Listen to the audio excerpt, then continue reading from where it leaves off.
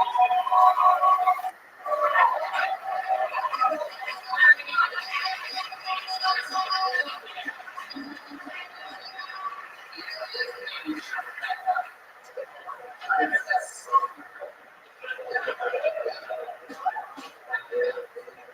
about another hand for Aaron Hawk?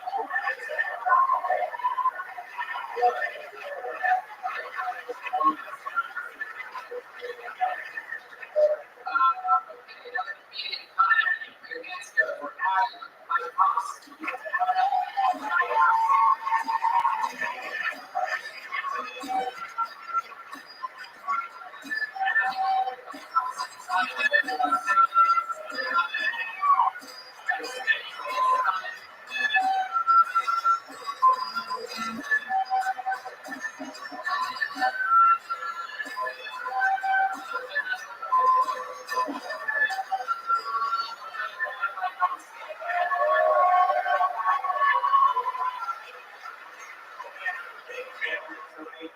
really excited to be here. I drove down from Bellingham, Washington. One of the reasons I got this is my family. I just went out to eat with my brother-in-law, which is a great guy. I said, "Yeah, we're going out to eat for burritos." And I took a big bite. Oh shit! It was like, let me try it. And I wasn't even biting. So we go outside and man, it's freezing cold. It's 65 degrees outside. It's a great day for it's Mexican. So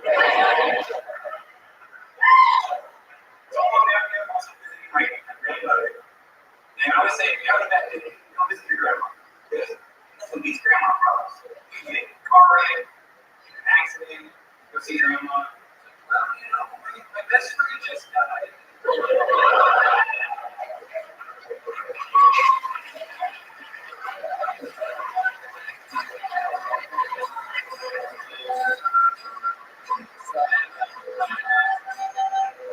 First time on stage, first time I've ever had so much.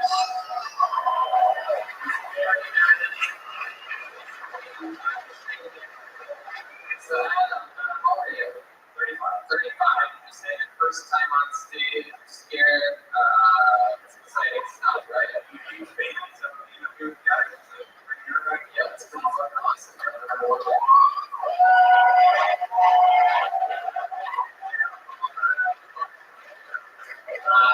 So, Adam, tell us more about you. What should we know about you? What's something that's special to your life? Big bike rider. Bicycle? Yeah, big bike rider. It's not a sport, right? What are we doing bicycles, right? More of a stunt rider. Never jumped in that. Riding. Tricks. And last year I actually had a major accident where I had 5 titanium plates all over my face. All over my face. I blinked out of it as I started talking about it. So, you blinked out of it. It's probably because of that.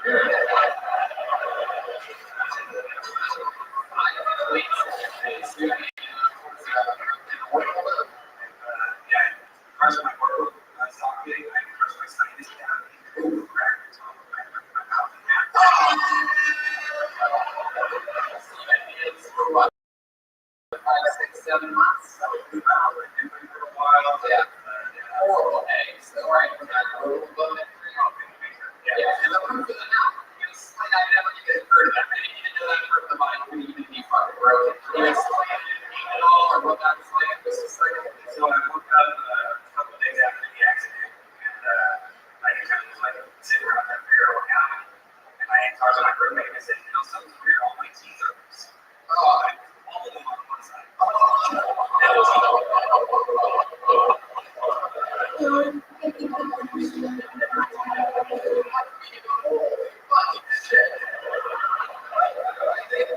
They just like felt a certain pain from that story. That was incredible. It's kind of a feminist thing. What was it like to have to be able to talk for a while and actually have to listen to a woman?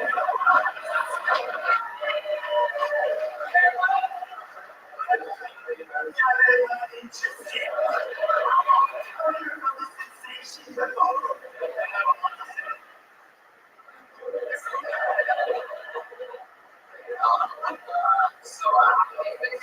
you even fix a broken roof of the mouth, and you be able to gently raise the roof or something. They have an ST to do that. It's called the expensive road. Sorry. What's that?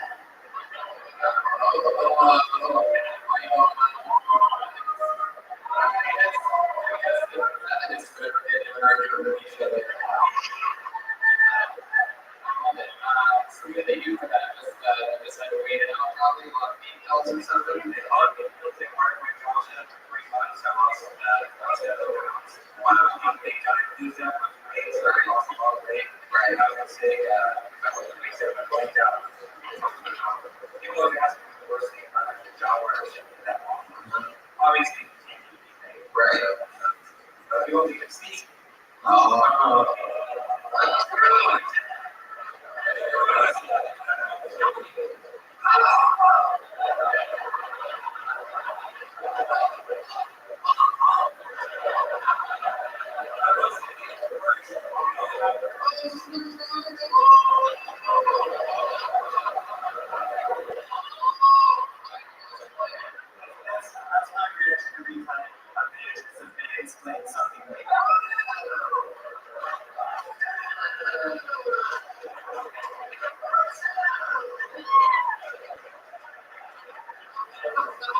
Did you have any trouble with the females on some street or on your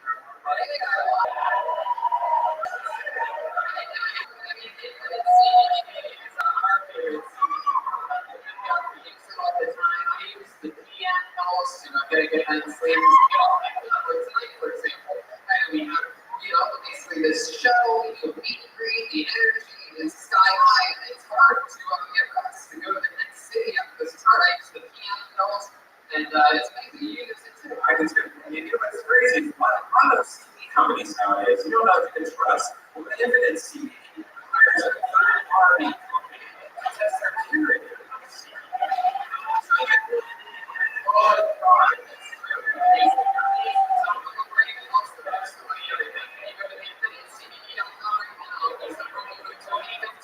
You'll see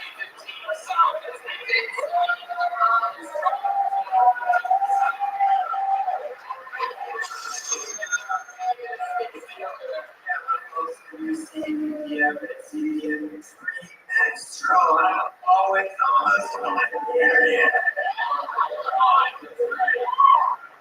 Almost always on your period. That's what's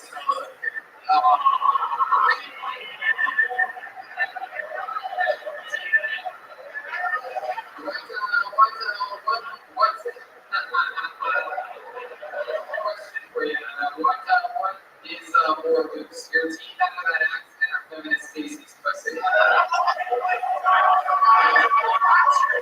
Yeah, I said it. You know what it's loose because your tiny dick would fill it up.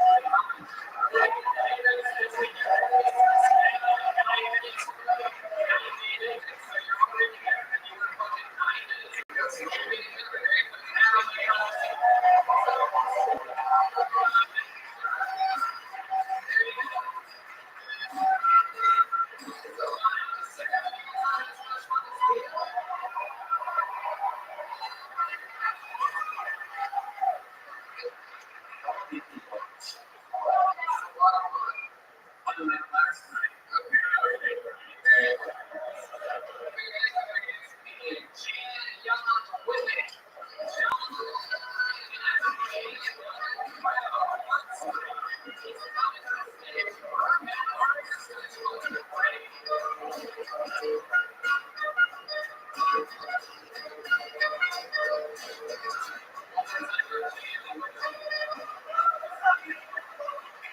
This is John, that's real, like parasite, maybe the most benign bodily function. First, it was really passive aggressive, and mom told my dad was awfully bad. The brothers and his one Friedrichs, and some of the guy his dad is. I'm related to this recently got looked by a Jew for the first time.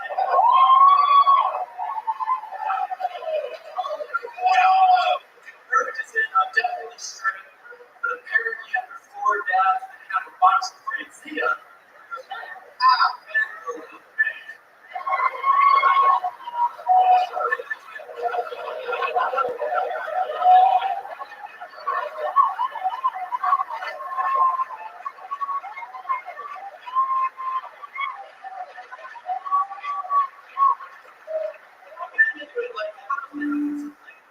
crisis of identity or like trying to have I couldn't figure out how he was having that much more fun than me.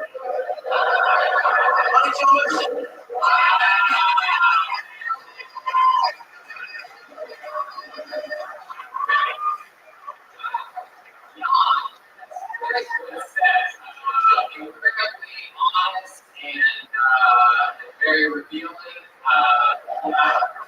Incredible. So is that true? I'm a ball of crazy. That's all I'll tell you. Some of you have all of crazy.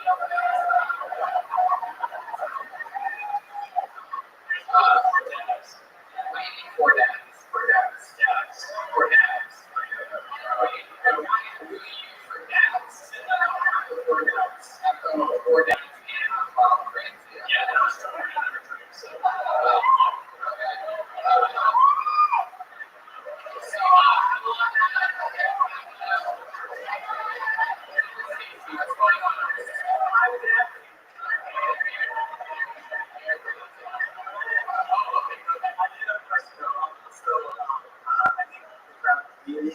responded to when he said, I think this fit. I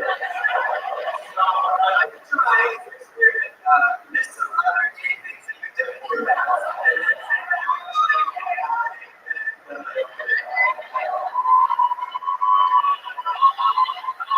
Started in gay things so that you know maybe you ran up here.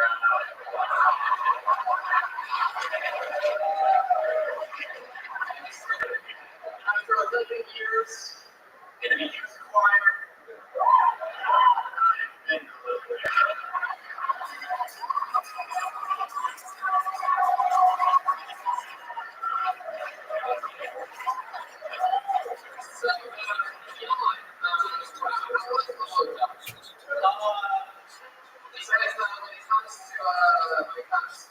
most jobs men are better than women.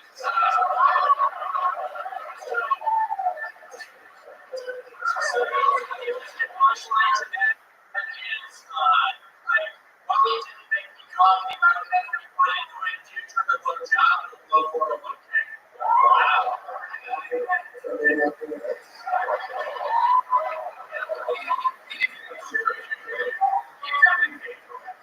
He's all right. You can. I had to finish myself. So where did you finish on his face? Yeah, like he was way into it. Yeah, of course. Yeah, he was something wild. Surprising. He is like London. I can't even explain. He wouldn't just let me jerk off by myself. He was just kind of on his face for some reason. I had no idea why he would want that. I think it's really attractive. Was there a reason why I've been wasted at your advice? Starting out sick.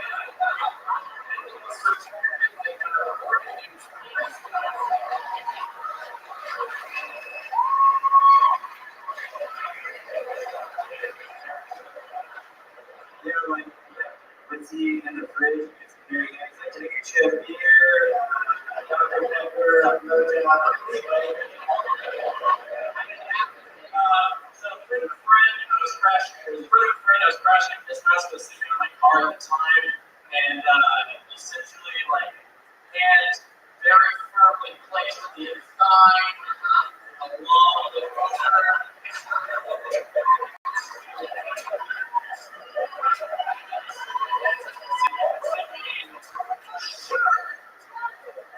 So you want to fuzzy shower. Yeah, so you started walking. Yeah, how long was you walking for before you stopped and said, you know what, I need to finish this myself? He was very upset that I hadn't finished yet. So I did probably say about 10 minutes, right? And so like the way to describe it is like mechanically good. But you say that, you're saying that you look like a mechanic. He doesn't need to tell. After 10 minutes, you're looking down and you're like, I bet a little bit. When you try to trick yourself, like, hey, this is a good one, some candy or some sucker we did, right? Yeah, or even a little career, make sure you're right there.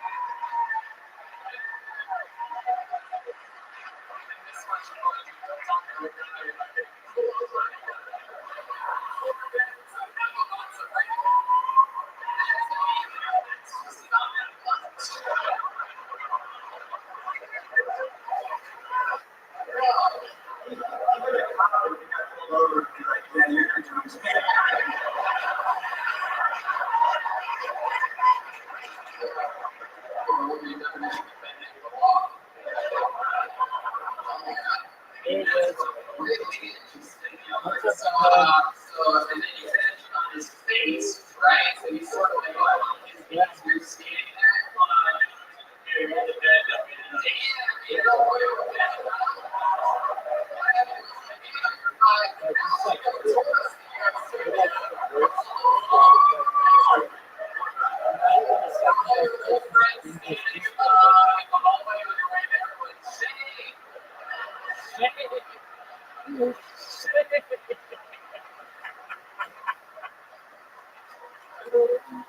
Woo! Damn, I'm cracking myself up tonight. I know. So you made it to the bedroom, and then what? He's lying on the bed. This is getting funnier and funnier. Like, can you paint the scenario? Are there candles? Is there Axe body spray? You're just looking at Michael Jordan posters in the hallway. You're walking around like, yeah, I'm about to get blown by a dude. This is definitely happening. Still dude stuff. Looking for a single flower or a fucking Atlanta Sports set CD. Nope. Still a dude. There's the Sammy Sosa baseball card right there. About to get my dick sucked by a dude. Is that shaving cream? Just stay here by seat number 69. Oh my God, you look over at the TV, Sports Center's on, you're just looking for anything to convince yourself it's a female.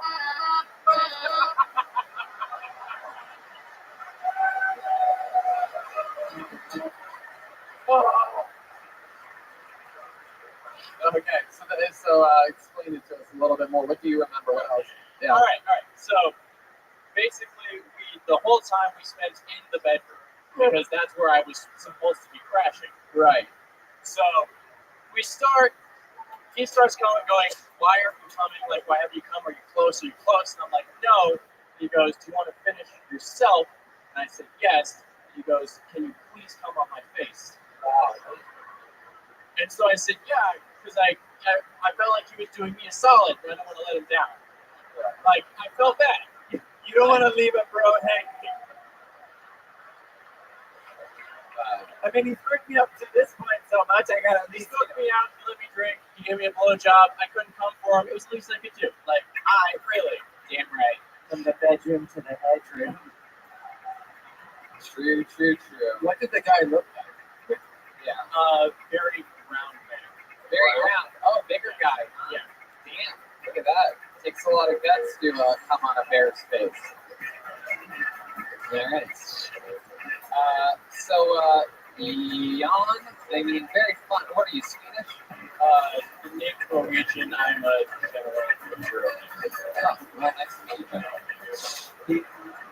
Tony, he mentioned he sang in a youth choir for 11 years. Yeah, I mean, I can't believe that you made it through that without coming on a dude's face then. Very good. Did you ever get hit on by any of the producers? Oh, hit on by? Oh, yeah. So we met on, well, in high school we met on Tuesdays. There was a guy who was madly in love with me. Every single time, every week, he would see me. I shit you not, this is exactly what he would do. He would go, yay, not yay! Wow. Jesus. Jesus. That actually happened My every God. week for about a year. Wow.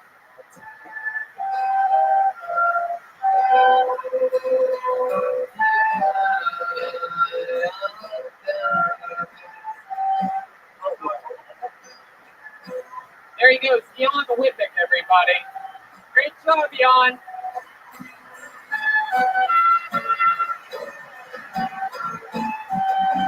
Wow. Definitely one of my favorite interviews ever. I mean, just unbelievably honest and giving. I love it. That's how you kill on an interview here, is by talking about shit that it seems like you probably shouldn't be talking about. Instead of talking about stuff that you think is going to make you look cool, you go the opposite route, and it ends up working out, right? You guys get it. You guys are all diehard fans of the show. We're live here in Portland, living the fucking dream. I'm excited. Let's go back to this bucket. Let's have some more fun. Good luck following that, whoever's next. Put your hands together for Steph Colbertson. Steph Colbertson. Colbertson. Hey, that's my window.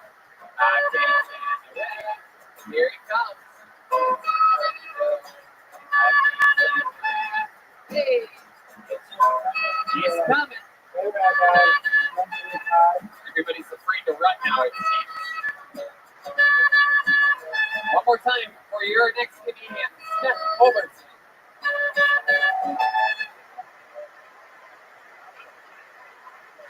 So, I really like bad TVs and bad movies and shit like that. One time I was watching HBO with my girlfriend, and I was like, fuck, I really wish they had Pitch Perfect 2. I really like the original. HBO shows, I really like Game of Thrones, like everyone does. The other night when I was on, I was like, my girlfriend says, you really like the dragons, don't you? You're really excited to do dragons. And I do. I really like the dragons. But I'm not really like that much of a dragon kind of guy. You know, that's not to say I'm not a nerd. You know, I have a sweet video game tattoo on my whole arm here. Of course, it makes me a huge fan of the game.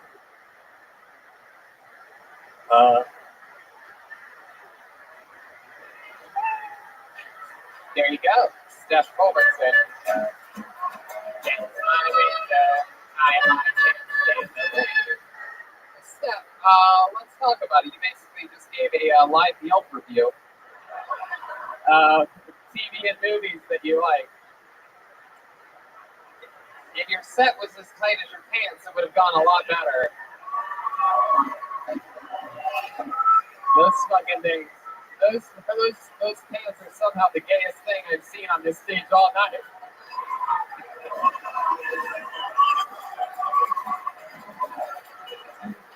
He's got the tightest pants and the loosest earlobes I've ever seen in my life. Those are some, you got some fucking hangers over there for earlobes. Yeah, those things look like my labia. Stacy, I don't understand how feminists can talk so openly. Because I can say whatever I want about my body, and I will own it. I'm beautiful on the inside and out, Tony gets stripped.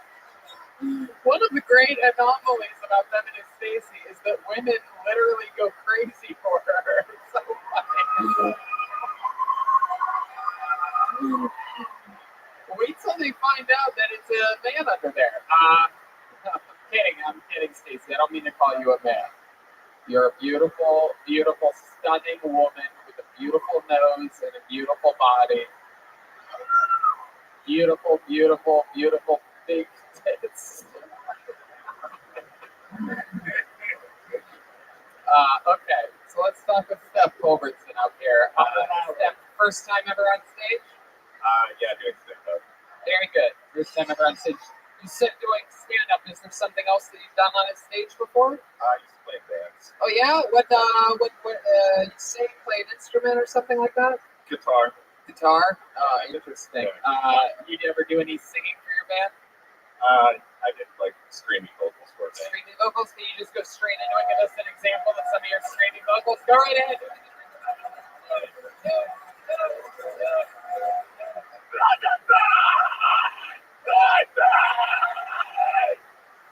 Fuck yeah. Absolutely. See how that works?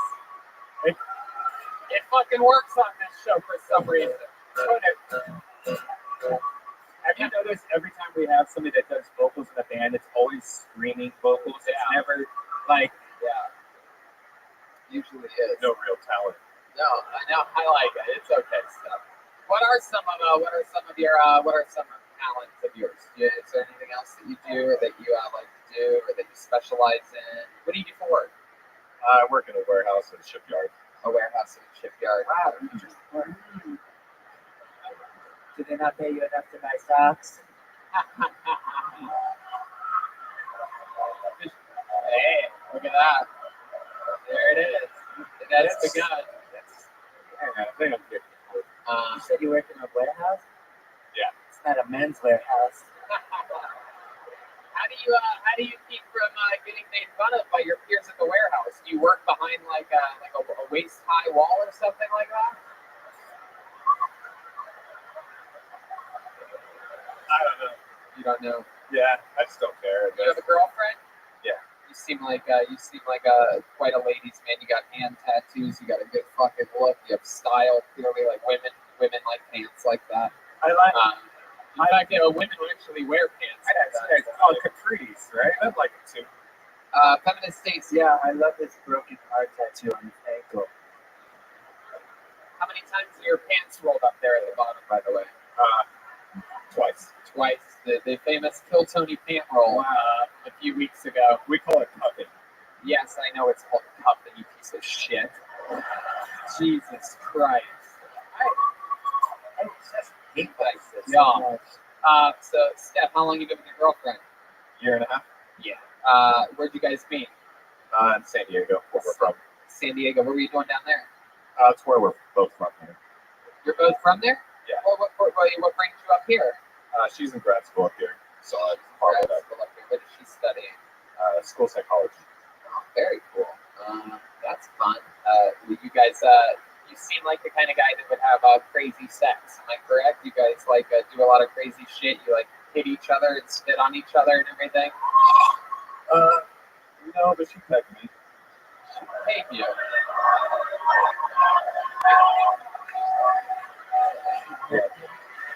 What is that again? Remind me. Oh, okay. All right, now we're talking. So, what did she peg you with? It's a strap-on egg-shaped object. That explains the pants. Damn. Have you ever been pegged by a mini saxophone before? First time for everything. Wow. Fuck is Portland? My goodness, there is crazy shit going on here in Portland. How often does this happen? Is that a regular thing, one time only, or? It was just a couple times. Did you like it? Let me ask you this: did you buy the pants after that happened, or did that come with the dildo that you bought? Buy the strap on now. We throw a free pair of 26 waist capris.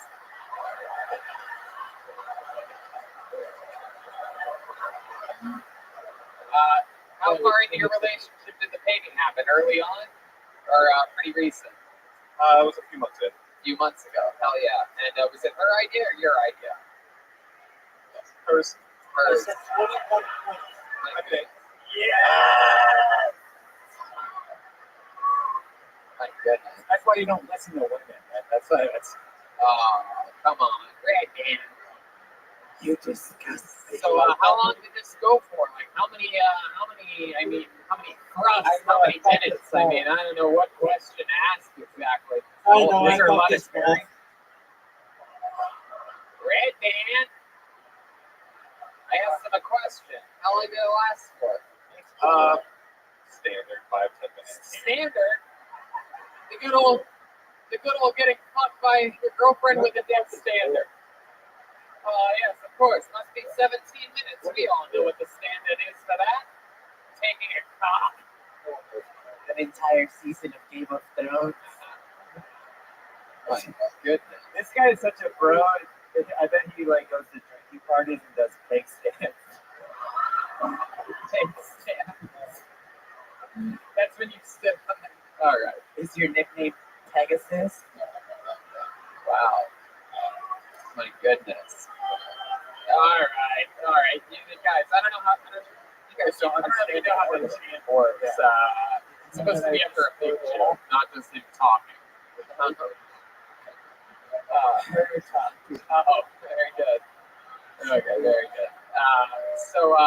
Steph, my God, I mean, that is so but fucking entertainment. Wow. Anything else you'd be surprised to know about you? You ever put it in her butt? You ever get payback? We tried. Yeah, you tried, but it didn't work, but it worked for your ass? What the fuck?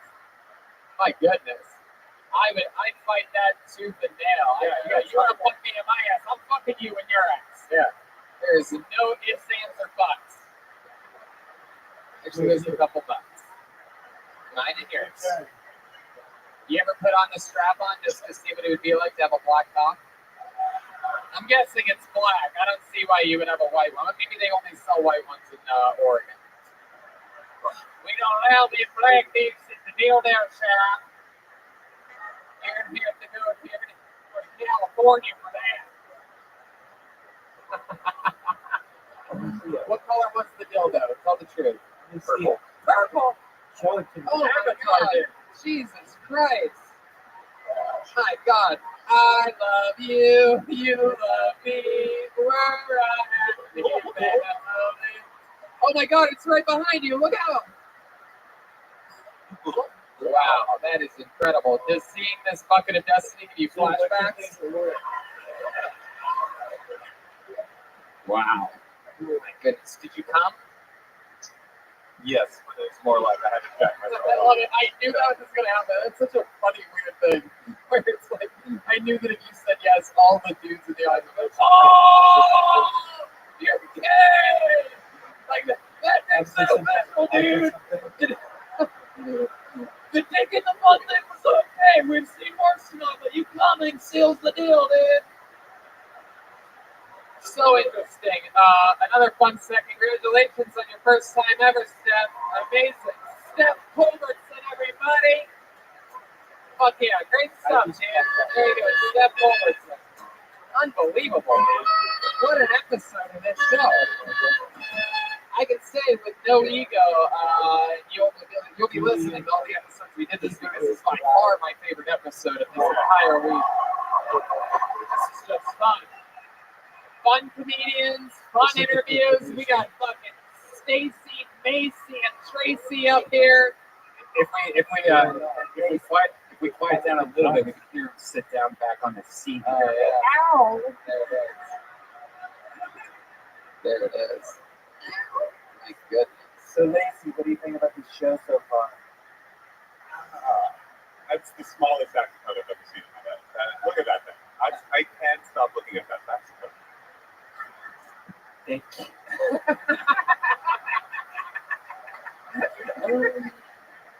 Wow. Okay, pulling out the name out. Put your hands together for Todd Royce, everyone. Todd Royce. Oh, fuck yeah. Woo!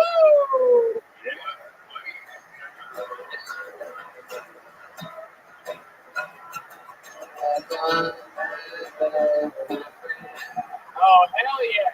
Todd Royce.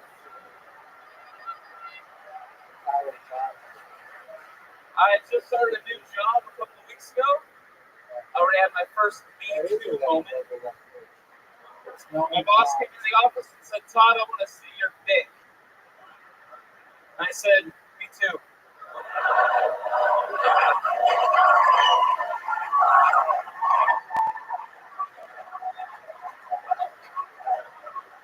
I'm a fat guy. Can we still say fat? Like, fat people aren't protected class in this country yet, are they? It's too bad that we're not, because we're the type of people the wall could keep out of the country.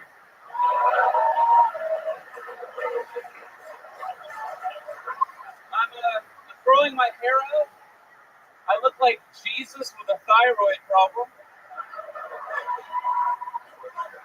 I look like if Jesus moved back into his mom's basement and got really good at Fortnite.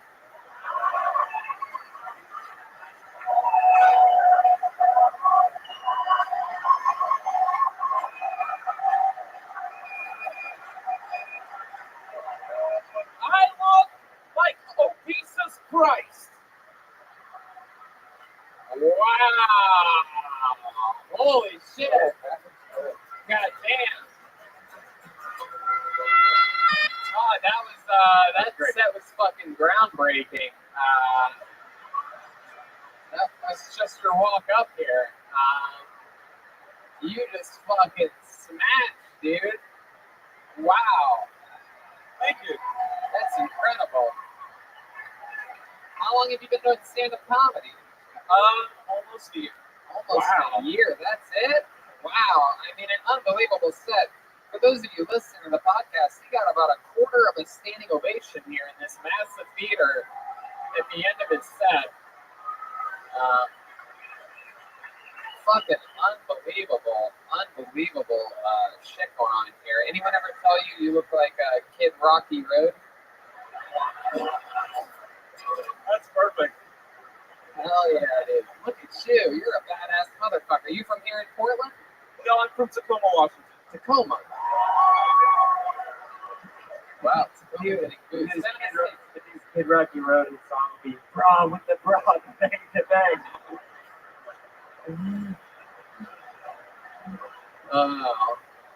Todd, what do you do? I work in credit for a countertop company. A countertop company? Yeah. Oh, my goodness. I was also a professional wrestler for 18 years. Get the fuck out of here. Wow. 18 years in professional wrestling. Oh my God. What was your gimmick? I was the American Wet Dream. Get the fuck out of here. 18 years of breaking bodies and banging hotties. Wow. I mean, my mind is completely blown right now at everything that's happening. You're taking this entire show by storm, and I love it. Feminist Stacy. Yes, do you still have the strength to lift a woman? Hell yeah. Wow, Feminist Stacy offering to go into a little bit of a wrestling hold here. Let's see what happens here. Don't hurt yourselves, please. Ah!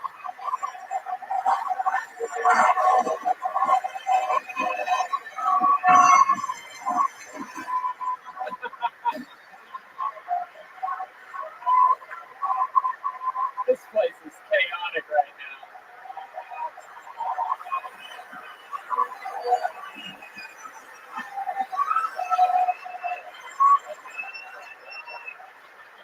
Holy fucking shit.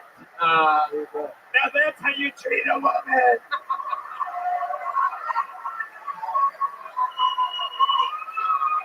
Wow. That might be one of the greatest things that's ever been pulled out of a bucket. But enough about how you were born, Todd. That's incredible. You always been a big boy? Always a big boy, Yeah. 18 years in pro wrestling. Any highlights? I got a chance to do some stuff with Roddy Piper. Wow, really? Wow, me too. One of my favorite people. One of my great mentors. Taught me a lot. Not from far from here, right? Right. Eugene or something like that. Yep. The late great Roddy Piper. That's very fucking awesome. And now you're out of the game. Back injury, right? Has to be. I mean, I'm just talking because of pro wrestling. It has nothing to do with your morbid obesity. Tony, when you say back injury, you mean the other guy, sir? Why'd you stop wrestling? I still have to wrestle once in a while. I wrestled a couple weeks ago here in Portland. Damn, that is so fucking cool. The American Wet Dream. The American Wet Dream, man. I fucking love it, man. My goodness, Todd. What else are you into? What else do you like to do? What else about your life? I'm married. I've been married for 12 years. Damn. Goodness. That's incredible. What does she do? She is Other than have trouble sleeping next to a sleep apnea mask every night. Babe, for the love of God, will you stop snoring? Yeah, what does she do other than pray to not get rolled over on in the middle of the meeting? What does she do other than make breakfast for hours every day? 5 hours later. What does she do though? What does she do other than wait 40 minutes to use the restroom after you? But seriously though, what does she do other than grocery shop?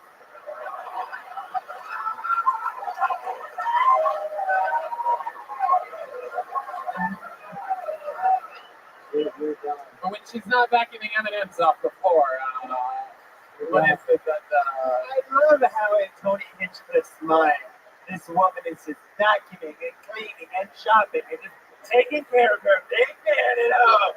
I eat the party meat. I'll take care of you. I'll take care of your life. Guess what? Women can be more than that. Good job. Yeah, but she's a good woman. Oh. I'm about to pick you up and throw you around. Good luck with that feminine station. You might break your back and your wig on that one. My goodness, Todd. Well, I mean, I hate to do this because it just happened again so recently in Phoenix. It's something that's only happened, I think, 3 times in the history of the show. But if those people got it, I don't think you leave me with any choice. You gotta fucking have a standing ovation during your set. The interview's absolutely unbelievable.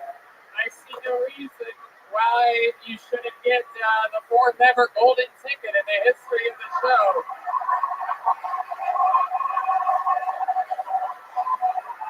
Wow, it's incredible. Let me get a little bit of video of that shit. Stay on. Todd, the 4th ever golden ticket winner. That means that he can come down to an episode at the Comedy Store any Monday and you're part of Kill Tony on Mondays. Thank you so much. Yeah, you did it yourself, dude. You came up here and you fucking crushed. This is an honest show, like a good old cafe in Idaho, a good honest meal, and you did it. That's absolutely what the show's about: is coming in and fucking using the opportunity to show what the hell you can do. You made fun of yourself. You laughed about yourself. You told us everything about you. And that's what the whole fucking thing's all about. Congratulations. You're one of the top 4 Canadians to ever be on this show. Jesus Christ, thank you so much. One more thing for Todd Royce, everybody.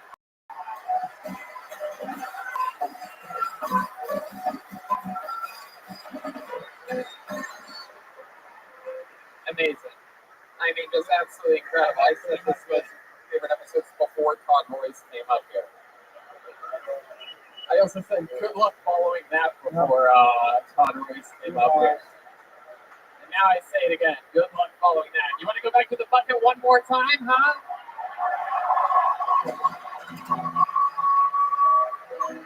It's not going to be easy. But you guys said earlier you like watching people bomb more than you like watching people do good. Did either one of you two sign up? This happy fucking couple right here? How did you guys end up here? I'm so intrigued by your presence. We have the couple that held the pitchfork outside of the farm.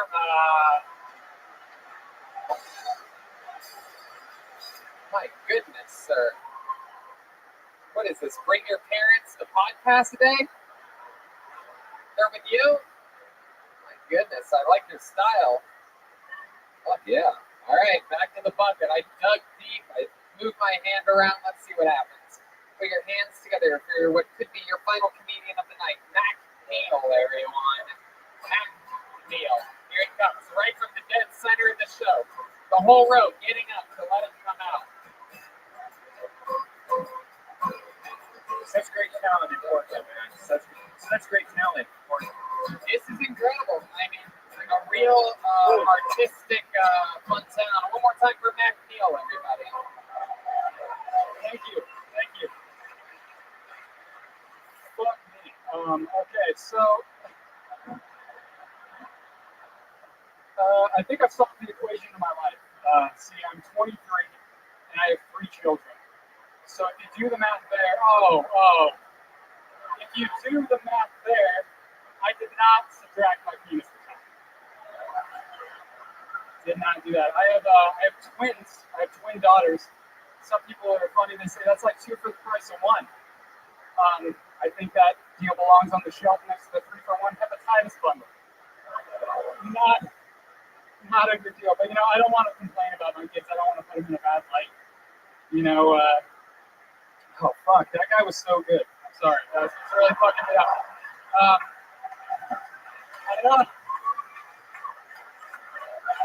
I don't want to put my kids in a bad light. I love them, and if you think for a second that I'd give them up for anything, well, let's talk numbers. Heck yeah. Nailing it. Exactly 1 minute. Of course, we know you don't like to pull out early, so did all your time. Matt, to be honest with you, I loved your set. It was extremely hard to follow Todd up here. You absolutely smashed, and I just want to acknowledge that you acknowledging that got an applause break, and that was very smart of you to do that. Because you're absolutely right. That's a fucking tough position to be in, and acknowledging it helps. It's something that you learn by doing comedy a lot. Have you ever done stand-up before? I've been doing it for about a year. Right. There you go. You got a little bit of chops, like the guy that picks up Alfu. You have a little bit of chops on you. A little bit of chops, scattered chops. So Matt, tell us about you. Good fucking luck. Pro wrestler? No? Alright. Alfu? No? Dude ever suck your dick? You ever get butt fucked? Whoa. Screwed, dude. I was gonna say it was screwed, buddy. This is a trap. Somebody call Admiral Akbar because it is a trap. It's a trap. The lack of things that I put in my ass really makes me an uninteresting person, and I apologize to this crowd. My life is just fucking. I guess I could find a Crayola fan in my house and try that, shove that up my ass, and come back. I don't know. You want to start now? We could start with a drumstick. How old were you when you had your first kid? Because you said you had 3 kids. 3 You're kids. 19. 19. Wow, and you just fell in love with making babies at 19, and you popped out 2 more. That's hard to do. Was it the same girl? Yes, that's good. So that's 27 months is What are your thoughts how on long that? takes. It's Of any basically game that I've really been just basic, sheer dominance over oh, my one is life. twins? I have a daughter, so I have 2 Why do and you 1 think go. I'm so good at Okay, that? thank God, because I was doing the math on this. And basically, I had you fucking your wife while still giving birth to another child. By my math, you were dumping loads in her while the baby was coming out. Thank God some are twins. Do you have twin girls or boys? Girls. Twin girls. Well, that's good. Oh, yeah. Very good.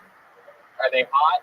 Just kidding. Come on. We're taking chances. We're deep into the show. We're deep into the show. It's hard to follow what we created here. Oh, yeah, people rooting for my pedophilia. Very good. So, Matt, tell us more about you. I mean, you know, the 23 years old, you got 3 fucking kids. What do you do for work? How do you put food on the table? Or do you just wait for Todd Boyce to drop some and that's it? And then I ended up getting back. No, I work at a grocery store. Oh, very That good. makes sense. So, yeah, kill 2 birds with 1 stone. Shop my food, get paid for it. Yeah. Do you also not bag it up there either? You don't get motivation.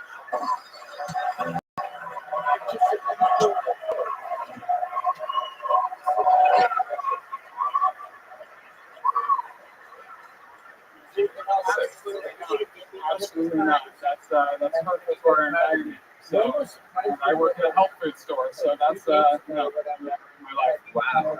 What do you do at the grocery store? I'm a store floater, so I work in every department. I just go around. Oh, wow. You're a floater. That's one thing you and Todd don't have in common. Todd's more of a sinker, not a floater. Wow. So you sort of do everything. You worked at the grocery store for a while. 2 years.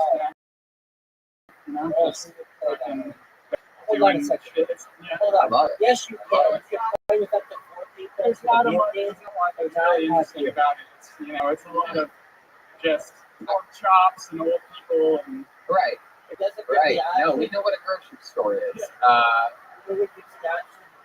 And by the way, don't call them old people. They're sitting right there, dude. Stop. And the other is turn-based or live. And don't call them pork chops. Todd's still sitting right there. Oh, man. Matt, what else about you? This girl you're with, are you happy with her? I mean, she gets pregnant pretty goddamn easily. You happy with this thing? I feel like if you jerk off into a tissue, she gets pregnant somehow. no, absolutely. Yeah, we've been married a year together, almost 6 years. Wow. Yeah, no, I actually love each other, surprisingly. Oh, that's great. I love that. Surprising. What does she do? She works at the same store that I do. Wow. Hell yeah. Now I Except on aisle 4. I'm not good at that.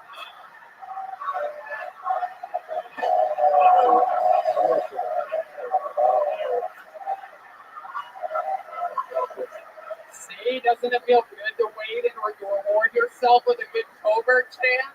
Yeah, Everybody wanted to go premature. So did you? I expected that at a bubblegum pop Mr. Burns over here, but not from you, goddamn. Whoa. You don't attack me for that. Man, take it easy. Shots fired. Just because you look like a school shooter doesn't mean you have to be one. Oh. You've already taken enough shots into your wife.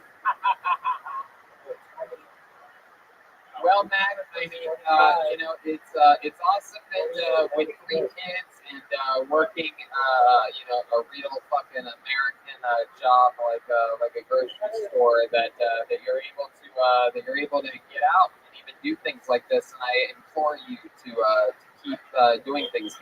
Treat yourself by having a fun hobby like this. And if it gives you any escape from 3 kids and a woman that you're probably going to be stuck with for the rest of your life, then get out often and have fun with it.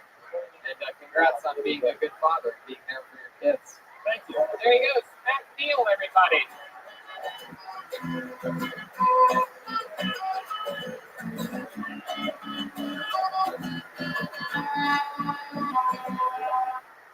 What do you guys think? Maybe one more?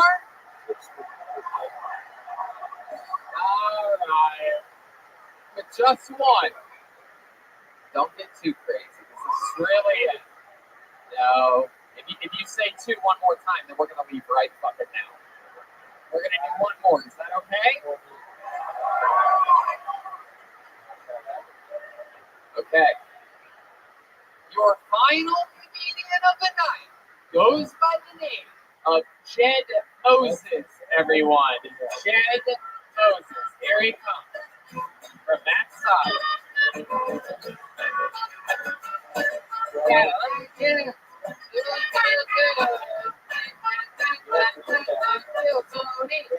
Moses, everybody. Howdy. So one time I was walking on the beach and I picked up what I thought was a was actually just some dog shit.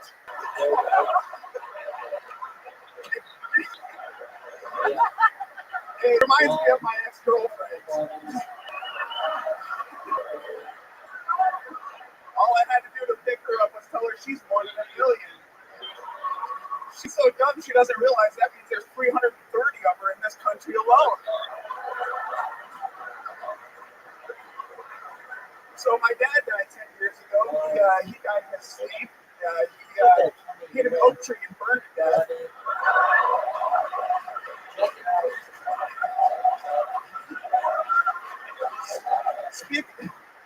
Speaking of burning things, you guys like smoking weed or what? You know? This lady, she looks like Deep Throat Dabber right there, just like that other guy earlier. Yeah, go ahead. You want to finish it? That's it. All right. Jed. Unbelievable. What can I say? That was hilarious. The way you delivered that first joke is one of my favorite jokes in the history of the show. The way you're able to, you really sold it like an excited kid. I was I think I'm a rocket. It's just a piece of shit. It's unbelievable. I know it's a true story, but you got to realize some comedians go, sometimes guys will do this 20 or 30 years with that actual say something like that being a story and not realize that it's right there in front of them to do on stage. And, you did it as a joke, you recognized it, you wrote it down, and you said it with a smile right into the microphone so that everybody can hear you. You enunciated it. All those things come together and create a perfect storm. How long have you been doing stand-up? First set. Get the fuck out of here. Wow. I mean, that's just incredible. Casey. How long have you been the third guy on the evolution side? I thought you were going to go with Bobby Hill. You do also look like Bobby Hill. Yeah. What is it about this show? My goodness, look at you. You are adorable. I feel like this is what Tom Segura's baby boy is gonna look like when he's 12 years old or something like that. There's some jeans on. My goodness. Tell us more about you, Jed. What else about you? Face the audience. You're facing us. Well, you guys are fun. Yeah. I don't know. I work in the cannabis industry, so I'm sure half of the audience does the same thing. So Yeah. What do you do in the cannabis industry? I make new strains of cannabis. Wow. Look at you. Goodness. You got anything? Who gets to name those? You? Yeah, mostly. Yeah. You have any cool names for some of your things? What do you have? The first 8 strains I made were named after a friend of mine that passed away, so they all carry his name and then the flavor. So it's like Brian Berry Lemon Lime or Brian Berry Citrus, or so You on had- and so forth. You had a close friend. You had a close friend named Brian that died. Yeah. Oh, I'm so jealous of you. Sorry, Brian. Do you have a friend named Tony that looks like he died years ago? You son of a bitch! You son of a bitch! God, I got roasted. I look like I died years ago. We learn something new every day. Jed, tell us more about you. When you're not growing pot, what else are you into? You seem like some type of a paddle boarder or something like that. No. I like photography. I take a lot of photos. Yeah. Red Man's camera that he got or something. Do the women know that you're taking their pictures? No, I got loads of photos. They don't know. Wow. You like to take pictures. What do you like to take pictures of? Mostly flowers and meat. Oh, wow. Aren't you just a sweet, sweet man? And you have a girlfriend or a wife? No. No, nothing? Jesus. Third on the evolutionary chart. I have a question. Somebody told me that lives here that Portland doesn't have as good of weed as California. Wrong. Yeah. But I told them they were wrong. There's 40 million. What was that? There's 40 million people in California, only 4 in Oregon. Right. Right. Right. Do our best. Yeah, Right. exactly. Feminist Stacy. Yeah, I have to disagree. I went to a dispensary earlier today and I got an eighth of decrepit witch pussy, and it's really good. It's really good. On point. Yeah, I also got a quarter of wolf's howling anus, and it got me really, really messed up. And I also got another eighth of Sunny Delight, you bitch. The strains here are unbelievable. Thank you, Portland. Very accommodating. Was you bitch in the screen? So Jen, you don't have a girlfriend, you don't have a wife. Last thing you put your dick in, what was it? It was a lady. Yeah? How long ago was that? Actually, just a couple weeks ago. Yeah, you found her on what, a dating site? You were at a bar? Is it Found her I don't more. what was the answer, Jen? at a coffee shop. At a coffee shop. Man, that seems like a pretty tough place to get laid. So you're at a coffee shop afternoon? No, Early in the morning. You're a morning person. So you're sitting at the coffee shop, and you put the roofie in her coffee. Then what happens? she fell asleep. That's it. No, but what really happened? Take us through it a little bit. I want to know how you get laid early morning at a coffee shop. I don't think I've ever done that. Yeah, I don't. Oh, you met her. So it was like you met her on a dating site or something like that? I literally met her at the So you're sitting at the coffee shop. You're like, hey, you can go medium or dark roast. And she's like, oh my God, you want a fuck? Like, you can't remember? Man, you must grow really good pot. I do, and I smoked a lot of it. So, Absolutely. Did I hear you say you could make a feminist Stacy strain? I would love to make a feminist Stacy strain. I even have a feminist Stacy shirt. I think I was one of the first people to order. I didn't know. Wow, I love he doesn't think anybody ordered your shirt, feminist Stacy. Only a few people that ordered it. How does that make you feel? Somebody over there had one. I see them. I'm actually sold out of hard copies for Portland, unfortunately. So there you go. I don't know what's going on. Actually, I didn't hear a word of it. Okay. I said I'm sold out. Proceed with your little show. Do you guys want 3 more coming? 3 more coming. Okie dokie. Very It would good. be awesome if we could get a lady up here after me, but I'm just saying.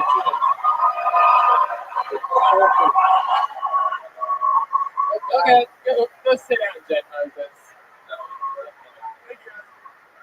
I mean, I'm not going to disagree. Well, we could do a quick one.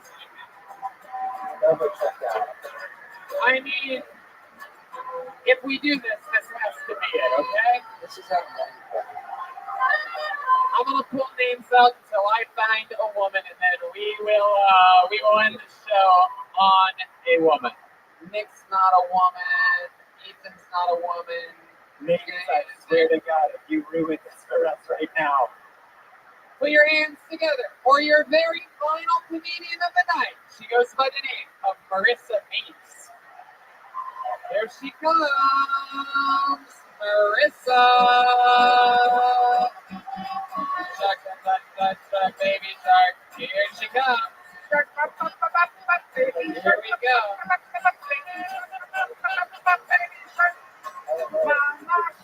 Portland, thank you so much. It's been a very special night.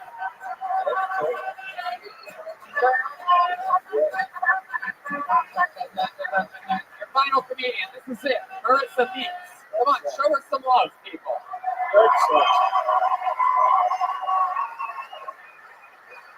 So just to clarify, I literally thought I was signing up to win something.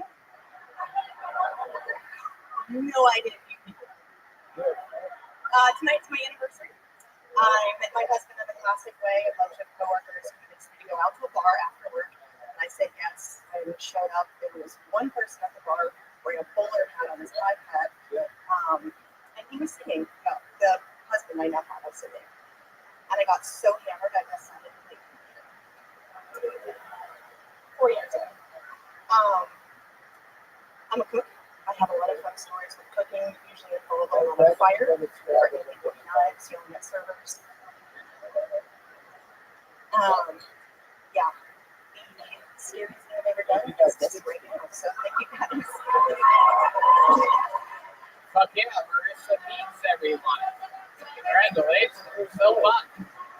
How do you feel about what just happened here? Were you kidding? Did you really think you were just signing up to win something? Yeah, I actually signed up my brother-in-law too. So I was like, he bought us tickets. So. Wow, look at you.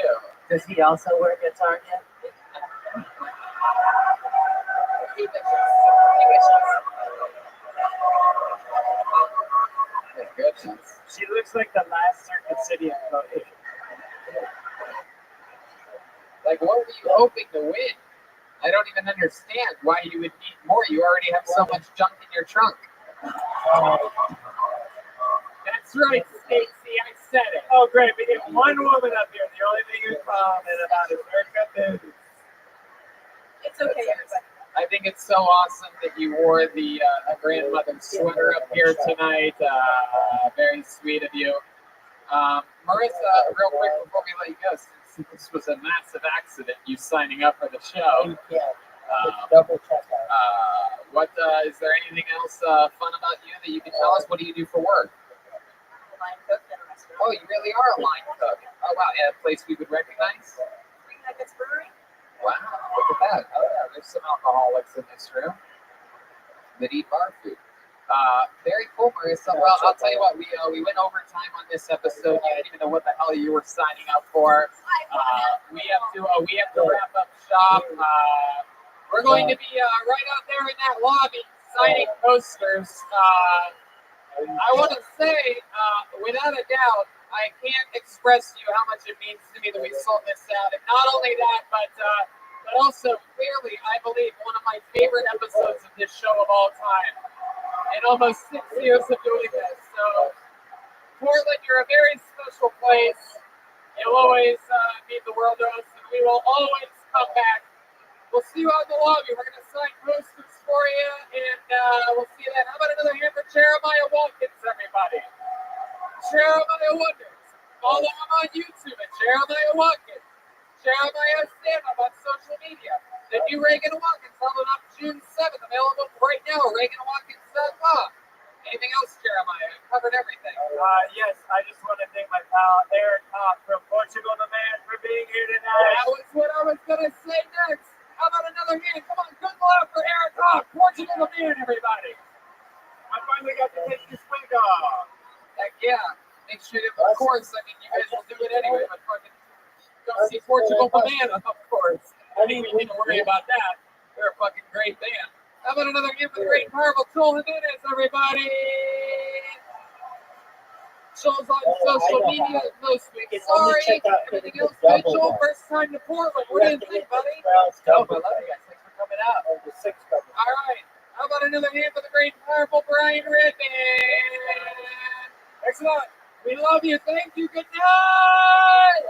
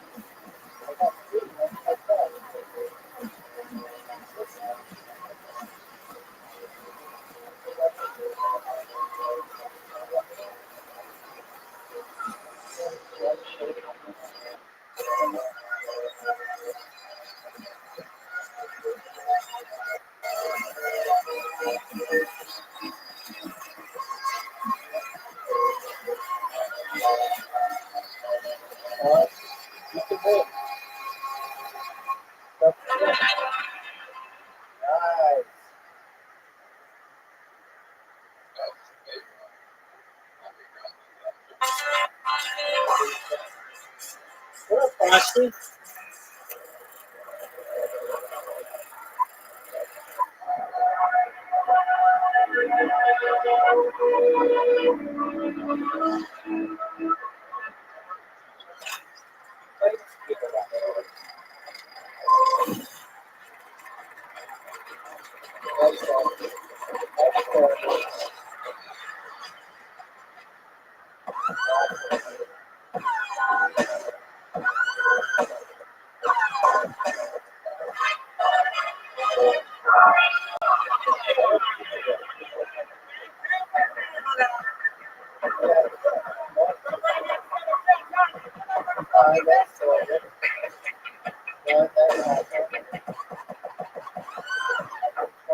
Vancouver, we have arrived.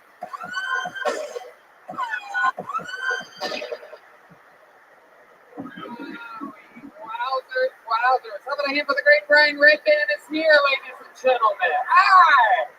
Wow, the first ever Kill Tony live from Vancouver, Canada. It's been a long time coming. Fuck yeah. And we finally made it. We've been to Toronto and Montreal a couple times, and finally, the beautiful. And I'll also tell you this, last night we had a hell of a lot of fun in Portland, and they said that there's no way that Vancouver's going to have a better show than Portland, Oregon. I said, I don't know if you've been to Vancouver, but they have great fucking comedy fans. Oh, yeah, right? yeah. So we'll see what happens. Good comedy scene here. Who knows? We have double buckets tonight. Two amazing humans made buckets for us. Shout out to Stephanie Alvarez. And the second book didn't leave a name, but it says Laminart Industries on there. I believe that's a local business. Spin now. You could spin Yeah, this one. it's a spinning four-way Tony bucket. Pretty cool, right? If anything, you guys have got better bucket game than anybody else. Yeah. Good bucket game. Couldn't have done better without Ichabod himself making it. This is very exciting. We're almost towards the end of this first leg of the tour. This is stop number 7 or 8. We have 2 shows in Seattle tomorrow, and then it continues in June. For those of you listening to the podcast, come see it live. You guys are enjoying yourselves already, right? It's a lot of fun. Going to be in Lawrence, Kansas, Omaha, Nebraska, Des Moines, Iowa, Appleton, Wisconsin, Milwaukee, Chicago, Madison, Minneapolis. We can't see it 2 shows. We just added a show again in New York City to the Gramercy Theater. One of those is already sold out, so get tickets to the second show. Drink your delicious caveman coffee. Am I right, Canada? Go to cavemancoffeecompany.com. Use the promo code KILLTONY and save 15%. There's a new Reagan and Watkins album out June 7th, A band born out of this show. You can pre-order it now at ReaganandWatkins.com. Go to the pre-party June 6th at the Comedy Store if you're near LA. And of course, tonight on these road shows, Ryan J. Eagle couldn't make it to the show. However, he did draw up an amazing Kill Tony Summer Tour poster, which features Vancouver, Canada. We're going to be selling those, saying hello to you right after the show. Right over there. We're going to sign posters for you if you get one. There's also some amazing pins available from our friend Mauricio over at Rockin' Pins. He made an amazing Death Squad pin that glows in the dark. And there's also a Tony Hinchcliffe pin as well, everybody, with my face on it. Catch is, it doesn't have the facial hair on the pin. But I did bring some black Sharpie markers, and I'm willing to draw a couple lines under the mustache area. I'll leave a little space in the middle. You need a mechanical pencil. You can't use a Sharpie. Yes. Oh, how dare you, Brian? Are you roasting me? So we'll be selling all that stuff on your way out, saying hi to you. If you're poor, we'll just take a picture with you or whatever, you know what I mean? But we get it. We know the economy here isn't as good as beautiful America. Oh, yeah. You thought you were going to be better than us when we got the wacky president, but now our economy's booming, so we up the price of posters for you idiots. We don't want to take your fucking loonies and toonies home with us. We need to get a good exchange rate, people. Well, the Canadian dollar has to be close to the American dollar. It cannot be only 1/4 less. It cannot be, right? No, it is, Brian. Yeah, it's right on the nose. Good math joke for all of you to get things kick-started. Yeah, 75 cents on the dollar is where the exchange rate is for those of you listening around the world. As with all road shows, we're going to go guestless tonight. There will be no guests. You get the core of the show though, because we just so happen to bring a band along with us. Everybody, they're unbelievable. They are the best damn band in the land. I think they're one of the greatest things in all of comedy. Truly, 2 of my funniest friends on the planet. I love working with them. Every single episode they commit to being new characters. Sometimes it's the return of some of their famous, great characters of all time that we all know and love. Sometimes it's a new character, brand new, debuted in your city. Like this week, we saw referees for the first time, Target employees. And a couple nights ago in Spokane, Washington, believe it or not, they were Canadians for the first time ever. Yeah. Ooh, listen to that noise. There was a reason why I had to wait to release that episode. Oh, there you go. All right. So let's see what they are tonight, shall we? Ladies and gentlemen, they're the best damn band in the land, the Kill Tony Band. Jeremiah Watkins and Joelberg Joel Jimenez. Whoa!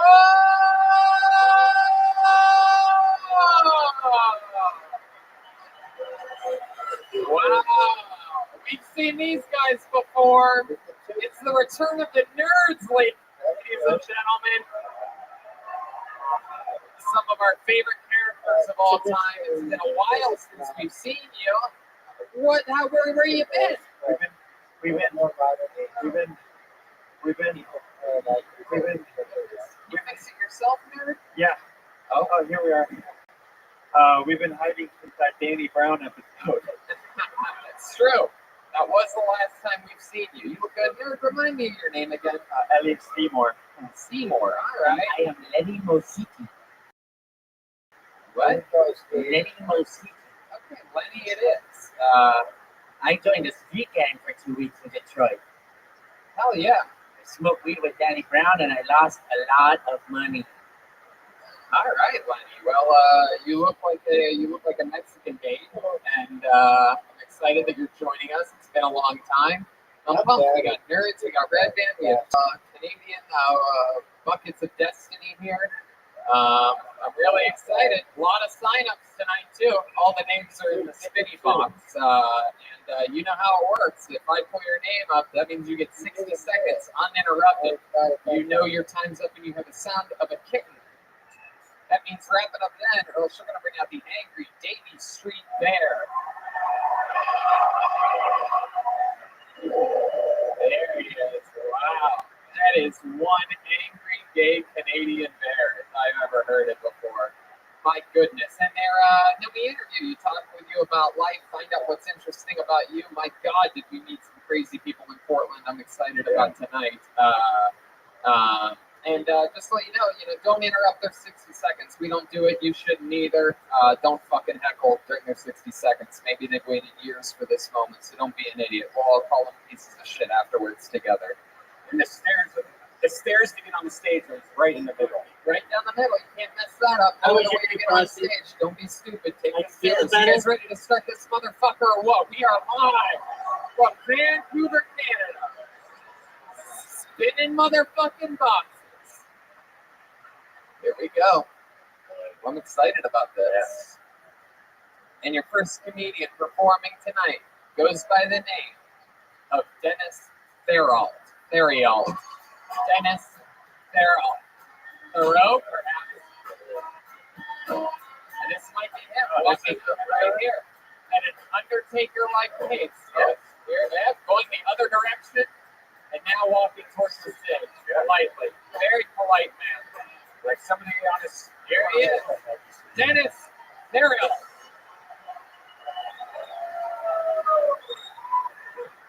First, all right. Are you feeling better? I don't know about you guys, but I'm finding it pretty hard being a straight cisgender man in this woman's and LGBTQ person's world.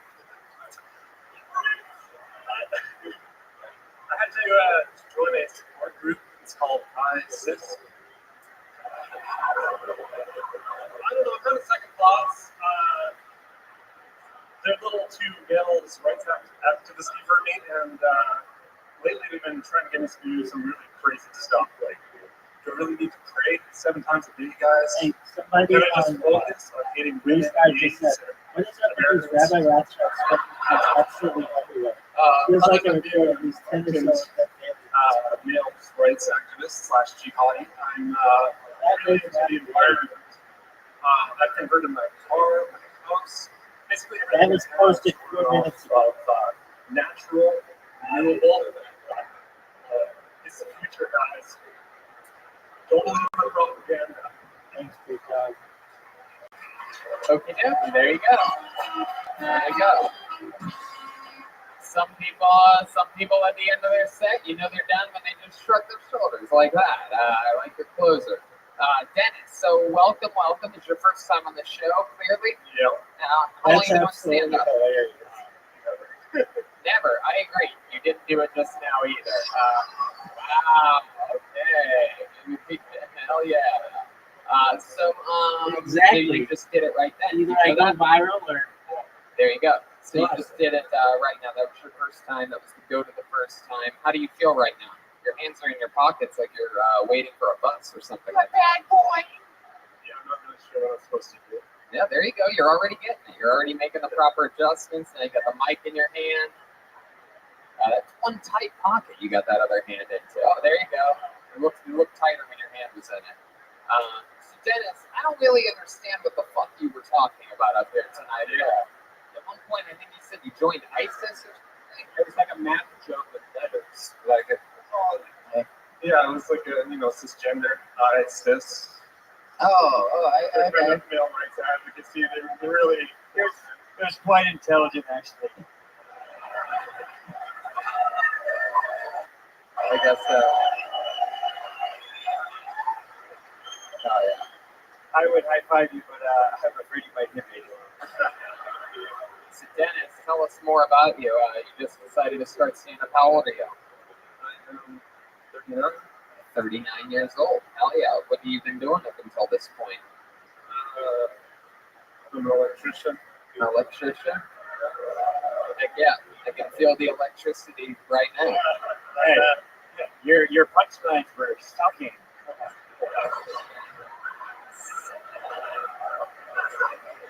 And your subject matter was current.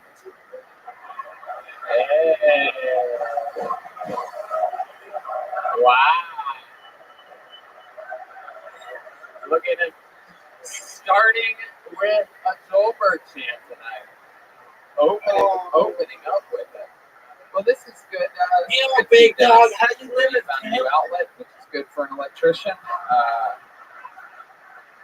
What else do you do? What are other ways that you ever express yourself? Are there other things you like to do artistically in any form whatsoever? No. What do you like to do to pass the time when you're not being an electrician? What do you do for fun? I snowboard and I have a kid. Snowboard and you have a kid. All the time.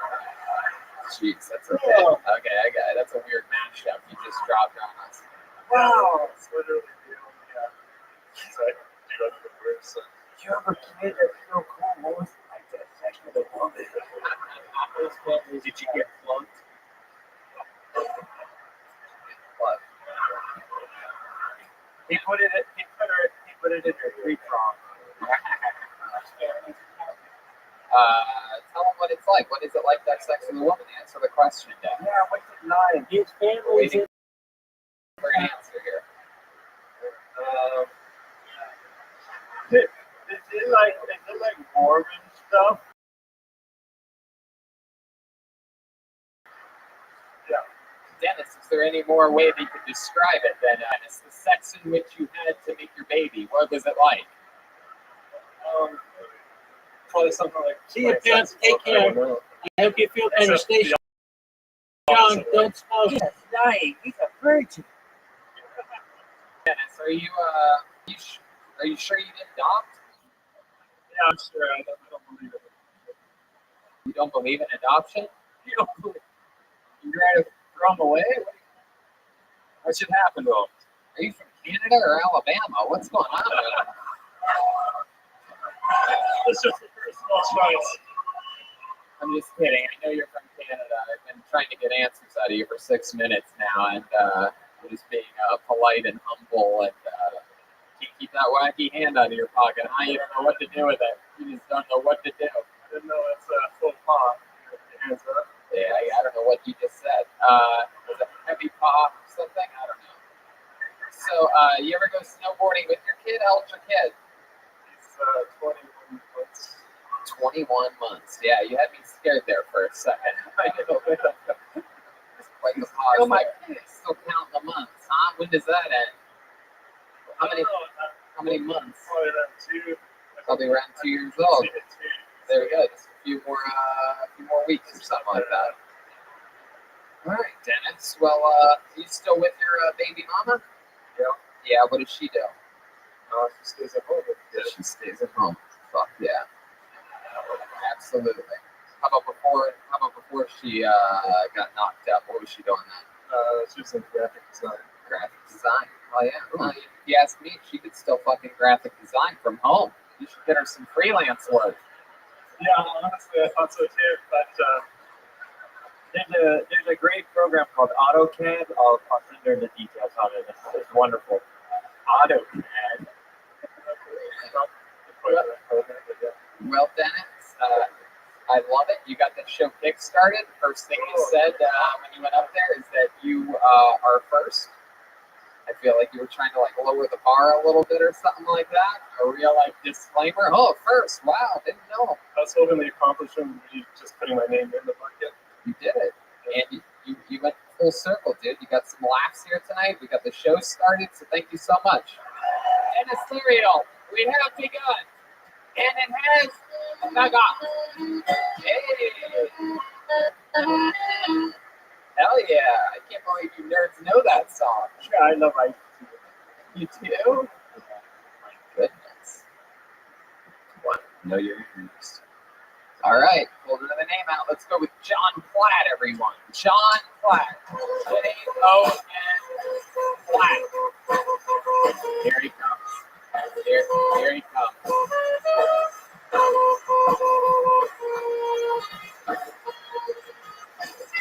One more time. John Platt. So everyone, I was watching this thing on genetic engineering. It's going to be a real thing. You're going to be able to predetermine your child's eye color, muscle fibers, all kinds of shit. Which is great, right? Yet there's three magnificent humans finally realized by these upper class millionaire parents. We want our son to be superior. He's going to go get older. What makes you so fucking sure? Fuck. You're changing his features, but you can't change the brain. Oh, fuck.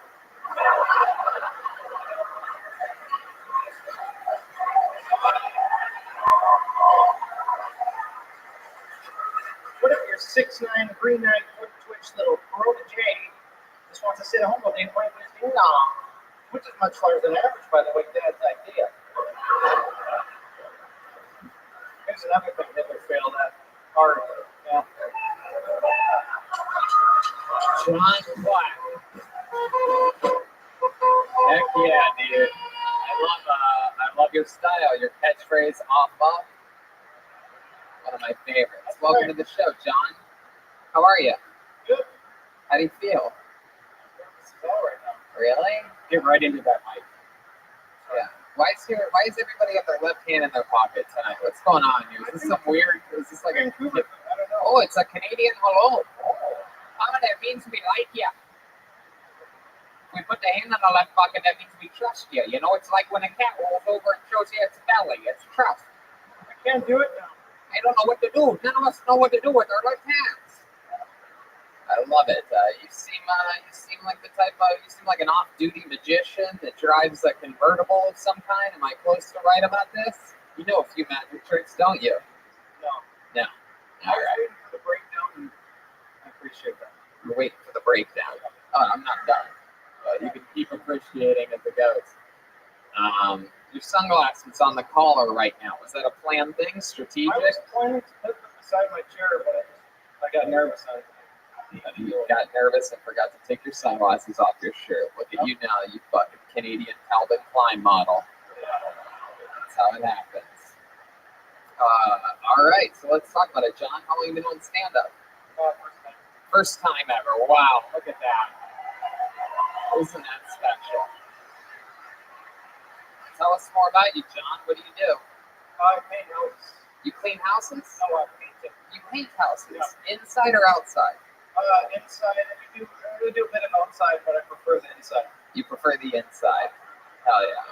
Why do you, you're very excited. Hell yeah. Represent an inside painting.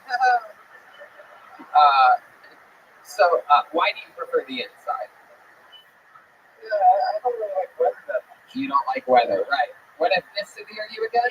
Me neither. What ethnicity are you again? I'm half white, half Indian. Half white, half Indian. What type of Indian are we talking about? East India. Uh-huh. So, yeah. So which one's which? Your mom's Indian? Mom's Indian. I worked with my dad painting. Oh, your dad's a painter as well. Does the paint run in the family? I think it does. Every morning, does he paint that dot in the middle of her head? Serious question. I don't know. I'm not cultured. It's culturally insensitive. I'm sorry. Wow. And what's your mom do? She was a house cleaner for a while, but she just got out of that. She's doing guest services in a mall right now. She does announcements and shit. Guest services at the mall. Have you ever heard her give announcements before?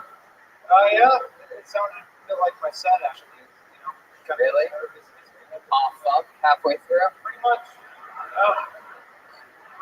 Close with your parents? Yeah. You like working for your dad? Yeah. That's good. Just How old are you? 25. How long have you been working with your dad? 7 years. 6, 7 years, something like that. Yeah. Yeah. So does he ask you a lot of questions about your personal life and everything, or do you guys like talk about like chicks and stuff? No, we're kind of like bros almost.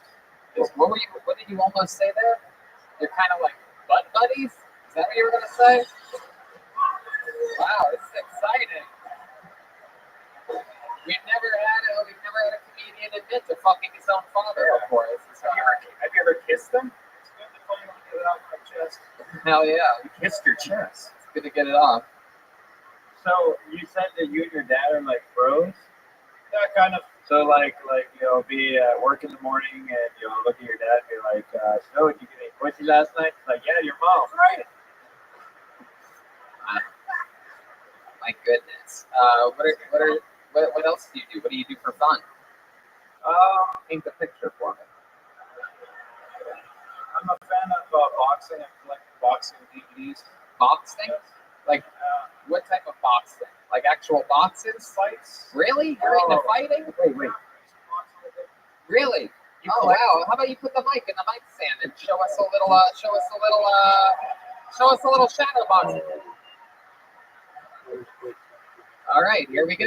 Showing us a little Canadian shadow boxing with John Platt. Hey, look at that! Oh, there goes the sunglasses. It's okay. Keep going, John. Don't let the sunglasses beat you. Come on. What's the knockout blow here? He only works the midsection. Heck yeah. Look at this. This is incredible. Yeah. Wow. All right. I got a 10-9 round for the shadow on that. I don't know about you, but That looked like somebody that still collects DVDs, not even Blu-rays. yeah. Keep the sunglasses on. Canadian John Stamos, everybody. I'm excited about this. Heck yeah.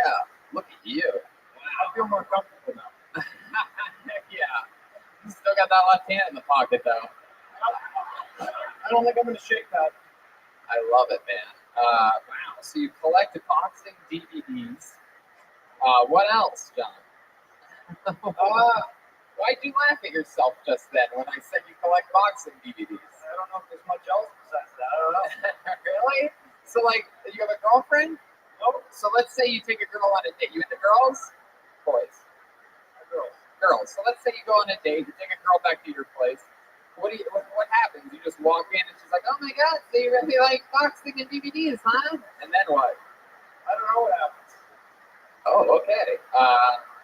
When's the last time you got laid? These guys. Oh, you're a nerd, huh? A self-admitted nerd. Jeez, Right. Wow. Oh my goodness. Okay, so you a virgin? No. Really? Yeah. All right. I don't know if you guys know this, but the only way for this show to really beat Portland, which was amazing the whole way, is if there's a Canadian whore out there that's willing to come up and fuck this guy backstage. Can we get a volunteer from the audience? It's a good-looking guy. Come on, show your face to them. Why don't you try to sell yourself? Like, do something cool, like take off your sunglasses and look at them or something. Come on, give it a try.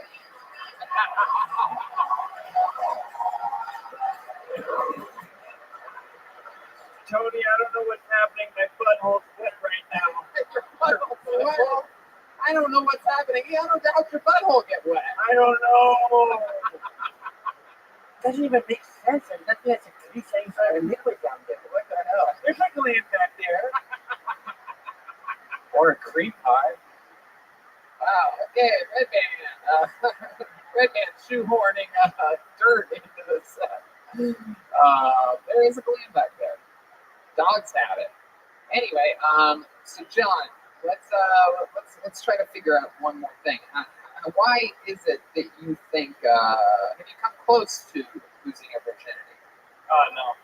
Not even close? Have you made out with a girl before? I've done zero. Are you What? serious? Yeah. All right. Now, I was sort of kidding when I asked for a volunteer to fuck this guy backstage.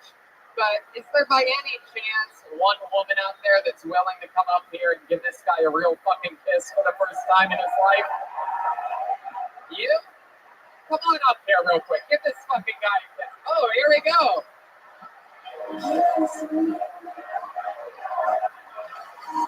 Keep them That was coming. all right. That was a little fucking Tony, keep them coming. They were All right, there here we go. second girl. Let's go right here. Right here. Come on, we need somebody to give this guy a real fucking kiss. Hey!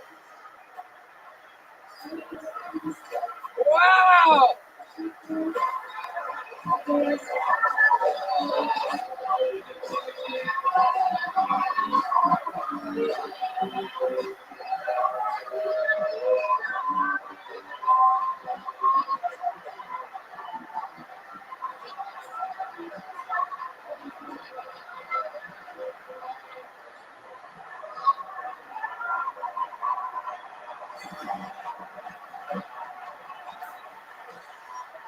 A shout out to all you ladies that just did that! Wow! And that is how you play the game, Vancouver! That is the most rock and roll shit I've ever seen in my life. I've never even had that.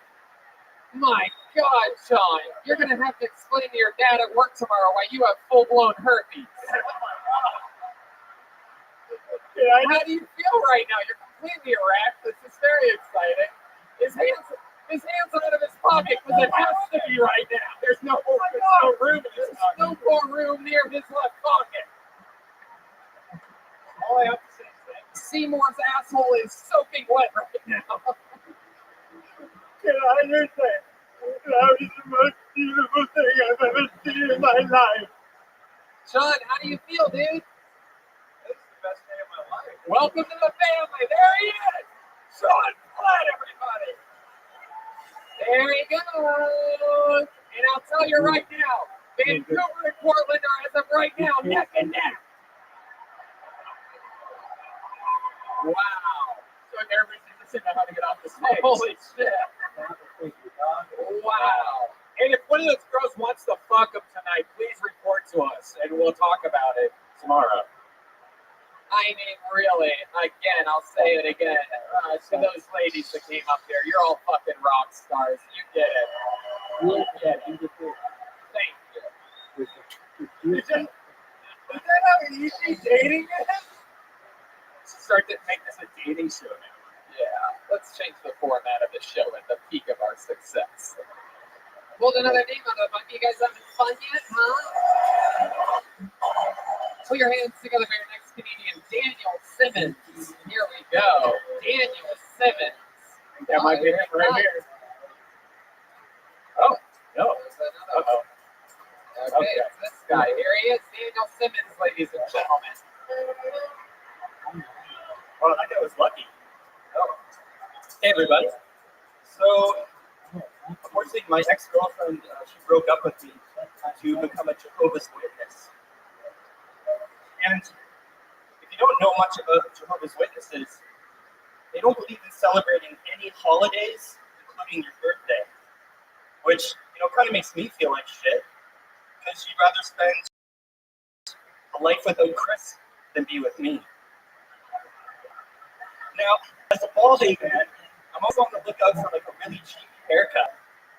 So luckily, in my neighborhood, I have a barbershop called Baghdad Amir. And at Baghdad Amir, you can get a haircut for $6 Canadian. Now, like an idiot, the first time I went in there, I didn't realize at this price, obviously it's cash only. So I go in there, I sit down, I get my shave, pretty simple. I go to pay and I don't have any money on me like an idiot. So Baghdad Amir, I'm assuming, is the guy who says to me, "It's okay, man, this one's on us." So his haircuts are so cheap, he's literally giving them away. Like, there you go. If you didn't hear the cat, maybe you heard the bear. Everyone. One's loud, one wasn't. How you doing, Daniel? Oh, dude, great. Hell yeah, you look fantastic. You nervous right now? Yeah, Your nipples are hard as rocks. You know that? Don't worry, it's I'll stand this okay. way. No, you can show them off. Fucking stand up straight. Show those proud fucking babies. Hell yeah. once you move the microphone stand in the back, always take the micro stand back. Sure, that's stage. Behind you. Yeah, this place is pretty much okay. Man, look at all the jizz all over the floor from John Platt's performance. Jesus. That's incredible. I missed the party. Hell yeah. Daniel, so good to see you. I haven't seen you since 1 hour into the movie Forrest Gump. That's what you look like. You look like Tom Hanks a little bit. Has anyone ever told you that before? I've never had that one, no. No? What have you got? What do people tell you look like? Other than a pedophile. Here's from a Richard Dreyfuss quote in me. When I used to have hair, they said that I looked like the guy from that 70s show. Clyde, I think it was. Oh, that's in your head. Ashton Kutcher? Wow, what happened? Guy, Yes. this guy's forehead is huge. I've heard of forward thinking, but this is ridiculous. There's just no hair there. So Daniel, how long you been on stand-up? That was my first.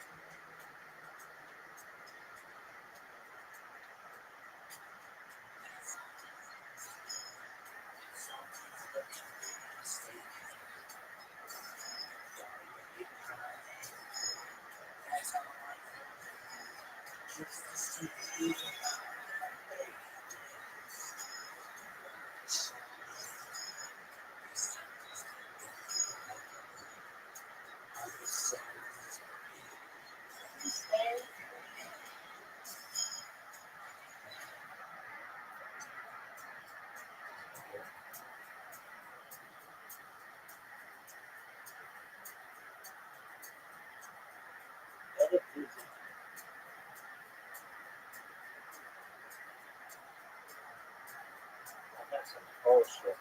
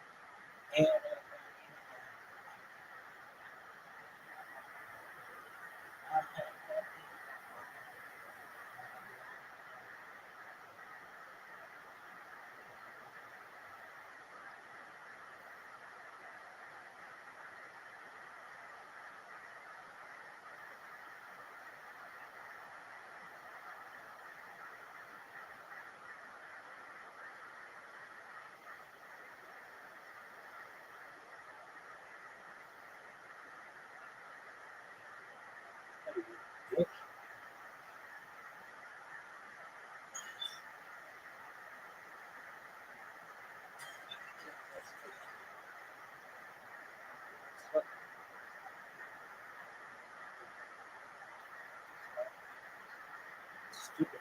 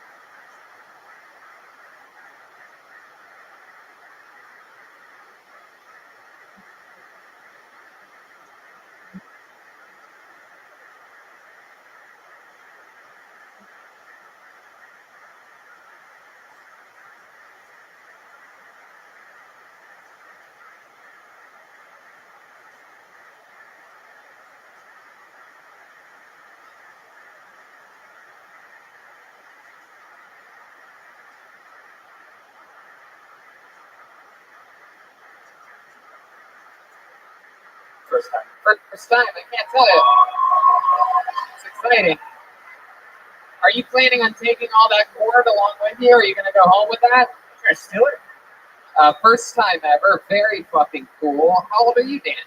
I am 33. 33. So what have you been doing with your life up until this point? You know, a lot of screwing around. What'd you say? A lot of screwing around. You know. Screwing around? Doing what? What have you been screwing around doing? I play music. Yeah, what kind of music do you play? I'm an accompanist. What instruments do you play? Mostly keyboards. Mostly keyboards. Anything else? I mean, I've dabbled in I play trumpet. Trumpet. Very good. I like your style. Very cool, Daniel. How about you? Have you ever you have a girlfriend? I do not. No. When's the last time you went on a date? I have the feeling every guy now is going, I haven't even kissed a girl today. Have you ever met anybody? It's been a while. Since the last breakup, I've been single for about a year. The last breakup was about a year ago. The last breakup sounds like a romantic comedy that I'll be watching this summer. All right. So your last breakup, how long were you with her for? 2 years. 2 years. Why did it end?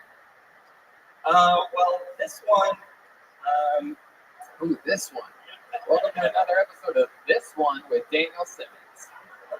What was up with her, Daniel? Well, there was the Jehovah's Witness girl that I mentioned. So that was kind of a religious thing. That was quite interesting. That experience. Was she like knock knock and you're like, who's there? And she's like your future girlfriend. Jehovah's Witness, they go door to door. If it's not a learned crowd.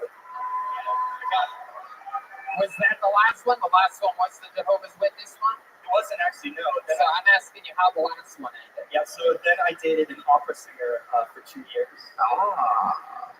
Professional opera singer? She was just finishing her master's degree, so she was like semi-pro. Damn. And it ended, why? It was one of those things where first year was good, and then the second year we start to get to know each other a little better, and it was like... What did you get to know about her that turned you off? I don't want to throw her under the bus, but she was actually quite nice. Yeah, well, she's not listening and she's not here. So she was actually kind of mean. So, we don't know who she is. I'm not asking you for her name and social security number. Do you guys even have social security numbers here? No, of course not. No, you got fucking... Oh, no, we just tell who you are by you stick your left hand in your pocket and we read your phone. Read your phone from the outside of your left hand pants. So, Daniel, can you tell us one thing that you couldn't stand about your ex-girlfriend? Just out of curiosity, you seem like such a nice guy. The fact that you're struggling with this so bad, or whether you want to say anything or not, makes me want to keep asking you more. No, but I think it plays into that because, like, I like to just have a good time and, like, day to day, just be positive, have fun. And yeah, she was a little negative, a little mean-spirited. Yeah, can you give us an example of a time she was mean-spirited to you? Just one example. Well, I'd like go over to her apartment and like, she lives a fair like commute away, so I'd take the time to go over there, and then when I got there, I'd be like, hey, like how's it going? And then what would she be like? She's kind of giving this look like, oh my God, it's very scary. I just pictured your head making that face on a woman's body, and I'd want to break up with that too. Daniel, anything else interesting about you? You seem like we're missing something here. I feel like you have a secret, hobby. Is there something crazy that turns you on sexually that we'd be surprised to know? I mean, by the way you keep gathering up that cord, I'm guessing you like autoerotic asphyxiation. Asphyxiation. Asphyxiation. Do you like choking? Being choked? What are you into? Honestly, I'm not, because I bruise easily. So I'd be walking around with like finger marks. How do you know that you bruise easily? Because I bump into something and it ends up being a bruise. Really? Have you ever been boxed by a guy that collects boxing DVDs?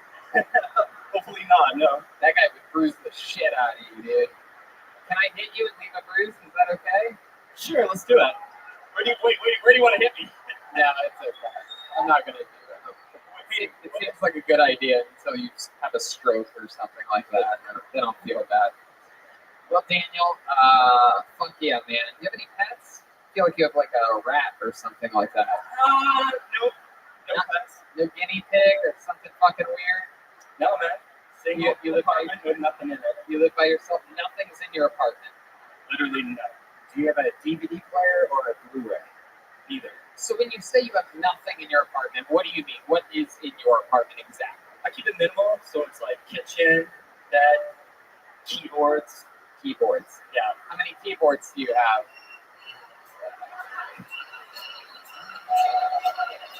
How many keyboards do you have, Daniel? In my apartment itself, I probably have 3 at the moment. Oh my God.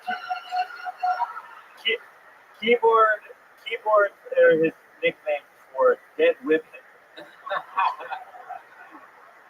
Have you ever thought about killing a woman before, Daniel? No, of course not, Tony. Oh my God! Holy Wow. shit. First time I've gotten a straightforward answer from him. Makes me think he's fucking lying. Okay, he's a little cowboy with that little cord right now. Look at him. Yeah. Little lasso, huh? You ever tried suffocating using a pillow instead? Suffocating? Yeah. Yeah. Suffocating. Suffocating. Suffocating. That's how you pronounce it, right? Suffocating. Suffocating. Yes. I wish I was freakier so I could be answering these better. What? You're pretty freaky. I'm gonna let you go. There goes Daniel Simmons, everybody. There goes Daniel.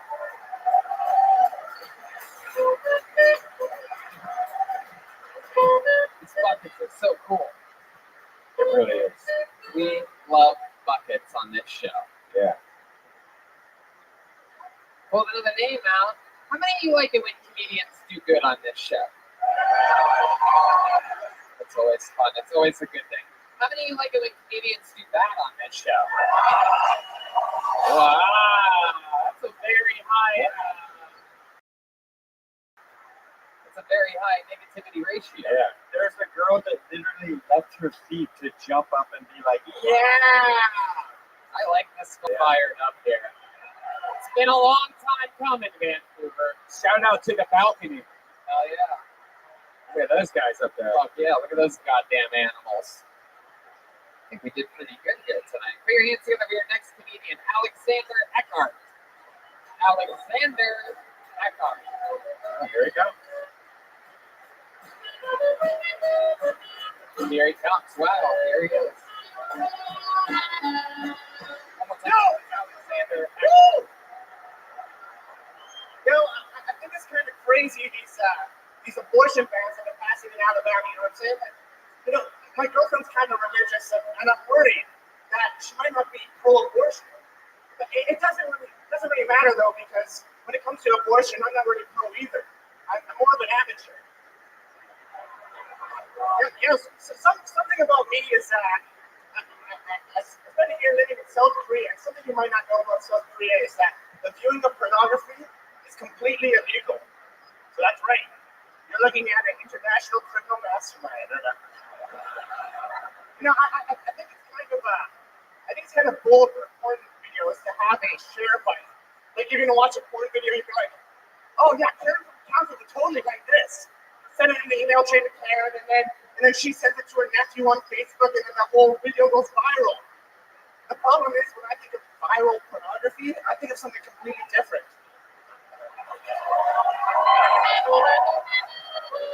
Fuck yeah. Alexander Eckhart. What's up?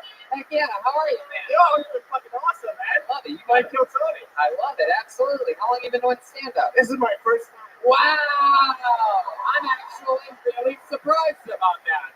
Where's the sheep? Has it been all first times tonight so far? So far, yeah. Wow, 4 for 4. I'm honestly very surprised that's your first time. Oh, I thought wow. for sure about a year or two at least of experience. Oh my gosh. You came out just straightforward, just fucking with your material, very confident. You've been practicing hard? A little bit, yeah. Yeah, who do you practice in front of, or how do you practice? I just say it over and over in my head. Say it over and over again in your head. Fuck yeah. Look at you. Look at you. You're like a young Tucker Carlson. Has anyone ever told you that before? No, I haven't heard that one. No. I've never told anybody that before, so it's perfect. We're a perfect. We got a perfect match going on. I like it. So your first time ever on stage, and you're already dressing like retired Jay Leno. How about this? Is that your Jay Leno impression? Do it again. Did you hear about this? What other impressions do you know how to do? No, that's it. Come on. There must be something. Here, I'll do one if you do another one. Yeah. I don't ever talk about this, but the one impression that I know how to do is actually of Princess Leia when she goes to save Harrison Ford after he's been frozen in carbonite, and she goes in with that robot helmet on, and she's like, "Relax, you've been frozen in carbonite."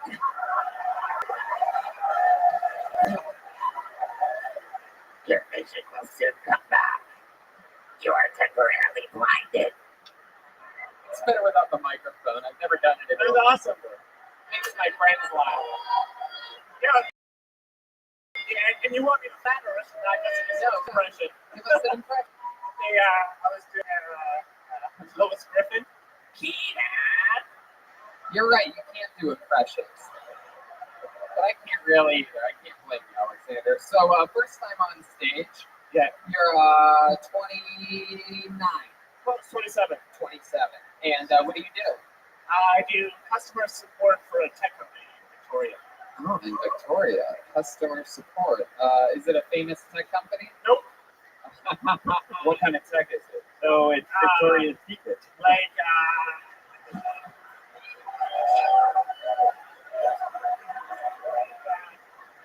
I don't even, like auditing software. It's interesting. Yeah. Wow. Damn. Fuck lighting software, am I right? Yeah. Okay. Don't get me started.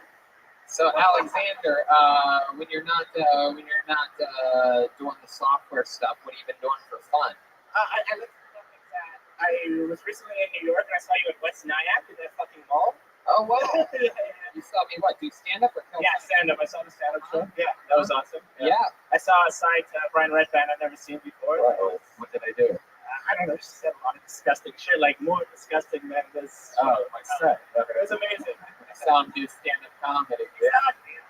You have no idea what Redband is capable of. So Alexander, other than that one night in West Nyack, what have you been doing for fun? Like, what do you do for fun regularly? Do you play hobbies or anything? Yeah, I live in Vancouver Island. You know Vancouver Island? Oh yeah, fuck yeah. So yesterday I was taking some mushrooms and golfing. That was really fun. Oh. That's what we do in Vancouver Island, right? I don't understand. What does that have to do with the island? You can do that anywhere. Oh yeah, true. Well, Vancouver Island's really beautiful, I think. So, and there's mushrooms everywhere. Really? Oh, Wait, yeah. you just eat the mushrooms that are laying around the island? Yeah, kind of. Yeah. You mean you can buy mushrooms easily? Yeah, they actually grow on the university. People grow them on the university grounds. You know, How much mushrooms did you eat yesterday? a small amount. I had to golf. Like golfing on mushrooms is tough. Who were you golfing with? Friends? Yeah, my roommate, my buddy. Yeah. You golf with your roommate? Yeah. How long have you guys been roommates? He's a new roommate. He just started this month. Yeah. You just started this month? Come live with me. Weird. Wait, what? He's got to live with me. It's tough. Yeah, he just started his sentence this month. Why do I feel like you live in a one bedroom? Yeah, it's they never left their one bedroom apartment. They just ate mushrooms and they're like, man, that golfing was amazing today. I got a wormhole in one. Wow. So did you play 9 holes or 18? 9, yeah. 9, yeah. Nine. Oh, Jesus, Alexander. I'm in Vancouver. So do you do that a lot? You eat mushrooms and golf? Yeah, it's a pretty good time. Yeah. It's a Yeah. pretty good time, yeah. So you do that often? What else? What else do you do, Alexander? I like to bike. I like to play board games. I like to Board games. What's your favorite board game? Have you ever had your dick sucked while playing Scrabble? Jesus. Seymour. I've never done that. Someone want to come over? It's not how it works. What's your favorite board game? What's your Yeah, it will sound really nerdy, but this game called Tyrants of the Underdark. Oh my God. Jesus. Yeah, it's over. What's up, yeah. Sorry. Do you watch Doctor Who? No. Loser? Are there any more nerdy things that you think you can compete with these guys as an extra? Oh, yeah. Yeah, tell us more nerdy things about Magic Gathering. Oh, yeah. Yeah. What else, Alexander? Talk about living into character. Come on. Alexander, stick with me over here. The only double D's I've ever seen are Dungeons and Dragons. Oh, yeah. No, but I dabble. Pokemon. Okay, I guess we're just all naming board games now. All right, Alexander, how about you? What's your love life like? Are you like everybody else out here? You got fucking a full ball sack of cum right now? I'm a virgin. I have a girlfriend. Yeah, I have a girlfriend. Yeah. Oh, wow. Oh, you have a girlfriend? Yeah, you have a girlfriend? Yeah. How long have you been with her? Like 5 years probably. Wow. Jesus. All right. What does she do? She's a neuroscientist. Damn. Look at you. Wow. She must. All right. Shit, watching A lot of physical stuff happening. Whoops. Off of the neuroscientist thing. What's this? Wardrobe malfunction. Sorry. Okay, Seymour. So, Alexander, neuroscientist, she make good money, huh? Not really. She must Get give scholarship. she must give good head though, right? Does she give good head? Of course. Oh, okay. Well, Alexander, you're a fun guy. Anything else we should know about you before you go? I'm from Calgary, Alberta, but I know you've been several times. Yeah, fuck you, I know, yeah. They hate me a little bit. You like being the bad guy. don't Oh, you? what not? Yeah. Fuck yeah! Look at you. Good God, you look like some form of like some more Canadian Jim Breuer of some kind. You do look like a Jim Breuer. That's good. You look like the Shaw puppet if you went to college. All right, we're gonna get you out of here. There he goes, Alexander. Yo, thank you, you got it. Hey.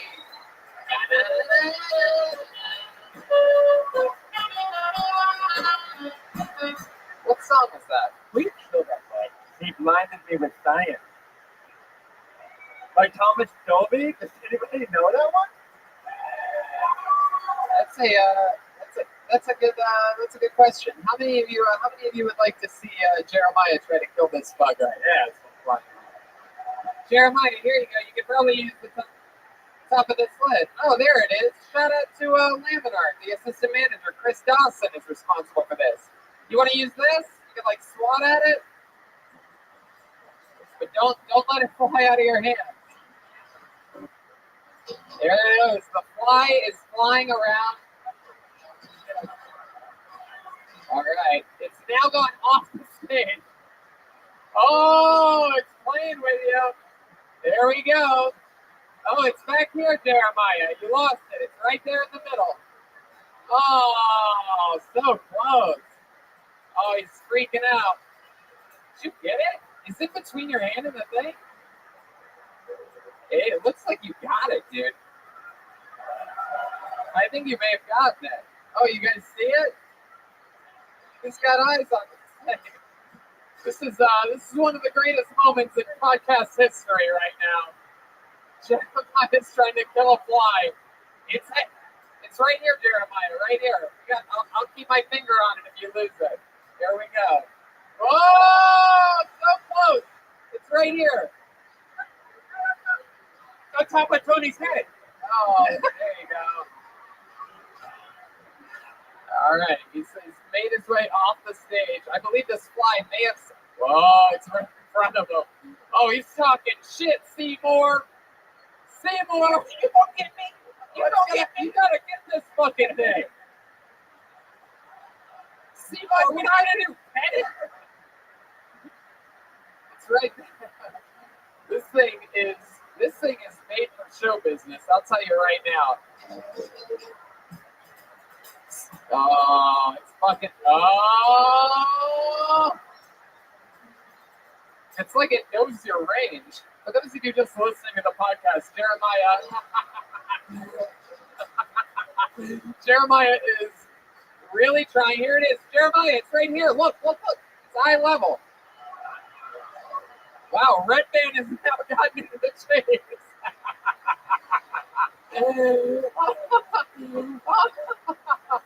Oh my God. Oh my God. Here it comes. Here comes again. All right. Well, let's get back to the show. And I'll tell you this. If anybody that gets pulled out of the bucket is able to kill this fly while still being able to perform stand-up and not missing a beat, then you win the night. So, oh my God, it's right there. Look at this fucking thing. Oh my God, it's just fucking with us at this point. right in the lights, straight down the middle. He's had my attention since the beginning of the show, and it's sitting right here the whole time. God, it's right. Oh, you motherfucker. It's so good. Who sent this? Did the fighter and the kids send this fly to this podcast? Did Joe Rogan send this fly? All right. Let's get back to the show. Put your hands together for your next comedian. And if the fly flies over your head, try to kill it. And I'll eat it. Whoa, is that true? No shit, should I? Okay, that wasn't a clear answer. Yeah, that was, yes, I'll eat it. There you go. Yeah, leave it fly if you kill it. There you go. Very good. Now it's worth it. Put your hands together for your next comedian, Nolan B. Everybody, Nolan B. Wow, here he comes, right from the third row. One more time for Nolan B. Everyone.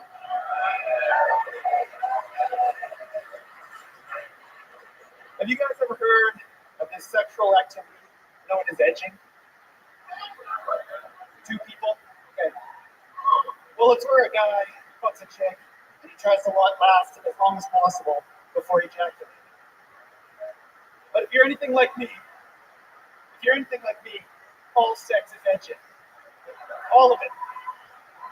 I mean, I wear condoms. And I don't wear them for birth control. I don't wear them to prevent STDs. I wear them for stamina and endurance. It's a real good tip. When I was younger, my father gave me some advice. He told me, young boy, remember, always stay in your own lane. Later in life, I realized he was teaching me the ultimate drinking game. It's some drunk driving humor. Thank you. There you go, Nolan B. Nolan B. Welcome to the show. Thank you. How you doing? Good, good. Good. How long have you been an undercover Mountie? Well, I don't want you to bust my cover. Oh, so wacky. Nolan, first time doing stand-up? Yes. Very good. Another first timer. We're 100% first timers tonight. Doing nothing but popping cherries and watching flies. I love it. So Nolan, tell us more about you. What else, dude? Look at yourself. I mean, you're a fucking little, what we would call a Canadian fucking stud of some kind. Just, there you go. You hear that cricket? You know what that means. I played the 30-plus men's baseball. What? Talk right into the tip of the microphone. Sorry, I played 30-year-old plus men's baseball.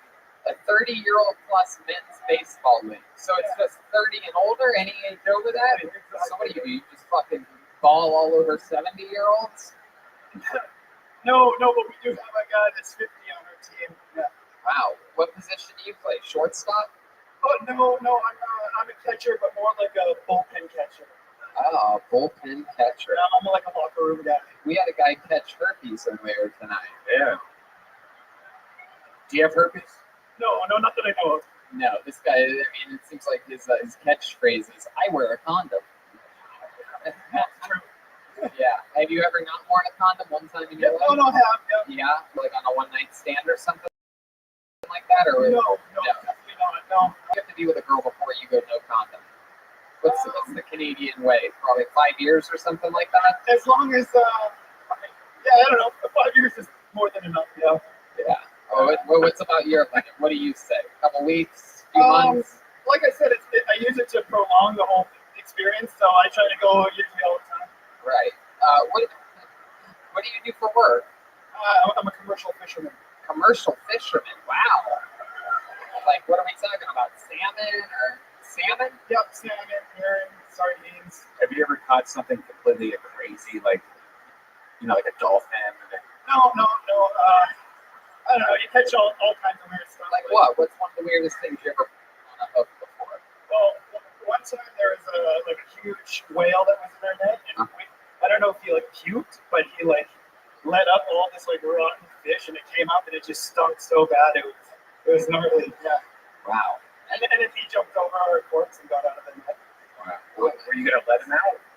Yeah. Oh yeah. I mean, would just rip through the net if we didn't. What's the longest fishing trip you've ever been on? Like, what's the longest you've been out there on a commercial boat? Like 2 months. 2 months. Wow. And it's basically 2 months. It's just what, all dudes, right? Yeah, no, but we'd come to shore and stuff, so we'd be like, working and on the boat, never going home, sleeping on the boat for about 2 months. I don't do that too much anymore, though. Why is that? That was during prawn, and I don't fish prawns anymore. So. Or why don't you fish prawns anymore? Because it's 2 months straight. Is it true that shrimping ain't easy? Yeah, that's true.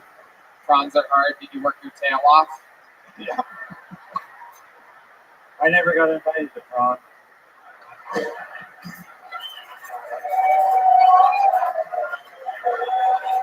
Whoa! Very good. I like your style. Every good fisherman needs his bait. You catch one of those flies, we're going fly fishing tonight, buddy. It's me and you, Nolan. Wow. Any crazy things ever happen out on those boats? I mean, you guys get drunk while working and stuff like that? No, I don't like to, but sometimes you don't really know when it's going to open, and What's going on?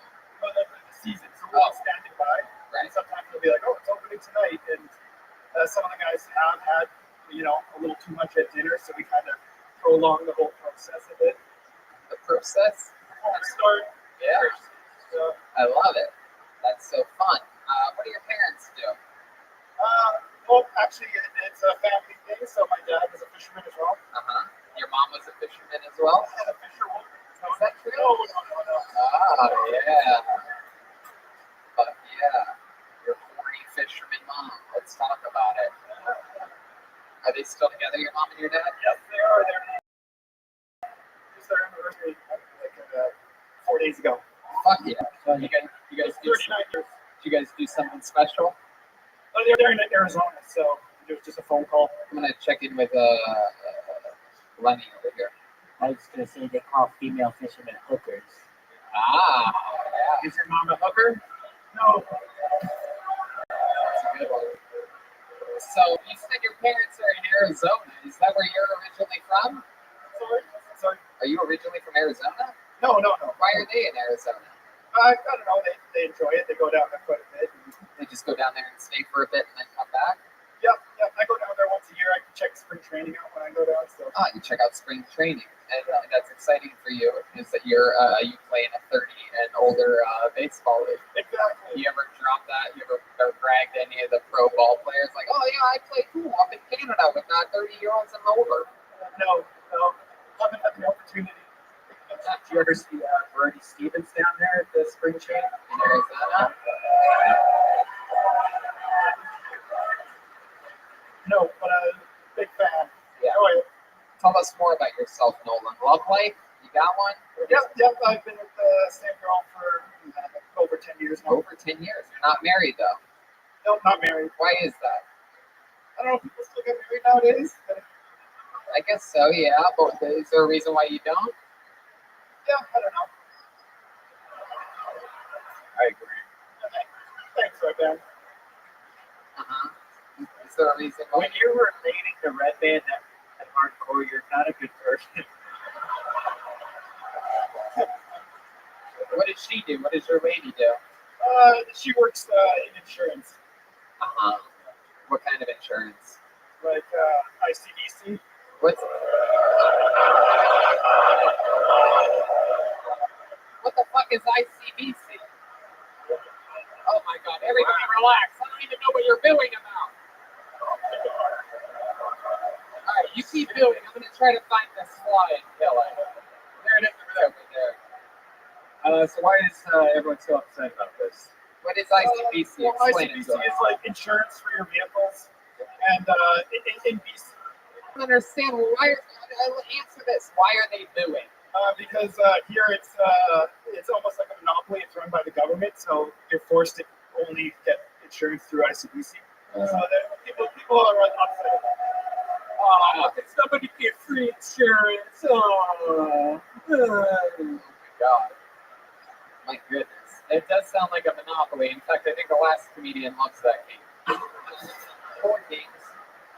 Wow. Nolan, and how do you keep things in the relationship spicy and fun? You have any special fisherman tricks in the bedroom? You ever just put fishing wire from just like a foot above the ground, and when she comes in the bedroom, she falls, and you're like, gotcha. Yeah. No. You ever put a live fish in her and see her come? No. What? All good ideas. Greg, man. What the? You've ever put Nature's vibrant. You ever put fish in her and watch her come? Yeah, it's a Nature's vibrator is an earthquake. You idiot.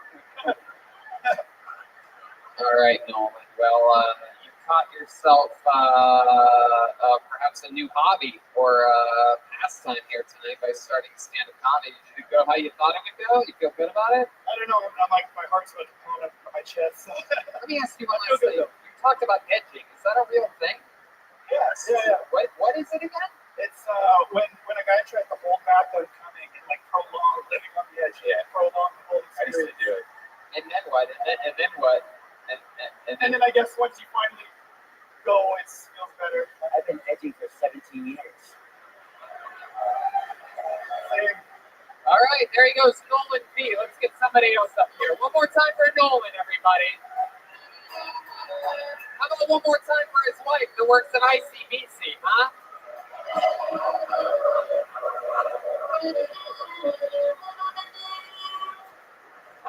so ridiculous. That's crazy.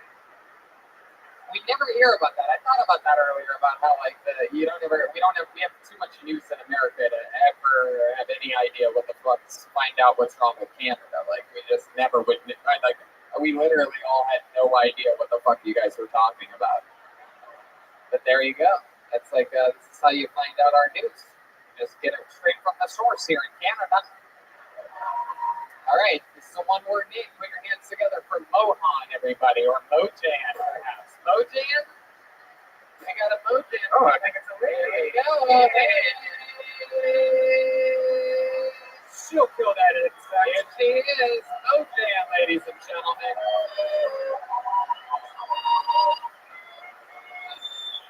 Oh, you're so much scarier from this angle. Hi, I'm Mojan. I recently found out that I have IBS at the risk of being unattractive. So basically means 90% of all food makes you bloat up like a gaseous whale carcass. It's really gross. Or makes you really constipated. I'm a lucky lady that has the type that puts a lot of mileage on your asshole.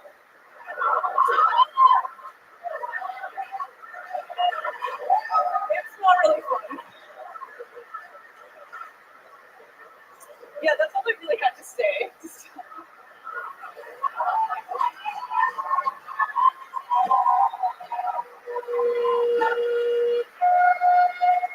Mojan, everybody. Motherfucking Mojan.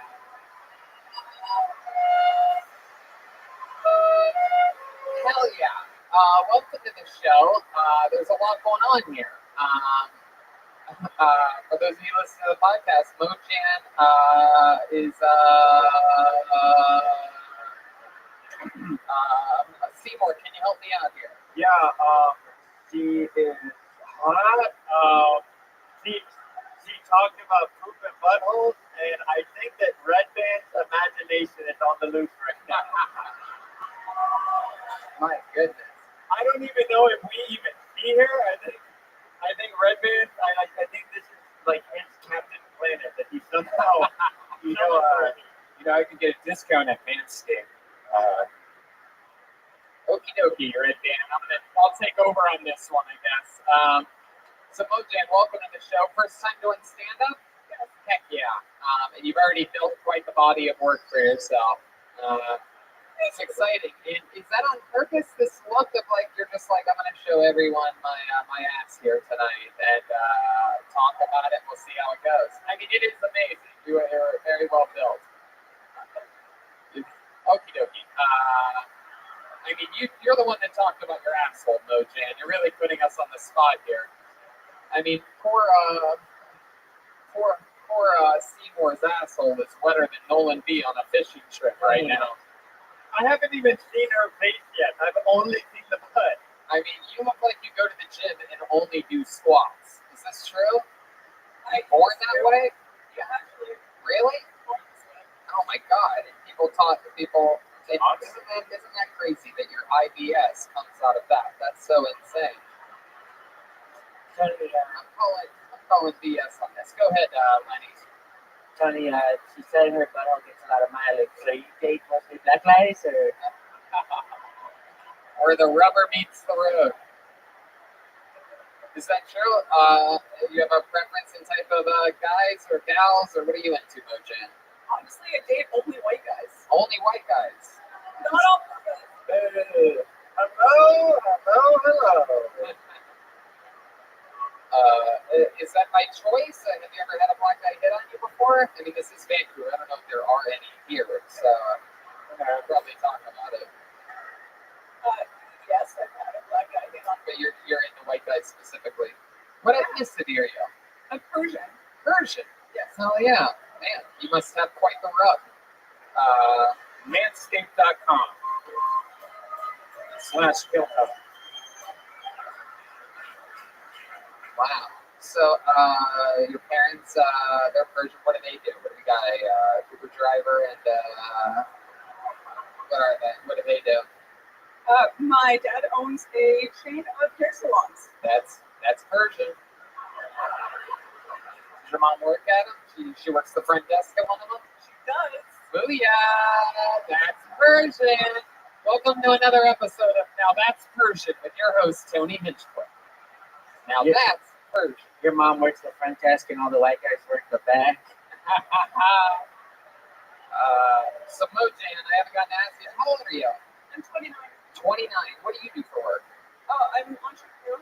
Oh, entrepreneur. Hell yeah. Working on a lot of those back-end deals, huh? You know what I'm saying? Hello. Seymour.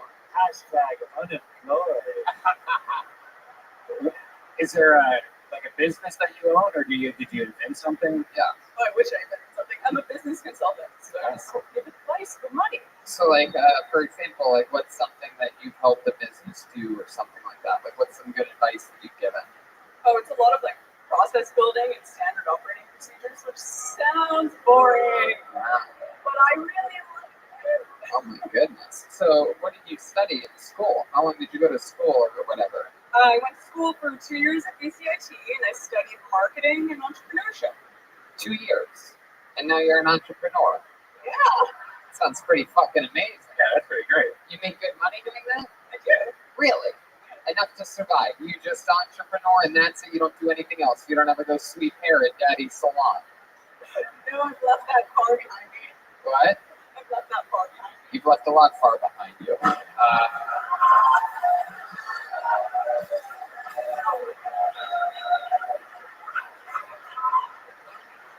For those of you listening to the podcast, Seymour is sitting in a puddle of butt water right now. For some reason, he really does get turned on. He leaks out of his butt. So, Mojan, tell us more about you. What do you like to do? What do you like to do for fun or whatever? Oh, I like to smoke weed and do stuff outside. You like to do stuff outside? Hell yeah. I'd probably like to do stuff outside too if I had a beanbag built in onto my backside. Go sit at the park or go sit Those are shoes. Those are crazy shoes. Oh, those are Persian Air Jordans right there. They're called Air Jordans. The Air Jordan Rivers. Hey, very good, honey. Wow. What are those? Is that some kind of a workout shoe, or you just wrap ace bandages around your feet like a homeless person? What are those? Oh, they're called furoshikis. They're from that weird toe shoe brand, Vibram. Wow, you just said a bunch of fucking Persian words. We don't know what you're talking about here. No, I've never worn shawarma pitas on my feet before. I don't know what you're talking about. Pitas. Yeah, they look like little shawarma pitas. Heck yeah, you like shawarma, right? Well, no, I can't eat it. You can't eat it? No, I eat piece of shit. Oh. So what can you eat? What do you mostly eat? Oh, mostly I've just been eating meat because I can't eat much else. So, it's like carrots, meat,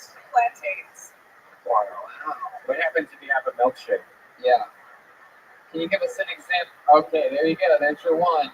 There it goes. Here's the fart board, everybody. But seriously though, can you give us an example, like on a timeline? Let's say went to McDonald's right now and literally had a large Shamrock shake, and then but you have to chug it all at once, right? And then we walk out. So what happens then? How long until we start seeing or hearing or smell what would happen to you? Well, I would probably make sure that you would see, hear, or smell anything. But I would probably leave in like half an hour. Half an hour, you'd be like, all right, bye guys. That's it. And then how long on the toilet does that last? It's just like multiple times in the bathroom. Like I'm in the bathroom like 5 or 6 times a day. Whoa! I accidentally hit it. Okay, get rid of it. There you go. Was it worth it? Johnny, unmark it. Put your thing down, put it in reverse. Hey. Very good. Mo-chan, so do you currently have a boyfriend now? I do. Yeah? How long have you been with him? He's here? Yeah. Oh my goodness. 2 years. So he knows all about your ideas. So what's the deal? What do you guys have? Like a 2-bathroom place at all times or something like that? Is he German? What happens if yeah. Have there been times where he's been around you? Is he German? Shit. Scheiße. I didn't mean to say shit in front of you, sorry. Very good. So, do you have any close calls around him or anything like that? Or it happens a lot? Do you have an aggressive case of IBS? It's not super aggressive, but one time I did shit my pants. With him? Yeah, I was trying to be.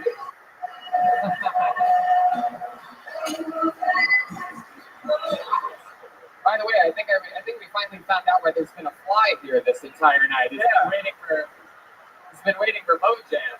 Double whammy. Not only is she virgin, but she also has shit in her pants. Mojam. I was going to say her shoes look like she's going to grant Seymour 3 wishes, but he already used up 2. For her butt. All right, I got to go. Oh, there goes Lenny just left everybody. Because Persian Genie or something like that. I think I just got it after he left the entire stage. Do you have a squatty potty? I do. Hey, Red Band! Red Band knows his fucking poop DNA through and through. Just like poop. All right, Mojan. Well, it was fun to hear from you. I hope that you come back. It was very compelling talks. Did you have fun up here? I did. It was way scarier than I thought it was. But I'll tell you this: is that you just had your first time up here, and it's not going to get this scary for a very long time. If you want to do it again, just go to fucking open mics and work it out and have fun with it. And then it'll always be easier than this. You started here. This isn't easy. Look at this crowd. They fucking love to watch people fail, and they like you. You guys like Mojan? There she goes, everybody. Mojan. There we go.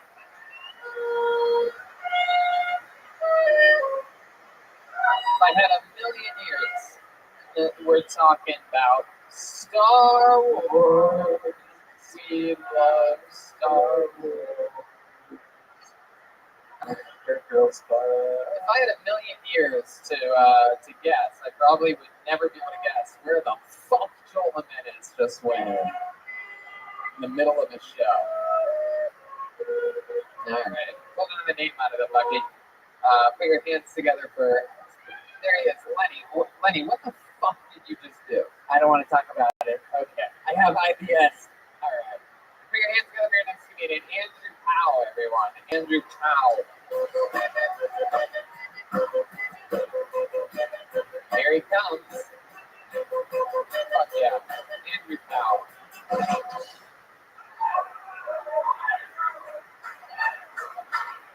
So, I grew up in Saudi Arabia. So I got a lot of weird, fucked up memories from that. One of them has left me with the most bizarre association ever between manual transmission cars and big black cocks. One day in 1997, 10-year-old me is on the school bus, heading to school, completely normal day, head against the window, zoned out, sitting there with my headphones in, listening to Green Day Insomniac, when all of a sudden, a truck pulls up beside the school bus, and right into my undazed focus, like right where I'm glancing, is the cab of the truck. And I'm just sitting there thinking, why does that car have two stick shifts? And why is one of them coming out of the middle of the seat and going to the top of the steering wheel? And I realized pretty quickly right after that I'm looking at a big black dick. Hell yeah. What the fuck? I have no idea what just happened. Canadian Adam Levine, explain yourself right now. What the fuck are you talking about? What are you saying? Well, no, it leads to, I'm always scared anytime I walk by a car that has a stick shift in it, and I just glance, but like the stick shift part out of the corner of my eye, I'm scared to see the big black dick. Do you think, This is a real thing. You're- I was at school one day, I just saw it, and I was stunned. can I tell you something? You want to suck a big black dick. That's what it sounds like to me. If every time you see a stick shift, you think of a big black dick, you need to put one in your butt ASAP. Yeah. Is there any black people here? You need to put a black dick in your butt like Mojan has black stuff come out of her butt. Go ahead. Like a cock, it's only you can see. Like a cock. Okie dokie. Okay. Commercial from the 80s. Chaos this episode. The old Chevy commercial. Fuck yeah, Seymour. All right, Andrew.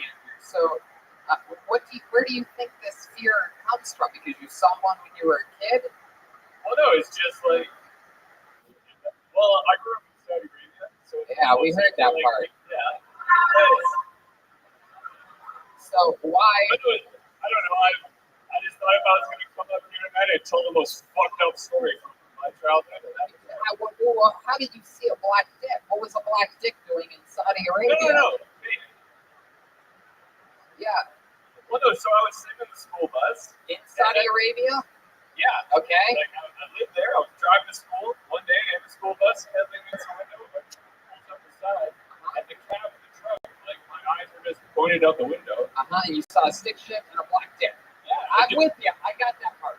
Why was there a dick out? What was the guy doing? Nothing. How do you know it was a black dick? Because right after I snapped out of it, and I was like, what the fuck? I just saw this camera. Right. So you think that a guy driving a truck in the morning time, Saudi Arabia, had an erect black penis? Out. You're positive of it. I'm as confused as you are. Believe me. How old were Like, to this day, I do not know why. He wasn't jerking off. It was just out. You sure it wasn't his arm and he was holding an apple or something? No. Believe me, Red Man. I know. How old were you when you saw this? 10 years old. 10 years old. 1997. Think of you when you were 10. Think of how smart you are now, right? Now, rewind all the way back to 10. You really are positive that you saw a black penis. Because when I looked up at his face, he had the same shocked, confused look on his face as me. He was just as stunned as I was. How could he be stunned? He's driving and there's a school bus. How could he be surprised that there were people inside of a school bus? He's the one with his dick out. I mean, you're 10 years old also. I don't remember shit from when I was 10. Yeah. Well, I don't think anyone remembers anything when they were 10. if you would have seen the size of this dick, you would have remembered. Okay. Andrew, let's talk about this for a second here. So now you have a fear of black dicks. Do you have any Well, no. My fear is of manual transmission cars. And I'll see a black dick. That's even less funny. Right. So let me ask you this. When you see black guys, do you think of manual transmission cars? Does it go both ways? No, it's only the one way, actually. Only one way. Interesting. How about automatic? Automatic, nothing at all. Even if it's a black automatic. What about the windshield wiper thing on the signals? Does that give you flash blacks all? Nope, nothing at all. No. No, none of it. How about when you see a black dick? What do you think then? That was the only time I've ever seen one. What did you see? What did you see a Prius? Is that a soft penis? Like what is? Okay, Red Man. Do you think get a soft penis and you see a Prius? We all do. So Andrew, what else? What do you do for work, buddy? I work as a production assistant in the film industry, doing commercials. How long you been doing that for? I've been doing it for 4.5 years. 4.5 years. You don't have any other jobs? Just do that? Yeah, I just did that. I didn't really take it too seriously for a while, just kind of fucked around, and then... You work on anything we might recognize ever? Any big productions that we might know about? Well, I got into just doing commercials because I like the schedules better. You ever work with ISBC or anything like that? No, I haven't done that. ICBC?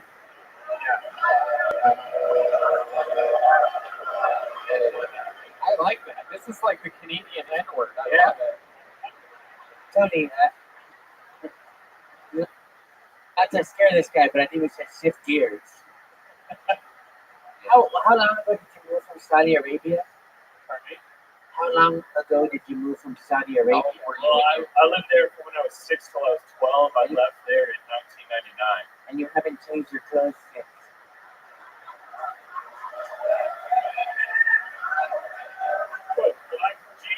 Your shirt looks Arabian, idiot.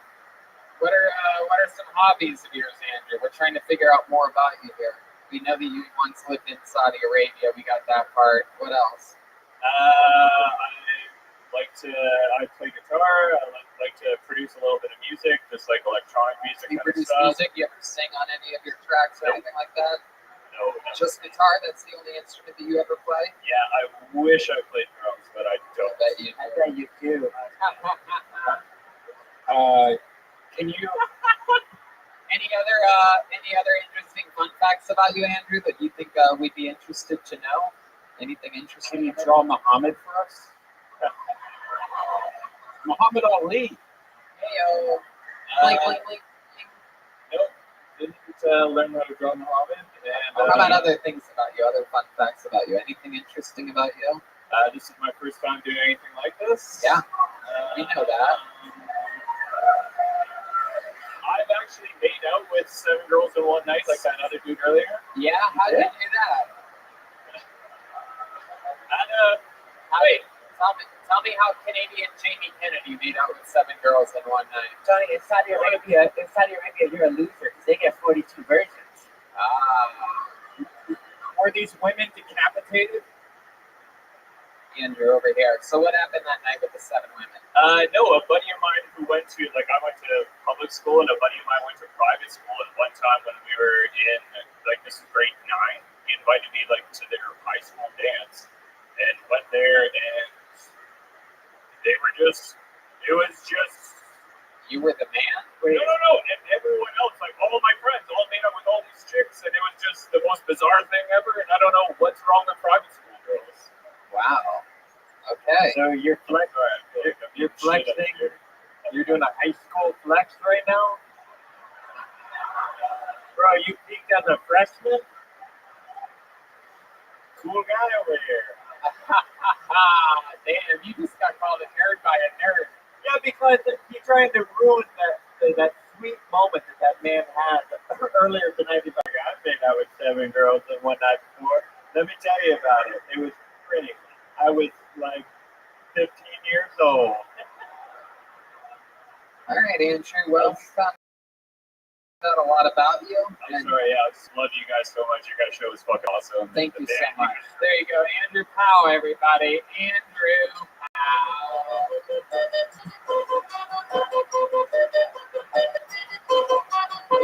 Sweet dreams are made of these. I am not agree. Everybody looking for something. It's going to be your next comedian, Adam Curry, everyone. Same guy's coming up again. Step back from that ledge, my friend and my friends. Okay, let's call this 1 minute of true stories with Adam. Once upon a time, I had a girlfriend that thought she got pregnant from giving me a blowjob. I haven't come from a blowjob in 13 years. Being so terrified, I'm not going to check out.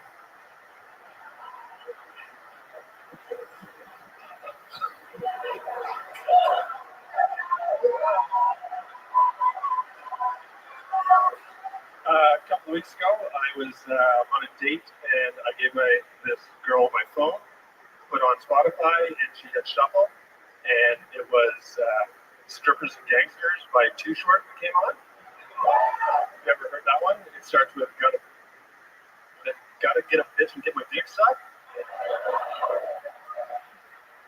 The next song to come on as soon as I hit skip was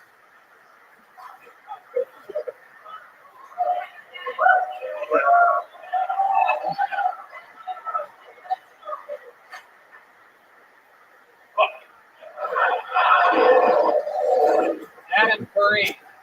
Hello. How are you? I don't know what to do with this hand, so Hey, I like that. Adam Curry just put his hand in Seymour's left pocket. I like your style, dude. Step away from the tatted. Look at you. You can do your little fucking wacky sense of humor. I like your style, Adam. thank you. So you had a girlfriend that thought she could get pregnant from giving a blowjob? Is that what you said? She thought she got pregnant by giving me a blowjob. Is that true? True story. How long were you with this girl for? I have not been with her for 13 years. Right. And how long were you with her for? About 6 months. 6 months. How far into the relationship did she think she got pregnant from a blowjob? It was about 2 weeks after we broke up. 2 weeks after she called you like, Adam, bad news. I think She was in the drugstore crying, being like, I'm going to buy a pregnancy test. I'm like, buy it. Fucking spit on the stick. Why didn't you say that? Why did I say that? Yeah, on stage. Yeah. I'm really fucking nervous. That's why. Did you have that written down? Because that's fucking hilarious. No, I did not have that written down, but I Your, thought about it now. your set was good interview card so far. It's incredible. You like snapped out after 60 seconds and started killing, putting your hand in Jeremiah's pocket, telling her, yeah, bitch, spit on the stick. All of that's funny. You never had normal sex with her?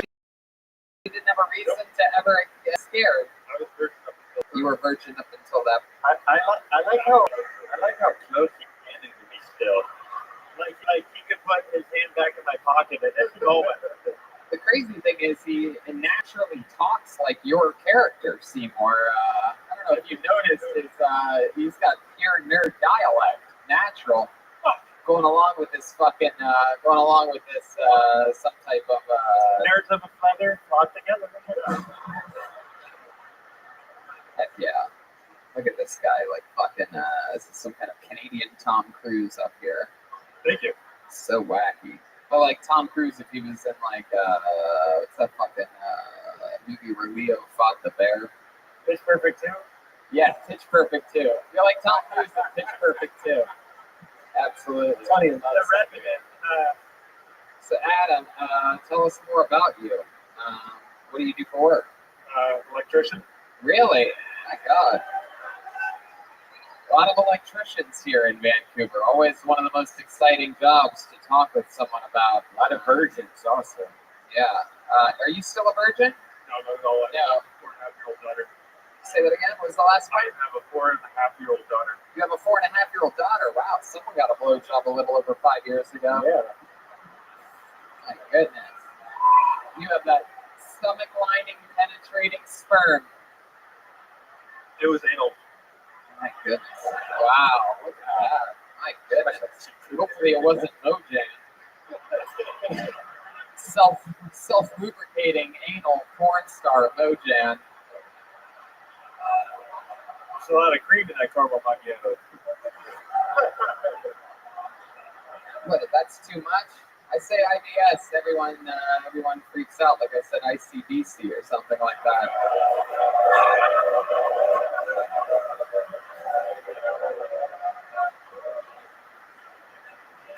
How do you feel right now? I am fucking really nervous right now, but it's fucking excites you? When else have you been nervous? Name another time in life that you did something that you were nervous for. You a Canadian, some type of Canadian thrill seeker? So like mountain biking, probably the mountain biking. yeah. Cool. What else, Adam? What else do you do? I play ice hockey. Really? Wow. Oh my goodness. What position? Go Bruins. Whoa. Oh my God. This place is in shambles right now. Does Bruin work at ICBC or something?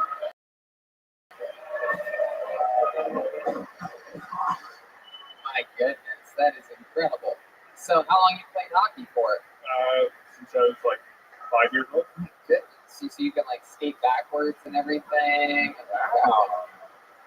I can. Hell yeah. What position are you on the hockey rink? I usually play lefty. Lefty. Wow, they even do positions in hockey here. That's incredible. Such passion. Wow. So hockey. What else? You enjoy having a daughter? I do. She's pretty awesome. Yeah. What do you guys do for fun? 4.5 years old. Do you ever take her to the ice rink or anything like Yeah, that? take her to the ice rink. Yeah. You skate backwards, while like holding her hands like a real dad and shit. Yeah, I do. Oh wow, that's incredible. Oh my God. Okay. You ever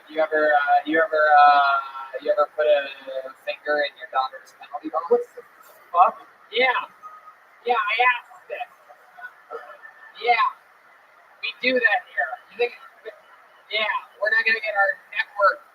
Oh wait. And you get upset about my little fart sounds. Yeah. Well, yeah. That's good. That's because they don't get a reaction from the audience, Red Band. Oh, yes. I like how Redman is the voice of reason right now. Very good. He believes you when you say things like that, by the way. So do you put your... There you go. Exactly. There you go. That's how comedy works. Roll with it, baby. So Adam, what else about you? Anything else interesting that you think we should know before we send you on your way back to obscurity? This is my first time doing stand-up. First time doing stand-up. It's been all first-timers here tonight. This is an anomaly. How about one more time for Adam Curry, everybody? There he goes. Thank you guys very much. I appreciate it. You got it, buddy. We'll see you on the way out. I'm gonna spin this fucking thing around and see if we can get something special up here. Is there any actual comedians from Vancouver that signed up? Oh, yeah, there's a bunch of them. Okay. Hi, There comedians. you go. Maybe one of you guys will get pulled out next. Who fucking knows? Anything can happen. Everybody's on an equal playing field here in this game. Put your hands together for your next comedian, Mike Sabe. Here he is, right from the front row. What's up, guys? I like your energy, sir. So I'm a father. I have a 6-year-old daughter. She's amazing. But yeah.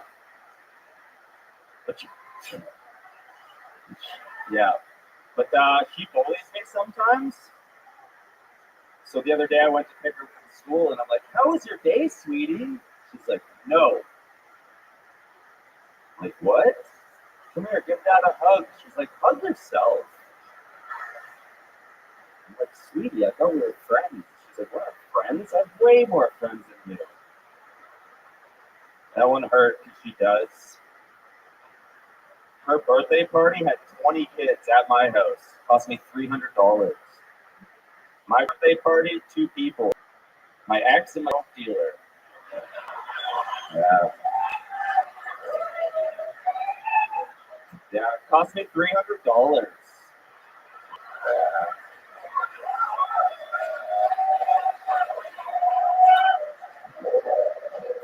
There you go. Get it out for the beer. The bear Mike Saab. Welcome to the show, my friend. How are you? Now you've been doing stand-up for a little while. For a while, yeah. About a year and a half. Yep. Year break in between. Year and a half. There you go. So we have someone with a little more experience up here. I could tell good quick jokes about your real life stuff. Tell us more about you, Mike. What do you do for work? What? Please say anything but electrician. So right now I'm just growing a little bit of weed. Ah, yeah. You can thank your local electricians for that. Yes. How's that been going? Good for you? Yeah, I just do it for a friend. So Huh. You just do it for a friend. What do you do for a living? nothing right now, just that. Oh, so you have a friend that buys enough pot to. No, he grows it. I grow for him. I take care of all the plants. So you're a farmer for him. I'm a farmer for him. Yeah. Oh, well, there you go. Heck yeah. Farmer's own. How do you? How long have you been doing that for? Just a few months. A few months. What were you doing before that? Selling cars. Oh, really? Yeah. What kind of cars? Mitsubishi. Oh my goodness, that's so interesting. Why did that end? You just That ended because I got in a bad car accident and got a concussion. So.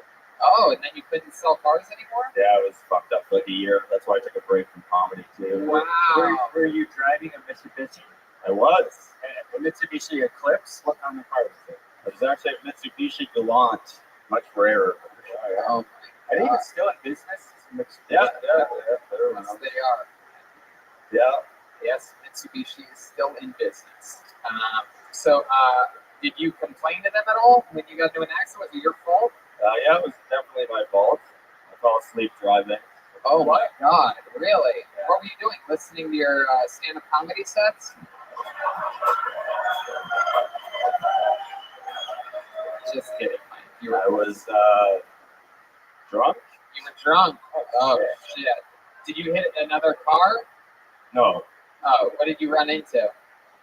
The side of a mountain. The side of a mountain? I woke up upside down in the middle of the road. Oh my God. Was anyone around you? Was anybody helping you? No, I just got out and ran. You ran from your car.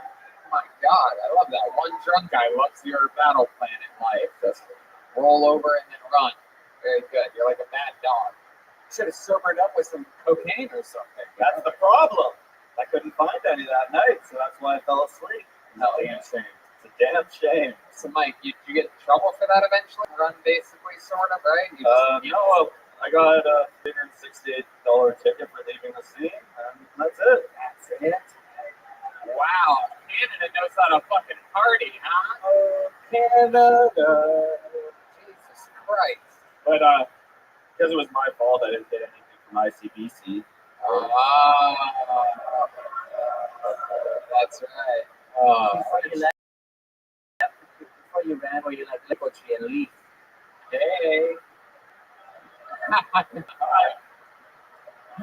It is a very sticky situation. I like that this crowd hates ICBC so much. They sided with the drunk driver in the Yeah, situation. it's true. Like, how dare they not give you money? You drunk and drove into a mountain like a good Canadian. I wanna fuck a Canadian girl and talk highly about ICBC at the same time. I think that'd be fucking hot. Heck yeah. One more thing to turn her on while she's fucking Brian Redman. My God. So Mike, you still with your baby mama? No, No. we share custody. Share custody. Yeah. Hell yeah. Is that do you get more time or even time? Or 50%, week on, week off. 50%. Yeah. Have you taught your daughter how to grow pot yet? No. Huh. You ever go ice skating with her and skate backwards in front of her holding her hands? Haven't done that yet. No. What kind of a bonding do you do with your daughter? We just play at the park, go swimming, go-karting actually. I just started taking her go-karting. Very cool. Hopefully not. Hopefully not. I'm sober now. I don't drink it. Oh, when's the last time you had a drink? Actually, a year. So tomorrow will be 1 year. Oh, congratulations. How about that? Heck yeah. One could say that you are Canada Dry. I still smoke weed and stuff though. Right, of course. Yeah, you're not a nerd. I'm not a nerd. I just basically do drugs that can't kill me. Oh yeah, CBD, THC, ICBC, all the good shit. You know what I mean? It's okay. You can't do coke around here anymore. There's fentanyl and everything. What? There you go. Glad you told Red Band this before we ended I'm the saving show. lives. That's what I do. I save lives. I love it. You know what I mean? Big coke addict, this guy. Yeah. Coca-Cola, everyone. Coca-Cola. Yeah. So, anything else interesting that we should know about you, Mike? There's probably lots. It's interesting. I've had a pretty crazy life. You know, Yeah. been to jail a bunch of times when I was What have you younger. gone to jail for? What do you have to do to go to Canadian jail? If drunkenly leaving your car upside down on a highway gets you a $300 ticket, I'd love to know what you did to go to jail. I sold weed to an undercover cop when I was 18. Oh my God. Whoa. Now that's legal. Yeah, not really. You still can't sell it. Yeah. So Yeah. I got 2 months in jail for that for 1 gram. What- One gram of weed. What was he pretending to be? Where He was were you? pretending to be some guy who was hammered. So he came up stumbling and he asked me for ecstasy, and I'm like, "Oh, I got weed." He's like, I'll take some weed. Then we went back to my car and he asked me for 2 grams, and I tried to rip him off and give him a gram. And then he pulled out his wallet and he's just like, "You're under arrest." Oh my God. That's just stupid. What else? Oh. What else have you gotten arrested for in Canada? What do you get arrested for? Like not finishing your poutine or something like that? Oh, I'm gonna have to put you behind bars for that there. What? The little piece for there. While I was on bail for selling the weed, Here we go. my friend, no, this is ridiculous. I My can friend tell. put a piece of tape in someone's hair, and then the kid called the cops, and I went to jail for that. Oh shit. my A goodness. piece of tape. Wow. A piece of tape. I He don't. just stuck it in his hair. Oh, that's a Canadian Yeah. felony right there. No, we don't mess with the tape in the hair. The only sticky substance is maple syrup that we're allowed to rub in our hair. Yeah, so that's why I'm happy you guys came here, because I can't come to LA. Maybe one day I'll sneak. We don't let you in also for dumb things like that. So you're You didn't have 1 week charge, you fucks. Really? Yeah. Oh. Well, my first charge actually was when I was 16 for a roach. 6 months probation for that. Wow. So Not a roach. that sucks, man. You're missing a lot. Heck Yeah. Well, What's the? Well, I got you, Red Ben. What's the roach? a roach is the barely left part of a joint or blunt, Like the or final any smoked part. It basically means there's like nothing left but a little bit of resin and maybe just a touch of unsmoked marijuana. Oh, I can see why I went to prison. All right. Well, Mike, you did it up here tonight. You know, it's good to have someone with a little bit of comedy experience up here. I loved it. You could tell you had a lot of punchlines in a minute. So thank you very much. Great Thanks, guys. Mike song, everybody. Thank you. Oh, we're running out of time here. What do you guys think? Should we go to the bucket one more time, huh? No, if you ask for 2, then we end the show right now. Should we go one more time? All right, let's go one more time. Let's see what happens here. I feel like something crazy could happen at any given moment. And remember, if you kill the fly, you win the night. So, and Joel would eat it. I'll eat it. That's true. Okay, this looks interesting. Put your hands together for Lydia Ricards, everyone. Lydia. Hey, girl. Here comes Lydia. Heck yeah.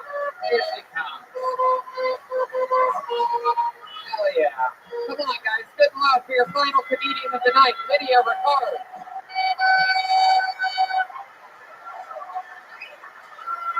Hello, hi, my name is Lydia. I am the girl your mother warned you about. Not in a sexy way, it's just got lights. My boyfriend wants to have sex in the shower, which is something that I want to do. Like, I don't look sexy whilst wet. I don't look sexy with wet hair. I look like I've just been born. I've got these tiny, tiny eyes. My hair is like slicked to my head. Crying about how cold and scary the outside world is. Someone runs in, smacks me, tries to weigh me. It's all very confusing. I don't understand why people want to watch like shower cam porn. I don't know why that's the thing. You would not want to watch Lydia in the shower.com because it would basically be 10 minutes of me pulling out loose and sticking it to the wall.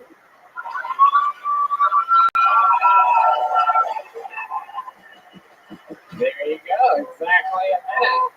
For Lydia Ricards. Yeah. Wow. Very good. Look at you. Hell yeah. Very, very good. How long has it been since you graduated from Hogwarts? A couple of years ago. A couple years ago. How long has it been since you broke out of the French prison that you were captive in? It was just last night. I have a Just last scripture. night. I like it. Hell yeah. How long have you been doing stand-up? Like 2-3 years, like 2 on and off. 3 years. All here in Vancouver? No, in England. You're from England. I am from And England. you're just born and raised in England? You're just Yes. visiting? Vancouver? Yeah, I have a 2-year visa, so I get kicked out in January. Very cool. So you've been here for almost 2 years, a year and a half or so. What have you been doing here? Why Vancouver? I traveled across Is it Canada. because you heard they have really good insurance here?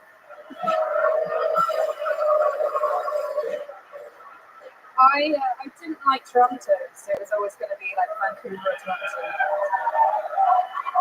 What do you say? I had to pick, obviously, I had to pick where in Canada to live, and I didn't like Toronto. Very good. What about Toronto did you not like? I did, sorry. What did you like about Toronto? I went in the winter, it was really cold.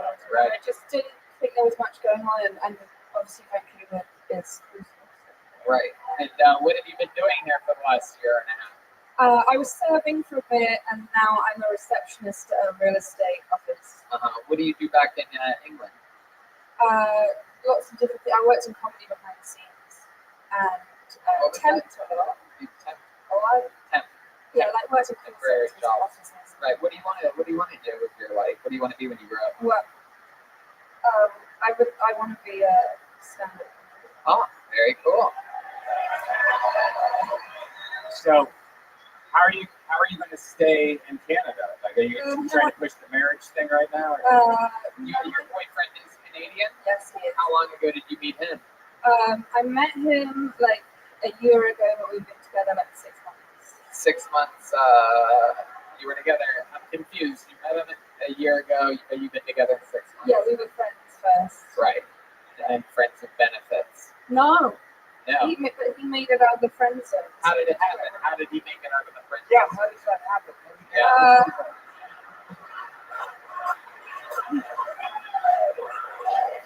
What was his I move? think what loads of people were asking me for ages, like, are you fucking George? And I was like, no.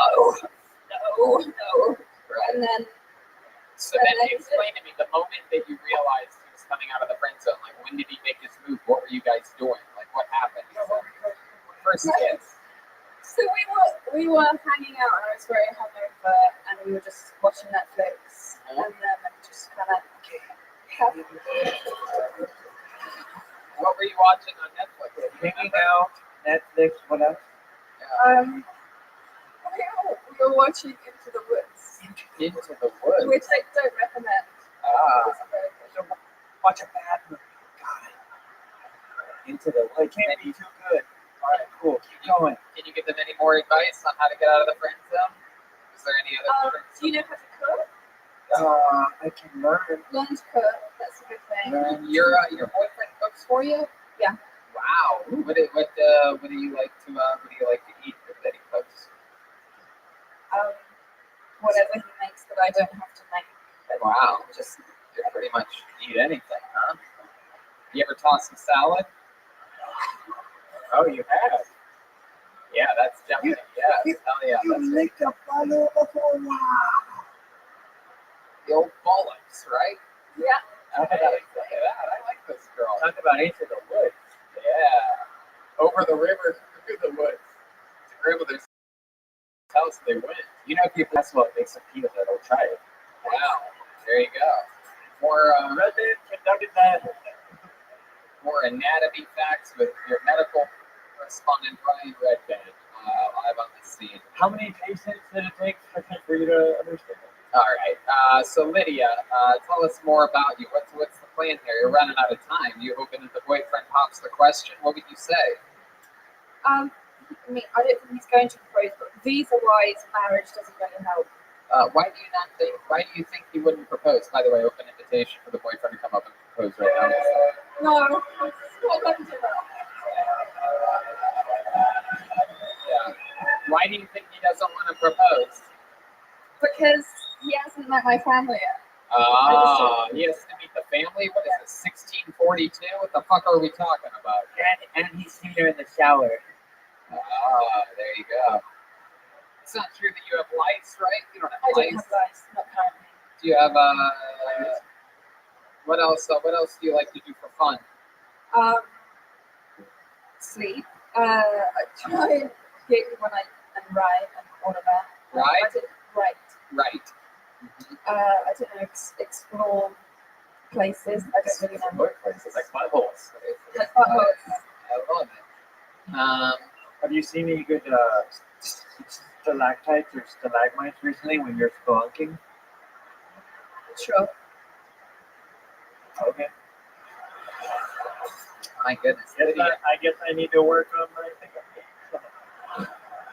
Lydia, do you have any more special moves in the bedroom? Any any specialty things that you do that you brought over from England, like a reverse tea bag or something like that, or some type of the old hot teapot, the old crumpet crumble, the old fucking tunnel, the old Just fucking any queen. words from Harry Potter, just Oh yeah, seems to fucking work. shove a wand in his butt. Your name is Lydia. Why are you wearing Beetlejuice's shirt?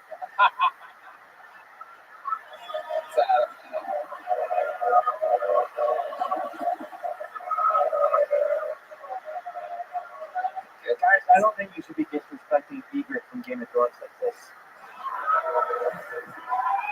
Lydia, You know nothing. Sorry. you seem like a very That was so hot. Oh my god. Oh my god. When she locked eyes with me and said, "You know nothing," puddle. You seem like a very proper English girl. Are your parents proud of you for doing stand-up comedy? Do they know that you do this? They've seen me perform maybe twice.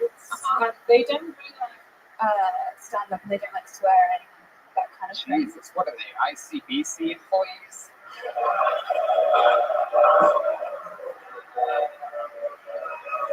They're just very English. Yeah, what do they do? My dad makes gun cabinets. And Gun cases. cabinets? Yeah. Wow. And my mum works. What does he do? Just sell them overseas to America? Pretty much, yeah. Uh-huh. And your mom does what? She works at a primary school. Primary school? Yeah. Oh, yeah, that's British as fuck. For education. Does your dad? Oh, I love that. I love that. Yeah. It's a shame you guys weren't educated on how to win wars, or else America never would have had its freedom, you fucking idiot. Yeah. Canada, you French fucking British pussy fucks. Yeah, go fuck yourself. I'm on ICBC side.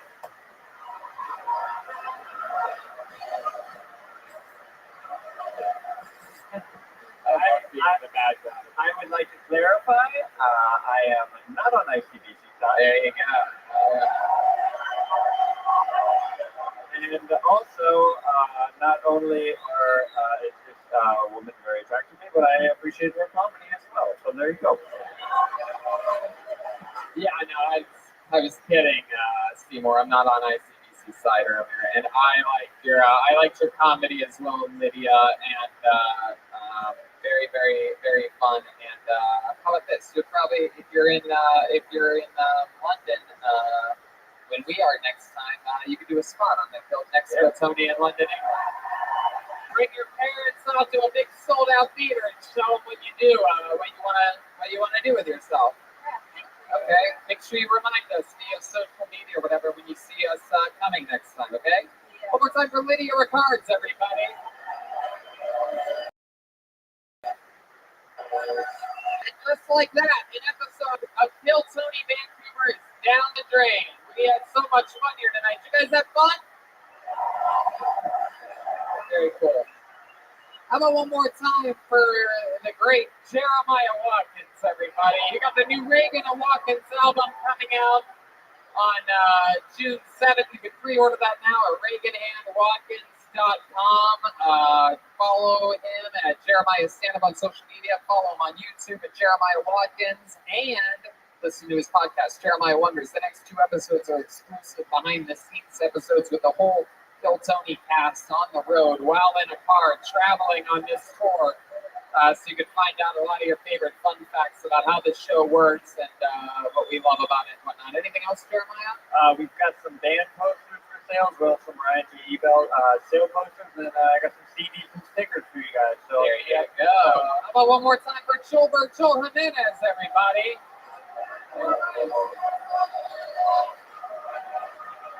Joelberg's on social media, mostly sorry. Anything else, Joel? No, love you guys. First time in Canada. This is amazing. Thank you. Yeah, it's his first time ever in Canada. Let me get an answer into you guys. You guys have fun tonight?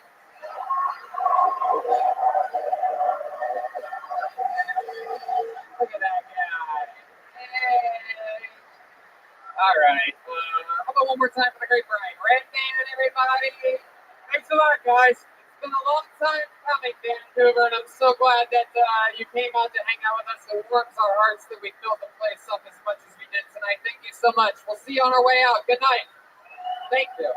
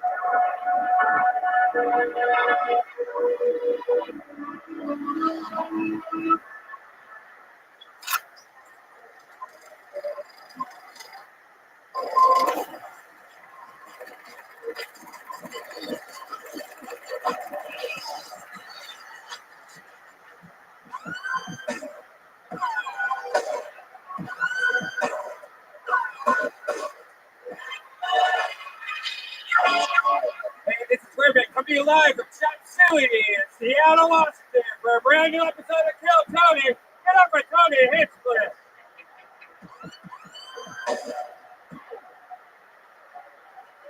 Seattle, we're here. Make some fucking noise. Good evening. Welcome. We're at the #1 live podcast in the world. It's Brian Redman, everybody. Hey. We are live here from Chop Suey. This is very exciting for the first ever Kill Tony from Seattle, Washington. How exciting is this? As live as it gets. Got a tiny table, tiny stage. We're all cozy. You guys cozy out there too, huh? I'm excited about this episode. This is our final city on the first leg of our summer tour. We've had a busy fucking week. We've been all around the Pacific Northwest, and we're closing it out with you. 2 sold-out shows here in Seattle, Washington, before we go on to the fucking next one. It's incredible how busy we've been. So much fun, and it continues the first week in June.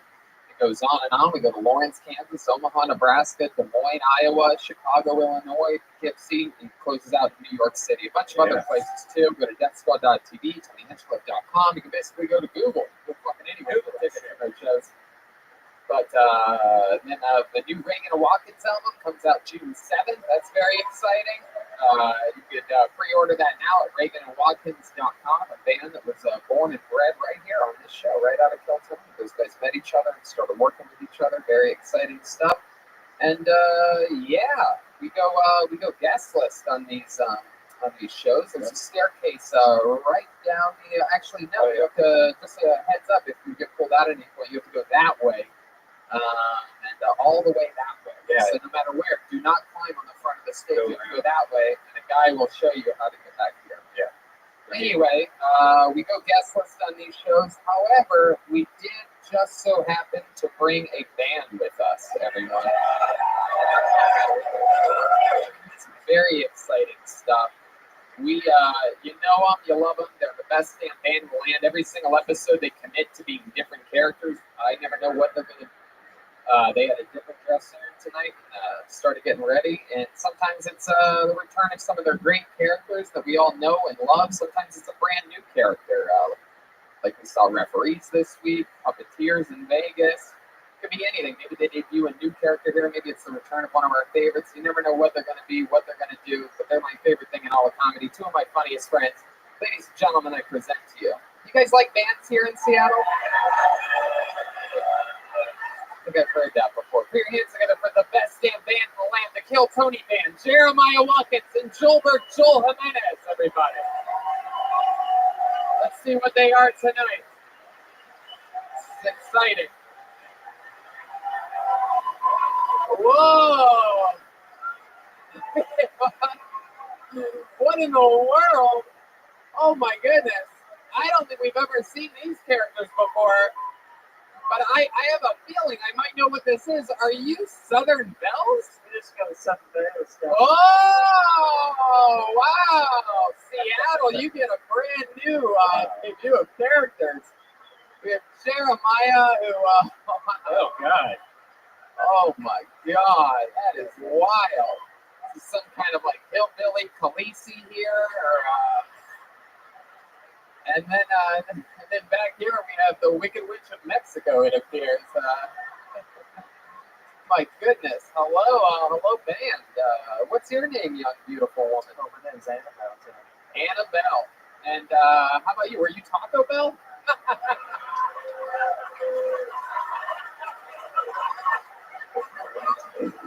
Oh, Tony. I love that kind of you. You gonna let a lady talk? Annabelle, and what's your name, sweetheart? You're not gonna believe this. It's Taco Bell.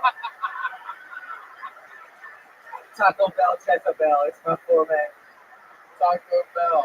I love it, Taco. That's sweet. I love it. These are, I can every once in a while, I know when I instantly fall in love with characters, and this is one of those times already, right now. Joel just looks like a transgender fisherman right now. I can't really. Fucking incredible. I'm excited about this. We have the band, we have Red Band, and we have right here what was a custom-made Seattle Bucket of Destiny. Hell yeah. This was made by Kill Tony fan Colleen Callahan here in Seattle. Thank you, Colleen. Right there. Awesome. We appreciate it. All these different cities, people have been making us buckets. This is amazing. And we had a lot of people sign up tonight on numerous different sign-up sheets. I had to cut all around a bunch of fucking names to get them in there. And you guys know how it works. Like I said, the only entrance possible. So if you're all the way over there, you have to come up and across and then go around. You'll see there's a cool guy over there helping us out. How about a shout out to the amazing staff here at Chop Suey. Having us come here, keeping us safe, cool people. And you know how it works. If I pull your name out of the bucket, you get 60 seconds. And then we talk to you about anything in the world. We find out more about you and what makes you interesting. You know your 60 seconds is up and you hear the sound of a kitten. Aw, isn't that cute? That means wrap it up then, or else we're going to bring out the angry Capitol Hill Bear.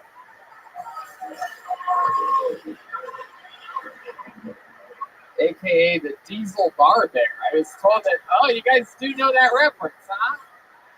It's unbelievable. The Pony Bar Bear. The manager here actually told me that connected to us, this place, literally connected, is a bear bar. Did you guys know that? That place, literally, yes. The place literally connected here. It's just a bunch of dudes that look like you, Red Band, all fucking each other. All butt fucking. And by the way, this hit me a little bit ago that's really crazy, but I have to say, before even the start of the show, this is very special to have 2 sold-out shows here, not only because, whatever, we're here, but also because we're going up against probably the most watched television show of all time tonight, the Game of Thrones finale. So I just want to let you know how much we fucking appreciate you being here while because it's basically fucking nerd Super Bowl out there, so we just appreciate you being Don't worry, I'll give you guys spoilers throughout the whole entire show. Blink, blink, blink, blink, blink. All right, let's fucking do this shit. You guys ready to start the show? It's the first ever Kill Tony, Seattle, Washington, with Southern Bells, Brian Redband. Fucking Seattle, people. Let's get this goddamn show started. We've had some crazy ones this week. Portland was out of fucking control. Vancouver was insane. And they both said, there's no way Seattle's going to be better than us. Can you believe that? These motherfuckers. Well, let's find out. Let's get it going with a good start here. Put your hands together for your first comedian. One-word name, Travis, everybody. Wow, here he comes. Oh, yeah, right there in the front row. Hey, fun. Jeremy. Yeah, here he is. Travis, everybody.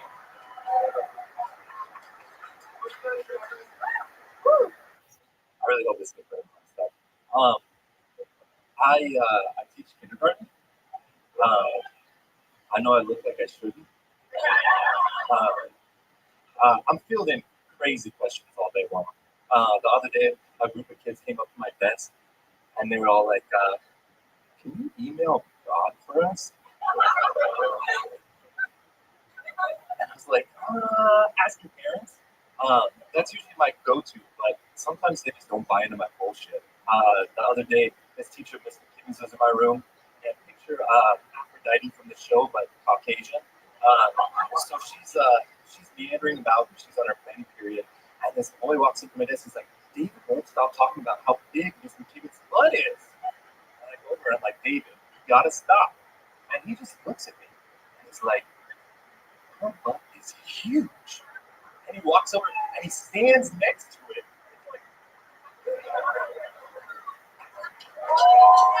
Fuck yeah. Travis. I did it better than last time? You did?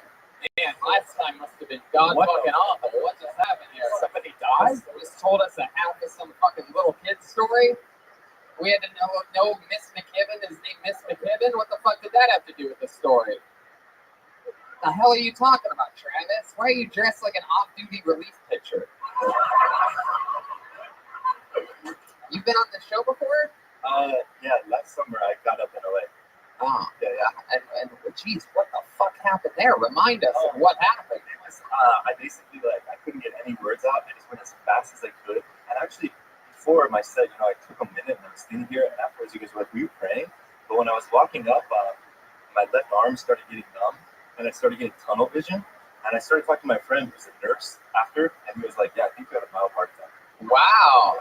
Man, that's like, take some aspirin before you get up again. So I did. It would have been probably a better set if you had a all-out heart attack. That probably we would have remembered you. I had no idea you've even been on the show before. And I know that. I would have been like, "Oh, I actually got the fucking heart attack." How about Annabelle over there? What do you got? You want a mild heart attack? Just try a piece of that peach pie. Oh, look at that. Yeah, I bet.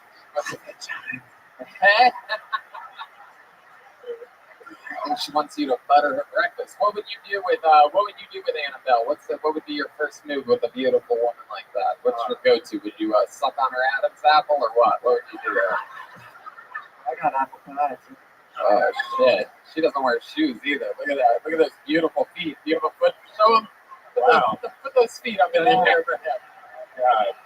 Travis, you like sucking on toes, huh? All right. Size 19. What would be your go-to move? What's your first move with a woman like that? It's gonna be all class. Yeah. So what? You take her back to your schoolroom or something like that? What do you mean class? The fuck? Well, it goes back to kids with you. Who are you teaching, by the way? Kindergartners? Is that what you said? Really? I'll teach him lessons. Wow. How long have you been teaching From kindergarten? the Lord, book of the Bible. That's how I'll teach him. He needs to be arrived with the Lord. This is my first year. It's your first time teaching kindergarten, so you're just as fucking new as they are. Yeah. You're all just like, hey, fuck you, Mr. fucking Travis. What were you doing before teaching kindergarten? I taught special education before that at university. How do you go from university to special education to kindergarten? Like, what did you do to get put on fucking academic probation? So you're like, you're not going to cut out for university. We're going to send you down to those ones. Anything stop moving, you're making me nervous. Yeah. It's too much aspirin in you. Did you teach them, or did special education teach you? Yeah. So what? How long did you work with special ed? I did special ed last year and for like a half a year before that. Yeah. What a year. And what were you doing with them exactly? How do you teach special ed? Like, what the fuck do you do? Like, don't drool, Tom. It's like a lot of teaching people how to calm down, or like if they have too much energy. How to You need to calm down. What the fuck? Like, why are you doing that? Stand Stand. still. Can I try Just something? breathe. Yes, Annabelle. Oh shit. Oh my goodness. What's happening there? Oh, little southern comfort for you there. Look at that. Hell yeah. That'll make you right as rain and Parks rise. Oh my goodness. Look at that. Have you ever been touched like that from a woman that looks like Thor?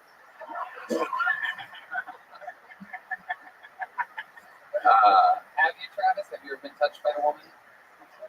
Yeah. Yeah, you have? Really? You have a girlfriend now? No, I never. What's that?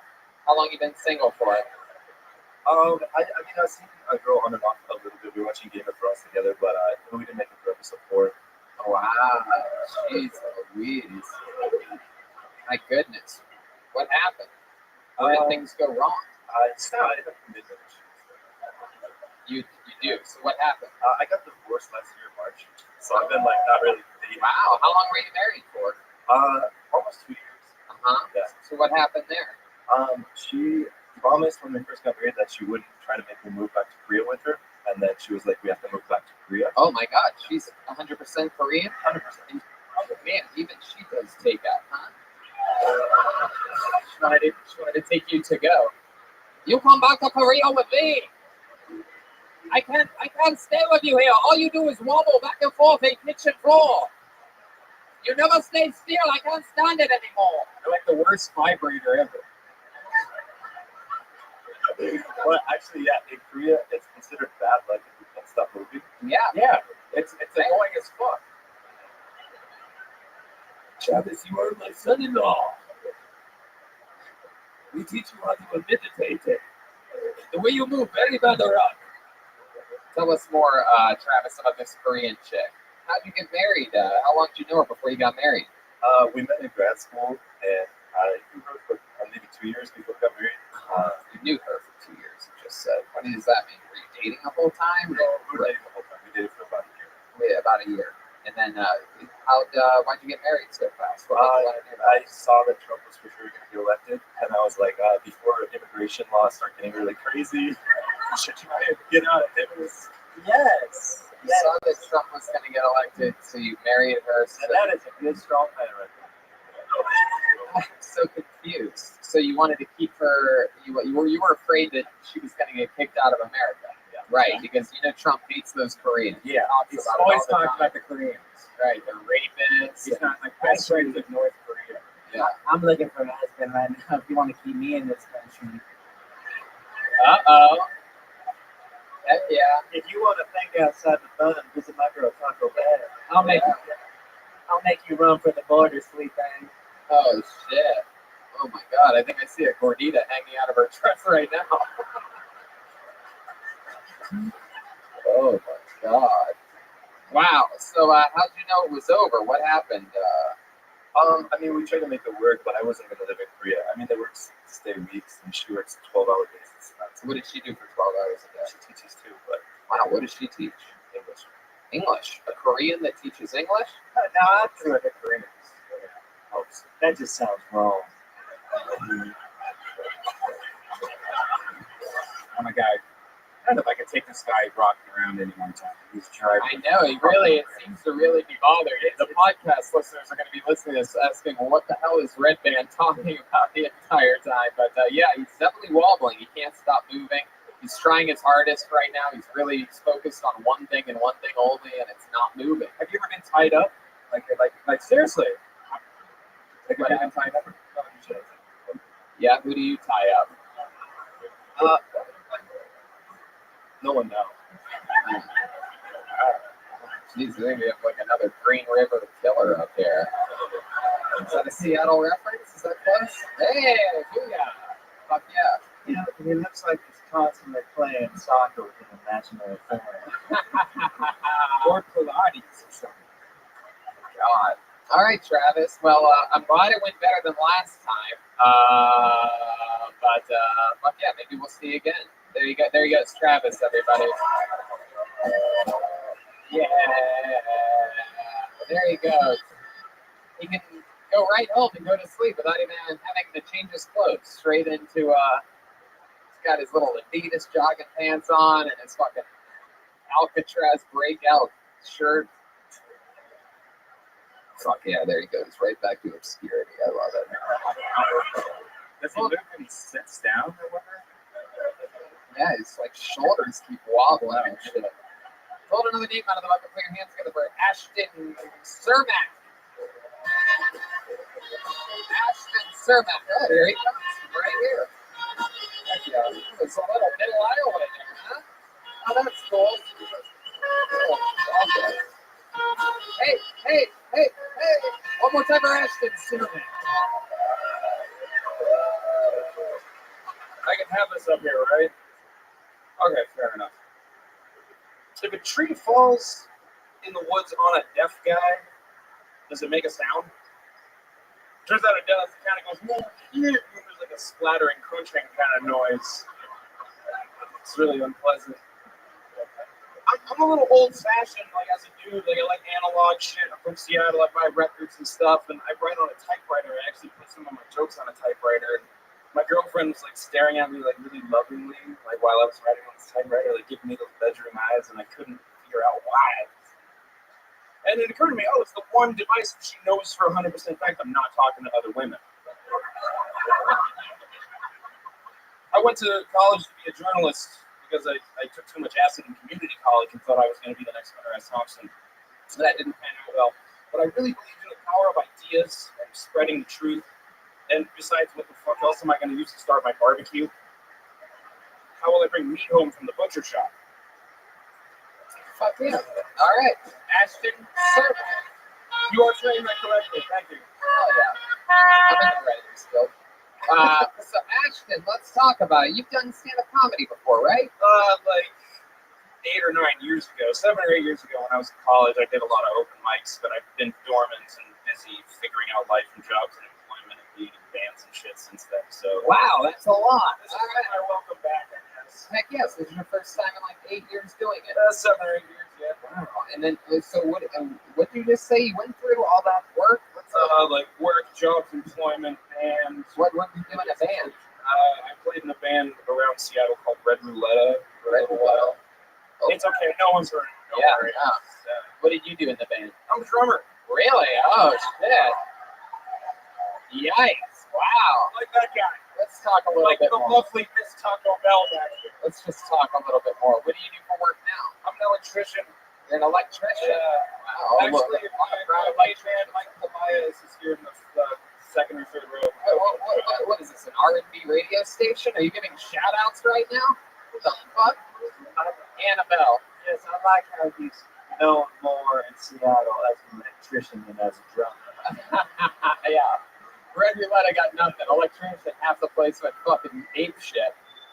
Wow. My goodness. I liked your jokes, man. I like the way you did it. You stayed comfortable. You seemed extremely comfortable. I mean, look at you. You're standing there, just being calm. Look at that. I love it. You have your drink up here. If the other guy came up here with a drink, it would be all over the floor right now. Annabelle? Yes, anybody ever told you about Theon Greyjoy with the pulse? I've never heard that, but thank you. He also looks like Trevor from the latest Grand Theft Auto. Holy shit. Like as he goes through the game and would I run. love selling meth. Wow, look at that. Whoa! I'm just kidding. I don't do that. But I do like that game. Yeah, you're him. I have no idea what you nerds are talking about. You don't have a PS4 down I there? guess a PS1. I have a typewriter still.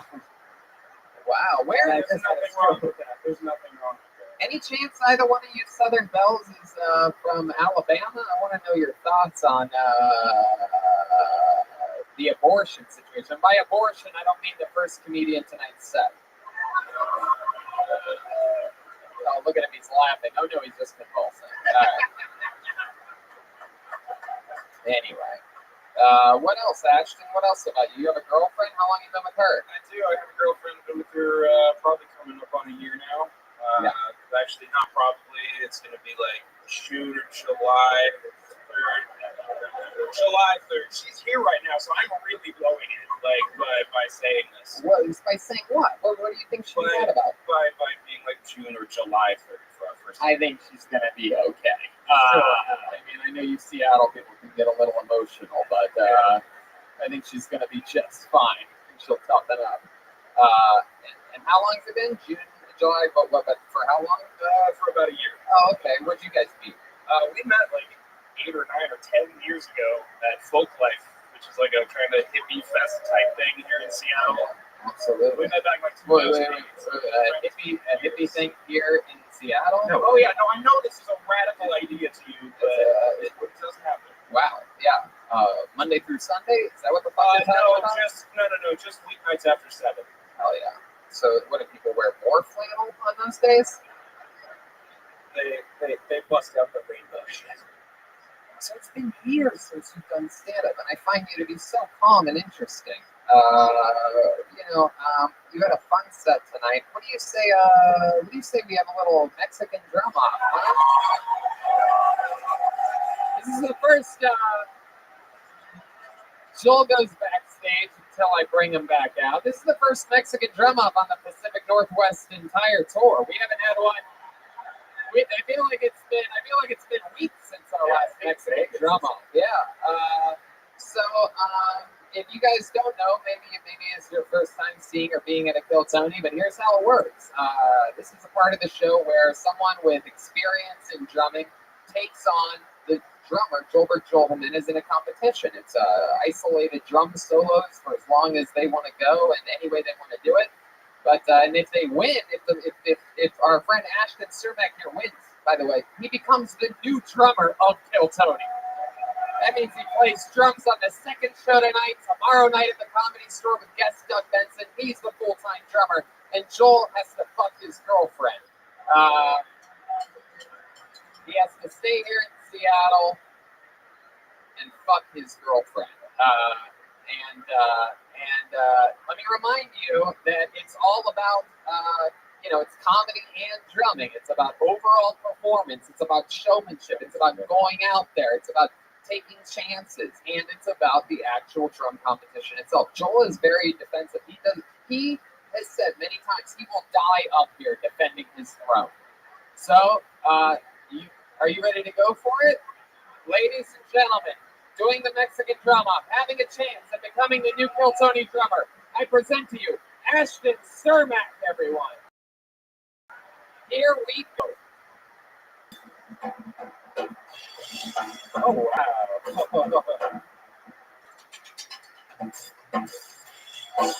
Yeah, wow.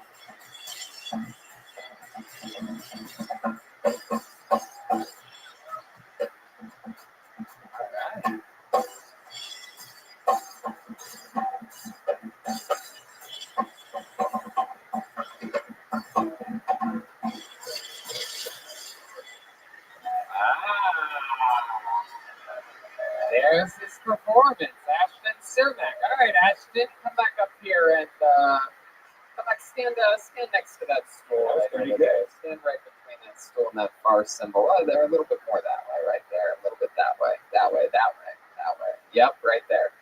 And now, ladies and gentlemen, I present to you, defending his throne, undefeated all times in Mexican drum-offs, the drummer of the Kill Tony band, the one and only Joel Jimenez.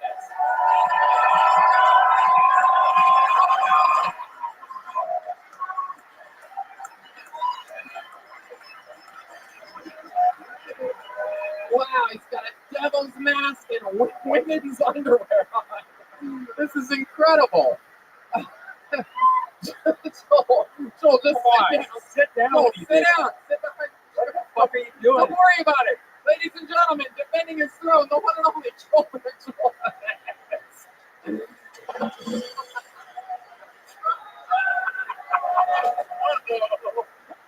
He turned my snare off. I tried to sabotage. Oh, he turned off his snare.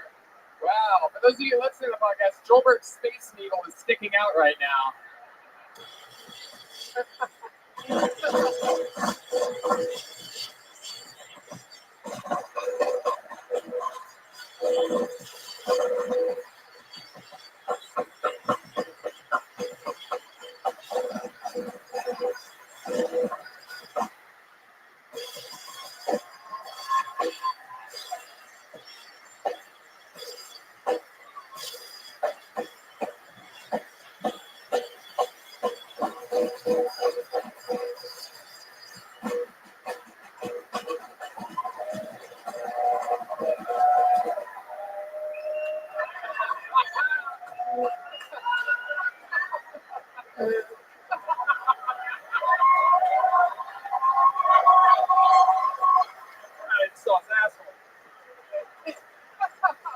Wow!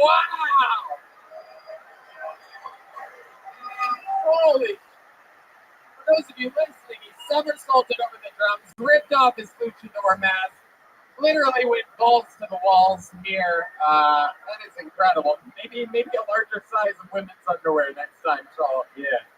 Wow, that was incredible. Who has Ashton Cermak winning that Mexican drum off by a round of applause out there? Ooh, Ashton, I got bad news for you. Who's got Joelberg winning that one? Wow. And still, the reigning, defending Kill Tony drummer Joelberg Jimenez. I am not worthy. But I'll tell you this, Ashton, you had some fun jokes up here, and for a guy that took a 7-8 year long break, fucking great performance. Welcome back. Keep on doing it, man. Keep doing it, man. Bring it out. Ashton Cermak, everybody. He's on Twitter as Ashton Cermak. Hell yeah. That's how you fucking do it right there, huh? I had a ball. Yeah, I saw it. Incredible. How about them hangers, dude? You shaved your balls pretty decently, too. You're welcome. God. As a good lady in the South should. Dude. Taco Bell, I saw your fucking burrito bowl. I saw a couple symptoms. And Let's make it a supreme, dude. you guys having fun out there? All right. I pulled another name out of the bucket. Very good handwriting on this. I appreciate great handwriting. Put your hands together for Jerry Wheeler, everyone. Here we go. Hey.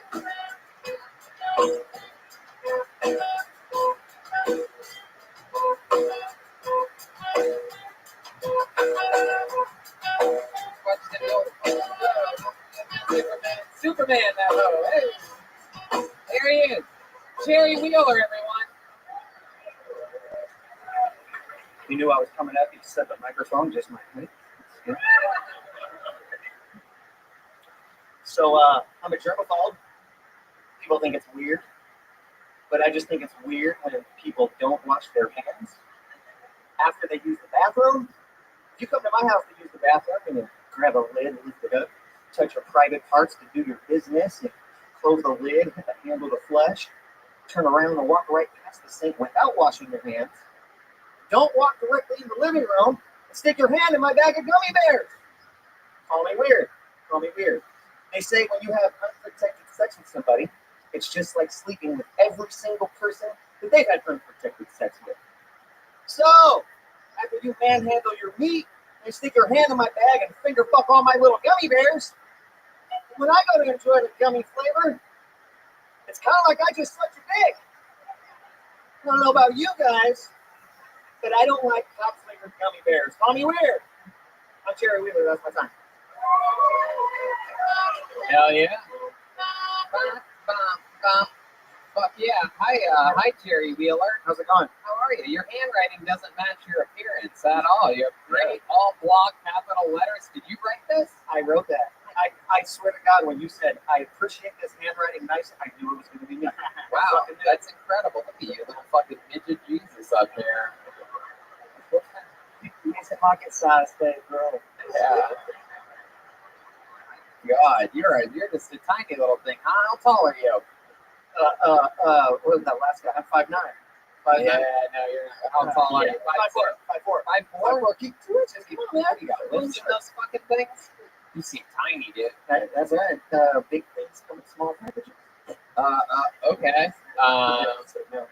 Jerry, let's talk about it. You ever done stand-up before? First time ever. Wow, first time. Is it true that that you have a giant bag of gummy bears?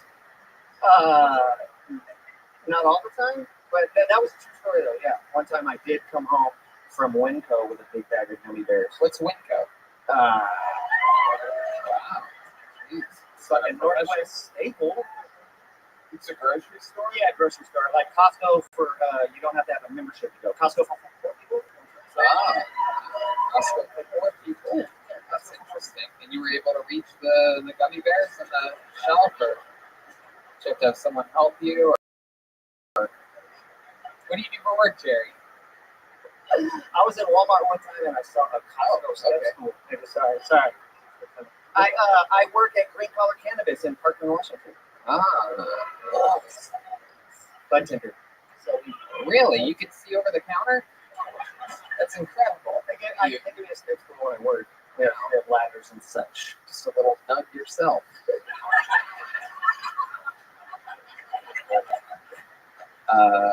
My goodness. So what's your specialty? You sell people directly pot? Sell pot, yeah, sell the weed. It's not like in California where they have jars and you weigh it out and stuff. It comes prepackaged like it's from Winco, and you can pack it at the store. Interesting that you sell pot. You look more like you grow it. Do you do both? No, never. Right. I know about growing, but I never. I mean, it stopped growing years ago.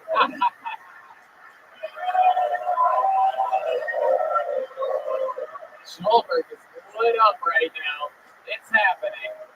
I wish he's coming fresh off Mexican drum off confidence back there. He's chewing his bone. He's eating his women's underwear. Now that's dirty. Right there. Wow, that is incredible. Are you?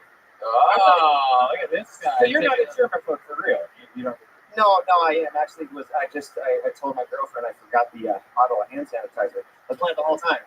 Oh my God. Do you think you're a germaphobe because you're always so close to the floor that I can see how much dirt is around. I can see how much dirt. Yeah, that's the joke I just made. Yeah. Yeah. I was agreeing with you. I love it.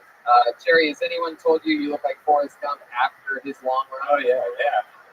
Yes. The only one I haven't heard is pocket-sized Dave Grohl. I've never heard that. That's the only one I haven't heard. Yeah. Have you always had the beard? Are you like covering like a weak chin or something like that? Oh, no, my chin is like my handwriting. I don't know. Nice, strong. Like a girl? No, it's new, but not new. I don't normally do this. I don't know. It came with the job at the Annabelle. Yeah, he looks like Charles Manson. Fancy factory. Hell yeah. Anyway, A bit more on the audio. You guys can use that one at the same time. Jerry, tell us more about you. What do you like to do for fun? I like to entertain people, do videos and stuff. I actually do a weekly. I'm part of a weekly show called Blood Stars every week live on Facebook. Other than that, what do you like to do to enjoy yourself? Making content and doing things like other than things you want to plug. No. That's what I do. Sure, but I mean, to take your mind off of all the work and all the creative stuff, when you want to absorb something, what do you like to do? Like, said there must be something that's physical, perhaps. You look like you won all the disc golf competitions. Am I close to right about that? No, I have terrible hand-eye coordination.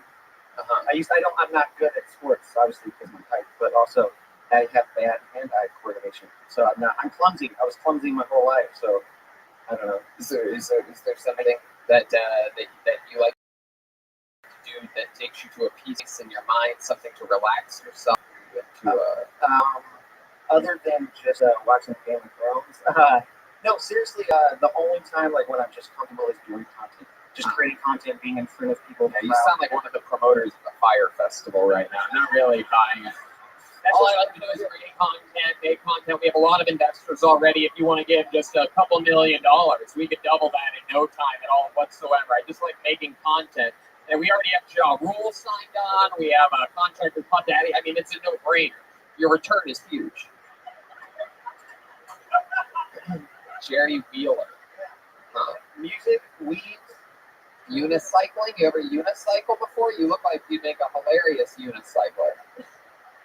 What kind of car do you drive? Bad hand-eye coordination, so no unicycle, suspended license. Yeah, I was gonna say. I was gonna interrupt you. I was gonna say I could only picture you on a bicycle. Am I correct? No, my bicycle got stolen. I work in Parkland. Like a tweaker stole my bicycle. My goodness. But speeding tickets. That's why my license is suspended. How many did you have? 2. Wow, that's crazy because you should be able to control that because you're so close to the gas and brake pedals that you think you'd have more control over it. A tall guy at least maybe like loses focus of his foot or something like that. Like Annabelle, I'm sure a little bit lankier of a lady down there with those giant feet. Like them, I understand, but you got these little fucking little piggy legs over here. You got little fucking like doll feet. 7.5. Really? 7.5. Yeah, I've had bigger menstrual cycles. All right, Jerry. It was fun to have you on. Congratulations on your first time out. Thank you. Keep having fun, buddy. Jerry Wheeler. He just likes making content, people. Tacoma Hip Hop on Instagram. Hip Hop, okay. Very good. Wow, I almost stuck my hand in my drink. Look at that. That was crazy. Jack Daniels to the stage. Yeah. Can somebody make me a Jack Daniels and Alpha Brain, please? I'm kidding. It sounds like a British Stevens joke. Shout out to Seattle for being one of the great places where our old great friend Brody Stevens lived for many years. At a local show, Brody and Tana. That's right, motherfuckers. Pull another name out of the bucket. Put your hands together for Austin Dobbins, everyone. Here we go, Austin Dobbins. Hey, which you step back. Oh, yeah. What that is?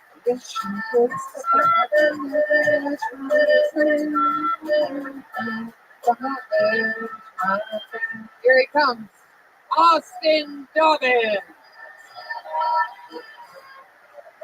Hey, how's it going, everybody? All right, so I just want to start off by saying I had a really interesting kind of upbringing, right? I grew up in a really interesting home. Me, my mom, grandma, and great grandma. So I was raised by 3 old women. I like to joke that I'm like the 4th golden girl, right? But so that's kind of enough family for me, right? I don't need to go out and talk to my extended family. Perfect case in point would be I have an aunt who married a cousin. They were together for a very long time. She likes to ad-lib gospel songs. They had a Prince chimpanzee. I'm not making that shit up. They had a weird family photo. Best part about her though is she's got a weird arm, man. She can't walking her strapped in into like a car going for a ride, you know? And all of her ad-lib gospel songs are like, oh, you know, like the Lord and Savior, love. Like, obviously didn't love you that much. You know what I mean? Like, that people got fucked up arm and shit. So I mean, I'm hoping to be able to come back because I'm kind of at the end of what I had. Bada bing, bada boom. There we go, guys. Thanks so much. Hell yeah. Austin Dobbins. So, there was a lot of other information there But I think the meat and potatoes was you have an aunt that believes in God, and she's got a wonky arm. Super wonky arm. That's the main frame of that joke, right? Yeah. Also, So- I think I just think it's interesting that they had marrying cousins. That's kind of weird. It's pretty Game of Right. Thrones. It's pretty on point for Yeah. the day. Yeah. And then the two hens can be how often you have one of those, right? Okay. Awesome. I just don't see the problem. Of course you know, right? So Austin, do you know what's wrong with her arm? And something happened to her? This is your aunt. So it's my great grandma's sister. So I guess great. So it's in your genes. You could have a kid with a crazy arm. Well, I don't know. Maybe it's like onset, like late onset, right? Like you're I'm gonna wake up one day and be like, Is that what her arm does? It's like that. Well, It's like it varies, bro. It's like she gets kind of worked up. I mean, like the hand's always kind of like whoa, look at that. Like a hand puppet, like a Raptor or something. This is exactly what I saw hanging out of Joelberg's underwear earlier. Something just like that. Yeah, I don't exactly know. I think she was pretty normal as a child, and then at some point I think there was maybe an accident. Who knows? Yeah. So you think there was an accident? All right. So Austin, let's talk about more. Enough about your aunt and her wonky arm. How long you been doing stand-up? First time. Wow. There you go. Give him a hand. While you're at it, give his aunt a hand too, the one that operates properly. So, Austin, first time ever. How old are you? 26. 26. So you don't look a day over Walter White. What have you been doing with your life up until this point? For a while I was doing some like whitewater raft guiding. I was doing some like backpack trip guiding. So very on point, very on brand for the Northwest. Wow, that's all the answers I thought the last guy was going to give me. I had higher expectations for you, but Currently I travel around Canada and the U.S. training people in a software program. I was just in a layover in Vancouver last night. I kind of wish my plane got delayed or like canceled so I could come and see you guys in Vancouver. yeah, that would be cool. But this is where you live. This is your headquarters, Seattle, Washington. You're like 15 hours a week. Yeah, 15 hours a week. Born and raised. It's Tacoma, yeah. Look at that! Look at that little patch of Billy goats we have here. Hey, I'll take it. Oh yeah. Any sport I can do. So whitewater rafting guy. Yeah, that's an interesting job, huh? Yeah, it was fun. Came really late on the season and didn't get actual trips. What level river were you working at? Level 3 up in Leavenworth, Washington, the Wenatchee. Level 3's are fun. Nice and chill, enjoy yourself. How long is that ride? How long is that ride from start to end on an average time? Depending on what you put in, I mean, an hour and a half. Is there like one major rapid that's extra hard? Is there a place where they would often spill over? My favorite one, you're coming through, I'm blanking on the name of the exact. It doesn't matter the name of it. That's right. Was there an area on the Leavenworth River where people flip a lot? So you would flip a lot? On purpose, yeah. It's fun to toss the people up. Right. You got to go grab them. Did you ever have any accidents happen? No. Never, not once. No. I mean, people get hit in the head with like a paddle or something, but right? It don't matter. Yeah, you got a helmet on. You're good. You ever take your aunt whitewater rafting? I think she'd be good at it with the whole fucking. Yeah. You have to You could put her on the right side of that boat, just fucking. You're killing it. Keep going, man. But you have to keep switching your sides. Yeah. On the surface. like a Finding Nemo situation. Yeah. So Austin, now you travel doing the software stuff. You travel. You said 15 hours a week basically. You're in town. So I mean, you go to like a different city every day. What's the travel schedule like? So fly out on Sunday, so I can be there for Monday, Tuesday, like a training. The 2-day trainings, and Wednesday's generally a travel day. And then Thursday, Friday, and then I come home Saturday so that I can leave again Sunday. You have a girlfriend or a wife or something? Hell no. That's exactly why I took this route. You ever hook up with chicks when you're on the road? No, I'm not the most smooth with the ladies. Do you ever go out at night when you're in these other cities? Yeah, my biggest hobby now is just smoke some weed, get a little drunk, and I'm just gonna go walk around. Do you travel with pot on you, like when you travel domestically? Yeah, domestically. In Canada? Or when I'm in Canada, I just don't go across borders. Fly when I'm there, and I can fly wherever I want with it. Right. And Vancouver Airport, I was smoking there yesterday. Yeah. Just out front. All right. Yeah. Right. So they have designated areas, so it's Wow. What else? What do you like to do? What can you say is one of your favorite things about Seattle? You were born here, you were raised here. What do you love about this city? I really like walking around and just kind of like getting into conversations with the homeless people. They're very What? they're very like a collective group. If you get some good ones, you can have some like good, long, very interesting. So what, you just Sit through the bullshit, but like it's kind of fun. so on a nice Friday night, you just like to go over to White Center and just fucking chat it up? I don't know why I said it. I don't know. That's it. What he just said. What he just said was either the nicest thing I've ever heard or the loneliest thing. That's what you do for fun is talk to homeless. What's an example of a? I mean, I don't spend too much time up here. Can you give us an example of a time that talking to a homeless person paid off, or like that you learned something? Yeah, I was running around kind of down by like the Safeco field and all that, right? And I was taking some pictures and whatever. And this guy came up and was like, "Hey man, you let me use the camera? I'll take your picture for $1." And I was like, "You can just have $1 because I don't really feel like giving you my camera, so you can run away with it." Here's $1, man. I really appreciate the offer. And he was like, "Hey, my name's Alaska, man." And I was like, "Oh, that's cool." His name's Alaska. That's what he said. Yeah, My God. pretty interesting. And Were you like, my name's Austin? We're both from shitty places. I don't know. We're both named after shitty. I fucked that up. yeah, that's all good. But yeah, and then he just told me about going to like a KKK meeting. I should add that he is a black guy, and he said that he like went over to the meeting, they had a big potluck, they let him in, and I was like, I don't know what to believe for you, Alaska. They had a big potluck. How long ago did he eat the food that they served him at the potluck or a KKK meeting? I don't know if I can say. Again, this was probably years ago. I was probably like 16. Oh wow, it's been a long He's had a time. license, coming up here, just kind of walking around, and he started talking to me, so I started talking back. And then he peed on me. I talked for like an hour and a half. Goodness, an hour and a half. Fuck yeah. Jesus, that sucks. I feel bad. Honestly, I feel bad for that homeless guy. I know. He's probably like looking at his fake watch, like, I'm already 8 minutes in and I can't find anything interesting about you, Austin. I mean, poor homeless guy, probably with his much more malnutrition brain than mine, you know what I mean? Is really struggling to find out what, he's probably ate some cat food that day trying to figure out. But I love it. Wow. What's the coolest thing about you, Austin, before I let you go? What would you say?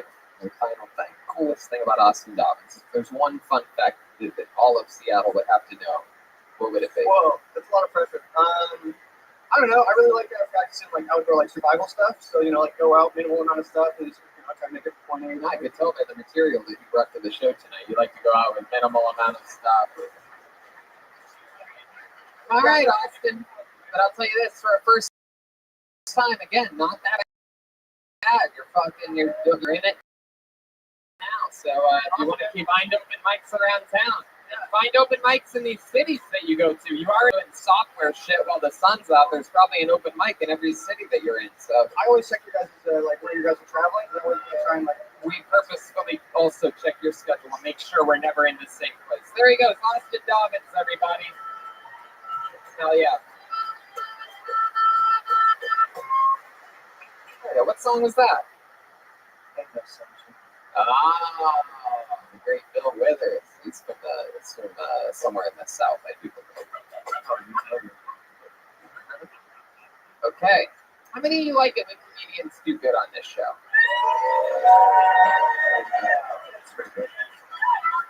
How many of you like it when comedians do bad on this show?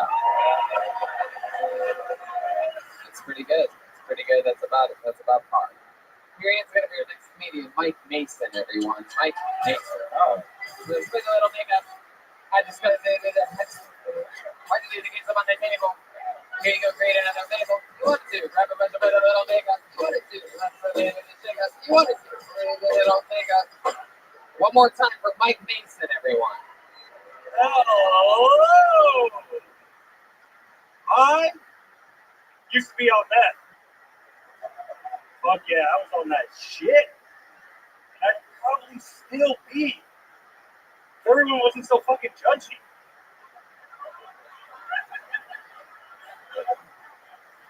Now, I haven't smoked a rock or touched a needle in almost 10 years.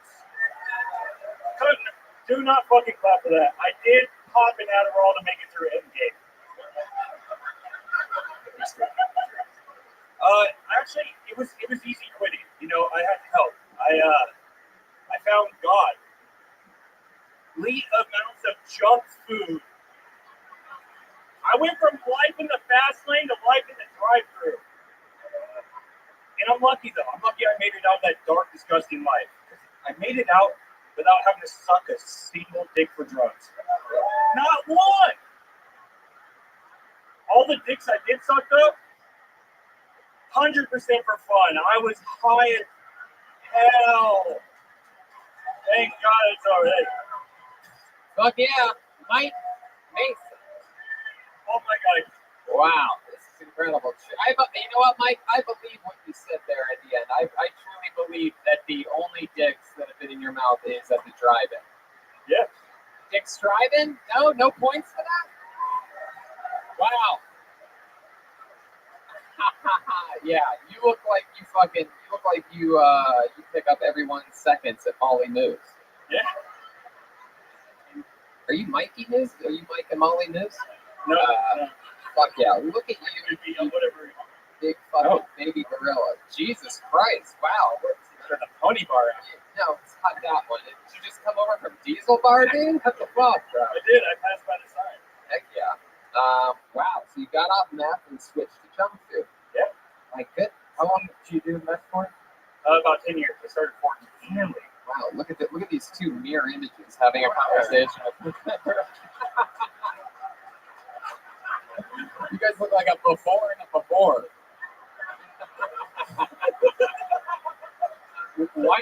What attracted you to meth though? I mean, what did it make you feel? How did I was this skater kid, and all the older kids were doing it. So you used to what, skateboard? Yeah. Oh my God, have you tried skateboarding since it was fucking up your center of gravity? You fucking do cardio? Oh God.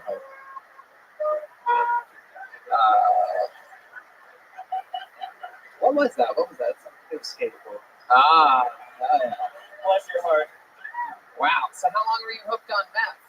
For about 10 years. Yes. What was your way of consuming it? Were you doing everything? Were you I started off smoking it, and then we went to the needle. Oh, needle. You didn't even go to like Needle snorting. for like 2 years, and then I was like, fuck that. needle for 2 years just shooting up, man? Were you one of those crazy guys that just like walked the streets and started screaming at people and like mixing their things? It was close. Really? That was like I was getting out of Hell there. yeah, dude. You went from Breaking Bad to Baking Bad. You went from Walter White to Walter White Cake. All right, fuck it. Who gives a fuck? From junkie to junk food. Yeah, you went from fucking That's a joke. Stinky to the Twinkie. Anyway, so Mike, what else have you been doing to distract yourself from doing meth? I mostly just play video games. I'm married. How long have you been married for? 4 years. 4 years. How long have you been off meth? 10 years. Oh wow, so wow, it was a long time ago. Do you ever miss it? Do you ever feel like, oh, I might accidentally do it again? No, I actually have nightmares that I'm on it. Like I'm so terrified of it. Yeah. You're scared. What terrified in the way do you Of like I'm relapsing. I'm fucking up everything I've built on. Right. What do you do for work? I work at a soap making supply company. We pretty much just sell all the products that make soap. You make soap? No, I don't make soap. I just sell the shit that makes it. You sell it. You sell the shit that I makes it. portion it out and I put it in a box and send it on. You look like you're not good at portion anything.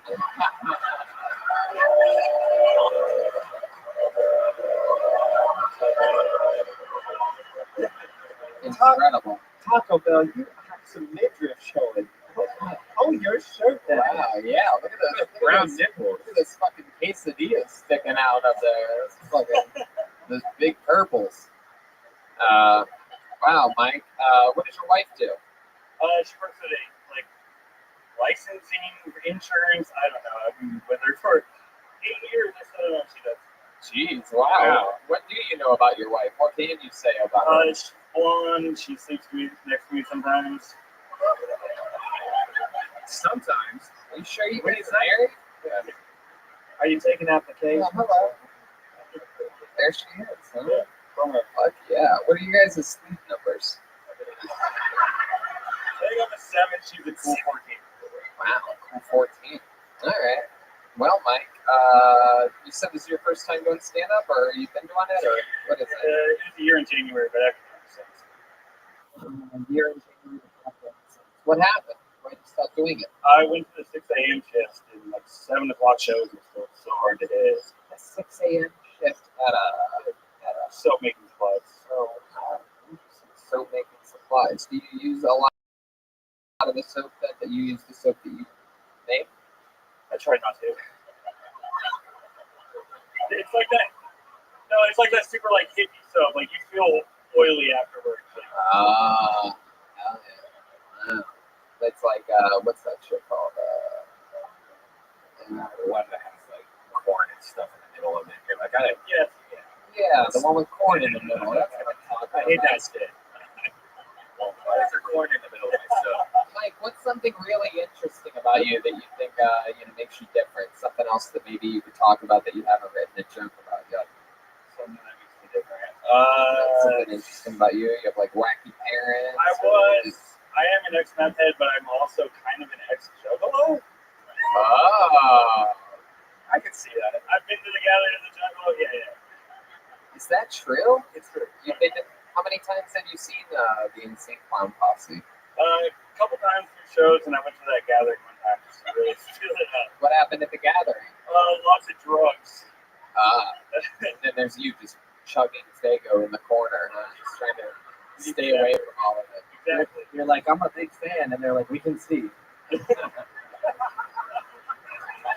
you have any of the Insane Clown Pizza when you were there?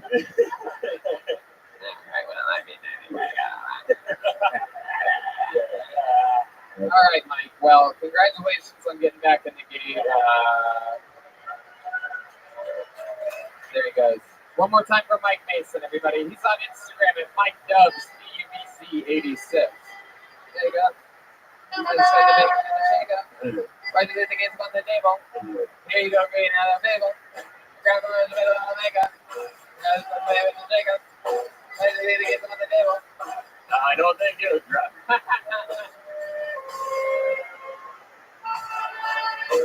Self-righteous in the sun.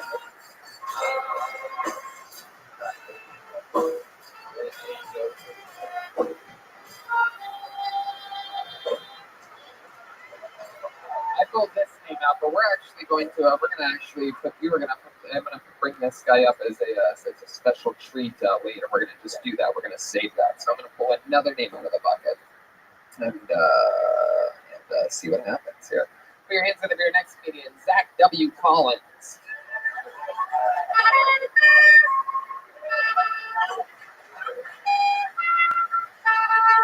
What song is that?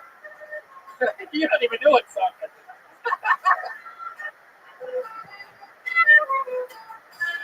Guys, give it one more time. How you doing? So, a few years ago, I broke neck. Had a really bad fall. I woke up in the hospital. I was a little goofy, and the nurse told me that I had a cervical fracture. I told her that was impossible because I was a boy, and she insisted it was true. So, I know we're in Seattle. You guys like pot? Weed? It's been legal for a while now. I call it the devil's lettuce. I can't handle that shit. Last time I smoked weed, I got like super paranoid. I got really peer pressured into it. I got really paranoid. I got like super self-conscious. I thought I was laughing like a donkey every time, you know. And I couldn't look nobody in the face. Like the whole rest of the night, I could barely look the heroin dealer in the face. It was awful.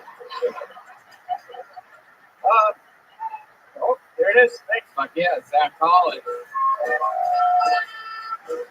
Heck yeah. How are you, buddy? I'm trying to stand still. Okay, very good. You're doing good so far. Did you really break your neck? Yes. How'd you break your neck? In jail. Wow. All right. Looks like we have a fucking decent interview ahead of us for a change. Let's fucking get to talking. All I had to do was pee real quick and change the momentum of these interviews. That strong of a blowjob? Like, what happened?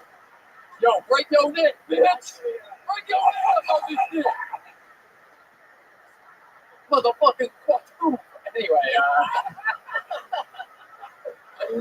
oh, Easter eggs. Anyway, Back W call in. So you broke your neck in jail. Let's talk about first off before we get to the neck break. How did you get to jail? What were you doing? I was caught selling drugs. Ooh, what kind of drugs? I know it was a weight loss medicine. No, Yeah. it was heroin. Wow, heroin. Oh goodness. You used to do heroin also? Did you do heroin also? Did. Yeah. My goodness. And now you're off. I am. How long have you been? Coming up on 5 years. Wow. How about that? 5 years off heroin. That's incredible. And much like the last guy, now you just use your spoons for ice cream. I do. That's great. I put down the spoon and picked up the fork. There you go. Hey, I like that. Very good. So you're in jail for selling drugs. How long were you in jail for? About 90 days. Oh, 90 days. Okay, I was scared for a second. I thought you did 9 years the way you started that. So 90 days. How do you break your neck in jail? You have 90 days to just survive. But I fell off the top one. you fell off the top. That's it's like butt fucking. That is like the most childish.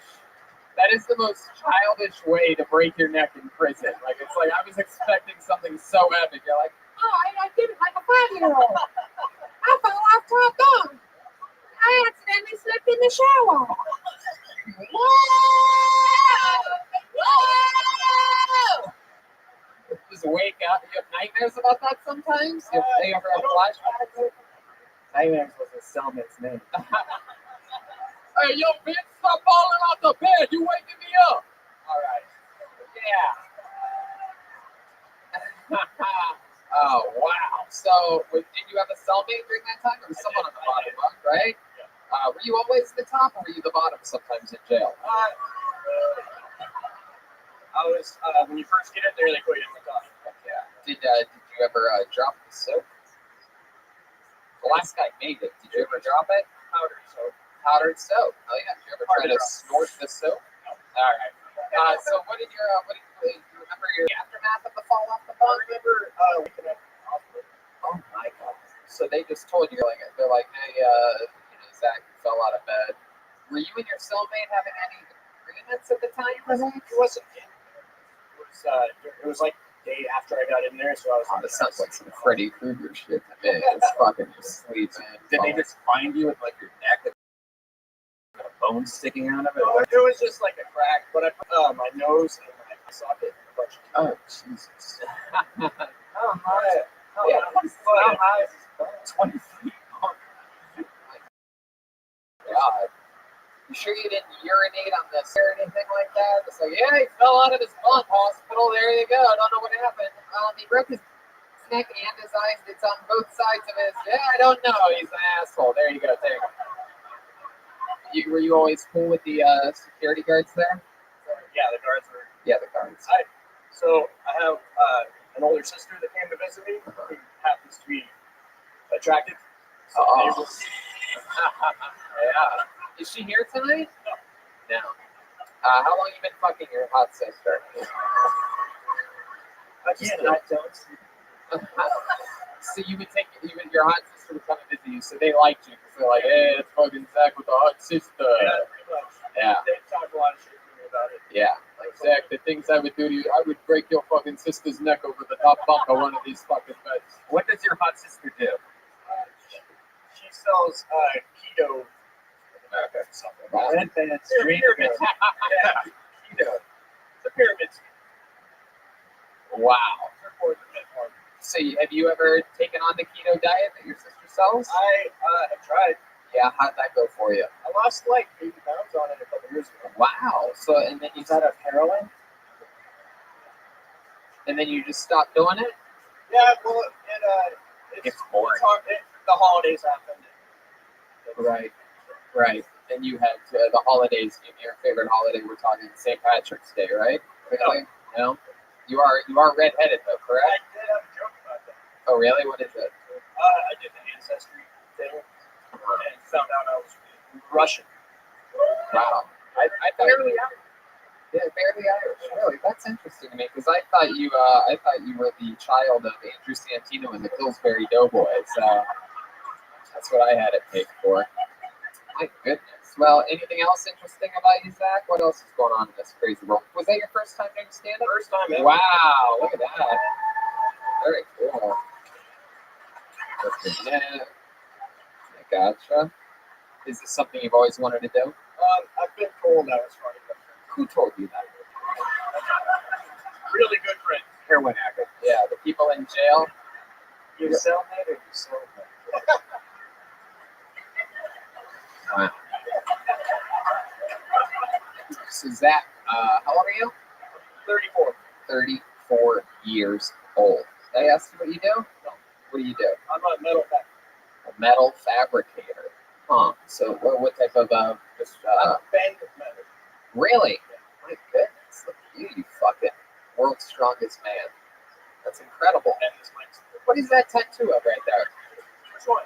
You have a lot of. What's the human being one? What's that one? That's Casey Jones from Teenage Mutant Ninja Turtles. oh my god. The other guy had the turtle pants on. Now, he said he could bend that No. We can have some venue. That looks like about $20, $30 mic. No, come on. Sorry about I'm that. willing to put my money on the line to see him break that mic stand. Come on. The thing's gonna break right down the middle. There's a joint in it. I could probably bend that microphone. So he's saying in the middle of that. You really think? take donations for the mic. Stop. We need a mic. We're not gonna break the venues. Right. We're not gonna break it. We're gonna bend. So do you think you're going to do comedy again? Like, is this something that you actually want to do, or you just do it? I'm really busy a lot, so it's kind of like the last guy said, 6 a.m. comes early. Yeah. I know there's no mics in Tacoma, down by where I live. Yeah, there's a great comedy club. Tacoma Comedy Club. And a shitty guitar set. Also. Yeah, that's true. The Guitar Center fucked us up last night. Yeah, fuck that. Well, Zach, You have a guitar center hangover. I love it. So Zach, you had fun tonight. You went up. You did stand up for the first time ever. There you go. You popped your cherry. There he is, Zach W. Collins. He's on Twitter at Zachary W. Collins 1, all one word. Fucking Seattle, Washington. So far, it's just it seems to be a lot of fat guys with beards and backwards hats. It seems to be almost the entire city is given up. Tony, can I give a shout out to Bhagwan from Wild Wild Countries right here in second row if you would like to stand up? Oh, wow, that's incredible. Hello, Bhagwan. How are you? He's here, Wild Wild Country. Heck yeah, stand up, take a bow, say hi to these people. Fuck yeah, there he is. Holy shit, look at you. Did you sign up tonight? No, just a fan of the show? Fuck yeah, I like your style, dude. Put your hands together for your next comedian, Jeffrey Hennings, everyone. Jeffrey Hennings. Where's Jeffrey at? Comment? Is that Jeffrey there? Oh, there he goes. All right. Somebody just took his string.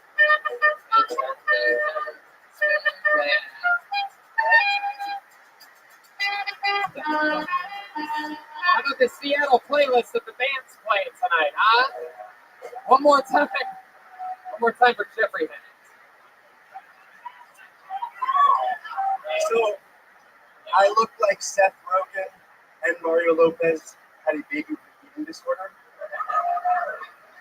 I had a less than ideal childhood.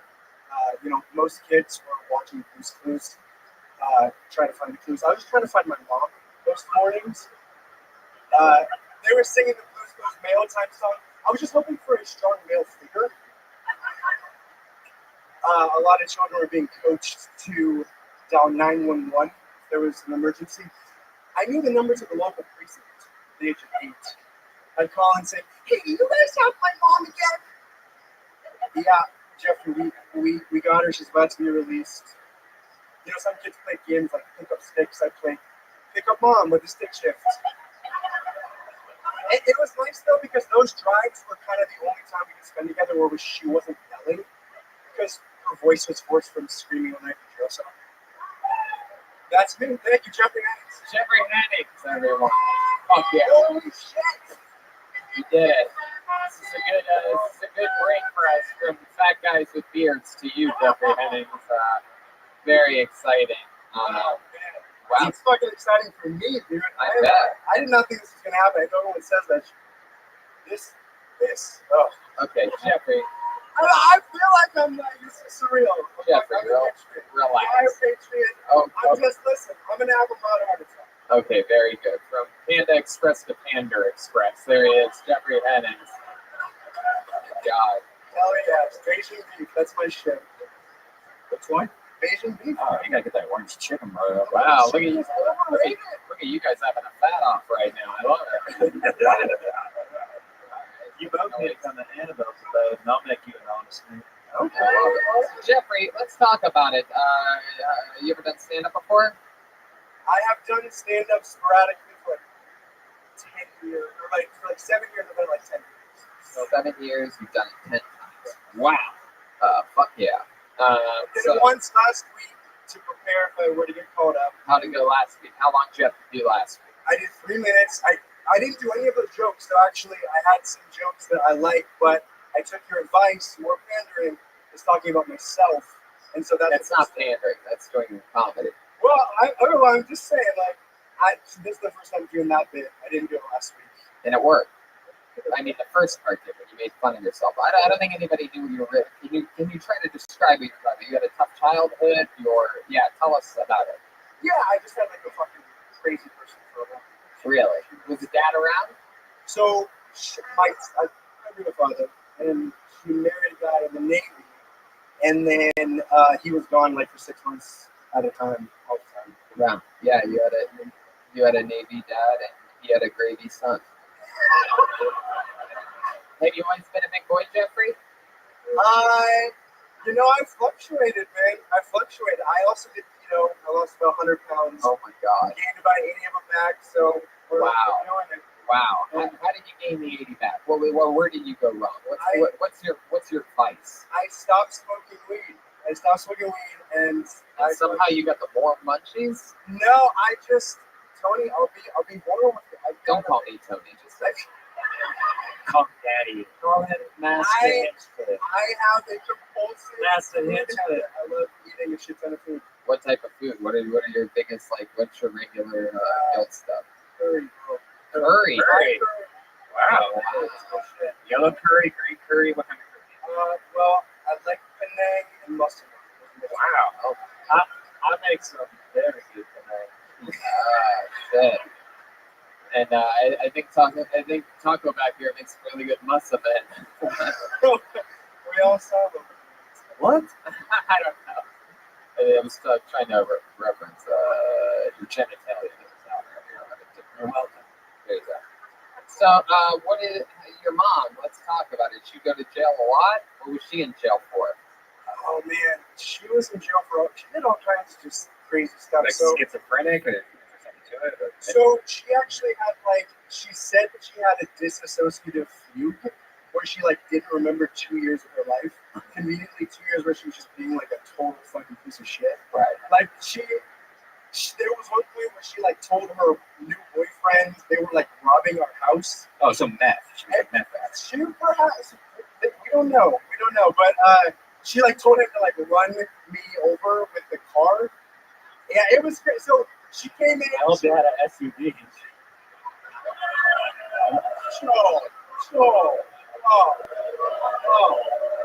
Let him talk. I'm sorry. SUV. So it looks like he got run over by an ice cream truck. This fucking guy. All-terrain vehicle. This show is the king of fat jokes. I swear to God. Every second. She was in our house taking our shit, and then I called 911, and I was like, "My mom's here. She's not supposed to be here. She's taking all our stuff. What do I do?" And then she's in the background. She's like, "Jeffrey, get off me! Ow, you're hurting me! Get off of me!" Just crazy shit, pretending to that I'm assaulting her. Right. She did she wrote a bunch of crazy checks. She put her hair down and wrote these checks with a different signature and bought thousands of dollars worth of stuff. And then I was like, "Mom," I was 16. I was like, "Mom, are you sure we should be doing this?" And she's like, "Jeffrey, quit being a baby. I've done this before." Wow. How about now? What is she up to now? She died of cancer. Yeah, straight up. Wow. 4 years ago. She lived hard. 4 years. Thank you. That's right. That's right. Goodness. Burned out quick. Let's check in with Annabelle over there. After hearing your story, I can just say that I hope you know that your mother loved you. She did the best she could. Wow, look at that. Little words of wisdom from Annabelle, everybody, with her foot hanging. All right. So tell us more about you, Jeffrey. What's some fun things about you? What's some positive stuff? What are you into? What are your hobbies or anything? Any fun facts about you we need to know? I play in a band, two-piece. Oh yeah. Yeah, you and a drummer. What do you do in the band? Musical theater. I sing, Okay. play guitar, and we do a little bit of, Can you give us a little example of what your singing sounds like? Can you just go right into it, sing us a little something? Belt it out for us so we can hear you nice and clear, Jeffrey. And I can hardly fake it. So frustrating. Never tried, never failed. Stay still, grow old, corrupt ambition. Should I come? There's conditions. Think there's all stop. One more shot. Wow. Yeah. Let's check in with. Laughing is usually not a good sign, but There you go. Let's check in with Annabelle over there. Shut the fuck up, Jeffrey. Annabelle. Yeah, I was just curious if you did the vocals for the '90s commercial Crossfire. don't get caught in the crossfire. Listen, I've had a few. I don't drink very much. The lights. You've had a few. What did you drink? I drank a couple ciders and a tequila pineapple. But this is my first time drinking in like a while. I took like a year and a half. Man, you really do have that Seth Rogen. Dog, everybody tells me It's that mouth. Yeah. You have something with your eye. I noticed you twitch your eye, your left eye. I a lot. do that. Yeah. In fact, I reported last week and I twitched my eye. Yeah, I twitched my eye. Do you know what it's from? It's just like a tick. I don't know. I just like, it just happens. Wow. It's from having a fucked up life, Jeffrey. That's what that is. That's all that is. That's your mom's fault. Now, can you It's your dead mother's fault. can you control the tick? I can actually look at it. So it's like, Oh my God, Jesus. Oh, creepy. Oh my God, what are you, the three-eyed raven? And I can actually do that too. Wow, there you go. I've Anything, been doing that all night. anything you can do, she can do better. Really. Yeah. All right, Jeffrey. Well, congratulations on getting up here. You're a big, adorable baby. Go over to get back over to the diesel bar and go have some fun. There goes Jeffrey Hennings, everybody.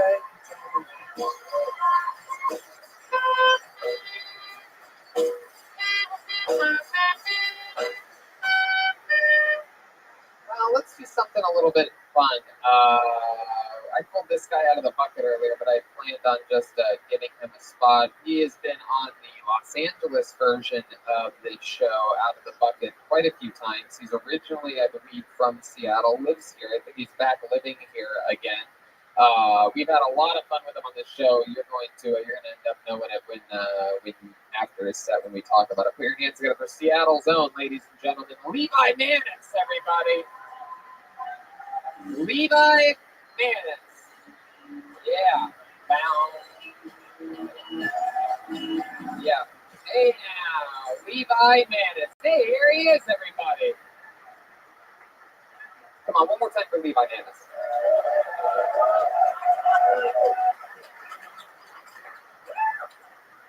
I went to Walmart.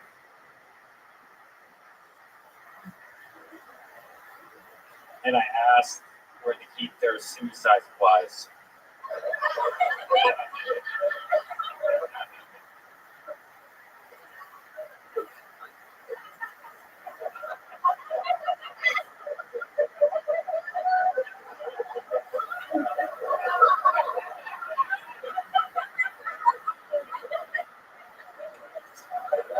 And then they handed me an application.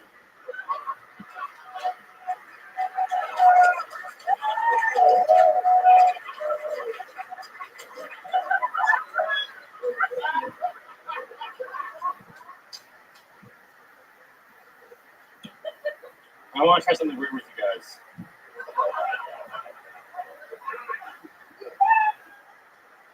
Real quick, I need your help.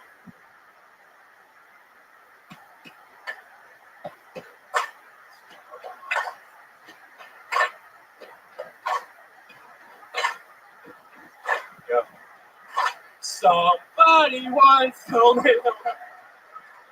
Wow, there you go, Levi Manning. Now, Levi, you became popular on the Los Angeles version of Kill Tony. People love your rock star style delivery and commitment to your physical demeanor. Everyone knows, you might recognize him as the Crypt Keeper's grandson. Everyone. So, Levi, you are a legend on this show because, first of all, great set. One more time for Levi, man.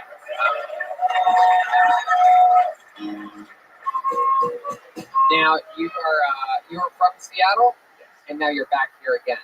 Yeah, here for the summer. Kids can go to New York for the fall. Oh, very cool. Awesome. Now, you might recognize Levi from Kill Tony in Los Angeles as the guy that was a virgin who had his first kiss ever on the main stage. The great Jen Murphy came up and gave him a big wet smooch. We all watched it. That poor Jen Murphy. One of the highlights of your life. By the way, he looks like the end of Grand Theft Auto Trevor, the very last scenes of the video game. It's the full evolution here. And you are one of the more famous virgins in the history of the show. However, I heard from a little birdie that I lost my virginity last week. Wow!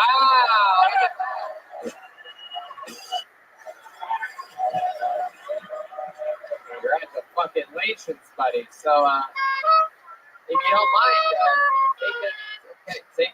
take us through it, Levi. So, what happened? How did this happen? I don't know, a friend of mine was talking to her friend about how weird I am. A friend of yours was talking to her friend about how weird you are. Go ahead.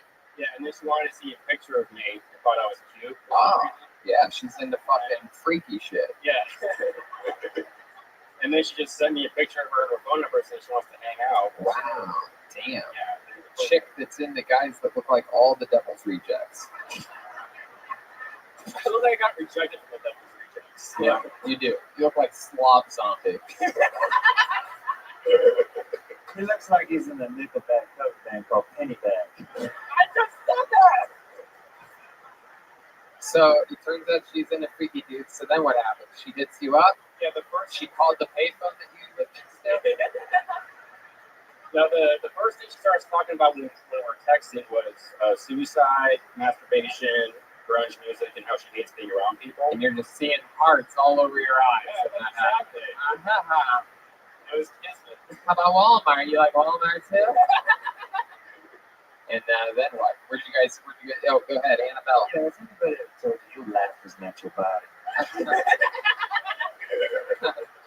Has anyone ever told you your body doesn't match your body? So Levi, she hits you up, and then what happens? We meet up a few days later at the Commons down the street. And The Commons a bar? Yeah. What'd you guys see? You had a couple Pabst Blue Ribbons? Yeah, we have some reindeers. And, What did she look like? She looked like you. I feel like she looks exactly like you. She looks like a past stinger. she's way out of my league. She's way out of your league. Like they describe her, like white girl, or Yeah, she's white, redheaded, about this tall. She's got nice curves. wow, damn, look at you. So you go to Comet, and then what happens? We hit it off, and then she tells me she just adopted this dog recently and wants me to go to her apartment and visit her dog. Yeah, everyone wants their dog to meet Wolfman. You guys are closely related. See, what kind of dog is it? Or was it her pussy? You know what I'm saying? I love it. Go ahead. What kind of dog was it? It was like a little small mixed dog. Heck yeah, you were about to show her your wiener, right? I was fucking nervous as shit. Is it just me or I just don't like anything mixed? Wow. So she showed you her little dog, and then what happens? You're standing there playing it cool, nibbling on some of the dog food, just playing it cool, and hanging out. No, so like the dog was in the kennel, and then she was wearing a little black dress, and when she went to bent over, she wasn't wearing any of it. Oh! Shaved or did she have a little orphan Annie down there? She was a little bit of an orphan, yeah. Yeah, her carpet matches your drapes. Wow, so she bent over, there was nothing there, and then what? You came in your pants, that's it. You're not a virgin anymore. Popped your cherry. Yeah, a little bit. So she bends over, and then what? The dog comes out, and we're on the floor. Just Is that what you call your dick? Do you have a red rocket as well?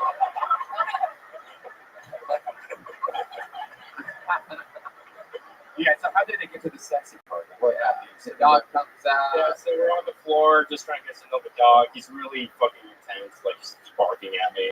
Wow. Yeah, I wonder why. They can sense evil. But they And boners and fear and everything that was probably going on. with the fear boner.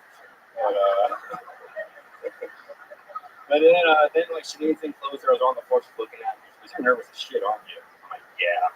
And then she just starts making out with you. Yeah, exactly. She took control and basically raped you. Am I right? I mean, it was consensual. Of course it was consensual. Yes. I would love if it came out right here, right now on the podcast, and then she raped me. Did it go right into sex? And like, how long did you last? So, yeah, keep taking us through. Let's just take it right through the story. We moved to the bed. We're sitting like on the side of it, and we start making out a bit. And then she takes my hand, like puts it in her business. She took your hand and put it in her vagina. The whole hand.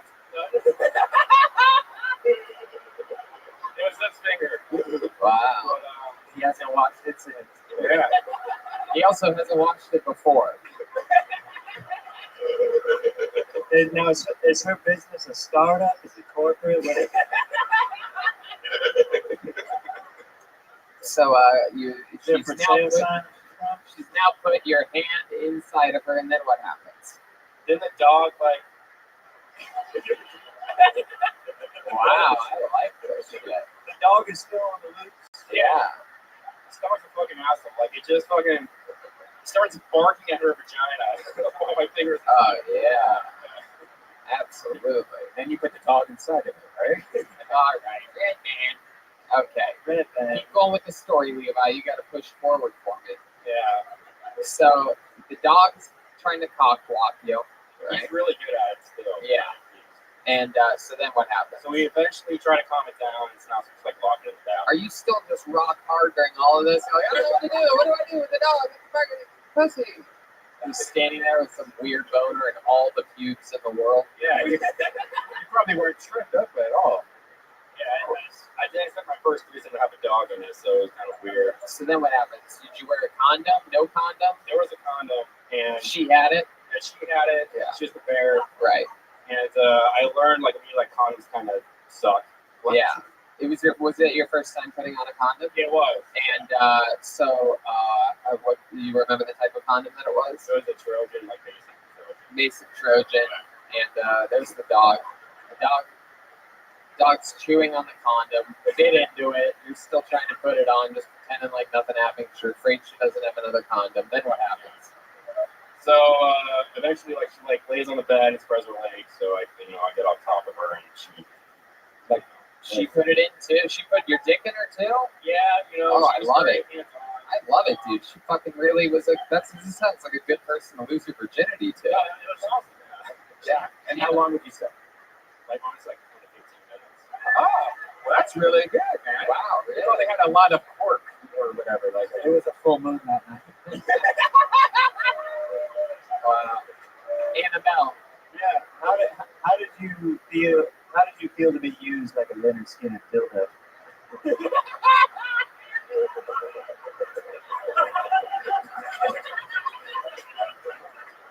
Did you feel as free as a bird now? a little bit, yeah. Good. 10, 15 minutes. It's very impressive. And then what? You finish inside the condom inside of her and you pull it out and come on your own beard. No, so her because they like while we're getting drinks, it's one of like my favorite thing in the world was like the Smash Mouth joke I just did. And then she asked me afterwards saying, "Hey, was that better than the Smash Mouth joke?" Oh, wow. And you're like, I didn't really have an answer. yeah, the answer is no. You enjoy the Smash Mouth joke better than coming inside of a condom. A little bit. All right, Levi. Well, When you came, were you looking like in a mirror above the bed and like?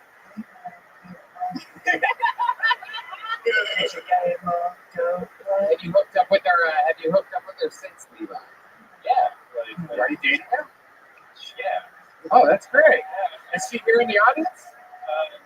Oh, so you've been hooking up since then? Right, you've been hooking up since then. Wow. How we All right, did it. very good, Very Jerry. karaoke No, set. stop. So annoying. Wow, let's have 3 sing-alongs in a fucking episode. Coffee. So Levi, everything else has been good? You're hanging out, going spots in Seattle? You're comfortable, cozy? Yeah, man. I love it here. Well, we're happy that we were able to get you up here tonight. The great, powerful Levi Manis, everybody. He's on Twitter at Levi Manis, Manis. What do you guys think? Go back to the bucket one more time, huh?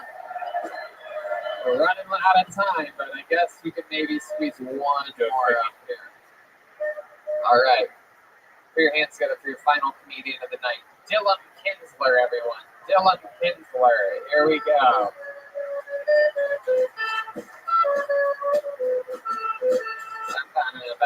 Hey, hey, hey, and used to you.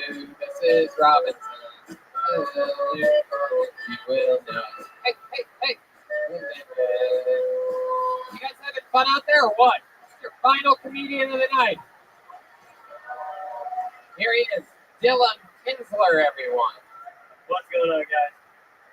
So, 2 reasons I don't like going to the gym anymore. Well, also having the pain the next day, but one day going to the gym, get this rash on my neck, go to the doctor's. Doctor says, Dylan, you're gonna freak out. Don't freak out. You got herpes.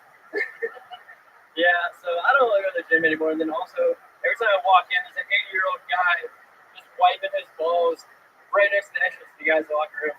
I was like, that guy's not even in shape. He's just here wiping his balls in front of all of us. Every time I come in here, it's just like, there's an old guy just gets off wiping his balls in front of me. And I think I'm going to turn into that guy, just to fuck with people.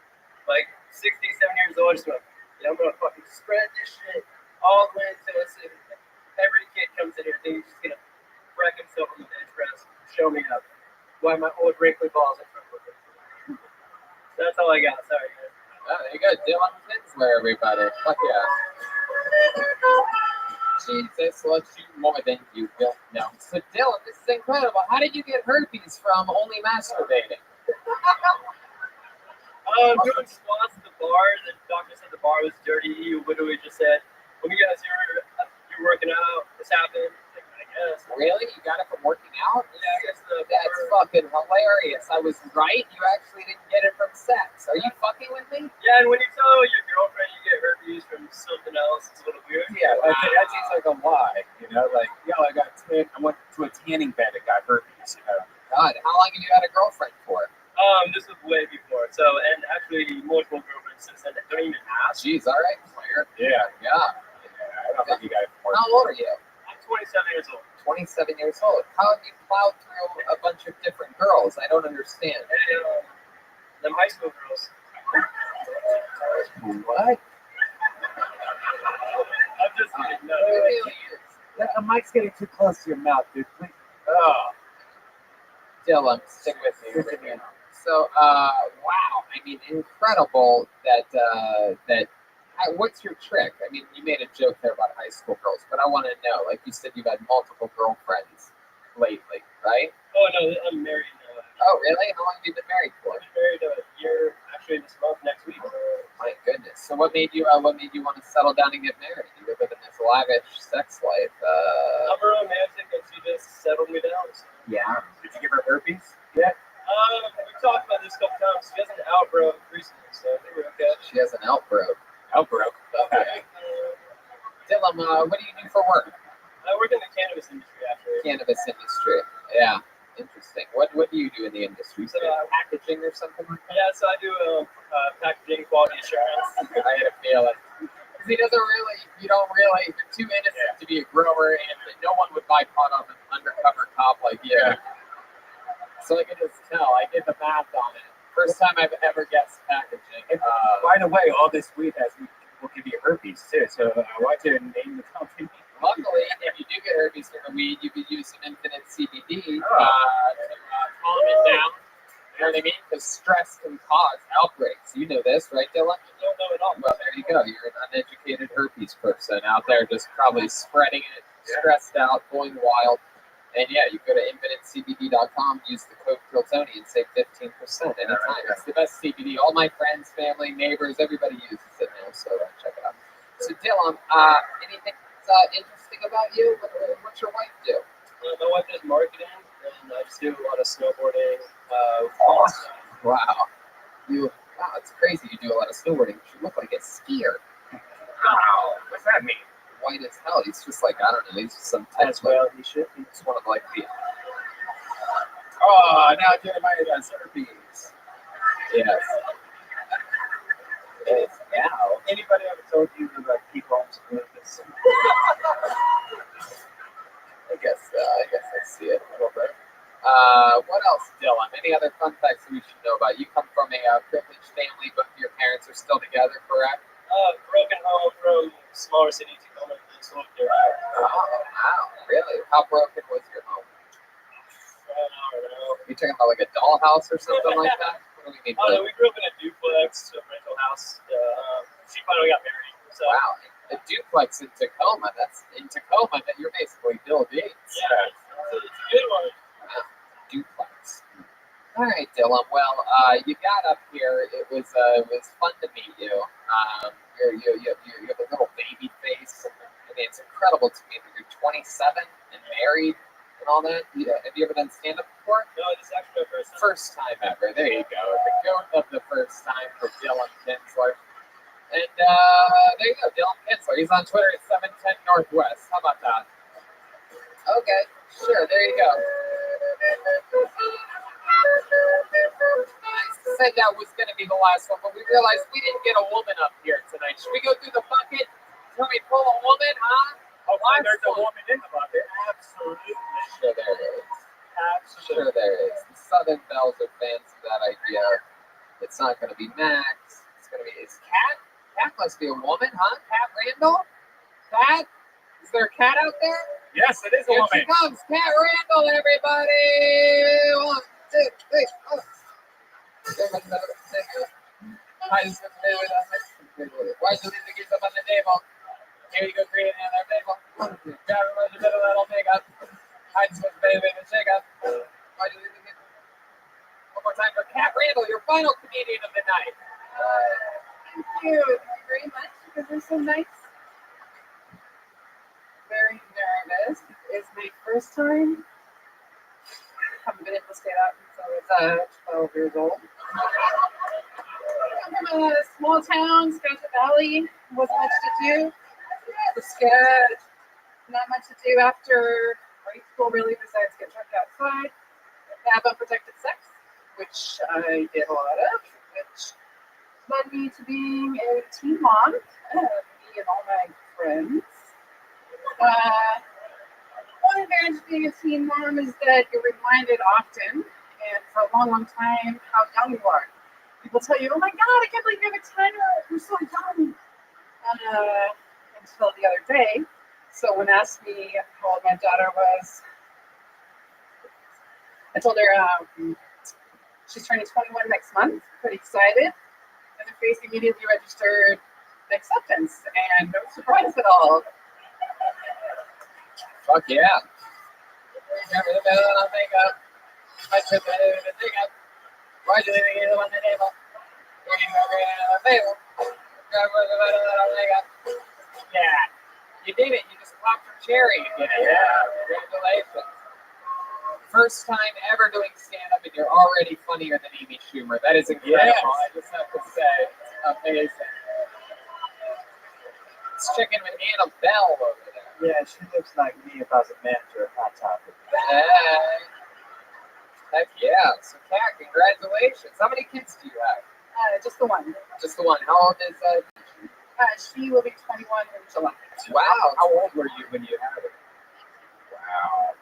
That's incredible. That's so fun. You must be proud. What is she up to? She's a 21-year-old. It's a crazy age, right? It is. Yeah, but she's actually doing all right. She works with kids, works for like this after-school program through the Seattle School District. Oh, that's great. Is she single? No, she just got a new boyfriend. New boyfriend. Bad man, she's not Asian. Did you get your tubes tied right after it? Like, were you like, fuck this, I'm 18, I'm never doing this again? Did I just wing it for a while? Got lucky? One of my favorite questions in the history of the show. Did you get your tubes tied after that? Well, I mean, because she was so young, you know, after that has to be traumatic as an 18-year-old. God, that's hard as fuck. Yeah, it's the hardest message. No, I wouldn't. You have a cool Daryl Hannah vibe going on. It's a good thing. Yeah, Daryl Hannah, a badass. A little iPad for you. Yeah. So tell us, what else have you been up to? How'd you support a baby at 18? What did you do? Restaurants. So yeah, waiting tables. Yeah. Cooks. I did tutorial stuff. Yeah. Where'd you keep the kid when you were making money? How does that work? My mind's always blown at amazing how I think the most wonderful thing in this world is obvious. I think we all do is fucking single moms grinding and doing whatever it takes to give their kid a fucking. I mean, we saw from a lot of the comedians you saw here tonight. You see what it's like when they don't have a mother in their lives, right? It's how they end up. So, like, who watches the kids? Fucking Barney and Power Rangers and shit. I mean, with restaurants, you know, you work nights, so she's in school, and then you have a friend. Like I said, all my friends had kids too, so Right. you know, like flip flop. I love it. Where were you? What were some of the restaurants you worked at? Would we recognize any of them? Denny's. I feel like I'm getting a little bit of a Denny's vibe from you. Am I right? Wow! Look at that. No, I worked at Cafe Minis, which is long closed. It's thinking like old school Seattle Cafe Minis, 24-hour joint. How about Steve's Diner in Fremont? It's fans. These people love food. Mostly like mom and pop. Right. How about now? What do you do now? Now I am a dog walker. I have a little business of my own. Nice. Oh, very fucking cool. Maybe Levi could get you up so you could walk the cock-blocking dog and stop him from having sex all the time. For only 12 minutes at a time. I love it. Well, that's so fucking cool. Anything else on, like, this is your first time doing this? Is this something that you've always been interested in doing?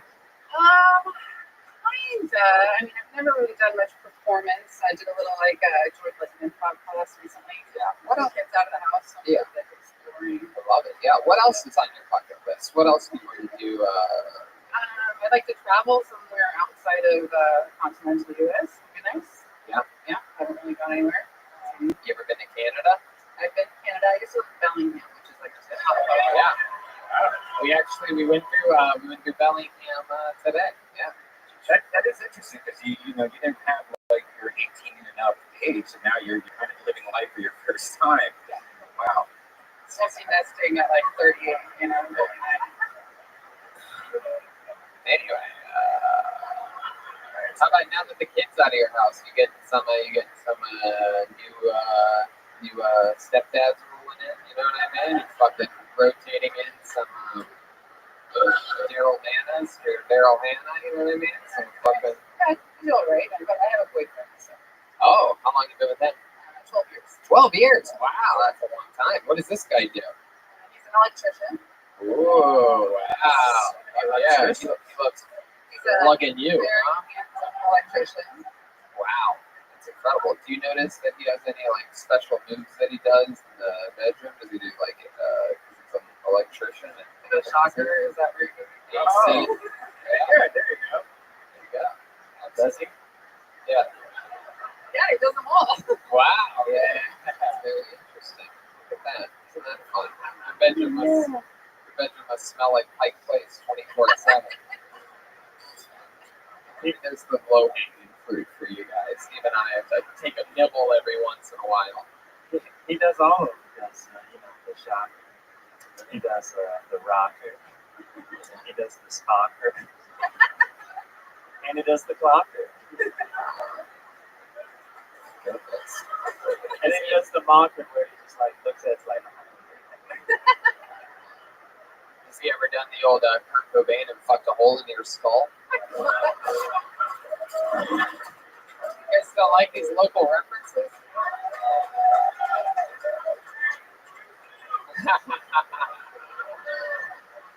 Anyway, what's before I let you go? You think you're ever going to do stand-up comedy again? I don't know, maybe. I mean, I've written a lot of stuff like over time, but abortions. Let me tell you something. I'm going to tell you this. I don't know. I just know what I've learned about you from the last few minutes, but I think you should fucking go for it. Your daughter's out of the house. You spent your entire life focused around that one solitary goal. You've accomplished it. Now it's time to fucking have some fun and let it rip. You do stand-up comedy, you go to open mics, you're going to meet a lot of cool people that you can relate to, that you can hang out with, have fun with, and, I think it's going to be good for you. There she goes, and we did it live for the first time ever in Seattle, Washington. Fuck, I lost that name. What the fuck did that go? God damn it. One more time for Kat, everybody. I lost a fucking piece of paper. So much fun. First ever Kill Tony in Seattle. Did you guys enjoy yourselves? One more little bonus surprise that we have for you that I didn't mention earlier is that we have Ryan J. Ebelt handmade customized limited edition posters that we brought with us that we're going to be signing and selling for only $20 on your way out. We'll sign them for you. We'll take a picture with you, shake your hand. You can say hello. You can meet us. We also have pins for sale. I have Tony. I have Tony Hinchcliffe pins available. With my fucking face on them, and if you want, I can. They don't have the facial hair though, but if you want, I can take a black Sharpie and draw in the mustache for you. Leave a little space under the nose. You'll take a single blade of hair too. Yes, there you go. Very good. Fuck yeah. Shoehorn that in. Anyway, how about another hand for the great and powerful Jeremiah Watkins, huh? Sweet, sweet native bell. What a lovely Southern bell indeed. The light, the manners on this one. Jeremiah Wonders is his podcast. Follow him on YouTube at Jeremiah Watkins. The new Reagan and Watkins album comes out June 7th. Their debut album, Reagan and Watkins. You can pre-order it now at ReaganandWatkins.com. You can come to the viewing party at the Comedy Store June 6th, where he's going to have a lot of the friends of Reagan and Watkins, me, Red Band, a bunch of other amazing people. Joel Jimenez will be there. Anything else, Jeremiah? We've got also some fan posters for sale that Ryan J. Ebelt made. That's right. That's right. Available for $20. You can buy those if you want. How about another hand for the one and only Joel Jimenez? Motherfucking Taco Bell. She did it tonight. Schulberg's on social media at Mostly Sorry. Anything else, Joel? First time in Seattle. Hell yeah, we love you guys. Please. Absolutely. Make sure you follow Kill Tony's show on Instagram so you can get updated follow-ups on everything that's happening through the crazy tour. And Kill Tony on Twitter as well. How about a hand for the great and powerful Brian Redband, everyone? Thanks a lot, guys. See you. You guys were amazing. We'll definitely be back. We love you. Thank you so much. Good night.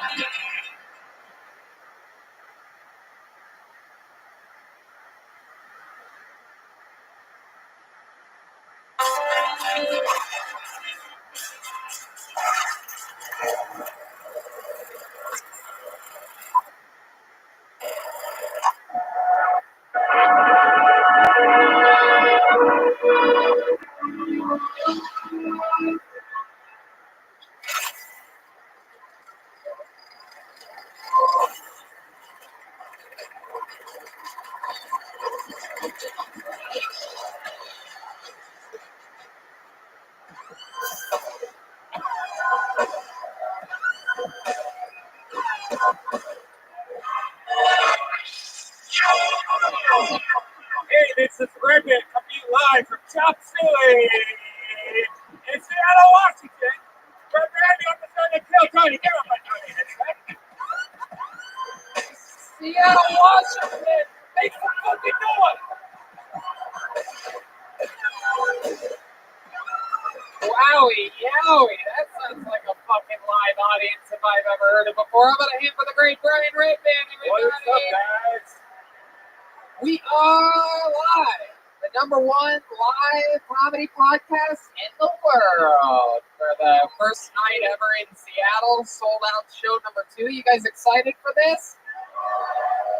Late show, 10 p.m. You can have more fun than the 7 p.m. show that we had, huh? It was a lot of fun.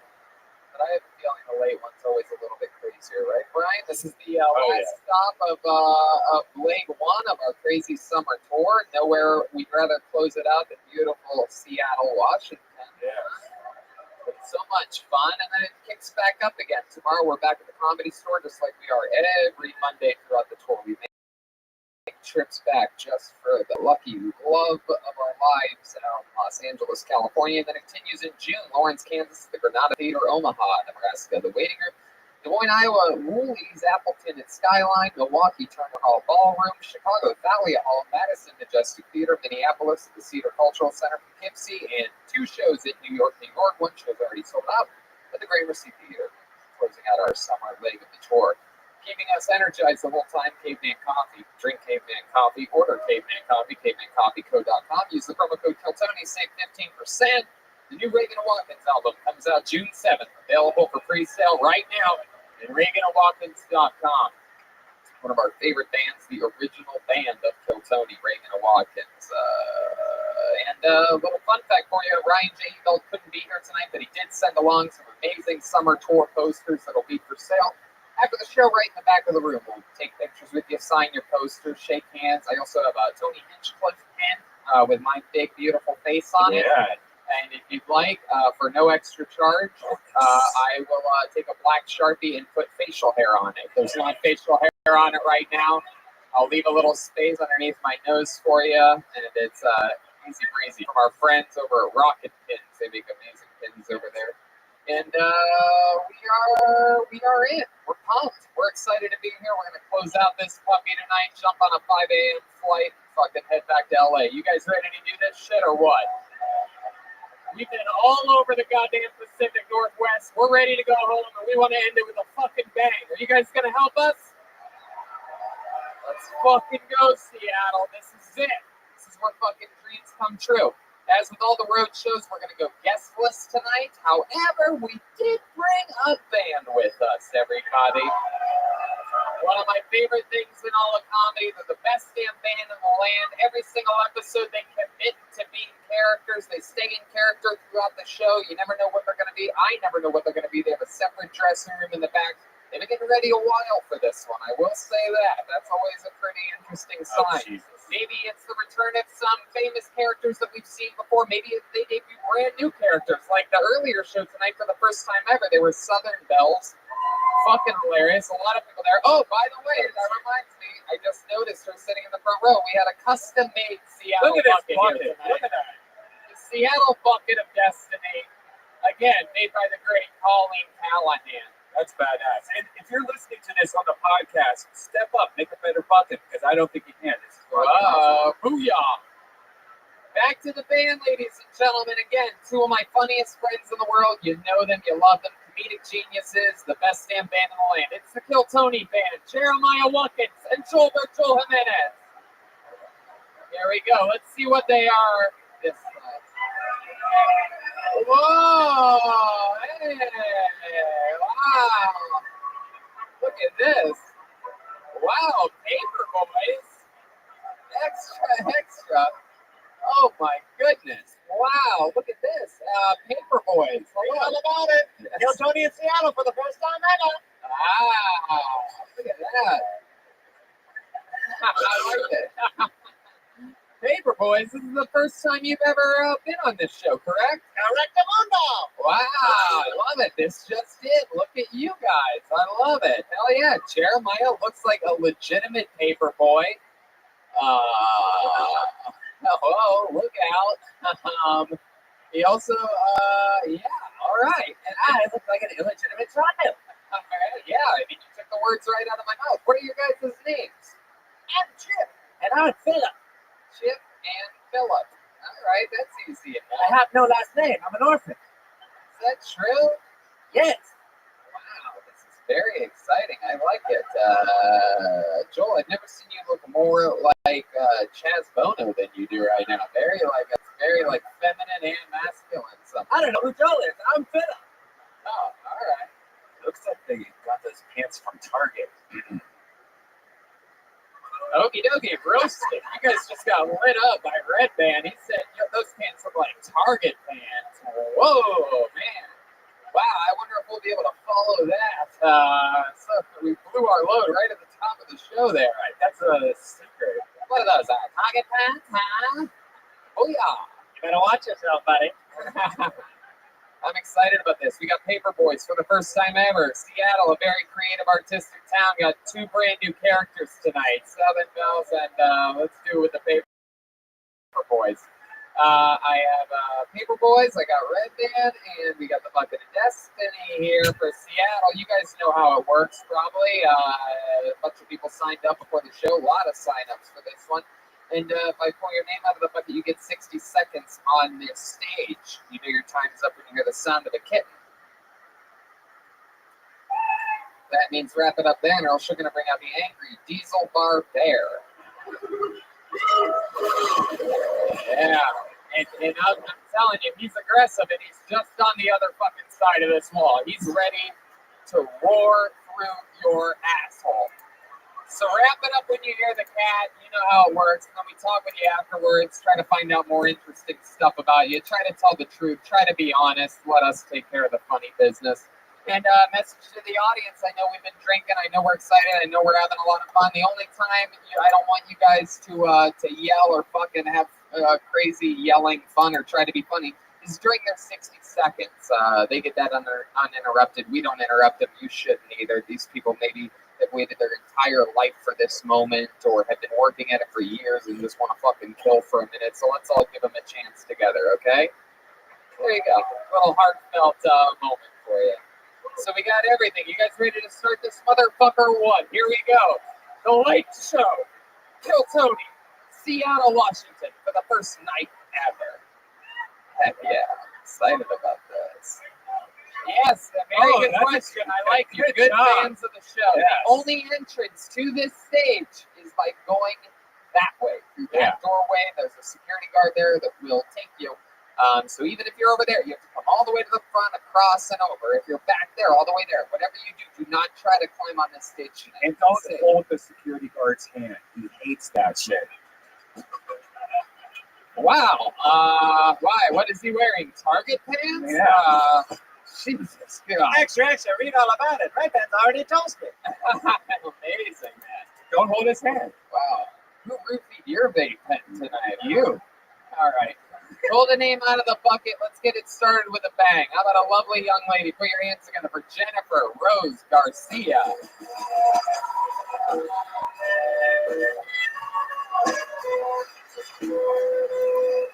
Oh, I know this girl.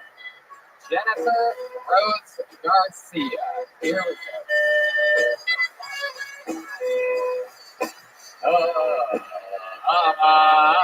I'm still alive. Jennifer Rose Garcia, everybody. Your first comedian of the night. Make some fucking noise.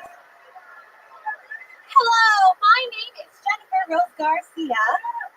I am named after Jennifer Rose Horton from Days of Our Lives. She is tall, blonde, and a doctor. All the things I'm not. But that's okay because I have the best job in the world. I am a teacher. Thank you. I love it. It's great. It fills my soul and my wallet. But you're gonna need to get paid a little bit to do that. But it's great. So in my school district, we have a no bullying policy. And I think that's quite ironic because I do believe that teachers are the real bullies of the school. So I have this thing in my classrooms where I now have a technique where I destroy their confidence. Is that the end of it? It's not. Okay, go ahead. So what I do is I call them over and I look at them in their eyeballs, into the depths of their soul, and I call out all the bullshit and I wait until their eyes begin to well up, then I stop. Oh my God. I can't believe my goodness. Very rare that a diesel bar bear goes over here for a young lady like Jennifer Rose Garcia, but we brought him out tonight. Jennifer, after seeing that setup, I'm afraid I'm going to have to send you to the principal's office. How are you? I'm so excited. Oh my goodness. Wow. Extra, extra. Comedian pees pants on stage. I don't think that's me. No. Very excited. He's not creepy. Hello. So Jennifer, first time ever doing stand-up comedy? Yes, but I'm a performer, so it's not my first time. Oh wow! What kind of performing do you do? I do lots of musical theater. She's my cherry pie.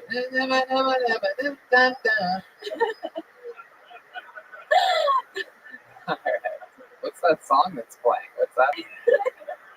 Okay, I guess I won't worry about it. It's live on the show. The old "Don't worry about it." Okay, all right.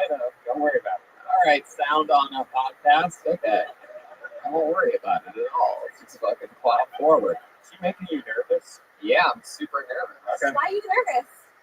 No, I'm not. I have no idea. Red Band's broken somehow. In between shows, Red Band broke. And, Yes.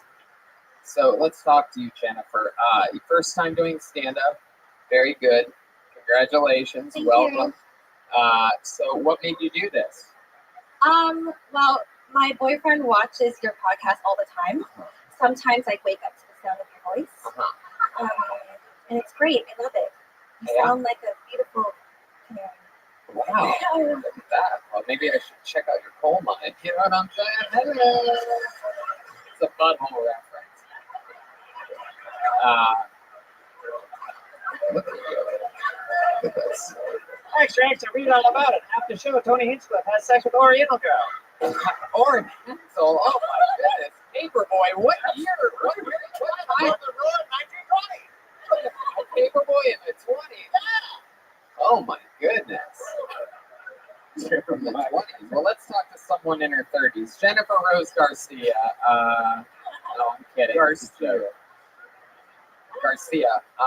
So fun. So you're Mexican? No, Oh, what are you? Filipino. Hey, look at you. I know how to call him. I love it. And what do you teach? I teach drama and musical theater and elementary music. Wow. My goodness. So did you take part in any musical theater yourself? Yes. Can you sing us a little line from one of your musicals? Just jump right into it. Sure. Only if I have some help by my boyfriend here. Of course, yeah. What do you want him to do for you? Want him to shove a saxophone in your, all right. Do you know A Whole New World? I can try to find it. He's from the 20s. I don't think that. I don't know if that movie is. It came out in 1992. I'll try. You ready? Here we go. I don't know what key you're going to sing it, so start singing. You gotta just start singing, Jennifer. You'll follow your lead. Okay, Here we go. Really putting the saxophonist on the spot right here. I can show you the world, shining, shimmering, splendid. Tell me, paper boy, now when did you last let your heart decide? I can open your eyes. Hey, look at that. Wonder by wonder, over, sideways, and under, on a magic carpet ride. A whole new world, a new fantastic point of view. No one to tell us no, or where to go, or say we're only dreaming. Goodness, that's impressive. Jennifer Rose Garcia. There you go. The Dolphins are loving it right now for some reason. This just in. After show, saxophonist has sex with Oriental girl. Hey. Wow. Wow, Jennifer. So that's very impressive. Heck yeah. I came with a sip of my drink. Okay. All right. There you go. Very good. Paperboy's on fire. Actually, read all about it. Elementary school music teacher just got another student signed up. Hell yeah. I love it, Jennifer. My goodness, so talented. So you did stand-up comedy. How long have you been with your boyfriend? 2.5 years. 2.5 years. What does he do? He does a lot of things. Is he one of your elementary students? No, if he was, he would have not liked me as a teacher, I don't think. Why is that? Because he thinks I'm a hard ass. Oh. Well, you've got crazy teacher eyes for sure. Thank you. Wow. What do you? Wow.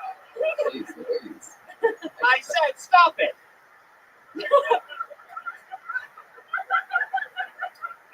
So Jennifer, what else are you into? What other hobbies do you have? What have you been doing with your life?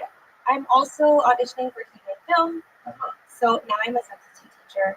I kind of taking a break from teaching to do that. Oh wow, how's that going for you? It's going quite well. Yeah. Yeah. You in like Filipino films and shit? I mean, I auditioned for nannies a lot. What does that mean?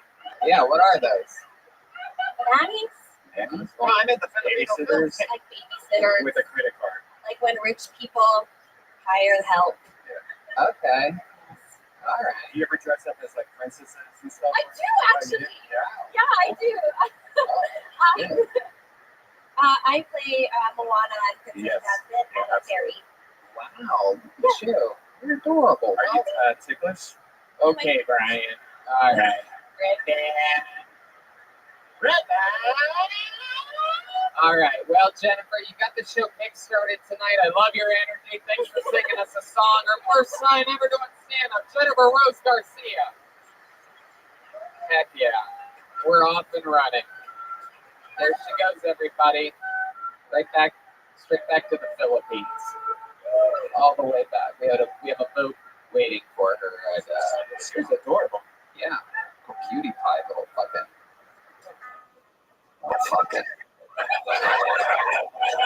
Topless nanny should be a job. Okay. Wow. Authorities, arrest this man. All right, throw another name out of the bucket. Put your hands together. Nathan Hesselman, everyone. Nathan Hesselman.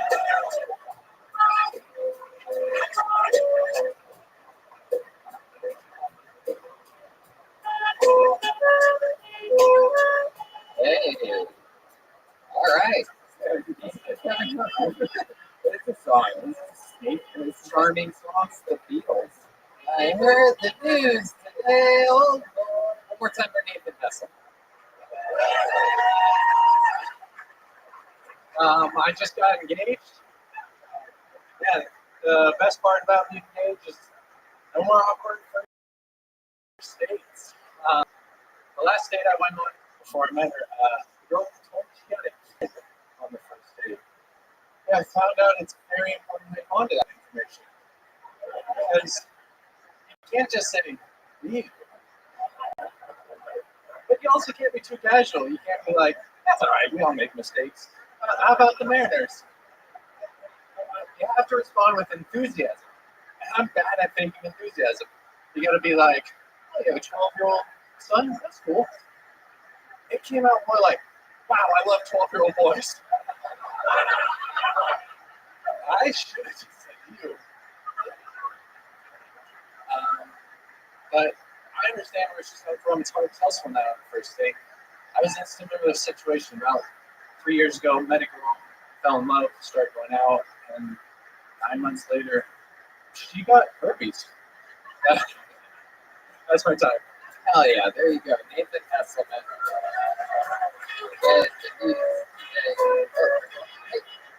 All right, Nathan. Fuck yeah, I love this. You are a tall glass of fucking John Mulaney. Look at you. Look at you, you lanky fuck. All stretched out, huh? How long you been doing stand-up? 4 weeks. 4 weeks. What made you start 4 weeks ago? Took a class that I graduated in like 4 weeks, or like took a Class. week. Was your teacher Jennifer Rose Garcia? No, You took a comedy class. I did. What made you take a comedy class? My friend that I'm here with told me he was doing it. I was like, okay, that sounds cool. Heck yeah. What'd you learn? They just taught us like joke structure and get on stage and practice. And then we did like a little graduation show last weekend. I love it. Did you have fun with that? Did you get a rush being on stage? How about this time? Did you feel the time? Wow. Yeah, no, it's good. I like that. I like that. So Nathan, tell us more about you. You just started 4 weeks ago. You just graduated from a class this past weekend. What else? What do you do for work? I work as a cable guy. You work as a cable guy? That's crazy because you look like the cable guy from the movie The Cable Guy. Yeah. Are you a crazy cable guy too? I heard business is just booming. Yeah. For cable. You guys are dying. Yeah. What kind of, you do like Wi-Fi too, or you just have a television cable business? Television, Wi-Fi, phone. Do you have a DVD player at home? I do not. There you go. All right. Yes. Pure momentum coming from over here. Oh my God. So, Nathan, how long working in the cable business? Like 8 years. 8 years. Look at you. You were really gambling on it, just sticking around forever, huh? It's fucking wires all over everywhere. Just everybody was going to do that. Is it a sad business? Because since most of the time you're probably taking it out. You're not really putting it in that much anymore, right? Yeah. So what's that like? Are people like, get that fucking shit out of my place? What's it like? Yeah, it's interesting. You go into a lot of weird. You ever have chicks? You ever have like MILFs try to hook up with you? Like, oh, hey, cable guy, there's really nothing wrong, but you might want to check my box, something like that. Yep, I've had that. Really? You do it. Do you have any illegal channels? Did you? How'd you follow through with it? Did you ever get tempted and have the forbidden fruit of the cable customer? Yeah, may have. Really? Wow. Okay, let's talk. What do you mean may have? You're at a real comedy show. I don't know what the comedy class taught you, but honesty is key. So explain to us how that went. So you're coming in. What are you doing? You're bending over, turning wires in the walls and shit. And then what happens? Well, at my previous company, I'll make that clear. Yes, of course. Previous cable company. Indeed. Yes. Time Warner. Go ahead. Yeah.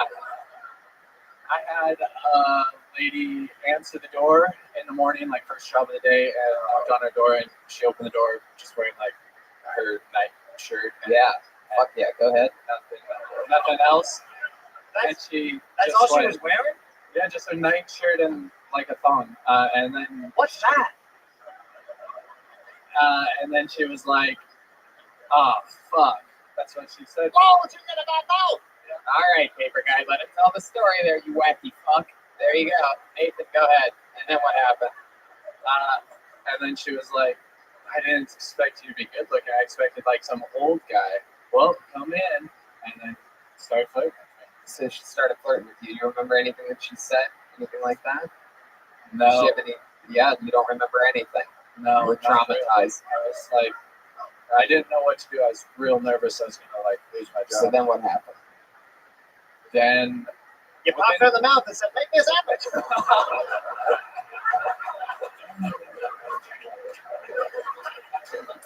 within like a few minutes, I realized I didn't need to be there because there was a like maintenance issue, so it was nothing I could fix. And I told her, "Oh, it's going to take a few hours. There's nothing I can do." And she was like, "Oh, so you have to wait here a few hours?" And I was like, "Exactly, I do." Oh my God. And Really? Was that true? that's 100% true. Wow. So then what happened? You guys just fucked. You guys Hung out, and she made me lunch, and then popped her in the mouth. Yeah. Honestly, very good. Wow. That's so fun. How big was the shiner you gave her? yeah. My goodness. And then she actually texted me like a week after that and was like, "Hey, my cable's still broken. That never got fixed." And I was just like, "I'm not going back." Wow. Look at that. So, just to be clear, you did not have sexual intercourse with this woman. No. What? No, yeah, he did. Yeah, what the fuck were you Yeah, guys he did. And he gave her HBO and HDD. Yeah. Threw it in for free. Wow, that sounds fun. Was she, what was it like? What did it feel like? She was an older woman? Yeah, older than me at the time. I was like 19. Oh, at the time she was older than you. You've caught up since then? Well, she's still older than me, but yeah, not older than yeah. Nathan, what's your favorite thing to do for fun? What's your biggest hobby or talent or skill? You have any special crazy? Seem like you'd be big in musicals or something like that? Yeah. No. Okay, what is it? Favorite Or anything you're good at? You have any trophies at home? Travel? Where do you like to go? all over. I lived overseas for a little while. Where? Thailand and Germany. You ever do anything crazy sexual over in Thailand or Germany? You ever let someone poop on your chest? Never. Yeah. I don't like those Germans one bit. Just wait 20 more years. Yeah. I don't know why you wouldn't like them in the 20s. I've got a hunch.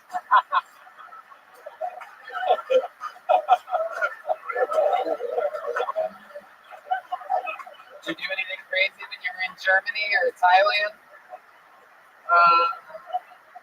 No, it's too crazy. I went actually in Thailand. There's the crazy ladyboy clubs. Yeah. Did you get tricked? Did you get tricked?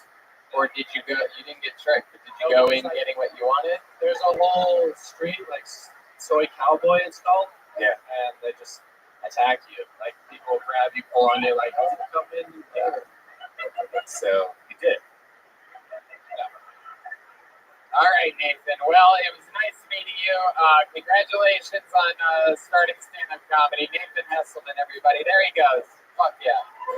Step back from that ledge. Step back from that ledge, my dear friend. For your answer for your next comedian. Future player, JDK. Okay. Future player, JDK. Please tell me this is real. Hey. Future player, JDK. I'm so excited about this. Oh, wow. Here we go. Oh, my goodness. Fuck yeah. Hello. Here he is. Future player, JDK. Put your hands together for him.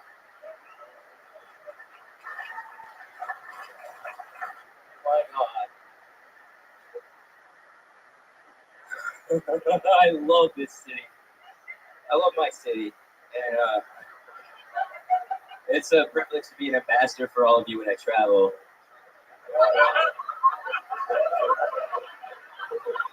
I'm just going to share this real quick. It's a short story about when I first moved to Arizona to go to ASU. Everybody asked where I was from. I told them Seattle, and then they told me, oh yeah, you hear a lot of people commit suicide there. Yeah, right on. I just simply replied, no, just the Sonics fans. You know, I don't even know how much time I got left. I honestly just love y'all. I'm happy to be here. It's what? Should I keep talking? I don't mind, man. You gave me a minute. I just got done with the NBC, so I could keep going. What the fuck? Okay. Future player JDK. How are you? How's it going, buddy? Welcome. How are you? Talk into the end of the microphone. I want to talk with you. I only have 1,435 questions to ask you. But you know what? I'm gonna start over there with my good friend Philip. Chip. Oh, Chip. Whoops. Go ahead, Chip. This guy's crazier than a box of clocks. Oh, okay. Crazier than a box of clocks. Donnie, this guy looks like the newsie of the future. Yeah, it is pretty wild. You look like John Lennon's corpse or something like that. I thought for a second I thought you were blind when you first came up here. Turns out you're just a little bit wacky, huh? Why do I feel like you live out of that giant fanny pack that's wrapped around your shoulder there? Am I close to right about that? You a simple man? I could be. Good answer. I don't know if you know this, but the show has started, Future Player JDK. So Future Player, why is that part of your name? I noticed you wrote Future Player in quotations. What does that mean? So I've been doing improv for 14 years. And back in 75, they called themselves the Not Ready for Primetime Players. Yes. So, you know, I aspire to be like the greats. Well, Yeah. don't flex all of your improv chops at once up here.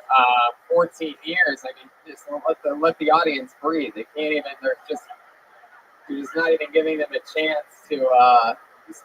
All right, JDK. What is that? Those are your initials or something? Yeah, they are. So, 14 years. Where have you been? ASU. You said you went to school there. What did you study there? Communication. Communication. I can tell. And you're from Seattle, born and raised. Yes, I am. And so, what do you do? How do you make money? Funny you should ask. Funny you should answer. It's my city. We have to get you back to a White Center at any moment. So, I'm currently selling comic books out of my pack. wow. So, I'm sort of right. I just competition, huh? Paper boy, me comic book guy. You can all the same costume on, by the way. I didn't even think about that. Well, that's something you should have thought of. This is my blog business. I better see you around here again. You better stay. So how's the comic book business out of the bag business going? I've never really heard of this before. You just going up to people and like basically raping them? Like just like, hey, you want a comic book? What the fuck? Let me tell you how many comic books can you even fit in that little ass bag? It's a convenient conversation starter. Uh-huh. But no, otherwise I'm also a gambler. Oh, really? You what do you play? Like poker? I do poker, but mostly. You do? Yeah, I'm pretty shit at it. I'm also a joker, a smoker, and a midnight toker. You make money professionally playing gambling, or I scored really big when the Seahawks actually won the Super Bowl. really? How much did you win? Would you mind telling us? Is that I really looked for that. really? You bet a lot on it? Can you tell us how much you bet on it? I could tell you the reason that I freakishly won. Right. Go ahead. I thought that they would get a field goal kick, Uh-huh. and they got a safety. Safety's included in the field goal kick category. Yeah, I'm incredibly lucky. Holy shit. I cannot figure you out whatsoever. You're one of the great anomalies in the history of this show. You really are a beautiful man. I had no idea. Oh wow, okie dokie. Man. Looks like the future player just became the present player. You know what I'm saying? Oh no, we've got somebody lighting the loafers up here. Yeah. I think the pony you're looking for is the pony bar just down that street, about a half a block. It ain't me. You're all right. Is that your thing though, JDK? You went to you know what I mean? You one of these Capitol Hill type of you know what I mean? Fucking I'm gonna kiss Tony on the cheek. hey, there you go. For the podcast exposure, I would. All right. Yes, I actually am a failure at Tinder, Bumble, Plenty of Fish, several academies. I usually just say hi to girls, but Yeah. I'm still a failure at it. When you say hi to them, is it normally like just as the elevator doors are closing or something like that, or something super frightening? You know what I mean? Like just like wow. Just about. I have a quick. Very good at it. Oh wow. There you go. 14 years of improv right there. Just flexing it up. No. Wow. So like last date you went on, how did that go?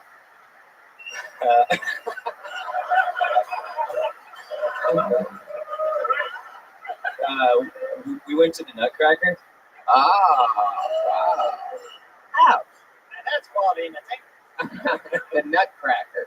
So how'd that go for you? Is that what, a musical or a play? Like Yeah, it's the ballet type thing. And you had just met this girl? It was the first date? I actually met her asking for a light for a cigarette at the bar that I go to up on University area. She gave you a light for that cigarette. Yeah. And you're like, what do you want to do? Go see the Nutcracker or something? Just go straight into it? I chatted her up about a book I was reading. It's called The Immortal Irishman. It's a really good novel. Okay. Well, all you podcast fans, stop listening. Go grab a fucking book. I love it. So, and then how'd it go after that? You went and saw her, you took her to the Nutcracker. Did she see your Nutcracker? She did not. What happened? She ran away in fear? Well, I think the biggest problem is I forgot that the Nutcracker's like majority children in the ballot. Oh, yes. And then next thing you know, your penis is erect. She finds out you sell comic books out of a baggie, and she made a run for it, right? Yeah, man, you're psychic. You know me so well. Well, I don't know how I could possibly figure these things out. Experience? I guess so. How old are you? Would you believe 33? Yep, I would. Yep. All right. I can tell there. It's very interesting. You're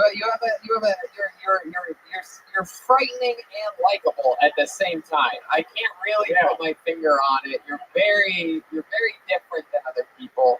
You have these cold, dead eyes. Yeah. But you smile alongside of them. There's very much like a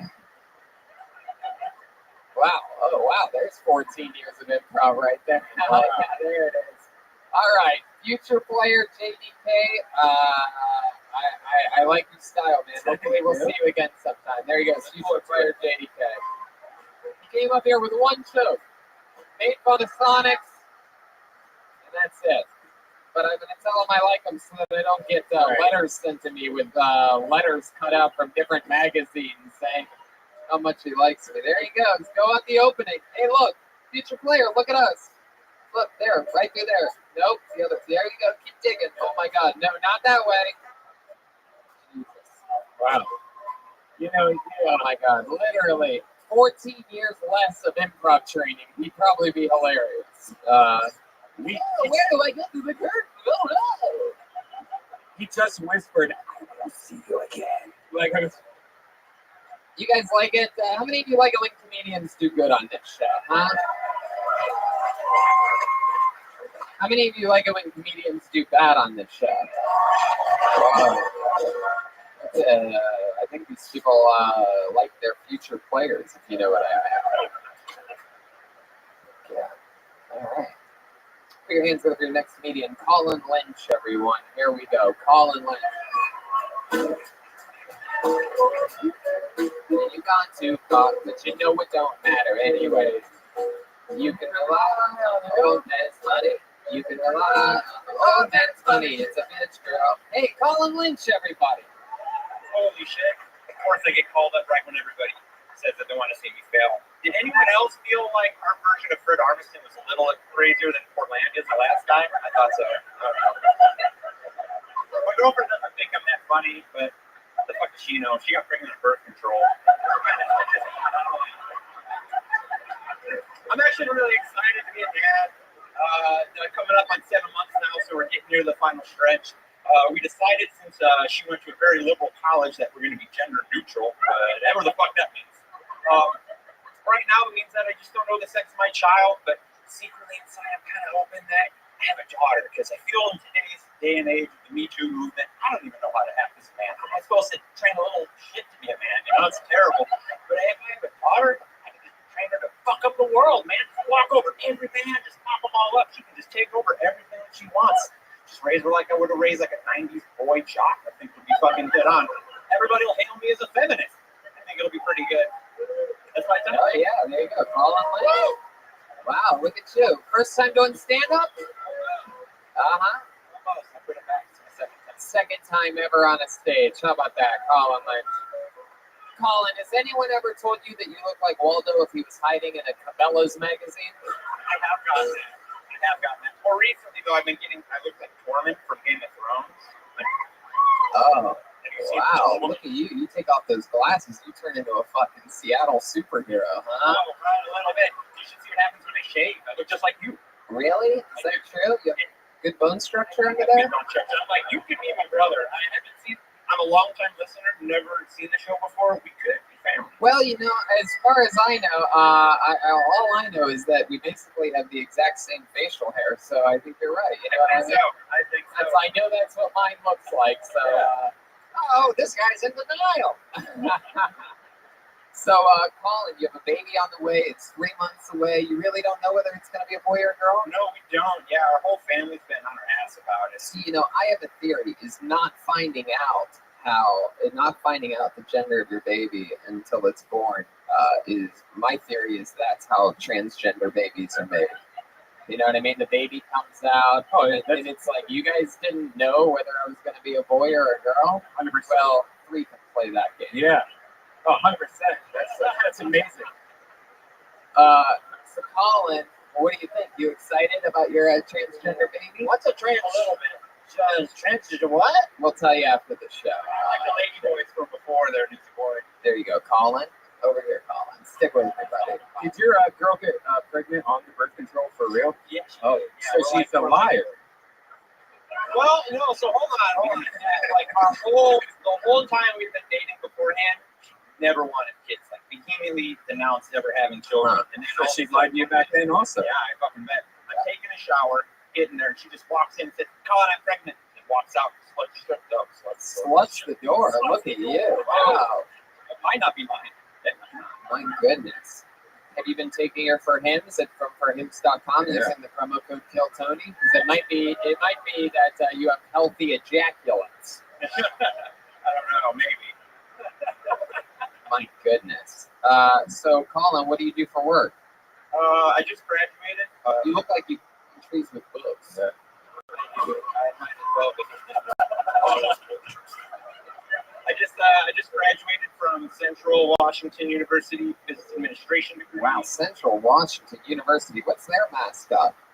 Wildcat. Oh, wow. Look at that. I went to satellite campus. I've never been to the main one. So Oh. I've got to know about it. Oh. I'll see me wearing a class. Oh, gun. No, I think she went up first tonight. So, what did you study at Central Washington University? Business. Business. And what are you doing with that? You have a job yet? No, not yet. That's studying a business. I just graduated, so we're moving out to Spokane here in a little bit. Oh, okay. Yeah, you're going to fit in perfectly there. Look at you, you fucking suburban fuck. Well, how about your lady? What does she do? She just graduated with a communications major. So. Yeah, communications. So she really is a professional liar. Yeah. Yeah, I totally took the pill. Don't know what happened. Oopsie daisy. Looks like I did what every woman secretly wanted. Yeah, fucking baby. I feel like your baby's gonna be born with a beard, just like you. Whether it's a boy or a girl, I truly believe that. They always say that the birth control is upside down. Oops, I took the wrong pills. You know, that whole trick. Yeah, I see that. Yeah, that's a thing. All right. So what else, Colin? What do you like to do for fun? You seem like an outdoor type or something like that. You look like you look. I go camping a lot. Yeah. Kind of a nerd, although I'm in recovery now. When you say that you're a nerd, like what's some of the nerdiest stuff about you? We had a guy on before you that sold comic books out of a fucking bag on his shoulders. So good luck following that. Not quite there yet. I played D&D. It's been a long time since I've thrown some dice, though, and I have any cool nerd friends in my area. But... You play games and dice too? Games and dice? Yeah. That's a game back then? Yeah, you shoot dice and you're like, that was mine. Look at that. Dungeons and Dragons. Anything else nerdy about you? Growing up, I watched like a lot of anime and video games, all that stuff. But I don't know. As I got older, it's not that I don't enjoy it. I just got time for that shit anymore. Is your wife Asian? Huh. Do you have any tattoos? I got a couple. Yeah. What? On my arm. I got Navy stuff up there. What's that? You said Navy stuff? Navy stuff. Yeah, I got my swallows. What do you mean Navy? I was in the Navy. You were in the Navy? Yes. Wow. That looks like you were more of a life aquatic than a Navy guy. I was in submarines. You did work in submarines. Yeah, I was a submariner. I don't know if Uncle Sam wanted this. And what would you do when you were on the submarine? I was a cook. Really? Yeah. Dirty stew burner. Oh, dirty stew burner? That's what it's been called. Wow. Why were you nicknamed Dirty Stew Burner? Well, in the whole... Why didn't they call you Dirty Stew Burner Future Player?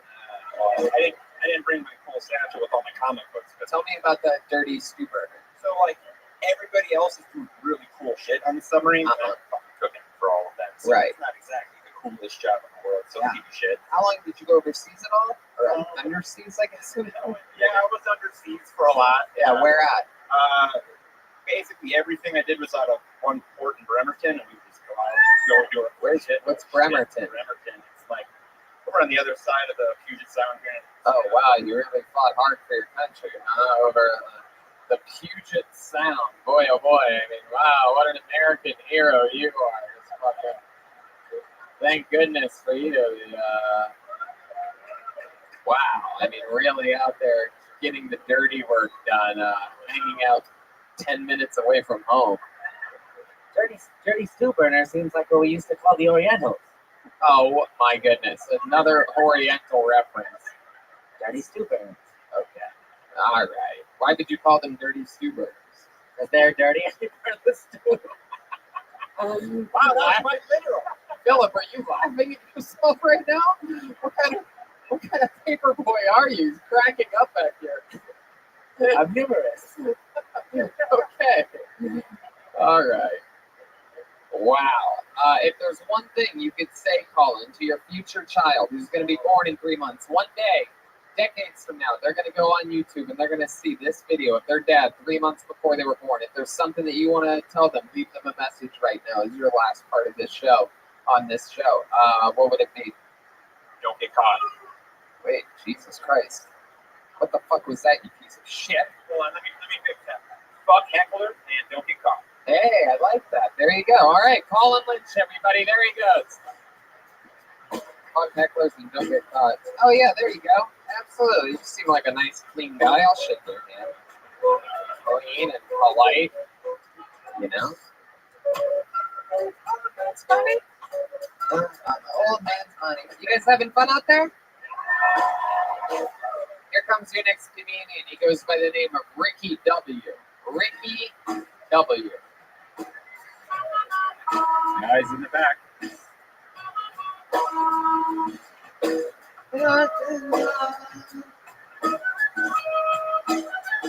Hey. Wow. Santa Claus is coming to town. Yeah. He's coming around the motherfucking corner right now. Here's Ricky W, everyone.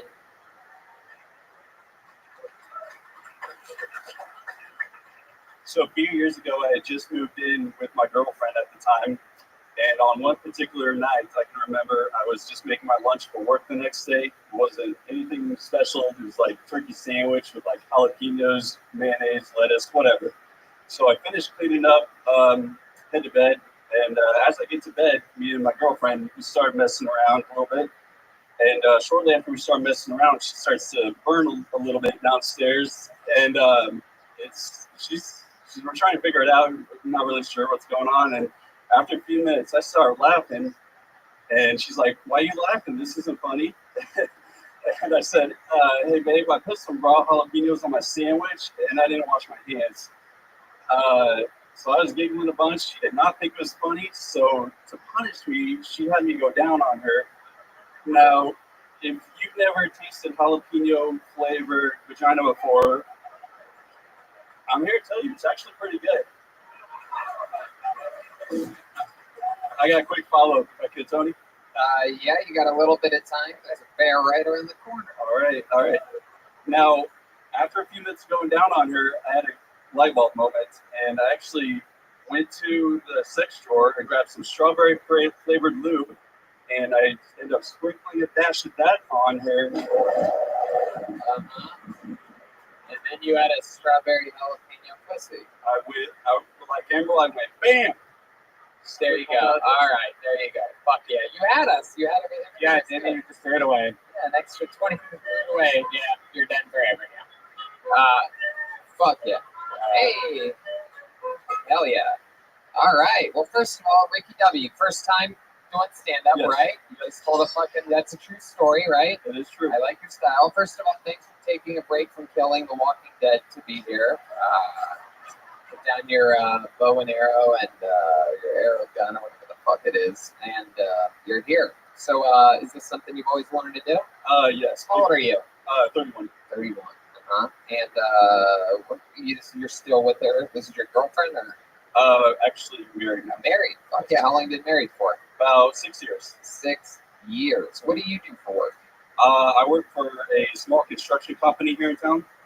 Mostly in the office. It's pretty boring. Wow, that's like being a cook in the Navy. Small construction. So you build miniatures? How about your wife of 6 years? What does she do for work? She's in research at the university here. Oh yeah, what is she researching?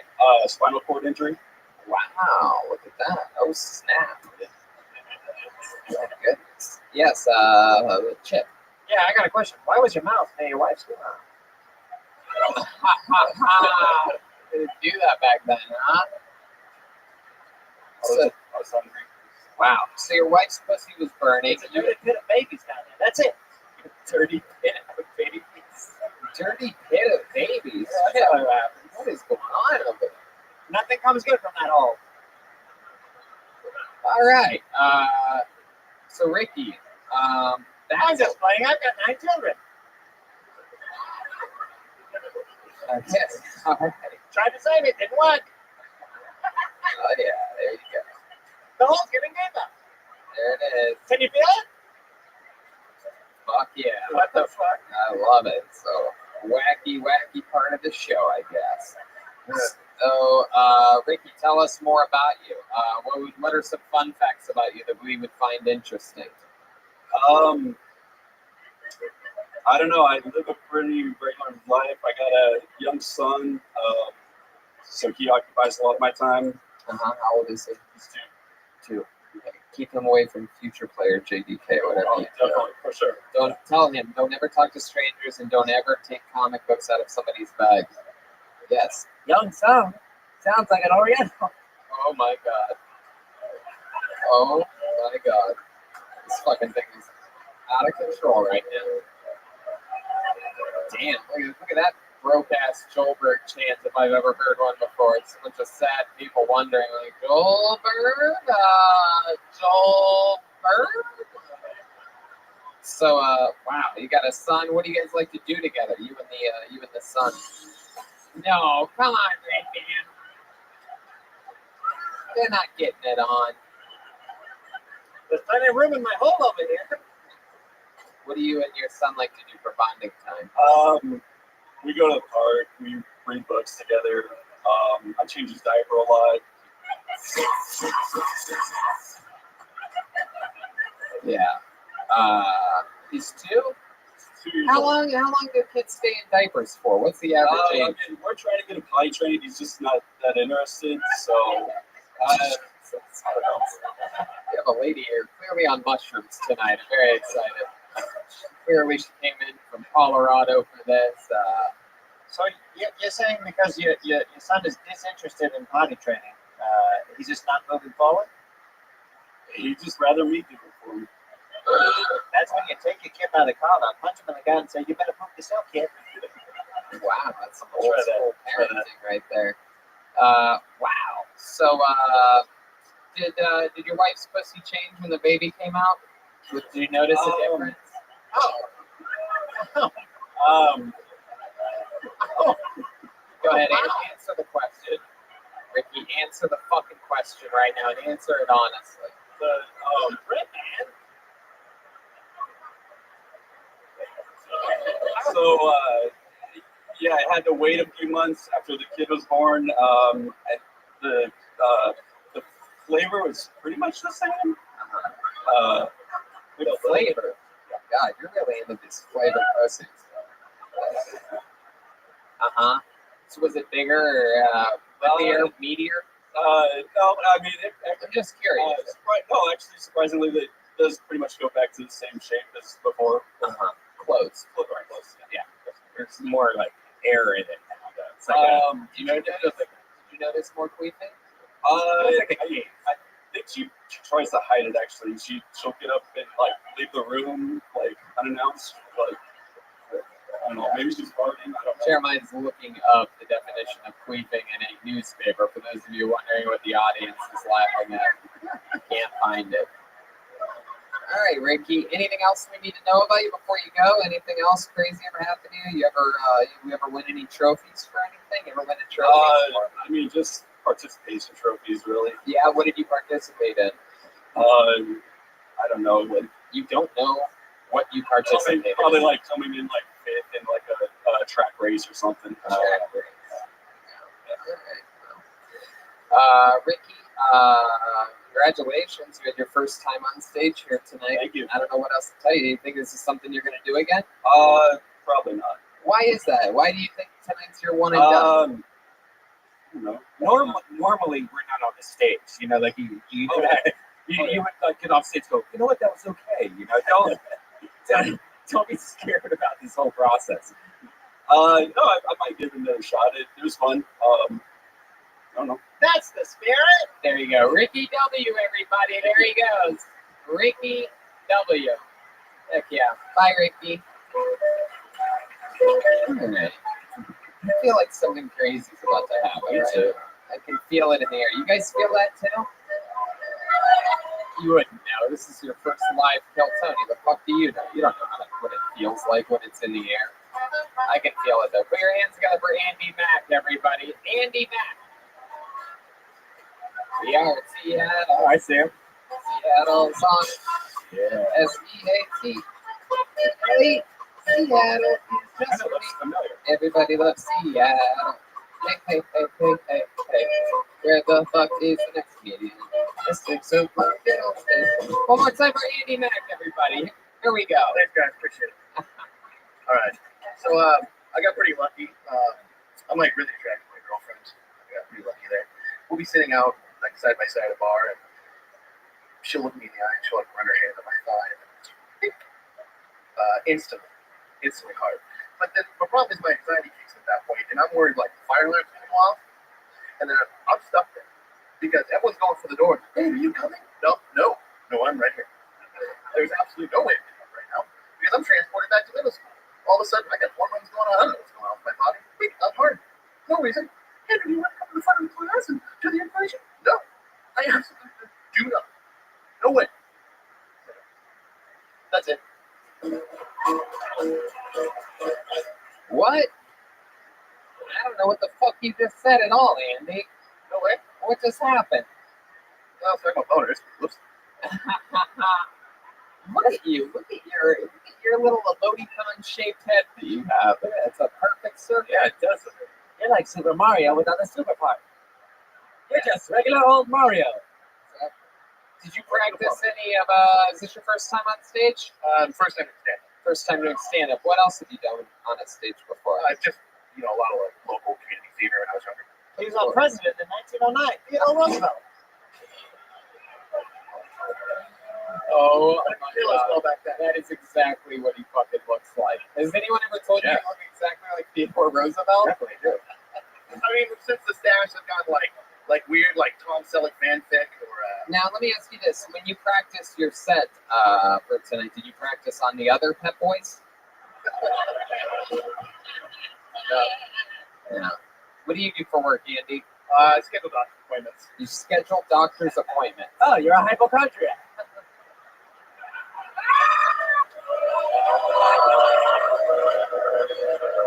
Hold on. Very good. There he is. Yes, he is.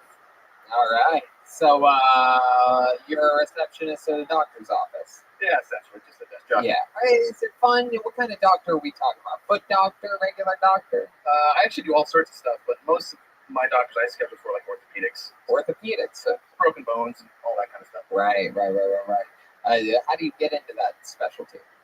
Nepotism. I have a sister-in-law that got me the job that was not qualified. Sister-in-law. You were not qualified. How long have you been doing that for? 6 years now. 6 years. Yeah, I work for UW though, so that's gonna help pay for school. What's that? University of Washington. University of Washington, the U of W. I gotcha. And you're going to school right now? Yeah, it's right in the fall. What are you studying? Nursing. Nursing. What? Nurse? That's not a bad job. It's a real job. I'm Jack the Ripper.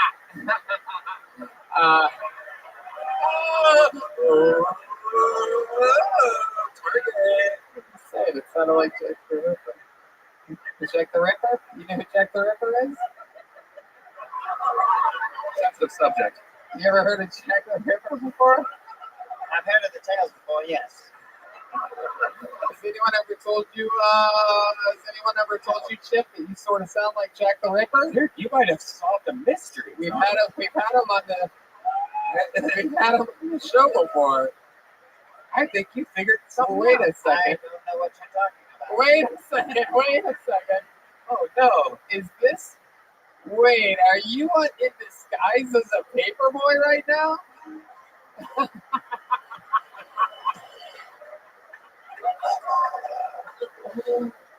Is there something you'd like to tell us, Chip?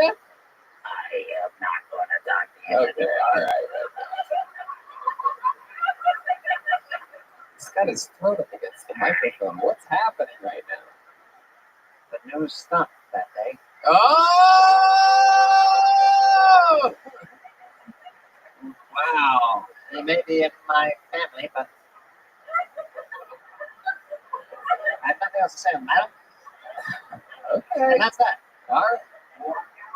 Okay. Well, we're gonna move on here. All right. Could be a distant relative. All right. Yeah, could be closely related. You guys are around the same time frame, I do believe. Is that correct? Okay. Okay. Usually that happens after something like cool happens or something.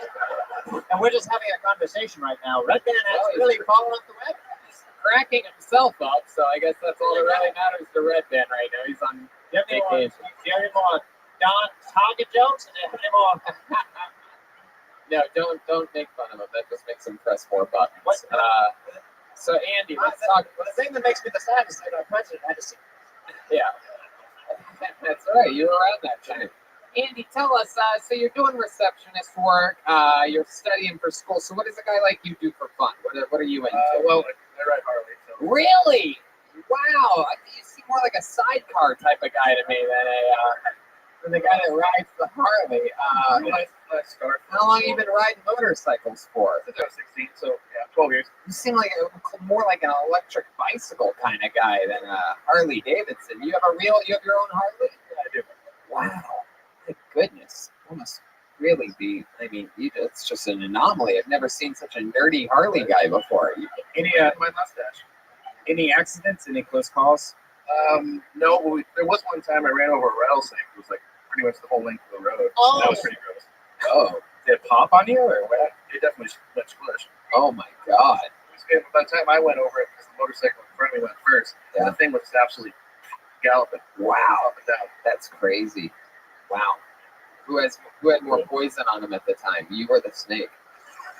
More white snake, but yeah, some poison too. All right. Well. Andy, what's your love life like? You have yourself a nurse at home?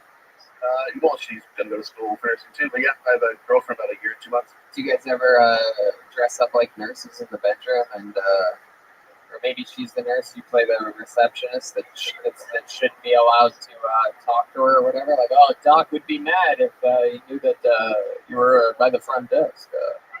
Yeah, that's true. I mean, my doctor's read me pretty hard too, so I guess she's the doctor. Stick with me here. You're saying your girl has the exact same job that you do? No, not currently, but studying to be. That's loud. So Andy, do you guys ever? Andy, stick with me over here. Andy, do you guys ever dress up in the bedroom, you and your girlfriend? Occasionally. So, like what? What have you dressed up like? I've done the nurse thing before, yeah. Really? You really have? So what? You were in scrubs and she was in like a dirty nurse's outfit, like a white skirt with a weird white hat that nobody ever really wears. Yeah, right. Yeah, that's nice. The whole bunch. All right. Well, it looks like you're just agreeing with everything I'm saying. I feel like I don't really believe you. Have you ever been choked, or do you like choking? Would you like to be choked right now by Brian Redband? Do you see the bruises? Oh, I still have them? no. So you don't. All right, Andy. You're an adorable man. I can't believe that you ride Harleys and you're a receptionist at the doctor's office. Do doctors ever yell at you for being loud in the parking lot? Like, Andy, we gotta get you a regular vehicle. Anything like that? I actually don't keep it on the bike, but I should. You don't go to work on your bike? No, I could though. I'm driving in the parking lot. I probably How do you get to work then? bus like anybody else. No, well, there you go. I mean, I don't know how that works, but I guess like anybody else, yep, I agree with you. That's what humans do. I'm a normal human, just like everybody else. We all take the bus. So we're taking the bus back to LA tonight. You know what I mean? Never been on a bus. There goes Andy Mack, everybody. On to the next one. Let's keep this fun train moving along. There he goes. Have you ever been on a bus for real? Yeah. Like public transport? Yeah, for sure. Yeah, when I first moved to Los Angeles, I was on the bus a lot. Really? Buses and trains, yep. I've never been on a bus. You've never been on a bus before? In London. It's about Yeah. We were on a little double-decker. That wasn't a real bus. Oh, there was a bus. Put your hands together for Gideon Seagal, everyone. Get on. Get in. Get on. Gideon Seagal. Here he comes. He's got a good pace. Making it to the stage. Late show, Seattle. We still rocking this bitch? What's happening? Something's gonna give here. I can feel it. Gideon Seagal. Hey everybody, how you doing?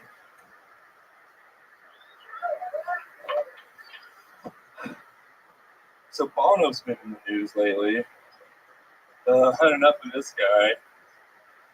You know, I think with all the sexual harassment accusations going on social media, it's about time Bono got his. I don't think he's guilty of anything. I'm just excited for the headline. You too? Me too.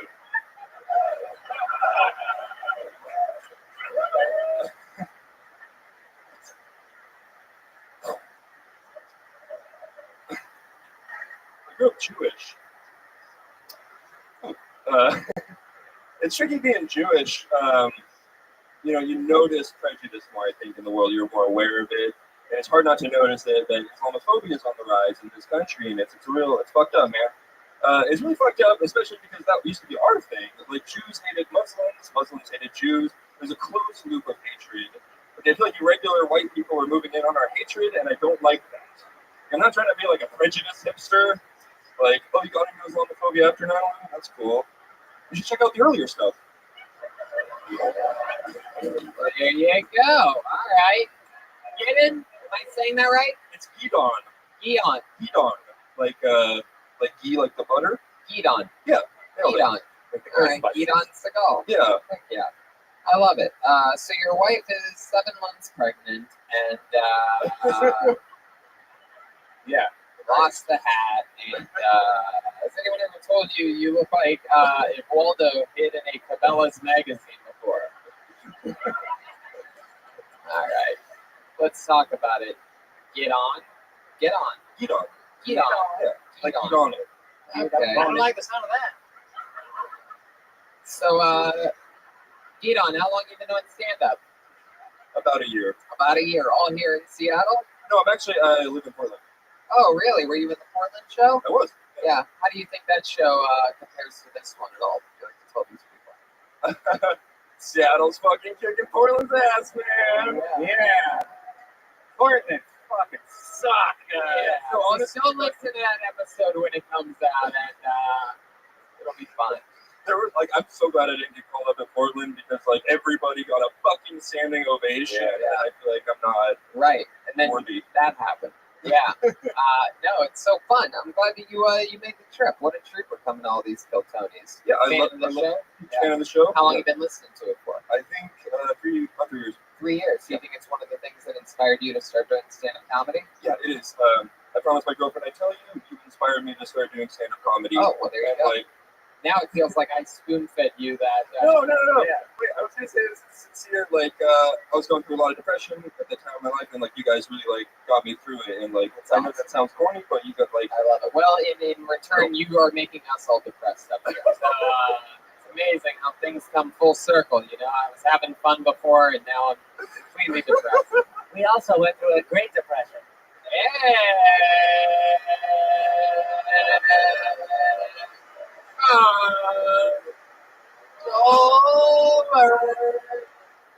I love it. So that's so cool. The Bono joke was great. The what else? What was the other thing you talked about again?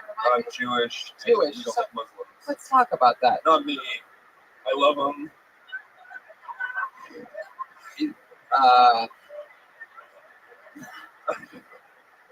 Are you? How Jewish are you? I'm not really Jewish. So What are you? I don't know how aware you are of Jew rules, but my dad's Jewish.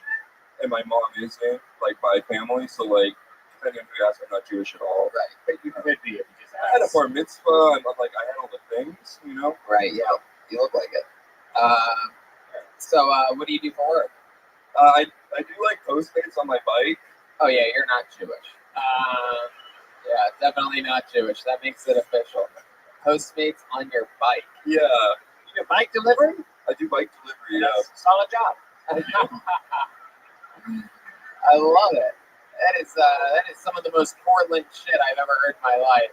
Postmates on a bike.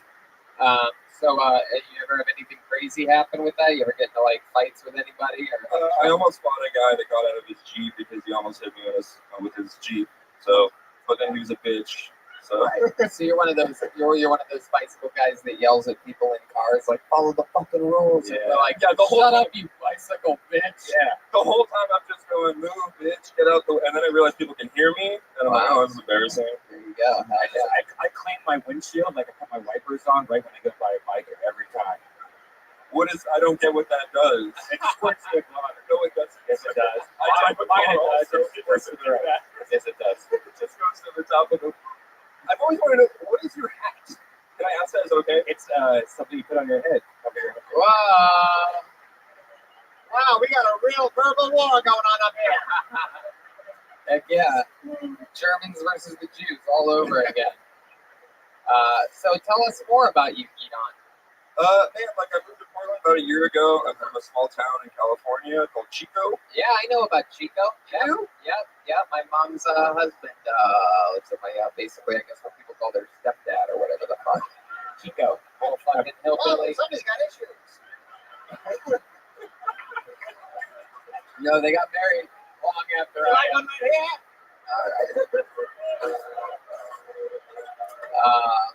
they got married long after I was in California, so it's one of those like it's weird calling some. Anyway, all right. I guess it's my stepdad. It's Chico, and you've been in Portland a year. Felt that way, Tony? What? How long have you felt that way? Very long, very long. Okay, Chico. All right, guys. All right. Very good. Very good. So, Gidon. So. Let's get your impression of us.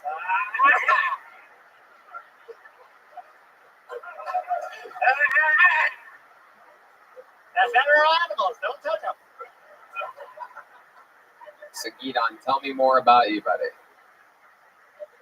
Jewish. That's pretty plain. Keep going. Yeah, it's pretty plain. I live in Portland with my girlfriend. We live in a house together. We mostly I just hang out with her. You know. What does your girlfriend do? She just got a job at a kids store. So she's At a what? A kitten store? A kids store? Kids store. Yeah, they sell kids stuff. Yeah, that's going to be closed soon. Amazon is just absolutely destroying everything that is a kids store. Yeah, Portland's a fucking island, man. It's been open for 35 years, and like it's going strong. So I love it. Yeah. We mostly just hang out together, and I smoke a shitload of weed, and she likes to watch. Ah. Yeah. Yeah. Yeah, and then we do sex stuff together. Yeah. Yeah. Do you have any special moves that you do? You have anything? I gotta suck on her nipples, man. Really? Oh yeah. Yes. Wow. I didn't know that was like devious. She can't come without it. Right? Really? Yeah. Oh, wow. What's her areola size? Would you say like applesauce? Oh, wow. They're pretty dominant, I would say, but they're nice. Very cool. Like not the big Gatorade bottle, but the littler, smaller yeah. Gatorade bottle. Wow. Are they bigger or smaller than your bicycle wheels? They're smaller than my bicycle wheels. Do they look like they've been bit off at the end, like there's like a big chunk missing, or are they just smooth? Well, now there is. Oh. Yeah. Because of me. You can talk about ladies this way? All right. Well, Gidon. That's fun. How long you been with your girlfriend for? A little over a year. She's not even your wife? What? Wow. These newspaper guys talk a lot, huh? So, where'd you meet your girlfriend at? We met in Chico right before I moved away. Yeah, we met on Tinder. Oh, on Tinder. Yeah. What did your profile say at the time? I think it said, shit. I think it said that I'm a blue belt in Brazilian Jiu-Jitsu, so it said that. So you just put that forward, you know. And it said something along the lines of like I can always protect you. So Wow, look at that. Is that really true? You're a blue belt in jiu-jitsu? God, that's incredible. Are you still working at it? You still doing it? I've been on hiatus for like 2.5 years. Why is that? I had a falling out with my teacher. Oh, how'd that happen? What, he tried to charge you for classes? And you're like, now I'm Jewish. Like, I'm in the Jewish jiu-jitsu. There you go. Jiu-jitsu. No, just like you have like vague like white supremacist vibes, so I couldn't really hang anymore. I'm just kidding. You mean a proud American? It's so bad at me. You're like my best Did he friend. really? Is that really what you did? I know there was what, like what did he say? What did he man, do? there was just too many like white supremacists training at that gym. Like, for my- explain to me what makes someone a white supremacist. like they were like posted like on like there's regular people and then there's social media, and on social media these guys were posting like Holocaust denial, what have you. And then we were all like, ah! And then it was like, How'd you find out about I that? funny. I'm their Facebook friend. So, and you were researching their profiles. Well, it pops up on your feed. Oh, right. Yeah. Well, I mean, I'm just saying, like, but they were actively posting. You saw that they were your classmates, and they were denying that the Holocaust happened. Or like, in that vein. So a bunch of dumb people. Yeah, yes. Chico's like really redneck. Yeah. That is, yes. He should have known from day one when his instructor refused to wear a black belt. A black belt. Too many words. Sober. Gidon, congratulations on getting pulled out of the bucket here tonight. I had a lot of fun with you. Yeah. There he goes, everybody. Gidon Segal, everyone. On to the next one, as the great Jay-Z once said. Everybody's having fun on a Sunday night. Go home tomorrow morning. What? Fuck yeah. Ooh, we got two names on this one. Ooh, there goes one. Put your hands together for Cody Lemons, everyone. Cody Lemons. That's Katie Lemons. Hell yeah. Keep moving. Cody Lemons. Oh, there's good. Maybe. Oh, Katie Lemons? Is that like Cody or Katie? You just need to take a strip. Cody Lemons. Oh, there we go. Here we are, everybody. All right, so yeah, I'm Cody Lemons. You guys can call me the Lemonator. So I'm not really from Washington. I've been up here for about 6 months. I live in a tiny little town called Monroe. I'm originally from Los Angeles. Big Kill Tony fan. Gone to the Comedy Store many times. So I used to do a lot of drugs. A lot of cocaine. Any cocaine fans here? Can I get a woo-hoo? Huh? Yeah. So I might have microdosed a little bit of acid today. The lights are pretty bright, so cut me some slack, misjudged this 60 seconds a little bit. Let me get this out the way, That's a comedian's first move. Get the mic stand out of the way,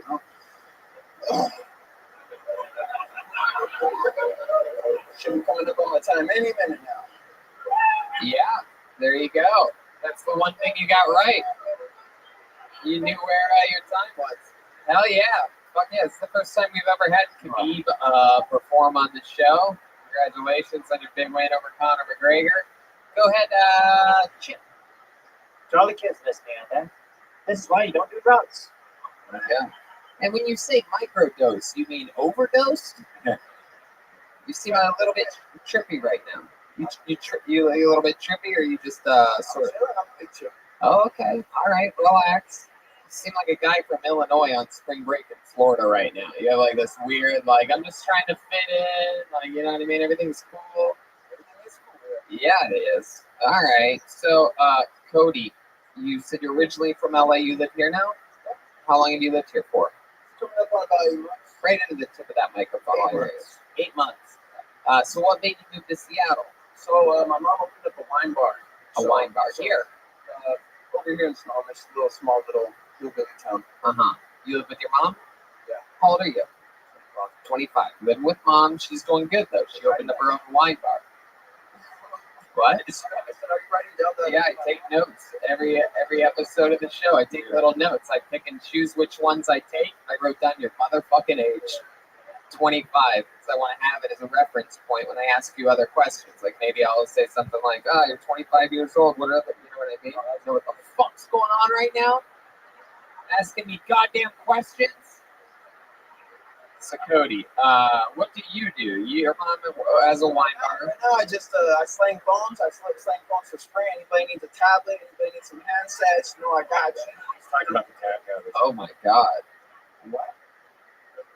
Oh Jesus, Brian. And I also Oh my pour wine, god. like I said, my mom owns a wine bar, and anybody needs to be poured up, without wine flights on. So your mom's pouring up, and you are slanging phones. Yeah, well, phone service. I don't work for Apple. I work for Sprint, so I explain.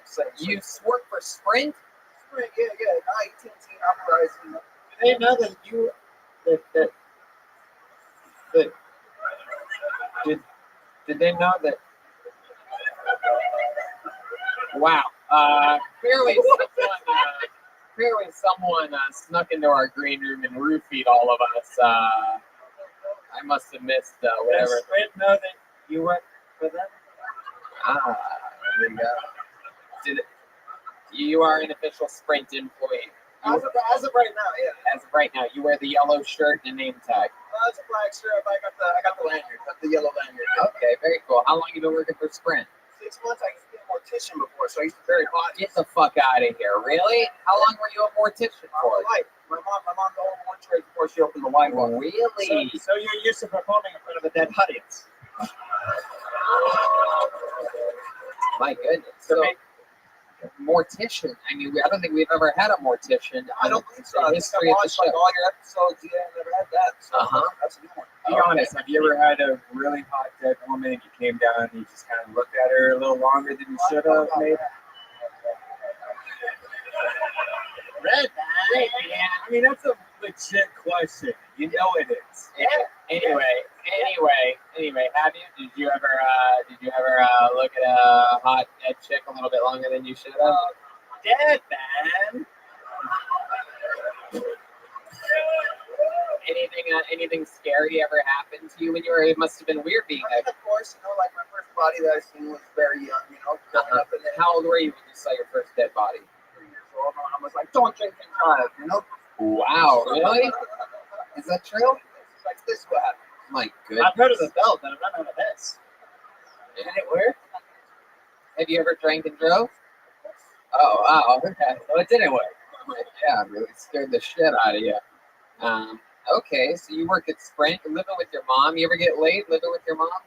I've been known to get laid a couple times. Yeah, at your mom's house? Not this house, but maybe back in the day. Right. When I was in California in my prime time. Now I'm old. Oh my God. So you haven't gotten laid since living in Seattle? No, I have a girlfriend now. Oh, okay. Where'd you meet her at? Jenny. Tinder. What does your Tinder profile say? It says I smoke cannabis occasionally, and that's what it says? Let me finish. Jesus. It says all right. I smoke cannabis occasionally, and let's dance or what? Question mark, smiley face, and a couple hearts. Damn.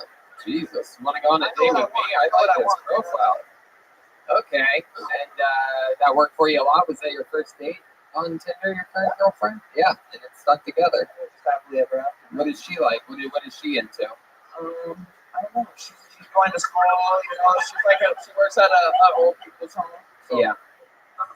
She's doing a lot more than that. So basically, you and your girlfriend have a before and after job. Yeah. You can say that.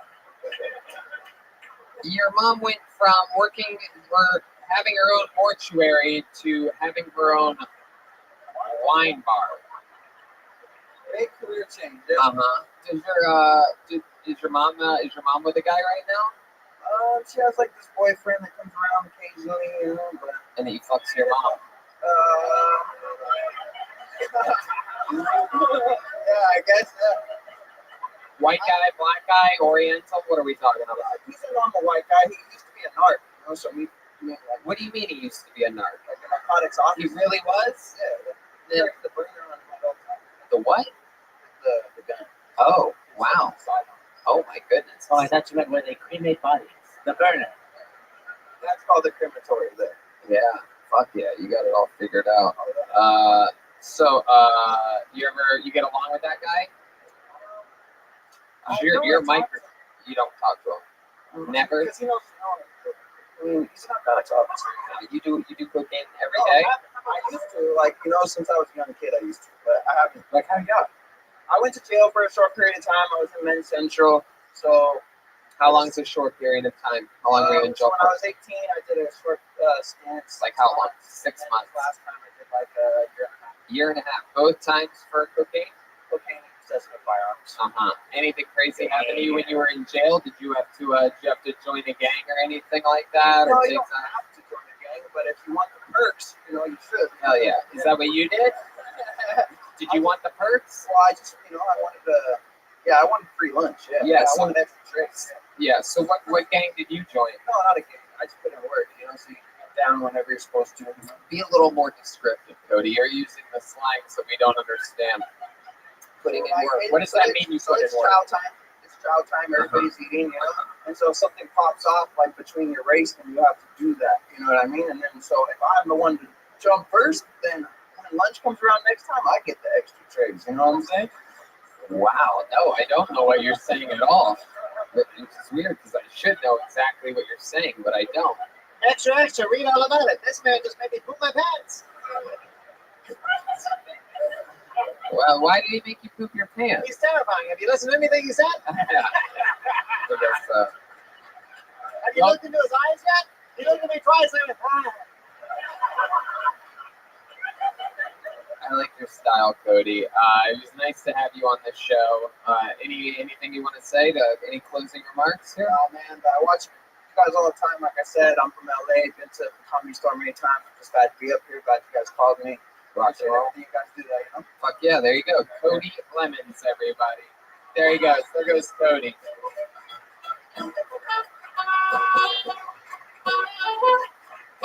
Oh. That's, How about a hand for the band here tonight, huh? Killing it. Making good music. Whole new playlist.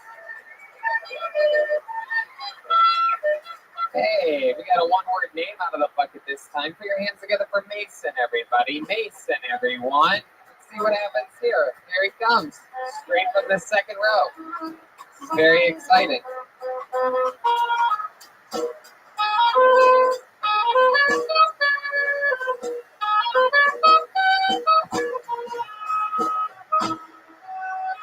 One more time for Mason.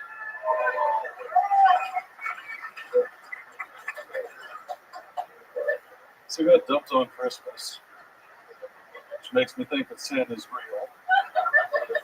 He's pissed I've been telling kids he's not. Yeah, he's a dick. Speaking of dicks, I blew a guy. Wasn't as a response to the dumping years ago. There are probably worse ways to find out without a shadow of a doubt that you're not gay, but that was a fucking hard one. The only silver lining is that now when someone calls me a faggot, I have a really weird amount of confidence when I just say, no. The downside of that is that I can't explain why I have it, or the cycle just repeats. As much as that sucks, it's still better than waking up to dual Christmas presents of Kris Kringle's Revenge. Loneliness. Fuck yeah. Absolutely.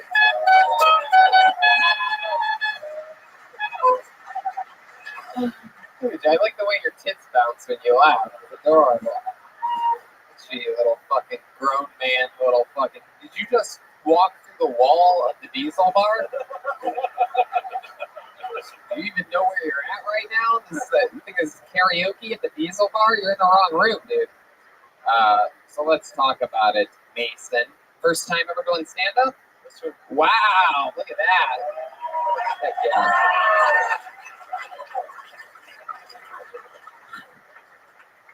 You Smell here. no. I mean, well, I can smell you if that's what you're wondering. No, I'm kidding, Mason. You smell fucking fantastic. You smell like a goddamn Christmas tree or something like that. Yes. I have a whole different angle over here. So Mason, tell me more about you. Welcome to the show. Congratulations. Did you really get dumped on Christmas? Yeah, Wow. Did it break your heart? took some time to bounce back from that. Is that true? You seem like I can't tell whether you're being sarcastic or not. No, I'm not. Actually, I just finally got some closure on Thursday. You finally got some closure on Thursday. What did you find out? A couple of the reasons for the breakup. Tell us. Can you please tell us? Come on. We have to know, Mason. Come on. Tell us the truth. Right into the tip of that microphone. Well, we had a fight on Christmas. Yes. Mason, good and loud. Look where my microphone is compared to my mouth. It's right next to it. There We you had go. a fight on Christmas. Yeah. And left her with her sisters who don't like me. Her mom who doesn't like me got involved later. Why let me ask you this before we go any further. Okay, you know what? You keep going. I'll get back to it. Okay. So we fought about it. She told me things were over and tried to get our things back to each other. Her mom and sister, who I really fucking hate, came over to my place against my wishes. I kind of called them out on some of the things they'd done to her. They went back, made up a bunch of shit that I'd said about my girlfriend, ex-girlfriend, and it took 3 months before she talked to me again. Keep going. No, just keep going. I could listen to this forever. I might not even go back to Los Angeles in the morning. I could literally listen to this for the rest of my life. Tony's getting hard right now. Yeah. Anyways, it got me to go to therapy and start working on myself. And here I am doing something that absolutely terrifies me as a way of trying to cope and grow as a person. Hey!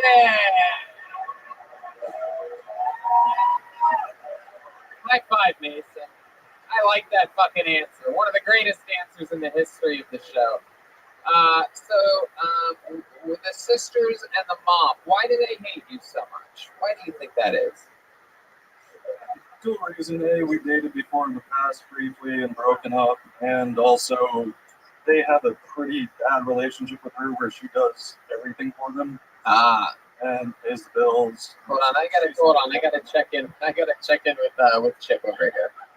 Extra, read all about it. This guy's making me really sad. Oh, come on. No, it's a good story. He's here. Everything he says, it sounds like he's about to start crying. Oh, come on. If you listen closely, now you'll hear it. No, come on. I don't even have to listen closely. I can hear it easily, but we have to just keep plowing through and not acknowledging it. If you acknowledge it, he's probably actually going to cry, but it's if too you late. start crying, then I'm going to start crying. If you both start crying, I'll start crying just for the hell of it. Oh, he's laughing now. Look at him. He's happy as like he is on a NASCAR Sunday or something like that. So your ex-girlfriend, how long were you guys together for this last time? About 6-7 months. Wow, 6-7 months. And how long were you together before the first time that you dated? 3 or 4. 3 or 4 months. So that's it. It's a pretty short period of time. It should be pretty easy to get over. Have you been on any dates since then? Nope. No. Wow. Really? Have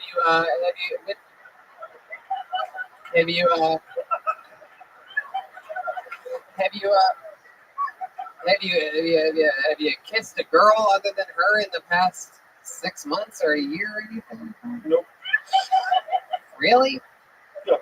Is there a woman out there in this audience that'll come up here and give this guy a kiss? We get a volunteer from the audience out there. You just walk over here. I'm sure they'll let it happen. You have my permission. By the way, if no woman comes up, this will be even sadder. I know. If no woman comes up, I'm going to cry. Can we get a woman from the audience? Is there anyone willing to volunteer? All right, well, I mean, oh, wait a second. It appears as though we have one. You guys think this guy should get his first kiss since the big breakup right here on this show?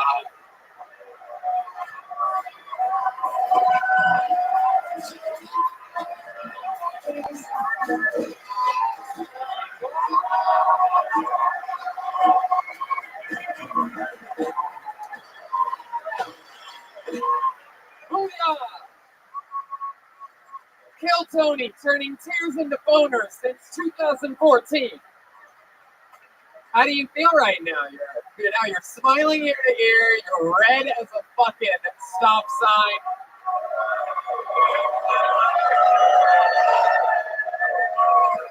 I'm gonna check in with my good friend Chip.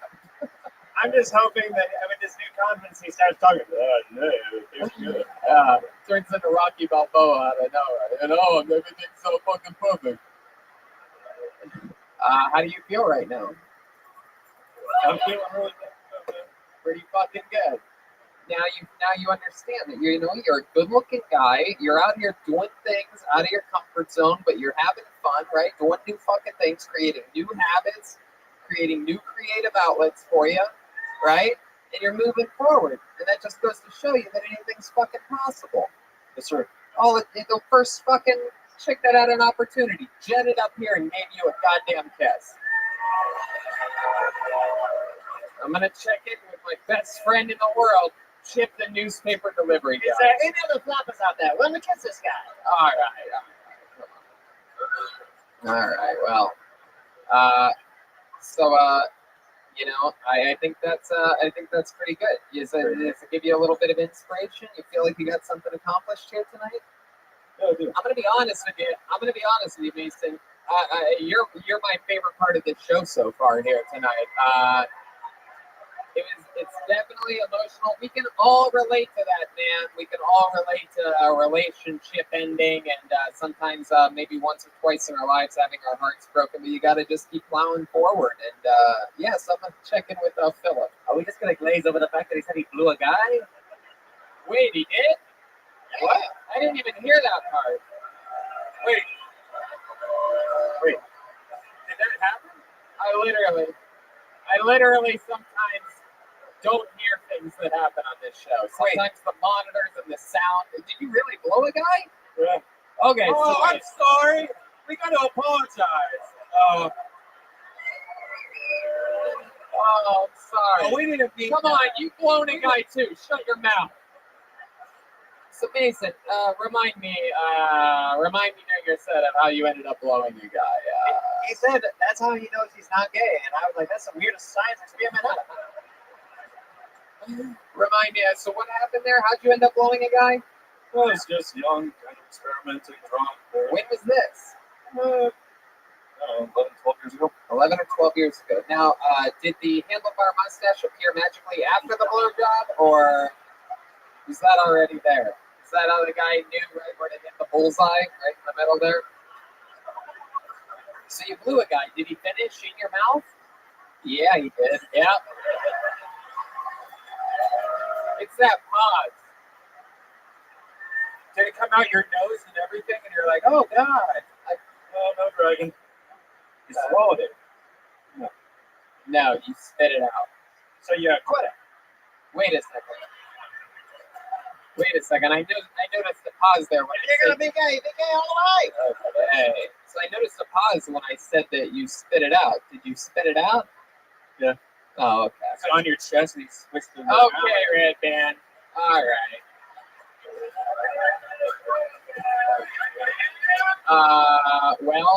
Mason, again, a lot of fun with you here tonight. Thank you so much. What do you want to do? What do you want? That seems like there's a lot more we don't know about. But like what? What do you want to know? You're on every episode of the show. Tell me what I'm missing. What his phone number? Just ask. You want him to blow you right now? Is that what's happening? I mean, I wasn't fishing, but I like what I caught. All right, there goes Mason, everybody. Let's get Mason out of here.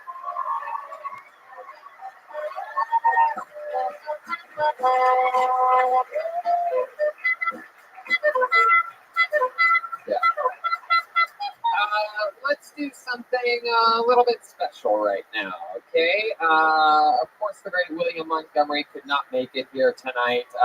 He hasn't been able to make it on any of this stretch of the tour. He's stuck working the self-storage unit and looking for Tony Chin.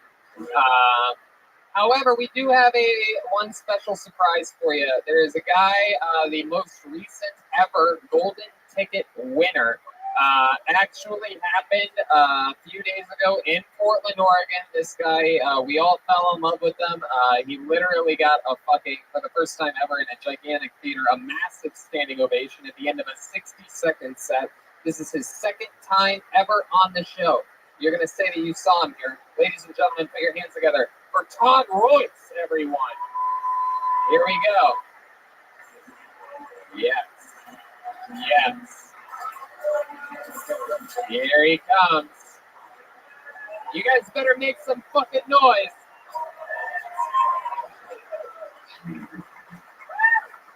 It has been a crazy week, hasn't it? Everything going on in the news, the abortion thing. I don't know about you guys, but Robert Pattinson as Batman is going to be a fucking abortion. They're not even going to be able to show that movie in Alabama. I got a hell of a look up here. I don't know if you guys can see that. I look like Amy Schumer's midway through a horrible transition.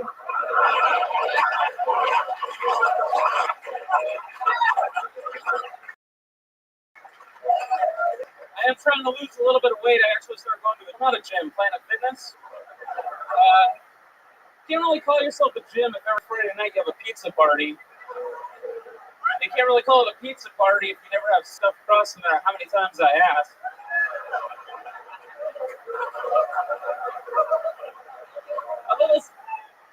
Yeah, thank you so much. There you go, Todd Royce.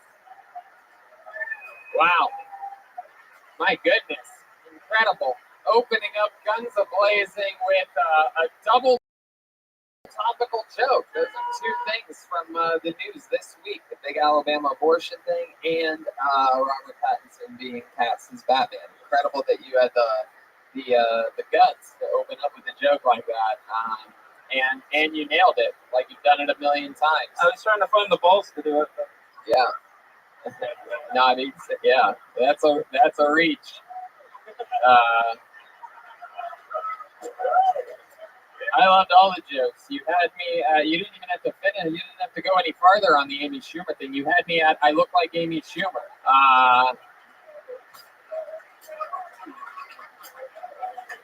My goodness, Todd. So this is these people's probably other than a couple people that may have been in Portland. This is their first time seeing you, right? You are from Tacoma. Tacoma. Fuck yeah. Todd made the drive down to Portland a few days ago, and I mean, it was some fucking magical shit. It was amazing. Yeah. Is your life changed at all since then? 100%. My Really? wife's talking to me now. She's finding me attractive. Look at that. I love that. Was she at the show? She wasn't at that one, no. But you told her all about it. I told her all about it. Yes. Wow, that is so fucking cool. Didn't even stand in front of the light for us. Oh, it's okay. Yeah, stand right there, just like that. You're perfect right there. Heck yeah. This is the dark side of the moon and the bright side of the sun. I can't see you guys at all now. Yeah. We're blind. Perfect. Stay right there. I love it. So, Todd, we found out the other day that you've been a professional wrestler for 18 years. Yep. And you go by the name of the American Wet Dream. The American Wet Dream. Heck yeah. Yes. Stone Cold Creamery was taken. The Rock E-Road wasn't gonna do it. All right. Your last wrestling match, that was when? 3 weeks ago. 3 weeks ago. And do you remember who you wrestled? This guy named Tectonic. Tectonic? Tectonic. Oh. No, you're the one that loves plates. Better. Tectonic. And did you win that match, or you give him the old push? I gave him the old push. Yeah. How did he beat you? Did you guys really lift you up? He gave me a body slam. Wow, that's some fucking Andre the Giant shit. If he was wide instead of tall, you are something else. For those of you listening to the podcast, he is basically a perfect circle. Actually, honestly, there was a time in my life where I weighed 504 pounds. Wow, you're so skinny back then. Oh yeah. Got it. There he is. Here she is. And I'm 5'10", so before I started losing some weight, which I have lost some weight, I thought about gaining 6 more pounds, so I could be 5'10" at 5'10". Wow. But 5'10" and 5'10". Interesting. Yeah, I guess so. Todd, how much longer do you think you're gonna live? If you had to guess. What's your go-to food? Like 10 years? What do you think? Go-to food. Yeah, like what's your go-to food? Like if you could have, What's your to-go food? yeah, what do you like? What do you eat every day or almost every day? That's like your. You know what's weird? I've actually become vegan. Whoa. You're not supposed to eat like Is that an actual lamb? Did you guys hear that? That's what vegans start to sound like after a while. They eat so much fucking grass that they just turn into goddamn sheep. Yeah. So are you eating whole yards? Like Yeah. How many patches do you go through? yeah, a tree. I go through a few yards a day. Incredible. So what's an average like breakfast look like for you? Right now, I do a lot of tofu scrambles. Oh my goodness. Yes. Yeah. What do you put on it? Ranch dressing or like what's the catch here? Just some fake sausage, fake cheese. Check in with Chip. How's this guy gayer than the last guy who blew a guy? Tofu scrambles. That's interesting. How about yeah, go ahead. I was just gonna say it's been a while since I've gotten a blowjob. So if there's any lady in the audience that Look out. Hello. Mason, you want to come back up here and get come on, someone did it for you, Mason. Now you gotta come up here and return the favor. Move forward, Mason. And this time you better swallow, Mason. Yeah. It's swallow or be swallowed.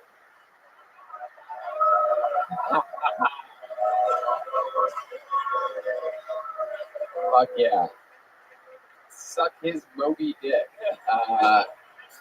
My goodness. And you are married, correct, Todd? I am. Yes. Remind us of what it is that your wife does for a living when she's not trying to unsuffocate herself continuously when you used all the oxygen in the room. What is it that she does for work?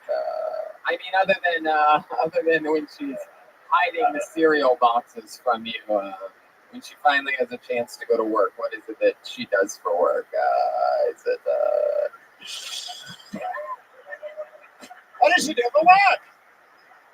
Yeah, what does she do for work? When she's not adjusting your sleep apnea mask. Like, what does your wife do for work? I mean, there must be something that she does for work when she's not trying to untie your shoes and take them off of your feet. There must be something that she does when she's not, when she's not fixing the living room recliner. She must make some type of living.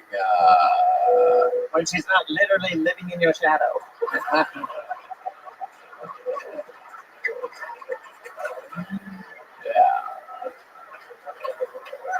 Yeah, remind us of what your wife does for work. When she's not wiping off your seat in the shower. Yeah, what does your wife do? What does your wife do for a living? Go ahead, you can answer. When she's not cutting McDonald's coupons for you, there must be something that she does, like, to make money for, like, a job, like perhaps something like that, right? When she's not, scrubbing your handicapped ramp. When she's not changing the tires on your rascal scooter. Yes. There must be something that she does for a living, right? Like, perhaps she, takes a break from taking her blood pressure once in a while to. When she's not busy cutting your arm out of the blood pressure machine.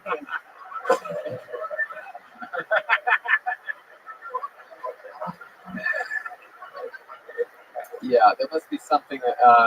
So does she have a job? Does she have a job? It's something that she does when she's not. Does she ever get a break from doing your dishes? She must. It must be something that.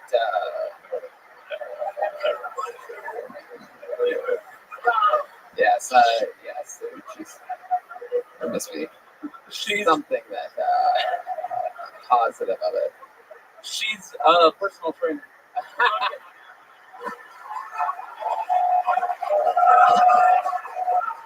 Woo!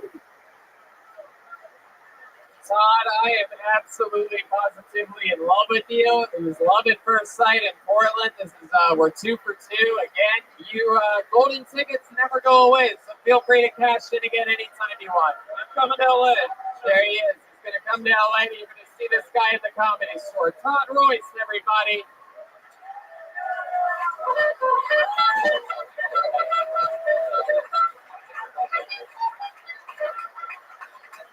Man, we've hit our heart out. What do you guys think? Should we go to the bucket one more time? A quick one. It's got to be quick. We're going against the rules here, so it's only one. It's going to be a quick one. We all agree on that, right? We're all going to leave happy no matter what happens. Put your hands together for your final comedian of the night, Matt B. Everyone, Matt B. Mary had a little lamb. Yes, she did. Little lamb. Matt B's got to be coming up here. Here he comes.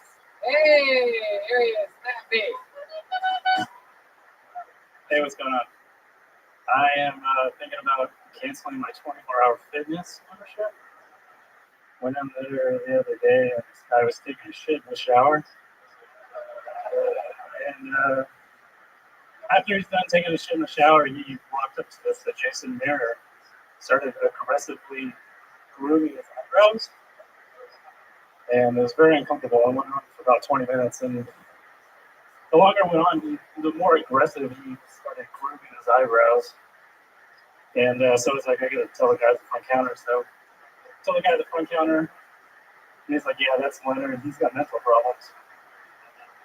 And I was like, yeah, I understand that's uncomfortable, but can you send someone down to clean the shit out of the shower? And he's like, yeah, well, unfortunately, Leonard's shift doesn't start for another half an hour. That's all I really got. Thanks. Hey, there you go. I like that. My goodness, Matt B. How are you? I'm great. How are you guys? Is that your first time doing stand-up? First time. Wow, look at that. That's a great set for the first time.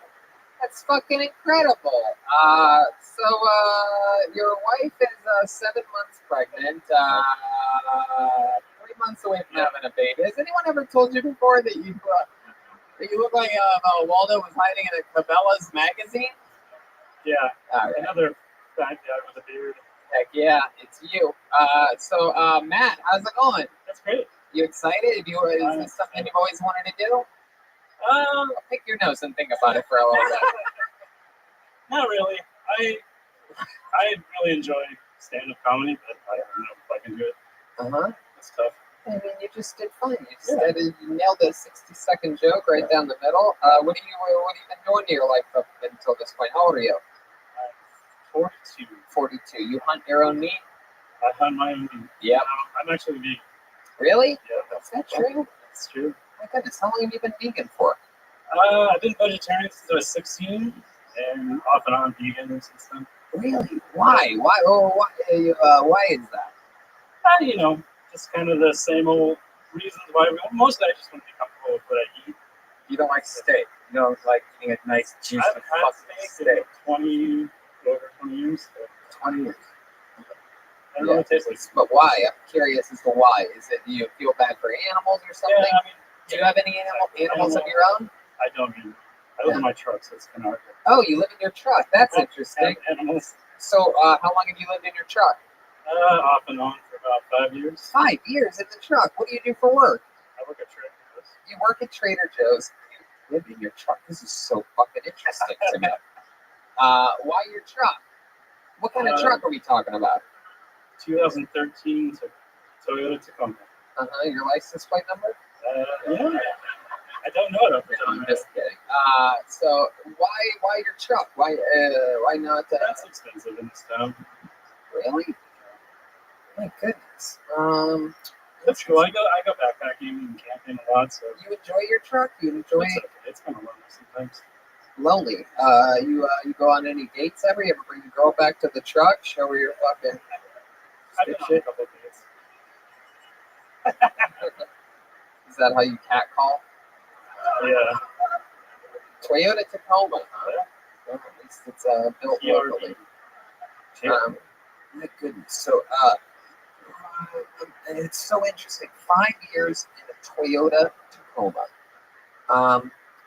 When you say you get lonely, like, I mean, again, I'm just having trouble understanding, like, what exactly you do. Like, I mean, like, what's an average day in a truck look like for you if you're not working? If I'm not working, I try to go hiking, backpacking. I ski. I do jiu-jitsu. We go on jiu-jitsu as well. Oh, we go jiu-jitsu. Yeah, so I'm gonna check in with Philip. Yeah, have you ever had a dame in your car before? Yes. Oh, yeah. So I guess it's a pickup truck. Hey. So like the girl that you had in the truck, where'd you find her at? She was a girlfriend. A girlfriend. Heck yeah. Did she have her own place? Yeah. How long were you guys together? That one was a couple months. Yeah. Did you ever sleep over her place? What was her car? A Toyota Corolla, I believe. Toyota Corolla. We did not have sex in that car. Wow. All right. Oh boy. Why'd you guys break up? Did you just get car sick of her? Hey, Red Man. Look at you. Did you get car sick? So what else? Matt, you ever think about getting a second job in an apartment? Yeah, I did that. I was living in Utah for a bit and had 2 jobs there, and it kind of was a bummer. 2 jobs? How many wives? Utah. 0. What part of Utah? Salt Lake City. And then what made you move up here? I lived here before, and I moved out there for a job. What job was that? I worked for an outdoor company. Yeah, Cabela's? No, it was a climbing company. A climbing company. Things went a little rocky after a while. Yeah. There's a carabiner right behind you, behind the drums. I really hope you keep track of me. It's the first time doing stand-up. What made you sign up tonight? I love the show. Yeah. It's good. I just wanted to give it a shot, see what happens. It all makes sense. And you do have a Planet Fitness membership, as many people do. Malcolm Hatchett lives in his car still. He has a 24-hour or whatever it is, Planet, whatever one of those things, membership. Same thing. 24-hour fitness. And, I mean, the fucking guy really loves it. Do you think it's something you're going to do again? Yeah, I might try it again. I think I got a couple.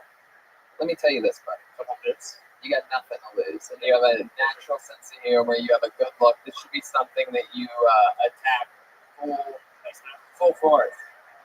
You'll be able to relate to comedians a lot. A lot of them sleep in their cars, so you'll at least be able to hang out. It's a real honor to be up here. Well, I hope so. It's an honor to have you close the show tonight. There you go, Matt B, everybody. Seattle, we did it. I'm so excited. This is the end of League One of our Pacific Northwest tour. We did it with you guys. We love you. Thank you so much. Let's see how loud this place can get for the great and powerful Jeremiah Watkins, everybody. Jeremiah Wonders is his podcast. Follow him on YouTube at Jeremiah Watkins. The new album comes out June 7th. Reagan and Watkins self-titled debut album. It's available for pre-sale now at ReaganandWatkins.com. Follow him on social media at Jeremiah Stand Up. Anything else?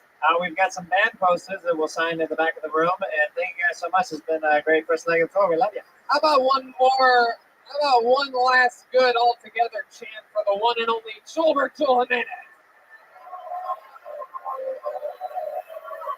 Schulbert's on social media and mostly sorry. He's unbelievable. This is your first night ever in Seattle. What'd you think, Joel? I love it. We love you guys. Thank you. Thank you. So much fun. We're going to sell posters of Tony Hinchcliffe pins and sign them and take pictures in the back of the room. How about one more time for the man with the plane and the great Brian Red Band, everybody? Thank you, guys. Seattle, we love you. Thank you so much. Good night.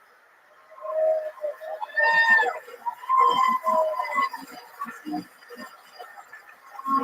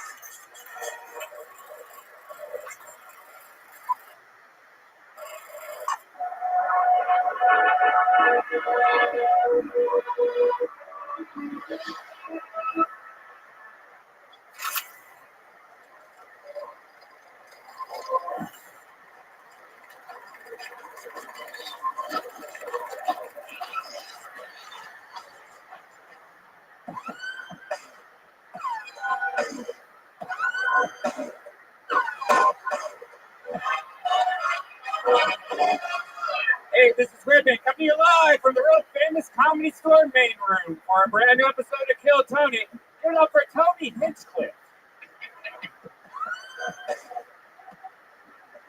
Wow, come on, guys, make some noise. You're here. It's the #1 live podcast in the world. Mellow ass beginning. How about a hand for the great Brian Redband is here? What is up, guys? How exciting. Feels good in here. We just got back today from fucking crazy touring. Hello to the thousands watching on YouTube. We are live all around the world, and we've been traveling all around the world. We just got back today after 2 sold-out shows in Seattle last night, Vancouver, Portland, Spokane, Boise, Salt Lake City. We've done 9 Kill Tonys in 7 days or something like that. And half those episodes are already on our YouTube page, so you can watch it right now. The rest will be released this week. A lot of you come to Kill Tony every Monday. We've been doing a Kill Tony every night since last Monday. Tomorrow night's going to be our first night not doing a Kill Tony in 7 days. Very exciting. I love it. I love it too. And we get back out there on June 7th. The second leg of the tour continues in the goddamn middle of the United States of America. Lawrence, Kansas, Omaha, Nebraska, Des Moines, Iowa, Appleton, Wisconsin, Milwaukee, Chicago, Madison, Minneapolis, Poughkeepsie, and New York, New York. 2 shows at the Gramercy Theater. Get tickets for those at DeathSquad.tv, TonyHinchcliffe.com. Anywhere, really. You can just Google your city. Fucking tickets will pop right up. Go to cavemancoffeeco.com. Use the promo code KILLTONY. Save 15% on delicious Caveman coffee. I drink it before every episode. Turns me into a goddamn chimp. So, yeah, I'm excited about life. And the traveling has been absolutely insane. And, it's one of those things where they were all great venues. There were great staffs at all the venues. And it's hard to pull that off. Hiring is challenging.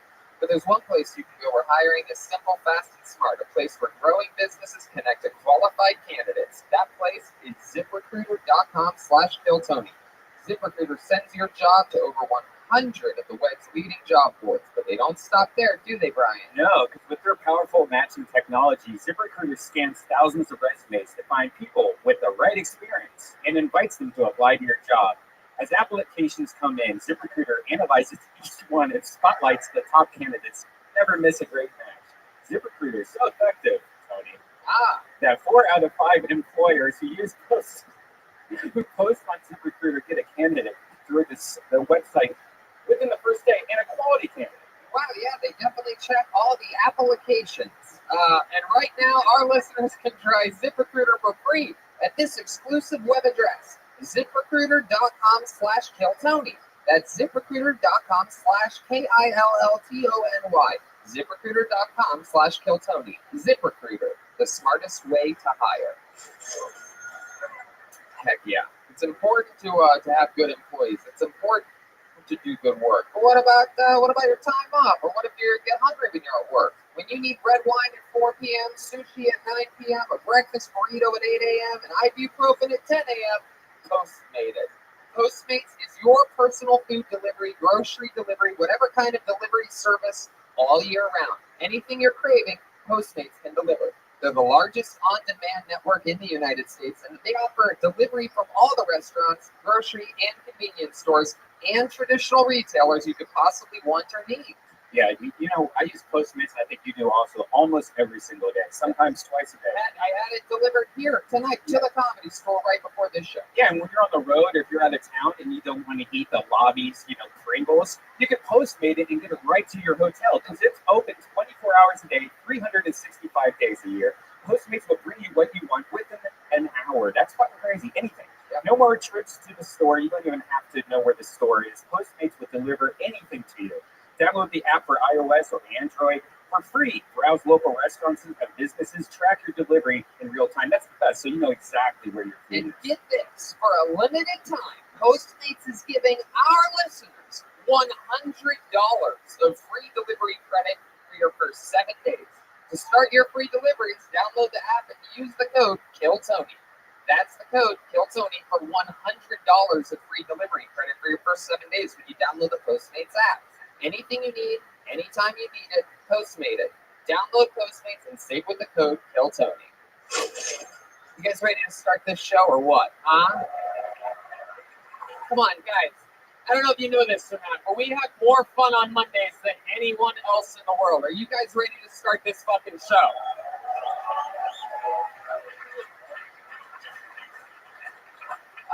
I'm going to bring in a guest. Every single week we have one of the funniest comedians in the world on, and this week's no different. He actually was a surprise guest who just joined us in Boise out of nowhere, shocked the Boise crowd by us bringing up a rare guest on the road. And he does a lot. He's actually been on quite a few road episodes, and he's one of our favorite guests to have here in beautiful our home at the Comedy Store, Los Angeles, California. And he's here for you tonight. Here he is, one of my favorite comedians, one of my best friends. It's the great Doug Benson, everybody. Come on. What? There he is. Wow. It's really him. Holy moly. He's got sunglasses on. He's live on Instagram. He's streaming. We're streaming. We're crossing the streams like Ghostbusters right now. I'm making a periscope. Oh, that's a periscope. Look at you, you little submariner, you. Welcome back, Doug. How's it going? I just said stop broadcast. That was enough. This is your show. How's everybody doing? So, Are you ready for some awkwardness? yes, you are. You're right. Doug just started. Near a sword. Doug just started smoking pot today for the first time. I love it so far. Which reminds me, shout out to Speedweed giving out they gave away $500 worth of legal marijuana merchandise last week. How cool is that? I love Speedweed. Like if you need speed or weed, they will. They will deliver. Mostly weed, but Coming soon. Speaking of speed, we flew in today with our amazing band. They did great work over this road trip. We have a band on the show. You know about this, right? I do know about remember? And they are unbelievable. Unfortunately, the great Jeremiah Watkins couldn't make it. Hey, wow, look at this. It's the one and only Aphrodite, ladies and gentlemen. Kill Tony royalty. Look at it. It's their own little entrance. Look at that shit. The band is one of my favorite things in all of comedy. Jeremiah is not here tonight, but I do believe we have an amazing replacement that you may recognize from previous Kill Tony episodes. So let's just get right into it. They every single episode they commit to doing different characters. We never know what they're going to be. There's a separate green room back there. Sometimes it's a brand new character that we've never seen or heard before. We've had a lot of those lately. We had Southern Bells last night in Seattle. We had Puppeteers in Vegas. You never know what they're going to be. Maybe it's the return of some of the most famous characters. Let's see what they are tonight. Put your hands together for the best damn band in the land. The leader tonight, Joel Jimenez, Chroma Chris, and Jesse Johnson. Let's see what's going on here. Whoa! Definitely track runners. This is Hilarious.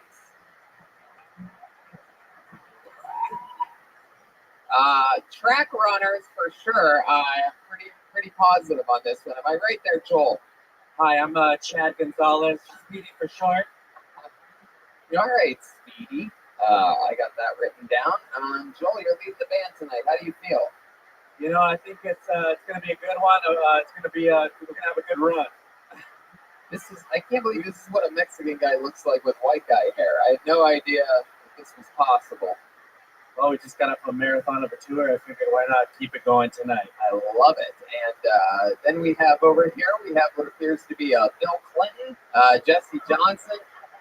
Jesse, welcome to the show. You're playing trumpet tonight? Actually, I'm Phyllis Watkins. I'm Jeremiah's sister. And I love to run away from my brother. And the trumpet, I'll be playing the trumpet. I love it. And then we have Chroma Chris, who sort of always looks like a marathon runner. He's dressed like one tonight. How you feel, Chris? Good. My name is Adolf Herdler. What? Adolf Herdler? Herdler. I run track and field, and I'm a great marathon runner. Okay, my goodness, I'm excited about this. This is the first time we've ever had track runners. You guys excited to fucking track runners? I like to call him Sean Putin. Hey, I like that. We got fucking yeah,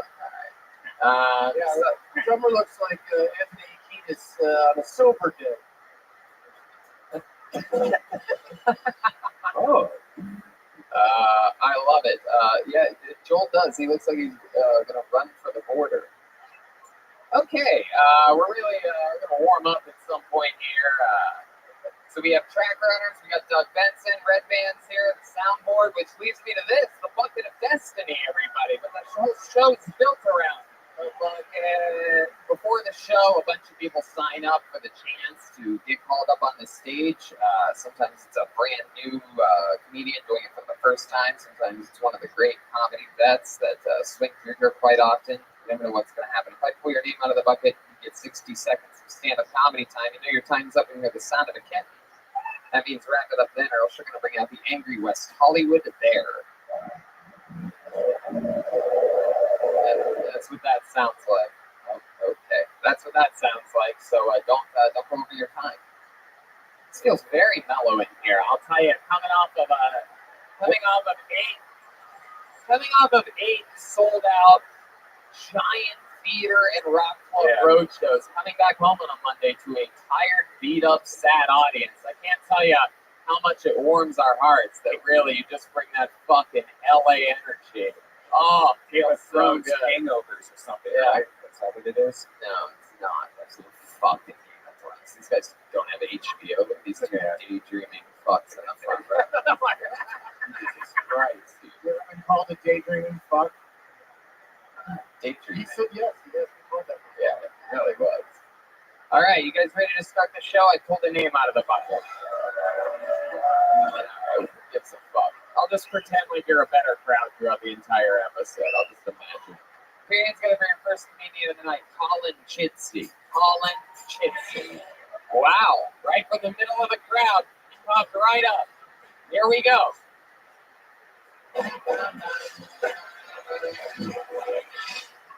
What's up, players? What's going on? I got problems, people. I got problems. Like earlier today, I was at my buddy's house, and I get weird anxiety when I go to other people's bathrooms. I'll be washing my hands, and then I just won't know what towels to come into. Okay, that's it. Okay. All right, yeah, and then I'm 28. I've lived in LA most of my life, which means I like hiking in the daytime, and in the nighttime, cocaine. I like running trails and busting rails. Okay, I'm Joey Rogan by day, Joey Diaz by night. Oh, all right, that didn't do so hot. Moving on. Right now I'm living at home with my little sister, 23 years old, and my parents. My little sister just moved back home because she's going through a divorce, and I'm back home because I've never left. Serious problems.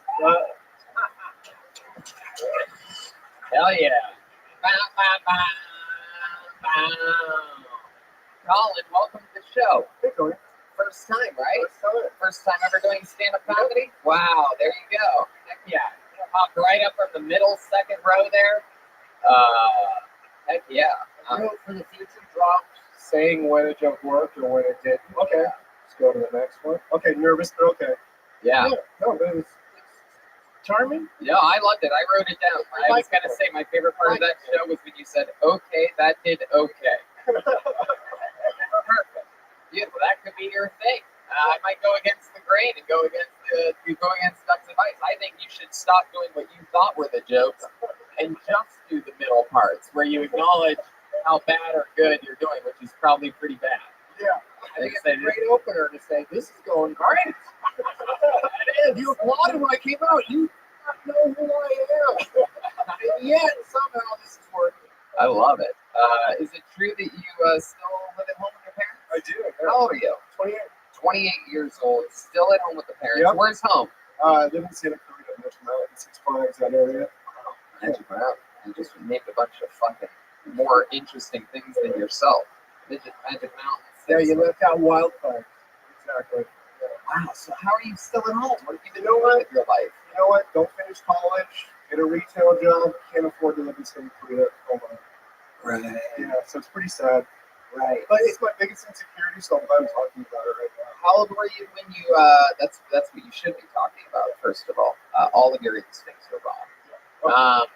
So how old were you when you dropped out of college? I don't know the normal age when you do that. I don't know, maybe 20. The normal age when you do that. No, I dropped out. That you've just been working retail. What type of retail are we talking about? I work, well, you're familiar with this place, AutoZone? Ah, yes, I am. In the zone. Yeah. AutoZone. Guys, you know what's weird? I work for AutoZone, but somehow Anything that has a jingle this episode, you have to go right into it. I'll do every jingle. Yeah, how long have you been at AutoZone? Get in the zone. No, not after you already once. done. Yeah, You once, yeah. How long have you been working there? A couple years, but the automotive retail and shit for. You like cars a lot? No, I don't. Oh wow. No, Jeez. My goodness. I don't like cars at all. Really. I like car parts. Just parts of it. Yeah, cars. Wow. So I mean, working on AutoZone and not liking cars, that's got to be fucking horrible. You know what? It's weird how things work out because when I was younger, I feel like I always wanted to be like in the entertainment industry or maybe an actor or whatever. And working at AutoZone, for some reason, I just ended up doing 2 AutoZone commercials. Really? Yeah. Complete by coincidence? Well, they're like, hey, we're using employees. If you want to like send in your photo, Yeah. we'll give it a look. What did you do in the commercial? Just like, hi. You know, just Wow, you really are built for show business. I was- That's incredible. Hey, real quick, just do that again. I was at the counter, I was like, I had a paper, I was like, get in the zone. AutoZone. Wow. Yeah. Is that which AutoZone? The one in West Hollywood or something? No, Or it's what is it? in where I live. Right. So is it true that you spend your AutoZone money on cocaine? You talked about doing a lot of hiking during the day and cocaine at night. You know what? I missed one part of that. I was gonna say I don't really do cocaine. I have tried it 200 or 300 times. Oh, wow. There you go. That's when you worked at the Pep Boys. I worked there too, actually. I worked there too. You did? Yeah. You used to be one of the Pep Boys. Yeah. You switched up. Get it, the boys. Yeah, I worked there.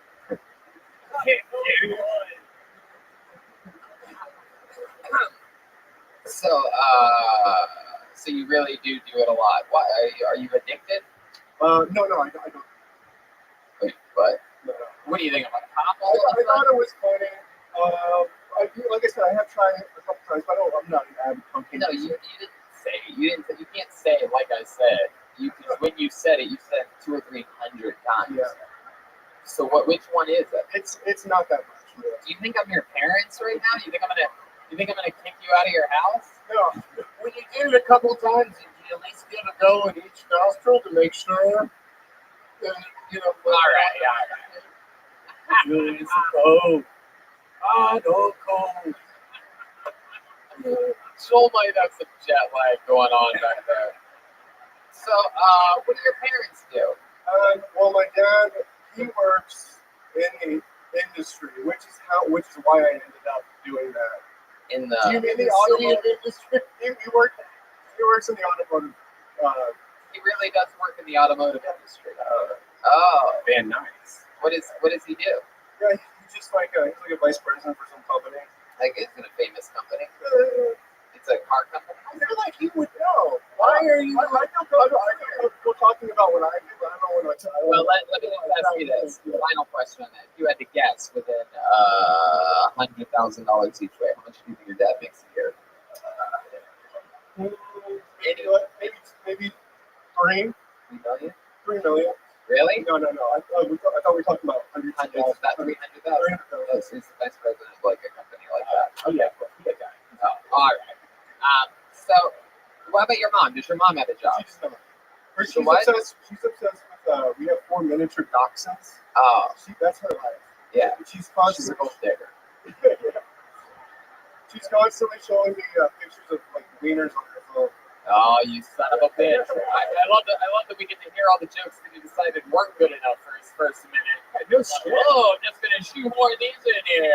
Mom just says nothing to me wiener pics with your Dachshunds. Hey, okay, that did okay.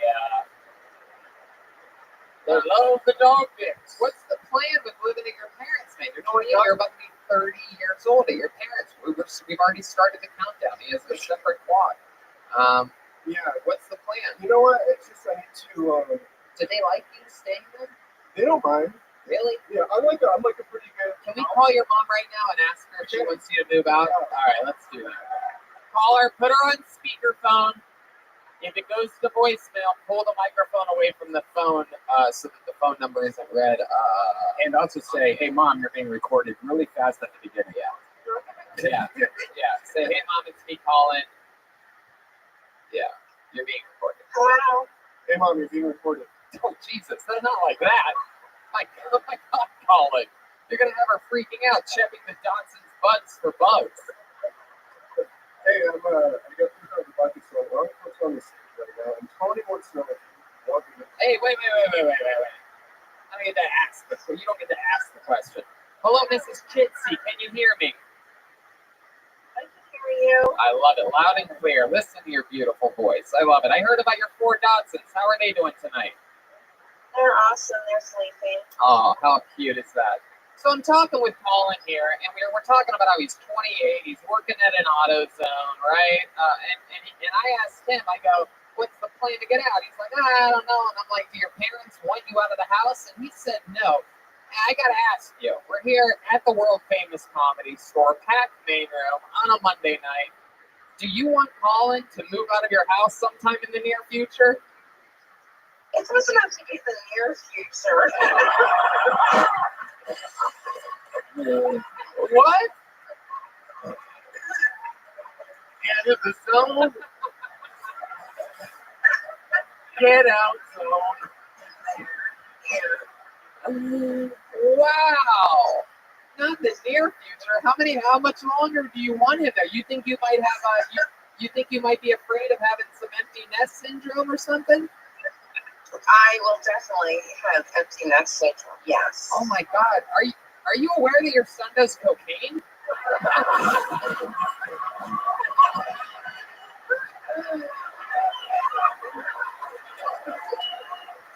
That's what it's supposed to sound like on a Monday night, right there. Now we're there. Can we restart the show? No space. All right. Mrs. Chitsey, you're absolutely killing it right now. You're so much funnier than your son. This is incredible. Maybe you should come. Will you come one of these upcoming weeks and swing by, see the show live? I actually brought my mom. No one cares what you're going to say, Colin. Oh, you brought your mom to the show before? Is that what you're going to say? Run away with my aunts. Wow. Why do you feel like that? With Air quotes. Because I don't even know if my relatives would be say there. Was it just 4 Dachshunds stacked up on top of each other and bring it straight out? They're from the south. I'm 21. Get in the cold. It's cold. Okay. You say that I keep hearing Dachshund. The dachshund? How many? Yeah, dachshund. What's the dachshund? What are the dogs' names? Good question. What are the dogs' names, Mrs. Chitsey? Suze, Fancy, Second Reason.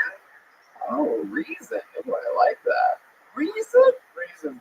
Is there a reason that you named your dog Reason?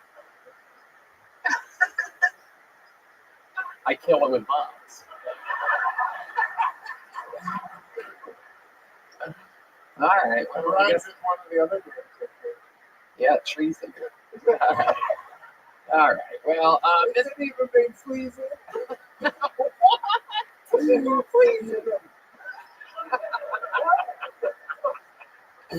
Oh my God.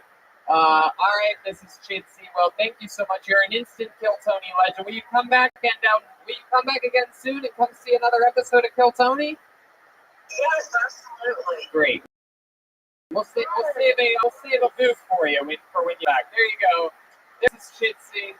And how about one more time? His first time ever on stage, Colin Chitsey. He's on Instagram at Colin Chitsey. All one word. CHIDSEY. How fun is that? Little fucking mom talk. Oh yeah. That cocaine shit was so hilarious. Yeah. I'm gonna get a text message right about now.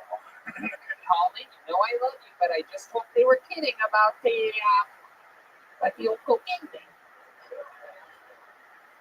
I know a 28-year-old that's living at home with his parents shouldn't be doing that. Hold another name out of the bucket. Put your hands together for Sam Jones, everyone. Sam Jones. There we go.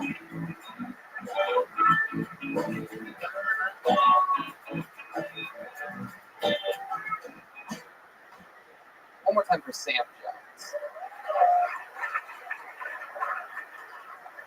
What's the price? I memorized myself.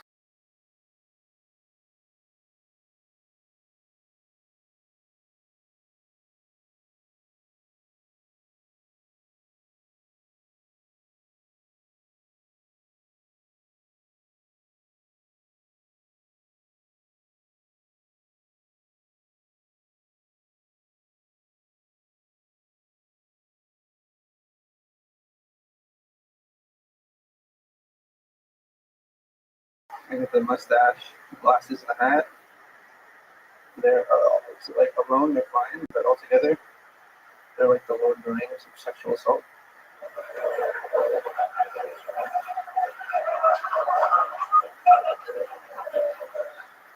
One in three related to what I'm talking about.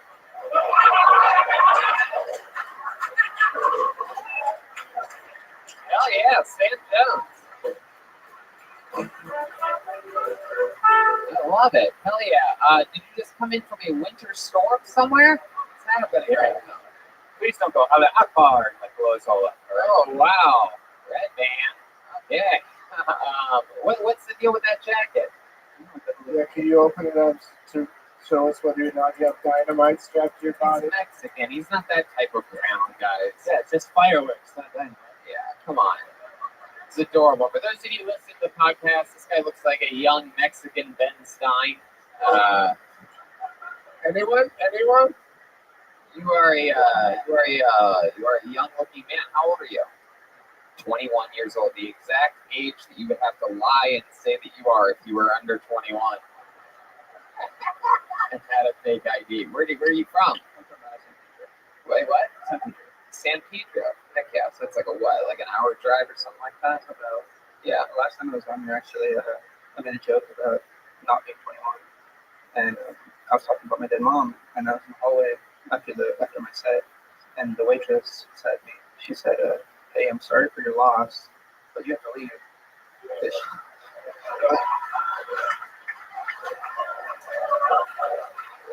Is that true?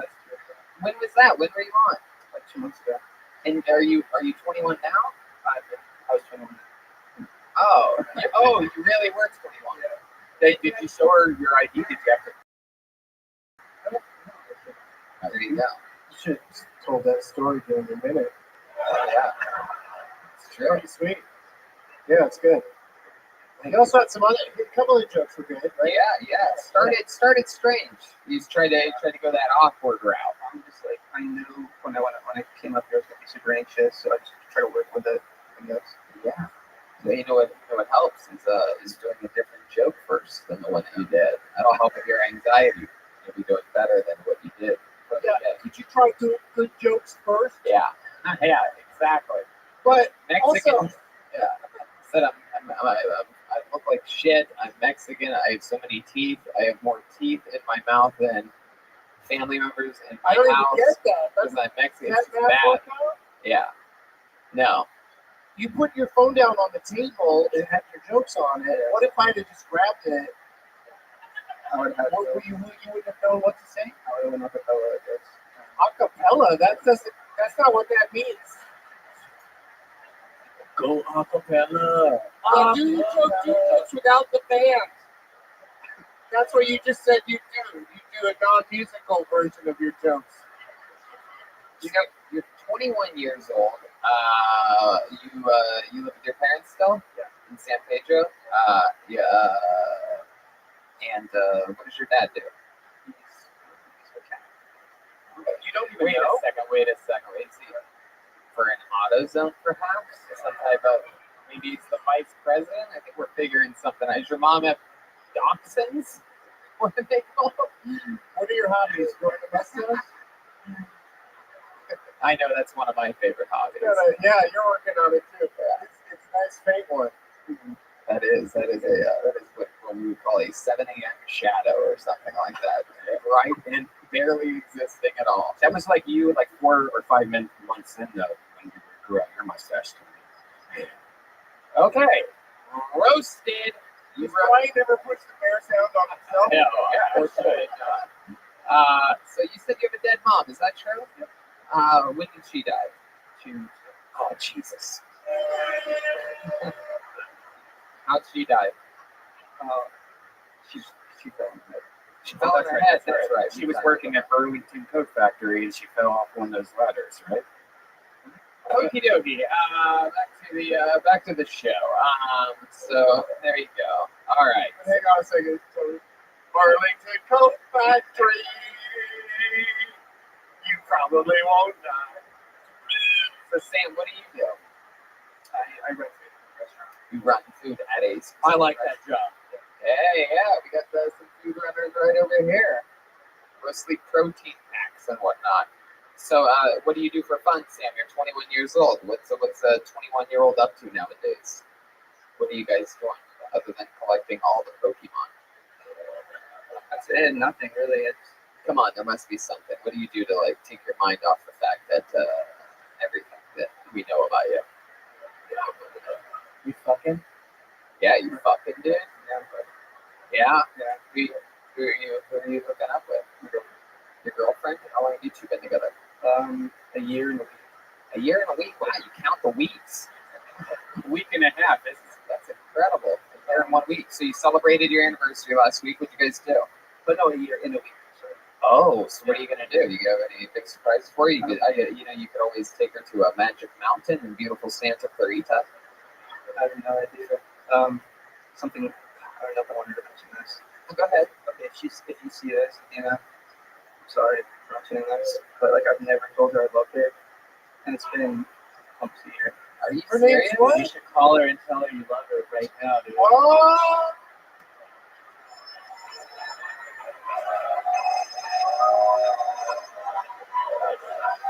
You want to do it? How about we call your dead mom then? What is going on here? Are you guys all just trying to pick up this? That was weird. You guys all trying to fix what happened earlier? You know, when I call myself a food runner, it's because I have diarrhea. Can I tell you something, Sam? I'm very, very disappointed in Joelberg for even suggesting that you call your girlfriend and you tell them that you love her. But now I must ask you, why won't you call her and tell her that you love her? No, this is great. You guys like what we're talking about right now, right? Show Sam some love.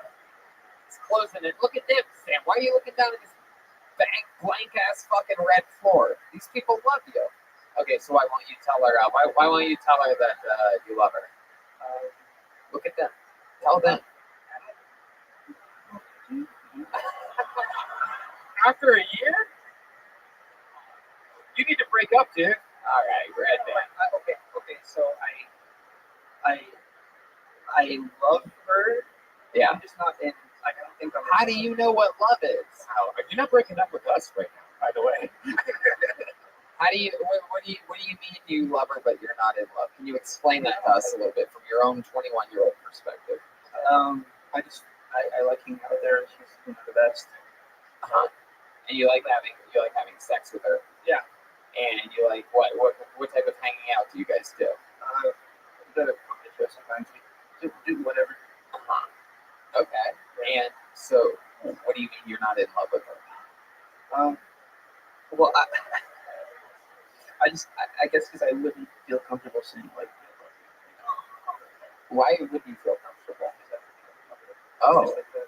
Wow. So it just goes both ways. It's just an endless circle of you just don't want to say it. Okie dokie.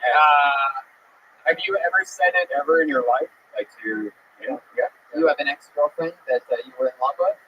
Yeah. So you're still in love with her, your ex-girlfriend. Right. Okay. So the thing that I don't get is you told her, but you won't tell this one. So then why stay with her? Because I enjoy being with her. Like it sounds cheesy, but like I love her as a person. So what don't you love her as? Sweet, sweet young love. There's a difference, I think, between like loving someone and being in love with them. Yeah, what is that difference? You don't know. It's a feeling. God, so are you telling us that in a week your big plan for the anniversary is just lie to her and tell her that you love her? Is that the plan? No. What are you gonna do for the anniversary? Take her anywhere special? Bro, dude, I don't know. Wow. So yeah, so saying you love her is way cheaper. I see Roma Chris out of nowhere with a grand slam, silent but deadly as always. Have you thought about this? Have you thought about being thrifty and telling your girlfriend that you love her? Give it that, you could pick a flower out of somebody's garden and tell her you love her. You'll blow her fucking mind, dude. Pussy's gonna be wetter than your back. Why? You guys want to be quiet, crowd? I'm gonna push it. I had to do these jokes. What are you gonna do? Complain about it? Hopefully your girlfriend doesn't have the internet. You know, like, are you scared that she's gonna watch this episode? She knows? I don't think she knows, but she'll see it. She definitely will. If she gets really mad at you about it, would that make you love her? Has she told you that she loves you? She has. She has told you that she loves you, and then you just looked back at her and you're like, I have a lot of teeth in my mouth. I have some more teeth than family members in my apartment or my house. I mean, which is an apartment because I'm Mexican. Anyway, see you tomorrow. Your girlfriend's not like 75 or something weird like that, by the way, right? Why would she be 7? Because then all this would make sense, you know, like. I don't understand what you're talking about at all on a live show. Yet again, so many people watch. Write it down. All right, I'll write it down and I'll look back at it later, and we'll do our If homework. his girlfriend was 75, then I'd get dating her for a year and not loving her, right? You're just waiting for her to die or something Mexican. Well, like, whatever. Wait, what? Oh my God, Ryan Redband. Thank God I explained it. Yeah, let's let the maybe I'll just take it from here. There you go, Sam Jones, everybody. Let's just get out while we're ahead. That microphone your mic's loud tonight, Redman. I think you're louder than me. I project my voice. Yeah, no, that's definitely not it. I'm a professional so often, and you're more quiet. Yeah, yep, that's right. Sound better already. 100%. Yeah, it sure does. Very good. How about by that? Maybe I was hinting at you're talking too much on a fucking show tonight. How about that? All right. Your microphone's too loud. You know what I did? Yep. Yeah, me too. Me too. I'll take a Crown we all Royal. want Let's do it. There you go. Crown and Coke, turkey ginger. There you go. Marianne's going to be our next comedian, Michael Roberts, everyone. Michael Roberts. Here we go. Let's rebuild momentum from scratch on this show that we've accomplished twice. We're going to start again. Michael Roberts, live on Kill Tony. Wow. Recently moved out here from Philadelphia. Yeah. Been with the same girl 15 years. Decided I'm not having sex anymore. It's my choice. Free will. I just don't want to do the work. If I want to have sex on Wednesday, I got to start the process on Sunday. She calls it emotional foreplay. So like on Sunday, like I got to come home with the flowers. Monday, special dinner. It's got to have the capers and shit in it, or it doesn't count. Tuesday, massage. Wednesday, if I'm lucky, maybe I get to have some standard Christian missionary sex. Yeah, it's not worth it. Got 5 kids. I don't even like kids. I don't, man. They're weird, man. These fucking kids are weird these days, man. Like, why are they so thirsty all the time? Like every 2 minutes, like, I need water. They're sitting on the couch doing absolutely nothing. Nothing. Watching TV. Like, I need some water. Yeah, go in the backyard. Run around, fat fuck. Maybe I'll get you some water. All right, Michael Roberts. Fuck yeah, Michael Roberts. Laying down the law. That's one tough daddy right there. Hell yeah, that's a way to make sure your kids still aren't living with you when they're 28. Right? Be tougher, right? Yeah. That's amazing that you have 5 kids. How old are you? 39. 39 years I got 5 old. adopted kids through foster. Wow, look at you.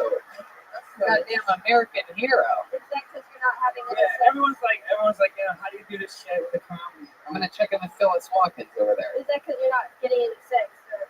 No, well, I gotta do work. I gotta do the fucking work. But no, if I want to do the work, I'll do the sex.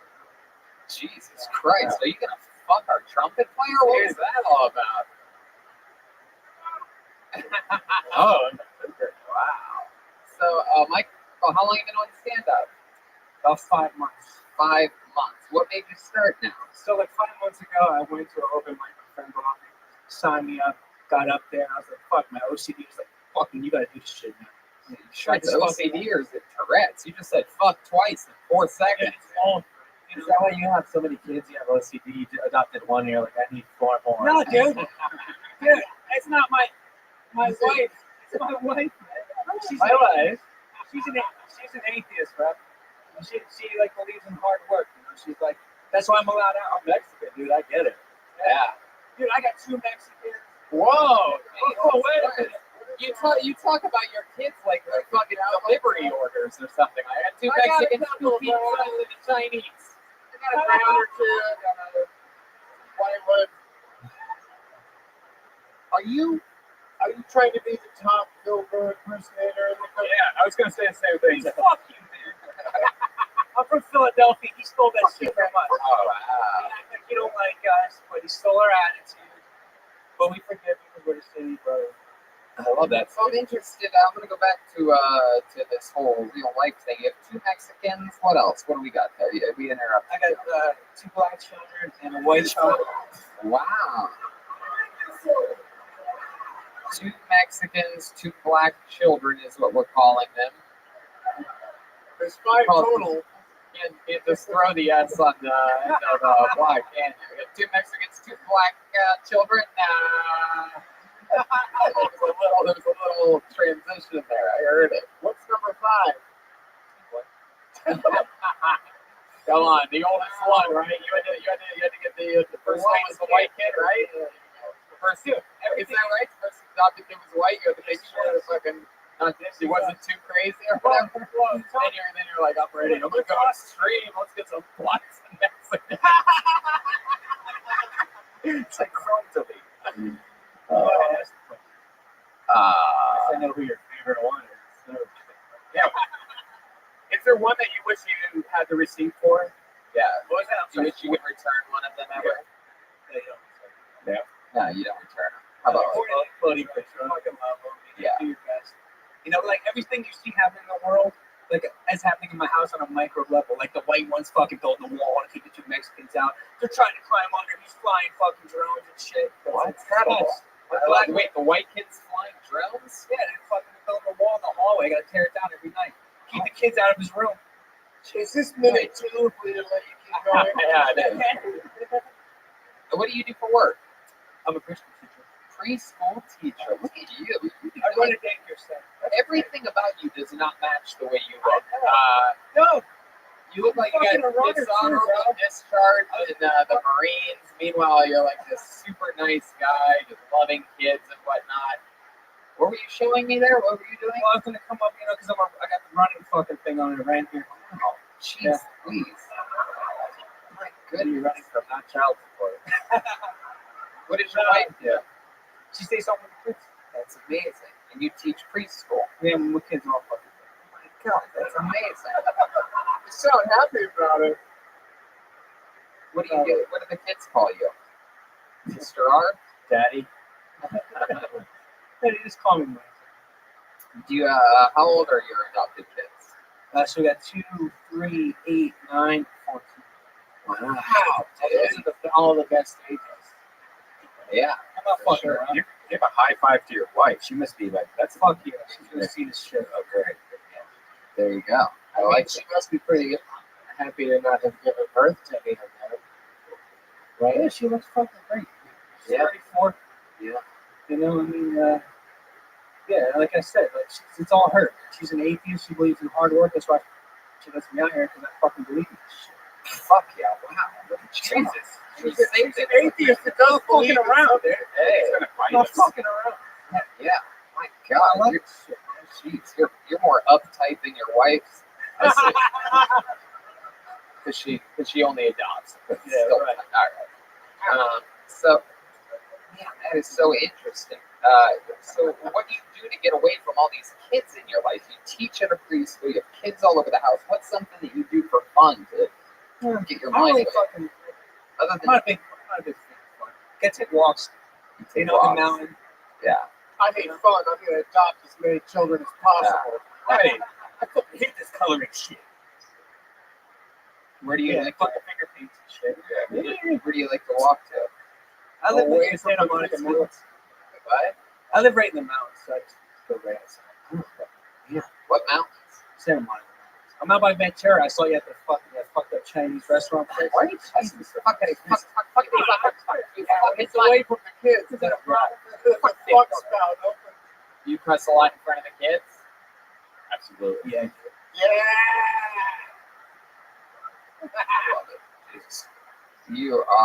You would be an interesting preschool teacher. Any fun things that you ever do? Shit. Do you ever do anything fun to entertain the kids? Anything sort of? Yeah, I do I play the drums, I beatbox, I fucking gymnastics. Can you give us a little example of Can you get us a little example of some of your beatboxing skills? Some of your preschool beatboxing? Yeah, I'm just like, come on, kids, let's, I get them going. I do a little gymnastics with them. I do backflips and shit. I do shit like that. Wow. Is that it? You just do a few bars and they're then like leave 4 years a old.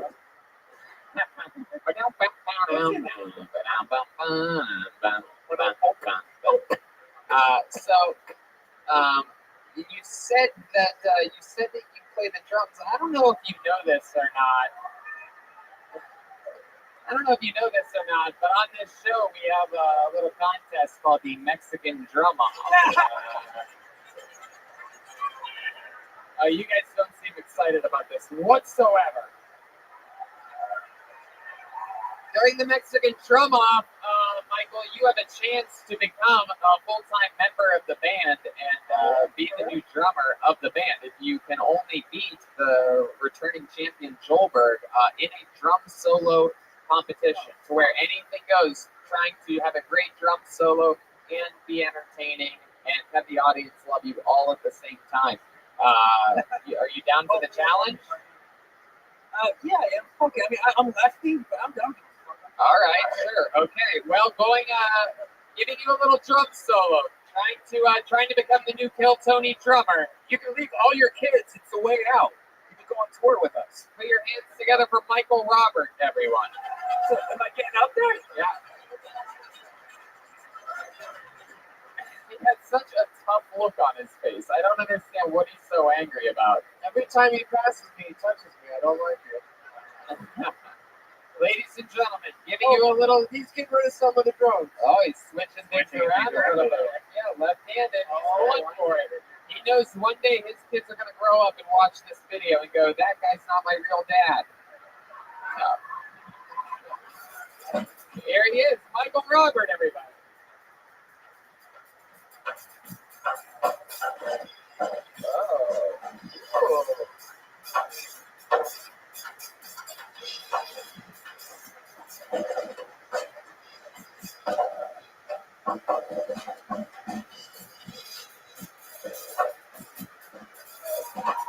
Wow, that's actually really fun. The crowd's going wild here. Michael that's pretty good. Left-handed, switched it over. That's incredible. That's a pretty good performance there, Michael. It's going to be tough to beat. It's going to be tough to beat. But a little fun fact, Joelberg all time is undefeated in Mexican drum-offs. It is his world. Michael, step on up here. Come on up. Come on back up here. And I'm going to bring out the... Have a seat on one of those stools right Yeah, just have a seat over there. And I'm going to bring out the reigning, defending drummer of Kiltony, undefeated all time, here to defend his throne. I present to you, in a Mexican drum-off, the one and only Joelberg Joel Jimenez.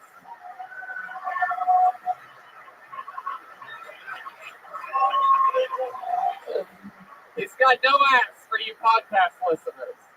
He has no physical bug whatsoever. All right. So if I win this, I'm the father of all his kids. Yes. Ladies and gentlemen, defending his throne, it's the one and only Joelberg.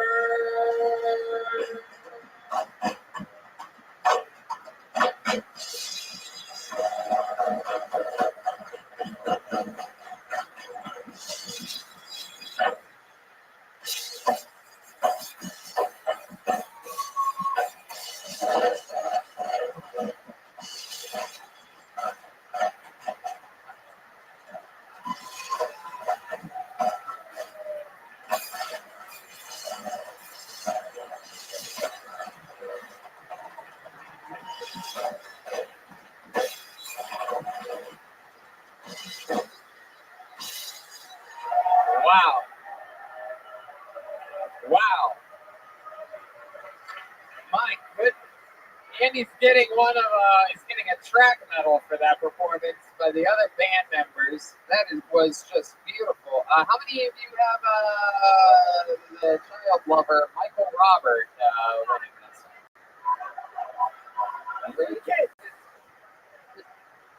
Raises kids, teaches them. How many of you have Joelberg winning that one? Huh? Wow. Oh, he's foot clapping. Hey, you did really good. I've never seen somebody effectively twerk with just skin back there before. It's incredible that you can make your skin jiggle. Mexican square butt, man.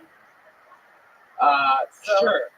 But Michael, You just hit them harder than you did. I hit them really hard.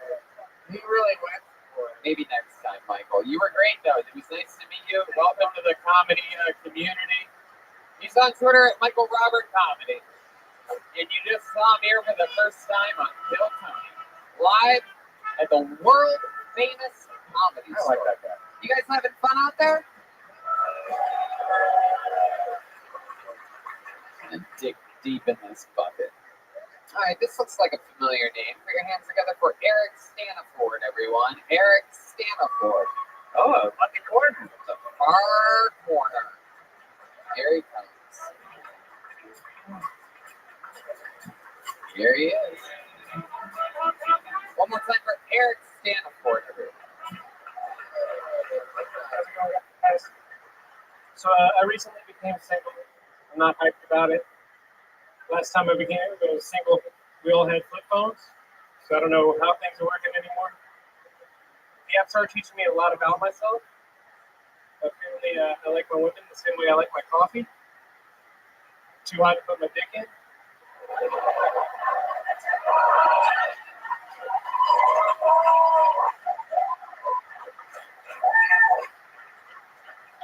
be kind of hot where if I do put my dick in for some reason, it's coming out with blisters for sure.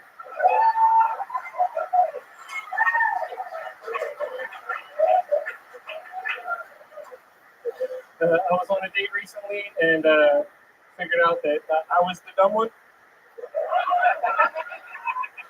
I confused Warren and Jimmy Buffett conversation. It's not something you can backtrack from. But if he was in charge of the economy, why are things going bad? Thank you. Yeah. Eric Sanford. How's it going, man? You've been on this show before. Yeah, back in November. Heck yeah. Welcome back.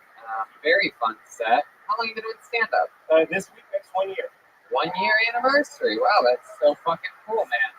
What do you do? Are you willing to tell stand-up you love it?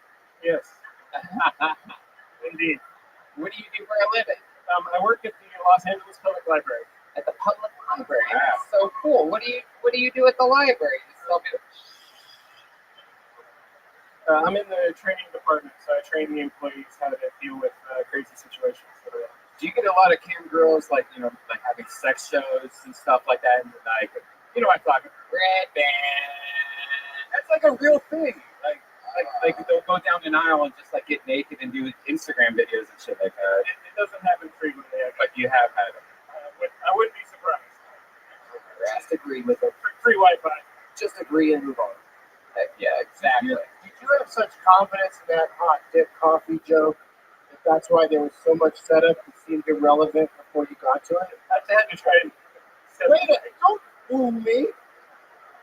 tried to set it up a little bit. Yeah, but I mean, that joke, if you just straight up said it, then they would have exploded immediately. It's that perfect. Yeah. I felt I needed to go It doesn't mean I'm single. What was that to do with it? Like, why do we A care? very, very, That's very not common bad. thing that's hard to believe, but you don't really, no matter how many times you hear it, you don't believe it until you're 4, 5, 6, 7 years into this. Is you don't need as much setup as you think. We think that, but you really don't. And he's absolutely right. You could have easily have said, "I like my women like I like my coffee." Too hot to put your dick in it, and it would have even. I know it's hard to believe that it would have been even bigger, but you got to try it that way to realize that it can be bigger. The less on the front, the more you get, because the more it's a surprise. And you just don't need it. It's all needless information, especially since it's such a great joke. Yeah. Like the whole coffee thing, I think all of us was, oh, here's another one of those generic coffee jokes. But you've heard every one of those before. But when you said it, whoa, there's another one. There it is. Yep, there's another one. Busting the myth that there's too many of those. It's crazy because you look like both of the Mythbusters at the same time, smushed together. Not many people look like both of them. A lot of people said, "Hey, look, it's friend of the show, Bobby Lee, everybody. Bobby! Hey, Bobby, what are you doing? Bobby, what are you doing? Come on! Come say hi, Bobby. What are you doing? Jeez Louise, just walking.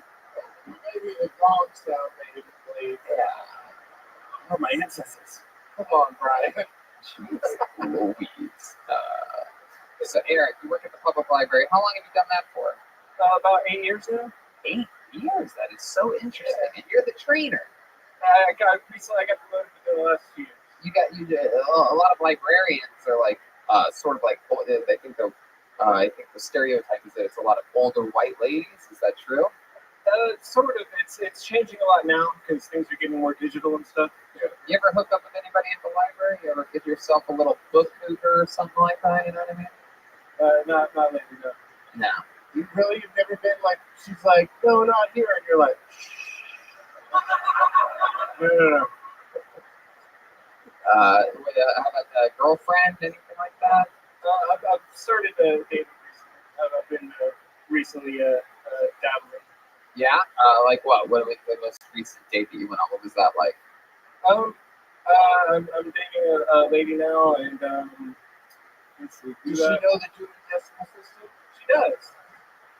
All right, things are going good. Yeah. That was my end. She likes books. That's how it goes. You met at the library? We met at a Mardi Gras party, but it was A Mardi Gras It was party. the Mardi Gras party for books. Yeah. So we were reading about Mardi Gras. Yeah. the conversation went to books pretty quick. Wow. Jeez Louise. And what does she do? She works in marketing and stuff. Right. And what did you guys do on your date? We went and had barbecue in Echo Park. Barbecue at the park. That's cool. Was it like someone else's barbecue or what? No, it was one of the restaurants on Sunset Boulevard. Oh, cool. Well, that's fun. What'd you do after barbecue? Went home, go shit your pants? Got really tired, wanted to lay down probably. Did you hear me? The itis and the Netflix comedy specials. Oh, there you go. All right. Anything else that we should know that's a fun fact about you that's interesting? I'm a photographer. I've been shooting a lot of photos of some of the open micers here lately. I shot photos for William Montgomery, Malcolm Patchett. You actually shared one of my photos on your Instagram with William Montgomery with the wrapped in the American flag. Oh, that's one of my favorite pictures ever. Thank you very much. Wow, that's incredible. You designed, you like directed that? Yeah. Oh, it's beautiful. I begged him for weeks. The American flag, Pabst Blue Ribbon can, like if there's something like that, it's just classic William. I'm so relieved he has a skill outside of comedy. Yeah. Eric is the designer of the Kill 20 Band skateboard group team.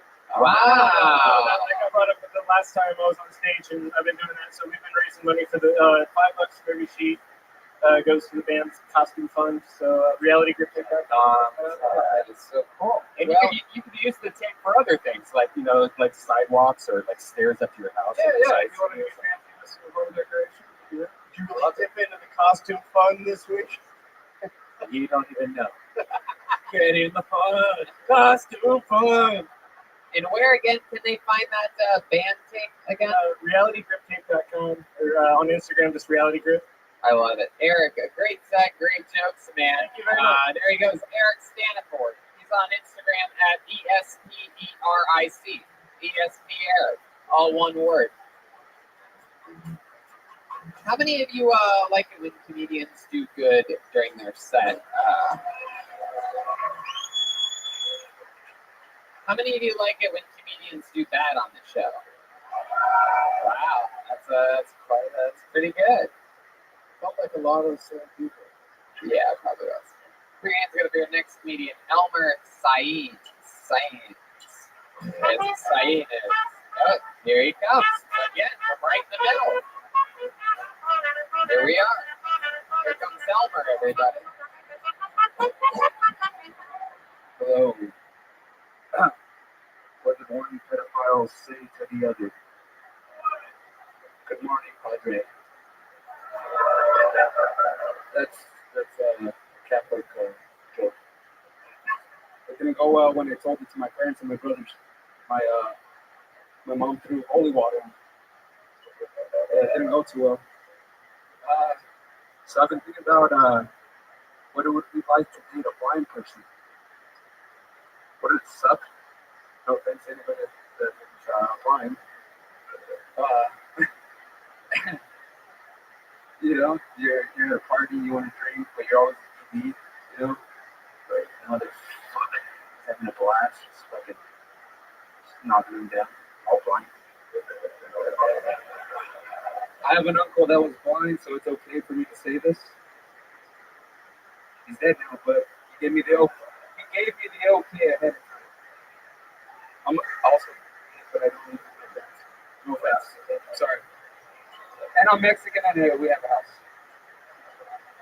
All right, Elmer Said. Signs. Like signs, like Elmer Signs. like signs, like Mel Gibson. Okay, signs. Another word. What happened in that first? What was that first joke? Pedophiles what- get together what- with good morning Padre, as in like they're both Spanish priests. Or just Catholic priests. It's either that or scout leader. It depends on which pedophile. Right. I mean, it's just calling priests pedophiles. Yeah. Or scout leaders is the other one. Yeah. Elmer, how long you been doing stand-up? First time. Hey, that's what I was hoping to hear. There's the go. Thank God it's your first time. Yes. Tragic. Yeah. I love it, man. How old are you? 28. 28. Here you are starting out at the comedy store. Is this something you think you're going to do again? You're going to keep Thinking trying about it. Getting out of my day job. Where are you from? Here. And what's your day job? Born and raised. Construction work. Construction work. Yeah. How long have you been doing that? 3 years. So what do you do exactly for construction? We do water, like the water pipe that goes out to all the houses. And, yeah. Fun stuff. Yeah? Yeah. And you, so, like, if those break, you're the guy that goes in there? Correct. Yeah. And we replace, most of the pipes are about 60 years old, so we got to replace them every once in a while. I love it. Look at you. Did you always look like Mario, or only when you started working with all these pipes? You? I love it. Yeah, thank you. What else about you, Elmer? Tell us more fun facts about you, your real life that we might find interesting. Let's see, I broke my jaw once. Yeah, how'd you do that? Wasn't looking at the batting cages, and I was right next to the net and ball. Yeah. I used to be as fat as Red Band, but now I'm a little thinner. Because what, they wired your jaw shut? Yeah. 6 weeks. My goodness. Yeah. What else, Elmer? Tell us more fun facts. Oh shit. I saw we have a water main break. Can you fix Did you put that on? I saw Doug Benson being too high and drop a trick once. Is that I don't think that is right. So Elmer, tell us more about you. Born and raised in LA? Yeah. What part?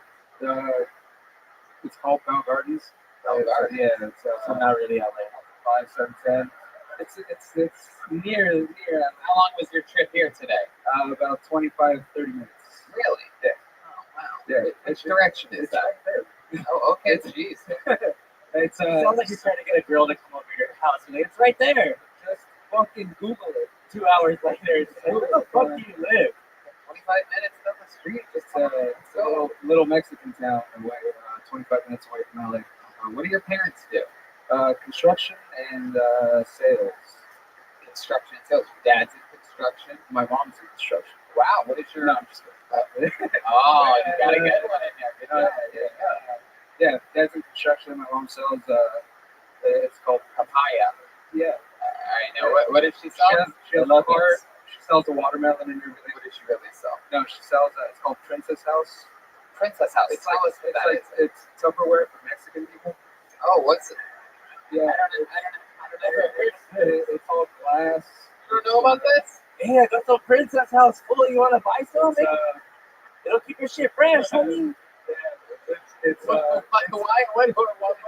What's the difference between regular Tupperware and Mexican Tupperware? it's mostly Mexican people who buy this stuff. But why? Why do they do that? They only take pesos. It's pretty pricey too. But, have you heard of Princess House?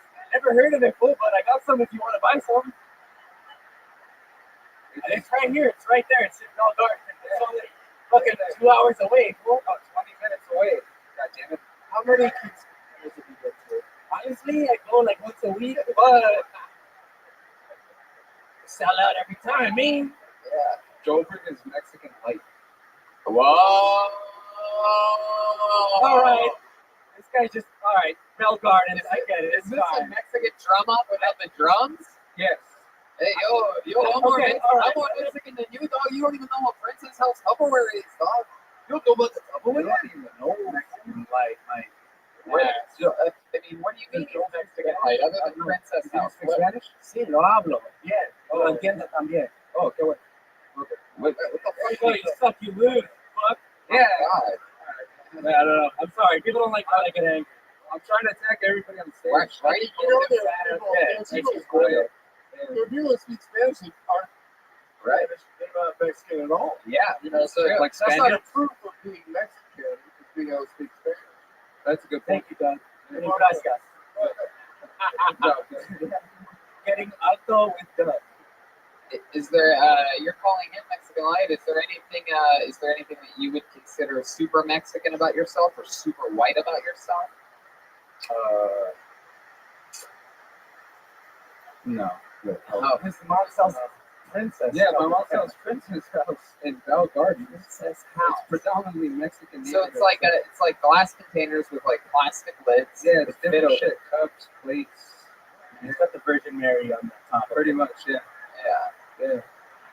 All right. Well, Elmer, you did it. You went on stage for your first time ever. Feel free to come back anytime. It was nice to meet you. There you go. Elmer Signs, everyone. Elmer Signs.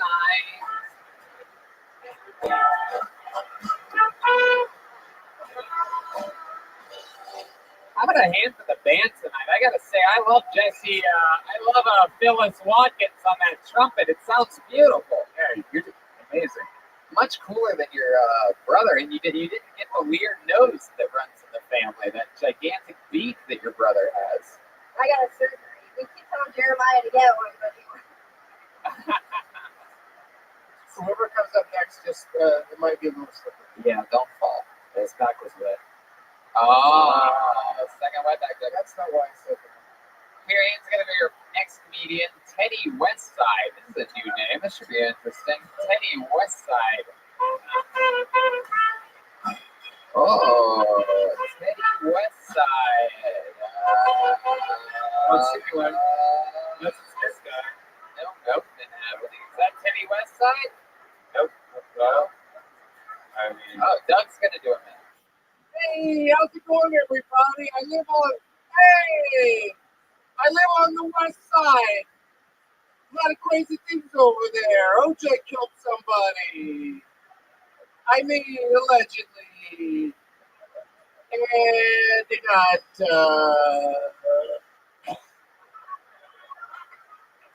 I get it now. A minute is hard to do. It's really hard to fill a whole minute up there. Let's do some crowd work. Has anyone tried that? Where are you from? But seriously, I'm going to cede the floor to, we need to bring more people on. But that was fun. You got a little Teddy Westside for you. Give me the bear, Brian. Give me the bear. Give him the bear. It's too late. No bear?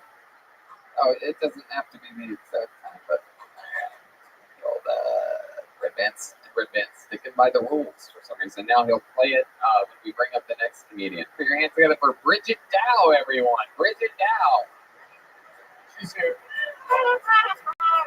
Here she is. Bridget Dow, everybody. Hey, thank you. Okay, so there's three suicide bombers, right? And they're group texting because that's what they do. Yeah, I went there. They're at the airport and it's lunchtime. They're at different airports and they're group texting on their thing. The first one goes, "Fuck, man. If I get tuna salad sandwich for lunch one more time, we're just pushing the button. That's it. We're done." The second guy's like, "Dude, I'm bored and I'm irritated. And if I get egg salad sandwich one more time, dude, sit up, push the button. We're done." The third guy goes, "Yeah, for sure. If I get peanut butter and jelly one more time, that's it. I'm pushing the button. We're done." So the next day, they reconvene. Set airports, different ones. I don't know how it works. I'm not a suicide bomber. They're texting each other. Straight up. The first one gets tuna salad. Push the button. There goes Jacksonville or whatever fucking state. Second one, same thing. Egg salad. Boom, done. Third one, peanut butter chili. Boom, done. They're all at the fucking funeral. And they're with their 40 virgins and all the wives are together. First one goes, "I don't understand. She loved tuna salad sandwiches." The second one goes, "I don't understand. He loved tuna salad sandwiches." The third one goes, Okay. "I don't understand." I've been so Holy close. shit. That's what they said. So close. They said that. Is that the punchline? No, the punchline is the wife turns and goes to the peanut butter and jelly sandwich one. "I don't understand. He makes his own lunch." I don't understand. He makes his own lunch. Right? Oh, suicide bomber. Yeah. Why would you? Woo! Oh, you know what? I'm gonna get really swift, Tony. I know. I'm not scared. It's fine. Jeez Louise. Only 90 seconds to get to that punchline. But it just sounded like a joke that you'd hear like somebody saying in a bar, like that just keeps having all these beats that are unnecessary. Yeah. And eventually, when you get to the punchline, they go, "Okay." There was a lot of A lot of setup there. I mean, Jesus, we were trimming like 7, 8 extra words up of one guy earlier. I would cut all the way. Yeah, it also doesn't feel anything like about you or your experience or No one wants life. to talk about that. Let's do it. So all your jokes are gonna be like 3 things walk into a bar. One says this, and the other says that, and the third one says I don't give a fuck anymore. Yeah. Johnny, it's During your 3 guys walk into a bar joke, 3 guys walked out of this bar. Let's check in with Joel Jimenez. It's funny that you howled after because she looks like Michelle Wolf was actually part wolf. There is a little Michelle. attacked by wolf. Yeah, okay. So, welcome to the show. Is this your first time on? It is. Yes, welcome to the show, Bridget. How long have you been on stand-up comedy? It's Brigitte. I've been doing stand-up for like It's all right. Thank God. But I just want to get it right from the jump. Bridget. All right. And what was your answer there? How long have you been on stand-up? A year. 1 year. All here in Los Angeles? Yes, sir. Where are you from? LA. Born and raised? No, I was born Bell Garden. very close. Cincinnati. Cincinnati, Ohio. Yes. How long have you been in LA? Since I was, 9 months old? I don't know what. I'll take 9 months old. What do you do for a living? Comedy full-time. I quit my social work credential to do comedy full-time. How do you make money doing comedy? I'm on Social Security disability. Oh, So that's how. My job is not killing myself. Social Security disability. So Yeah. how'd you get that? I applied for it when I was 18. But how did you? What did you have to say to get it? It's a road. It's a journey to get free money from the government. It took a year and a half. Yeah. Yeah, but it's a series of tests. If people are judging, they're just mad they're not getting free money from the government, I think. But yeah. It's okay. Just plow through it. Ignore Oh, I that. always do. Free money from the government. Remember that guy that used to sell those books with like dollar signs? Like, there's a bunch of money out there. Just come and get it. They're not telling you everything. So it's like an SAT test, and you just like choose 0 the whole time. No, sort of. You just have to try. I mean, I haven't. What? I don't. Do you not want to talk about We it? can. No, we absolutely can. Okay. If you don't want to, we don't have to. Yeah, no, I have borderline personality disorder. Awesome. Yeah. Yeah. And I went to my first psych ward when I was 11, and I tried to kill myself several times. So that's interesting. What's the longest you've ever spent in a psych ward, if you don't mind talking about don't mind. I spent 33 days in Las Encinas when I was 17. Wow. So tonight you were the suicide bomber. Hello. Somebody called Jeremiah, tell him he can take the whole month off.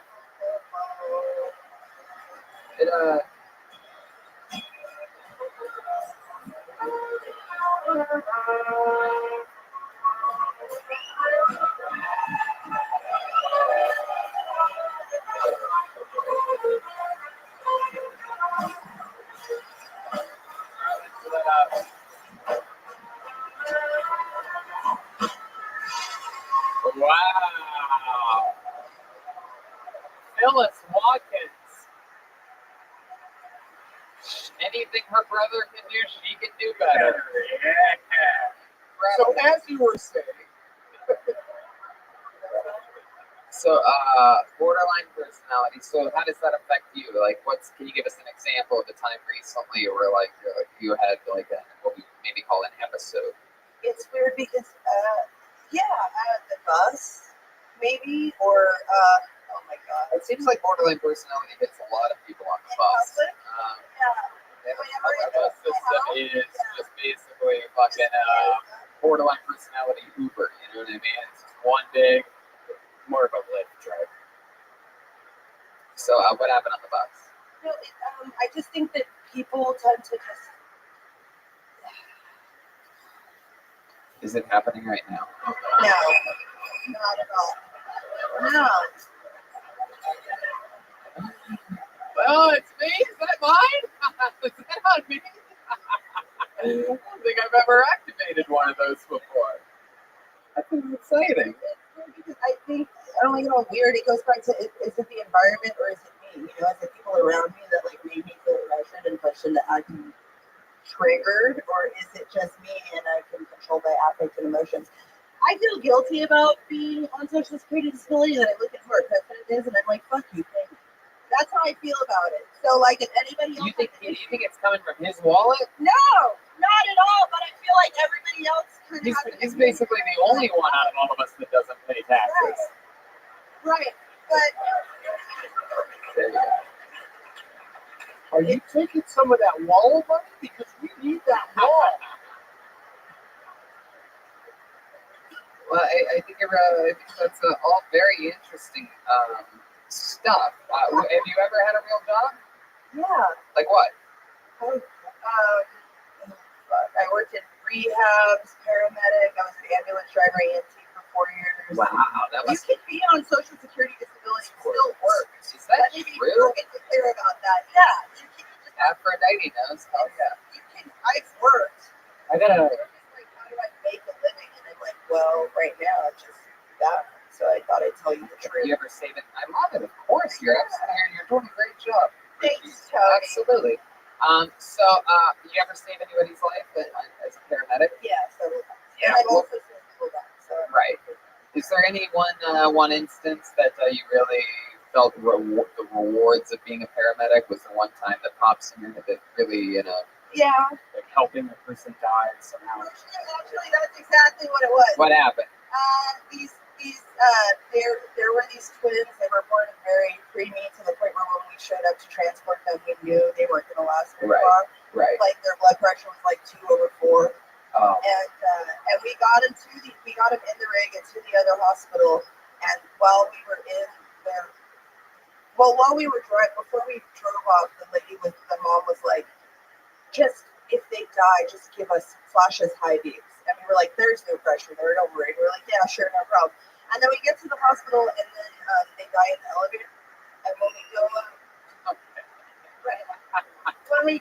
the mom's already there waiting, and we open the door, and then the nurse says, And do they haunt the Overlook Hotel to this day? So wait, so you're in the elevator. Hotel they haunt, because we were on the way to Children's Hospital, and that's really bad. But when we got off, she just put her hand on my shoulder. She goes, I know it's not your fault. Which is like the weirdest thing to say to someone, because I'm also getting paid, and also her kids were born like 3 months early. So it's like, I know it's not my fault, but thank you for reassuring me. You know what I mean? Yeah. It was a weird moment where I was like, man, I needed to hear that, but I also didn't need to hear that. Yeah. Jeez Louise. That's a lot. Were they identical twins, or were they? It didn't matter. Yeah, it didn't matter. Fuck them anyway. Those loser twins. Am I right? She didn't get a good look at him. Could have been paternal. Tony, I got a question. Yes. Is there anything you do every day to kind of like maintain and feel good every morning when you get up to try to keep it at bay? I do. Question. I try to do at least 30 minutes of exercise. So, like, I'll go outside for 30 minutes, whether that's like a walk or a jog or a run or roller skate. I take roller derby for 7 years. Whoa! Hello. So, roller derby down on a backside. wow. A lot of action. Alright. That's incredible. Yes, I could see why. That would never be Joel's roller derby. That's for sure. Lost my backside. It's not a backside. Sorry, all the weights in the front, Tony. Whoa! Look at that. Wow. My goodness. Well, Brigitte, I'll tell you, the Comedy Store, a place like this, it's always a lot of people compare it to a land of misfit toys, and I just want to let you know, I think you fit in very well here. So, thanks for signing up and being part of the show and doing stand-up comedy. And stay healthy, have fun. There she goes, Brigitte Dow, everybody. Brigitte. Heck yeah. Okay. Okay. We have a regular on this show, everybody. He writes and performs a brand new minute every single week. Not easy to do, but he man, he's just so gosh darn funny. I really love this guy. He's got a really wacky style, and he's so much fun, always entertaining. Put your hands together for him, ladies and gentlemen, the one and only William Montgomery. Here he is in the flesh, everyone. He's focused, looking down in front of him. Come on, guys, you got to make some noise for William Montgomery.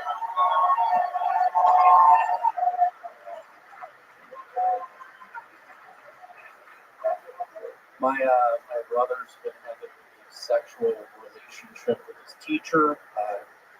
It's a weird thing in school. I like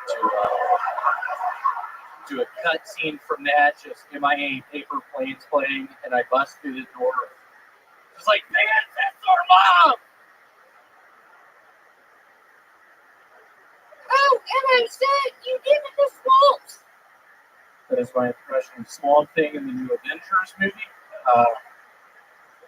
Hell of a superhero. I think I realized I was addicted to magic for the first time when I brought a rabbit out of the top hat and saw the kid smile. I'd like to do a little cutscene of that, just in my paper planes playing, and he just saying, "Hold on, where's Richard Sabalas?"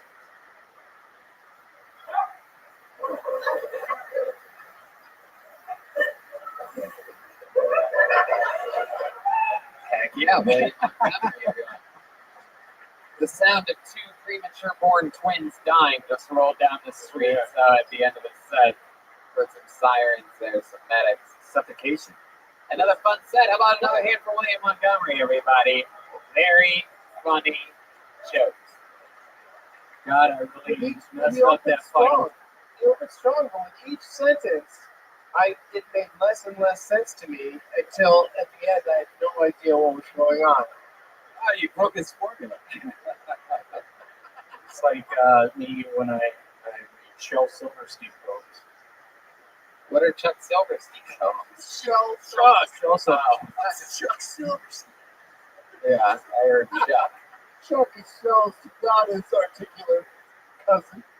Channel 1's no fun. Yeah, hold on, where's Chuck?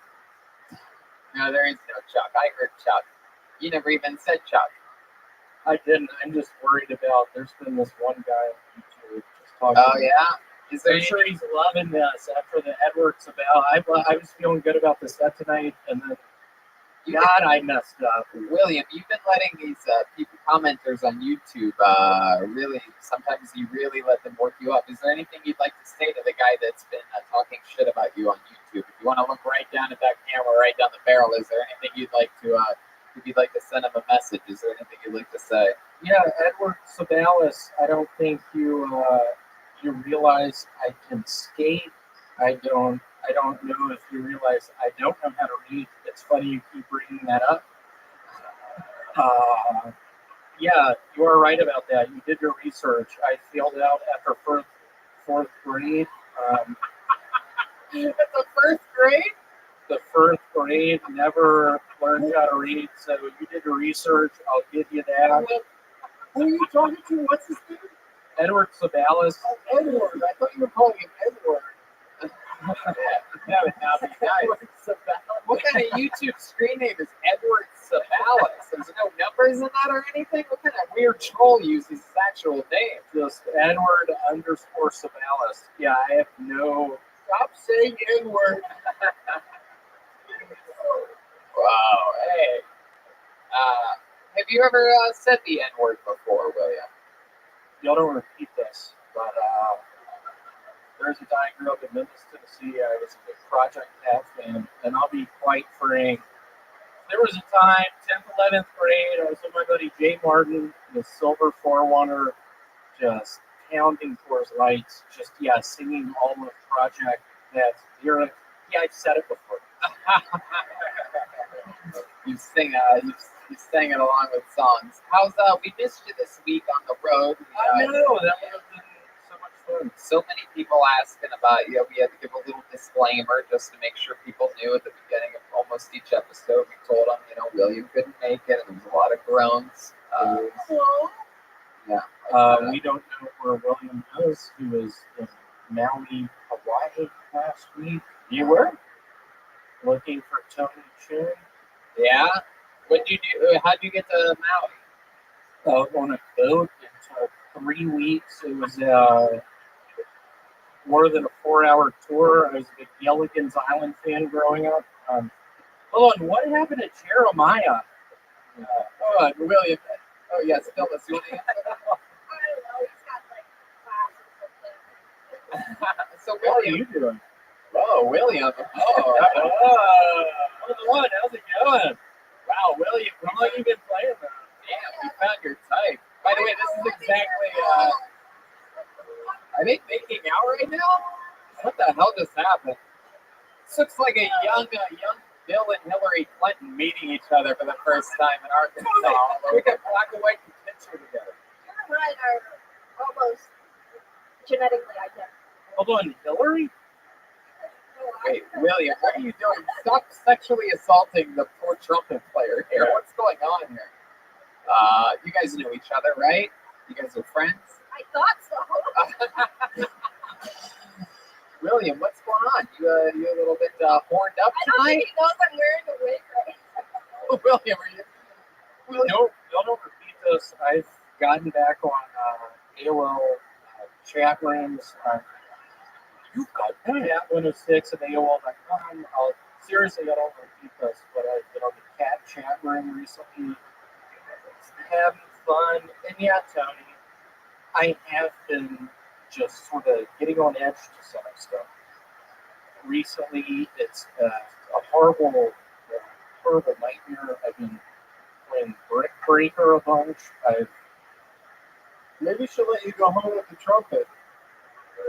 This is a very expensive. William, do you know how to that's play not- any musical instruments? I've never asked you that before. Before we get chatting, I used to play the synthesizer. I need to get it out here. First time I ever went on stage was at Memphis University School. I think that's where it all started. I was in the 10th grade running for a student council position. Running did you against make a it guy to named 10th? Ronnie Curry, who his sort of shtick was he would fall from the top of the steps, and everyone would laugh. I was against him. I had my synthesizer out, and I just told everyone my life's been going pretty hard. The only thing getting me through this is a song. And then I read the lyrics out to Karma Chameleon. And then I played my synthesizer. I need to get it back out there. Wow. How did you make it to 10th grade if you failed 1st grade? I cheated. Ah, truth comes out. Don't repeat this, but yeah. But I don't know how to read. No, don't repeat that. Is that true? Yeah, I see those red signs everywhere, the hexagons, I think. I don't, what did they say? Stop. All right. William, always so much fun. Always one of my favorite parts of this show. Make some noise for him. Another new minute and another great interview by William Montgomery. Yeah, there he goes. You guys want to go back to the bucket one more time, huh? Let's get this shit. Your final comedian of the night goes by the name of Bobby Jimmy. Bobby Jimmy. Hey. How about another hand for the fans? Too, huh?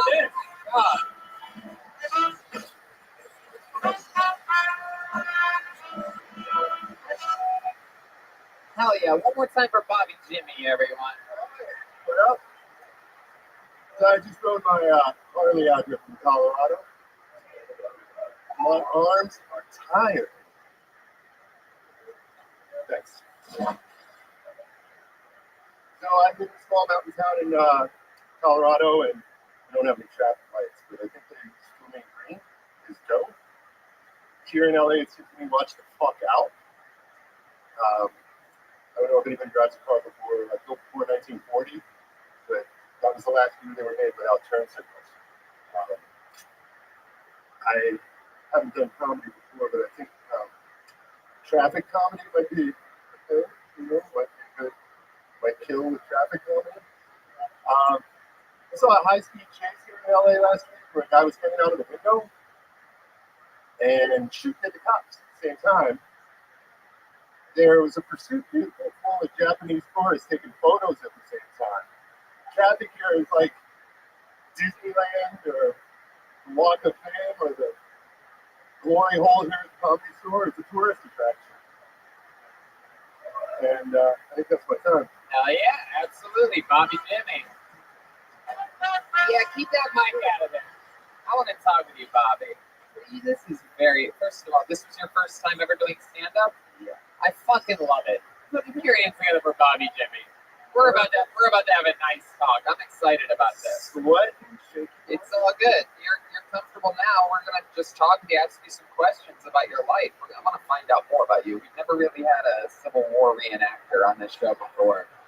This is very exciting. So you're from Colorado? Born and raised? No, I've been out there for a little while, like 30 years. Yeah. What have you been doing? Can we ask how old you are? Skateboard. Man, look at you. That's basically like our entire band all in one. That's the things that they're into. Yeah, the rim shot was slow, so there's got to be something. Yeah, we're usually not paying attention. Hold on. Anytime Joel gets to take a break, he likes to go lay under the bushes and with his sandwich and a lunchbox. And his hat. A lot of people don't know that's how Joel actually sleeps. A very Fire Marshal Bill approach. So, Bobby Jimmy, hell yeah, the Daniel Day-Lewis of the open mic scene. Let's talk about it. What made you want to start stand-up comedy? What made you want to do it? Everybody in the world just grew up watching comedy, love it. This place is iconic, and given the chance to do it, I signed up. So. Damn right, absolutely. How long are you visiting LA for? I come out here once in a while. I'm here for like another week, I think. What do you ride a motorcycle out here or something? Try to as often as I can, but it's dangerous as shit. Yeah. Is that what you brought this time? Yeah. Yeah. And you come out solo, you have a sidecar or anything like that? No, I don't have a sidecar. Yeah. That's so fun. So, one person take a motorcycle. Right? Yeah, I know motorcycles are one person thing. Yeah. Fuck yeah. So, how many people you get on that motorcycle? In this country? Just me. I mean, there's like probably 5 or 6. Yeah, Philippines, Thailand, stuff like that. Yeah. So Bobby, tell us more about you. What have you been doing your whole life? Tell us, like, other than the skateboarding and snowboarding. Yeah, that's about it. Skateboarding my whole life. So I come out here to Venice to score heroin and skate around a little bit. I love it. Is that true? You do heroin? Not often, but that's the place I found. I love it. That is so cool. Yeah, we're in Venice. How does heroin make you feel? What's the first 10 minutes of heroin that when you feel it? Yes, and I can't think of that. I'd be so excited. I thought we were finding out that you do heroin sometimes. Well, that's a Venice thing, right? I mean, I hope you can tie off right here. Yeah, that would have been pretty epic. You have any kids? You have any kids, Bobby? Not that I know. You ever been married? No. You have a girlfriend? Yeah. Back in Colorado. Sure. Yeah. How's the relationship? A little bit rocky right now? She wants to put. You ever tap the Rockies? It has its highs and lows. Yeah. Hey, I like that. So, how long have you been with her? Off and on about a year. It's Colorado, so it's you get your turn like a doorknob. Wow. Okay. So you're saying like women get around, they sleep with multiple men in Colorado. The guys do too. Yeah, it's tough. You got to be a player. You know, you got to be able to do a backflip on a snowboard, or else you're not getting any action. Damn, look at you. That's a whole different world out there. You excited about that? Now I know why I've never gotten action in Colorado. You got to make it Colorado. I thought it was just because I was breathing too hard. You excited about the new legalized mushrooms?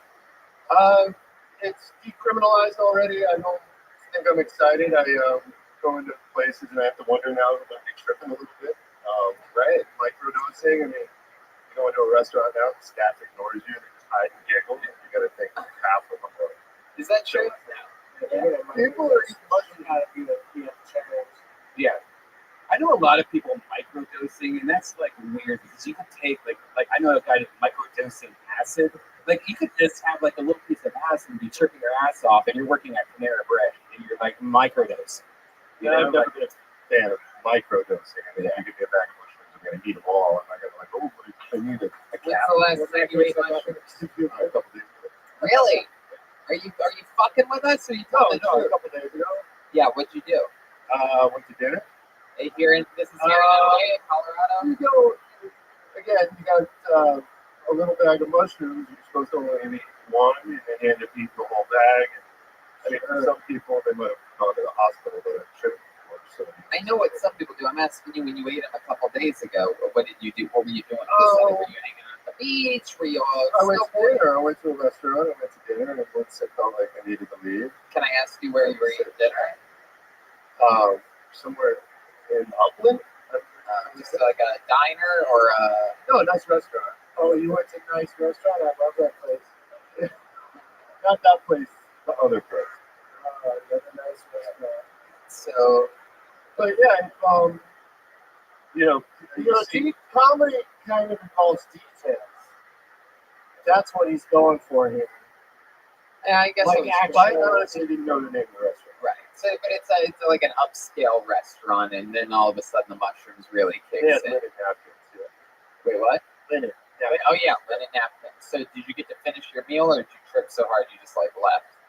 No, it unfortunately didn't kick in the way I wanted it to. I think the microdosing, you have different species of mushrooms now, so you get like, the kind you're going to see God with, or maybe the kind you can go out to dinner with. Right. What do you do when you see God?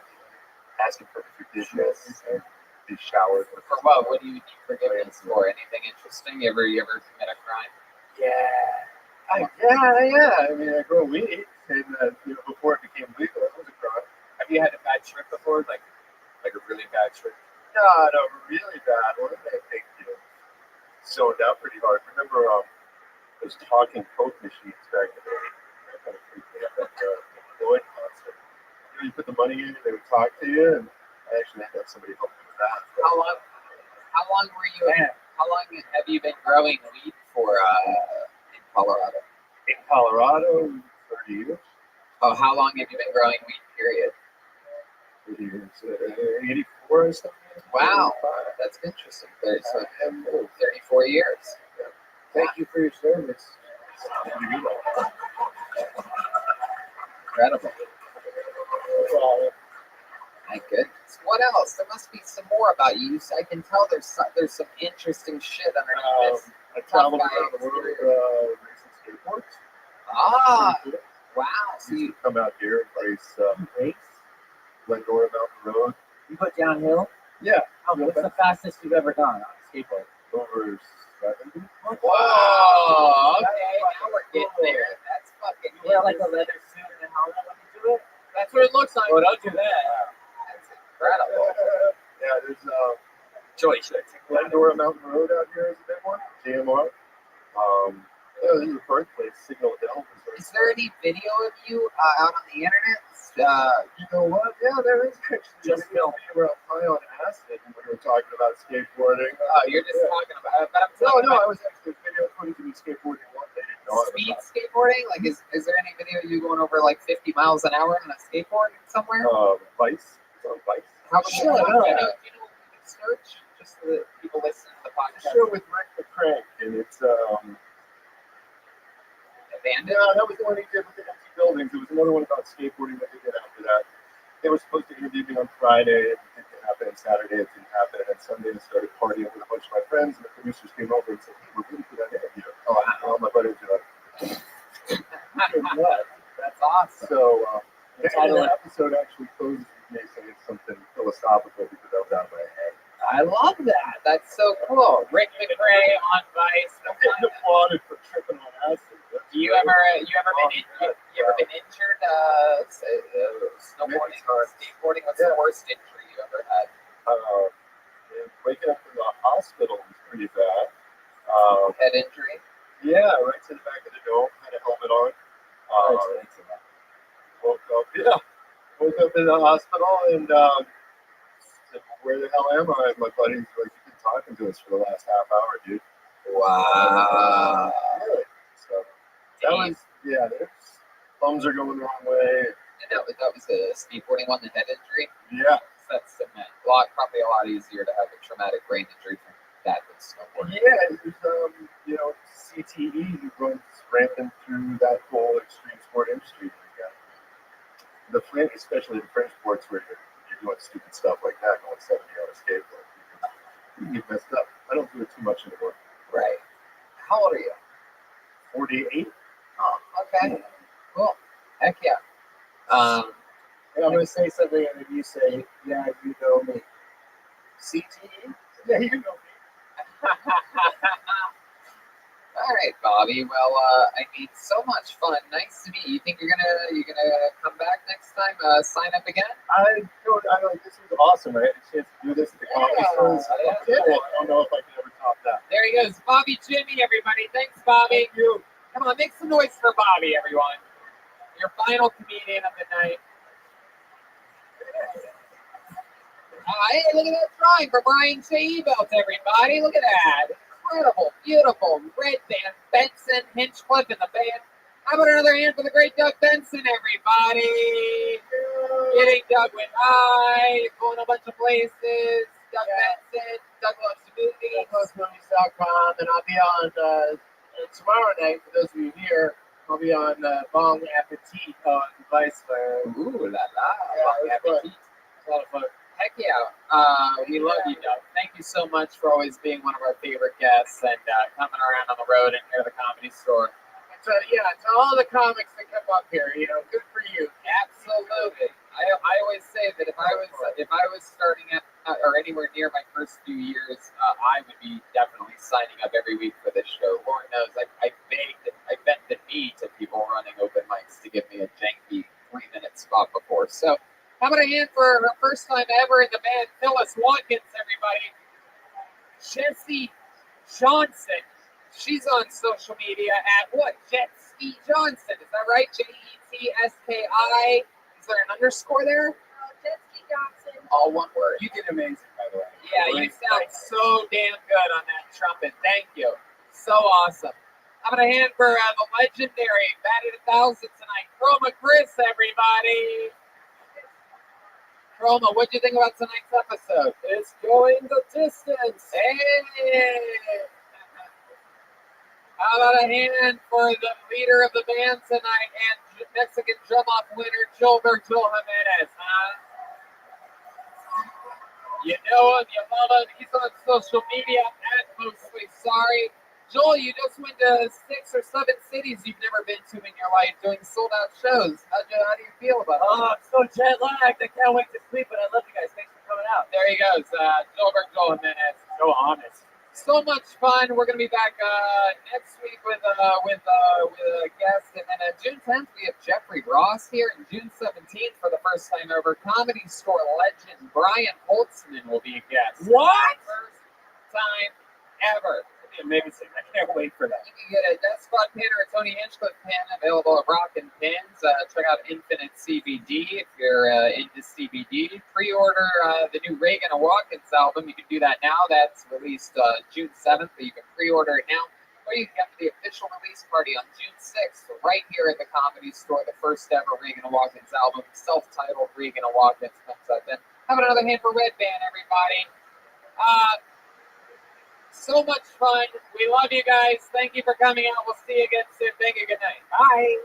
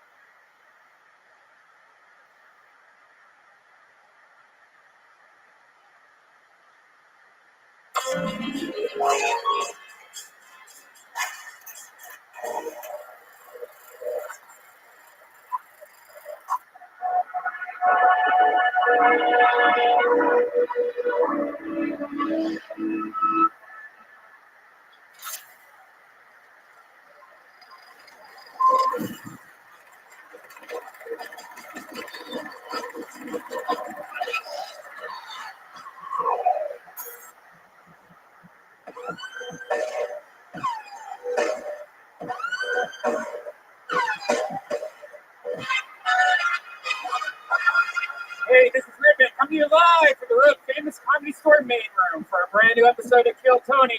Get up for Tony Hinchcliffe. It's a real audience here. You guys excited? You're at the #1 live podcast in the world.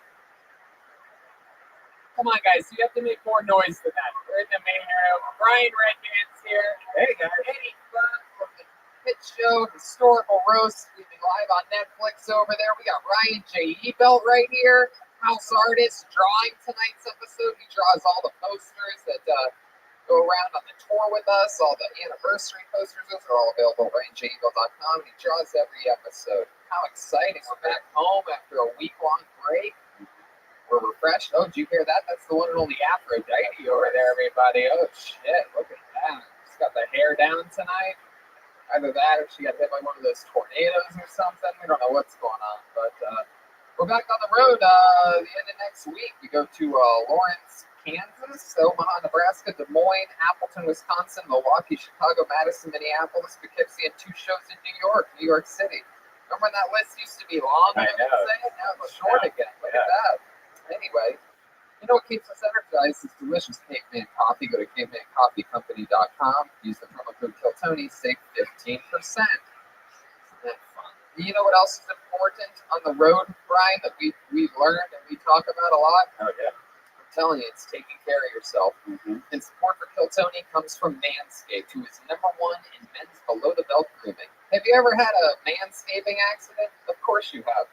That's why Manscaped created the Lawnmower 2.0 electric trimmer with patented skin-safe technology. No more painful nicks or snags, guaranteed. Over 1 million men have confidently manscaped with Manscaped's precision-engineered tools. You know, this trimmer won't nick or snag your nuts either. Like, how many times have you shaved using a razor and accidentally hit a vein? This won't do that. It's also waterproof, so you can use it in the shower. Always use the right tools for the job. Manscaped also has the crop preserver and anti-chafing ball deodorant and moisturizer. You already put deodorant on your pits. You know, why are you not putting deodorant on the smelliest part of your body? In my opinion, the second smelliest part of your body, if you think about it. Get 20% off, free shipping, and a free travel pack with the code Tony. With the code Tony at manscaped.com, your balls will thank you. Yeah, that's right. Get 20% off, free shipping, and a free travel bag by using the code Tony at manscaped.com.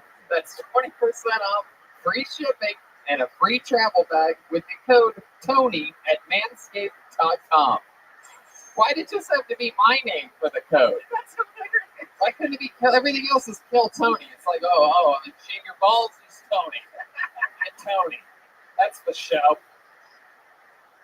Tony for your manscaping needs. Your mom will be proud. And by the way, that seriously is. They sent us packages. It's an unbelievably great product. Yeah. I think you used the ball spray as cologne at one point. No, I used the cologne. You used the ball spray. No, you used cologne as ball spray. No. Yes, you did. No, and you shaved your mustache using the Manscaped. I did. I did. I shaved all my facial hair using Manscaped.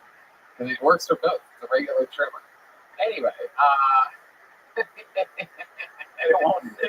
all right, can we take this from the top? Let's restart. Who wants to restart tonight's episode? Just kidding. We're already in it, guys. We're in it to win it. I'm excited about tonight's show. Every single week we have one of the funniest comedians in the world. On this week's no different. His new album, Java, right now is out. He's one of our favorite comedians on the planet, a real fucking comedy store guy, a monster, perhaps one of the nicest, friendliest human beings in comedy store history, and also one of the funniest. Make some noise for my great friend, the great Steve Simone, everybody. Uh-oh! Thanks, buddy. Hey, guys. Hell yes. Steve Simone, the new album Java is out. Yeah, it just came out. I'm excited. Hey, can I tell them what I told you earlier, my little guarantee? Yes. I said that tonight, by doing this show, his album's at #3 right now. I said that we are going to push it to #1 tonight. On iTunes. The Kill Tony bump. You guys want to be part of a great episode or what? Let's fucking do it. I'm excited. Give me one of your bumps. I like it, the Kill Tony bump. So for those of you listening to the live stream, go by Java right now and thank us later. It's unbelievable. Is there a reason for the name without spoiling anything?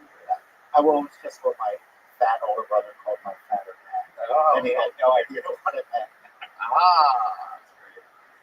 Interesting. Job of the Hut. Yep. Also a little fun fact, our friend Gino at Speedweed, some of you may have filled out on your way in on a little iPad. He's giving away $500 weed tonight. That's fucking great. How exciting is that? Only in California, right? Oh, you guys don't like weed. All right, cool. Fuck you. Take those people's names off the iPad, Gino. Let's give it to Aphrodite. Look at her bright spirit over there. Hell yeah. All right, yeah. Next week, Reagan Watkins is on panel, and then Jeff Ross the week after that, and then Brian Holtzman the week after that. The schedule's filled. It's very exciting. And, hey, look, it's David Deary, everybody. Look at that guy getting shit done.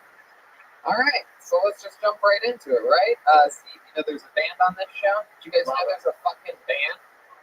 The best damn band in the land. Every single episode they commit to being characters. Sometimes it's the return of one of their famous characters that we've seen before. Sometimes it's the debut of a brand new character. You never know what they're going to be. They always stay in character the whole time. Ladies and gentlemen, make some noise for the best damn band in the land. It's the Kill Tony Band. Jeremiah Watkins, Joelberg, Joel Jimenez, Chroma Chris. Uh-oh. Here we go. Whoa! Look how legit this is. He's a real postman.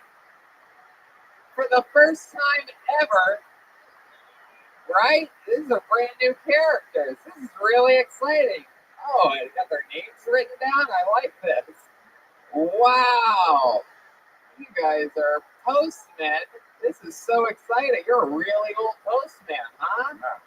Very elderly postman who's dressed for both the cold and the warm at the same time. It's like if it's hot, he's got it. If it's cold, he's got a little something for that too. Right on the top. It says here your name is Walter. Is that correct? Yes, Walter Fitt. Walter Fitt.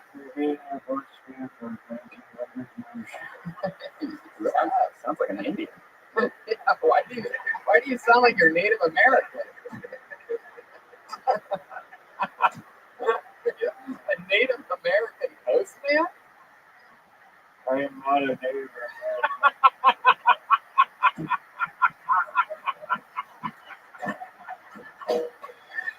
Tony, I am 100% Caucasian. Why would an Indian man lie about being a Caucasian? I just got my 23andMe test results. I am 100% European, Tony. Wow. This is very exciting, Walter. Well, I'm glad you're going to be with us. Clearly next to you, you have Sully Sullenberger from The Miracle on the Hudson. And it says here your name is Merv? Merv the mailman. Merv the mailman. Merv the Mailman, Tony. Merv the mailman. All right. Merv the mailman? He is not a Merv, and I am not a Native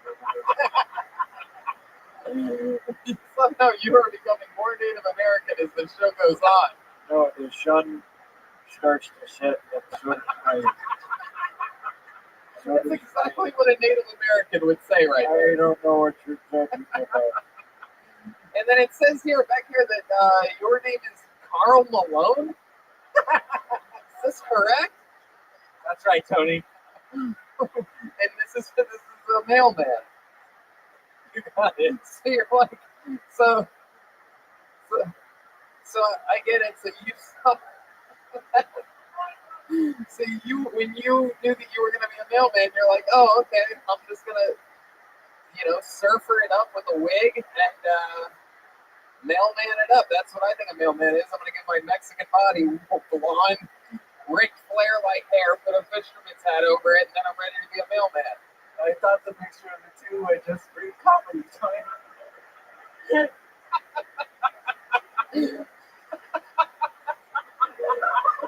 Breathe comedy? What? I'm dying. God. Okay, so you guys see, this isn't even the show. This is just the beginning. This is the very beginning of the show. We have mailmen, which, by the way, Walter over there. Many moons ago, when I started my mail career, I realize this is a career for me. Happy Memorial Day, ladies and gentlemen. Yes, happy Memorial Day indeed. Nobody better to wish us a happy Memorial Day than a Native American mailman.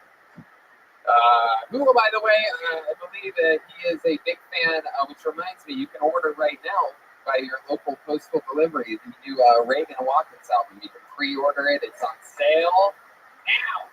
It comes out June 7th with a pre-party here on June the 6th, the night before, right here in the main room. Jeremiah and Pat Reagan, or the two founding members of the band here on Kill Tony, have an amazing album coming out. We're super excited. And again, they're on panel next week, so we'll see what happens. But tonight it's Mailman, Steve Simone, Red Band, and a bucket of destiny is here, filled with, due to this massive sellout turnout, we limited the bucket to 30 people tonight, and they all know who they are in some way or another, and their names are in the bucket. If I pull your name out, you get 60 seconds of uninterrupted stand-up comedy time. You know your time's up when you hear the sound of a kitten. That's adorable. Wrap it up then, or else you're going to bring out the angry West Hollywood bear. Heck yeah. There you go. That's what that sounds like. Okay. Is ready to start the show? There we go. There you go. And then after the 60 seconds, we find out more about their life, about what makes them a real human being, what makes us all different. You guys excited? Put your hands together for your first comedian. He goes by the name of Brendan Crick. Here he is, Brendan Crick.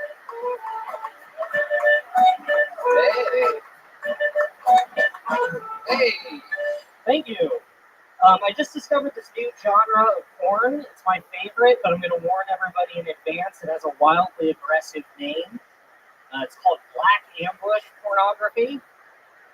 Stings in the ears, I agree, but I'll explain. Everyone will be back on board.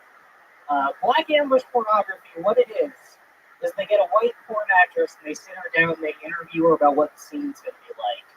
And then the whole time they have a white porn actor chilling in the corner with his shirt off, and it's implied that's going to be the dude in the scene.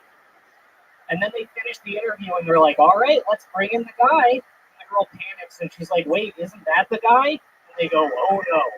Then they bring in a black guy and then they zoom the camera in super tight on her face to see if she's racist or not.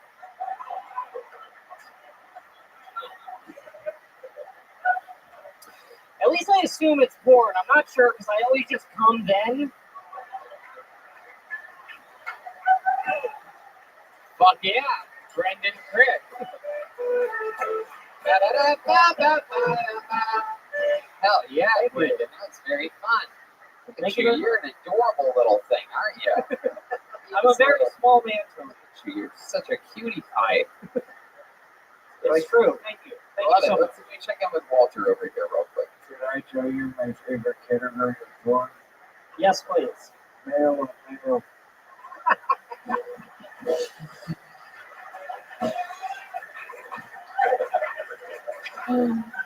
Look at that. He doesn't even crack a smile after that.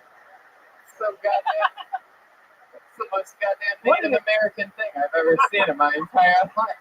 Him not smiling at all. What confident eye contact.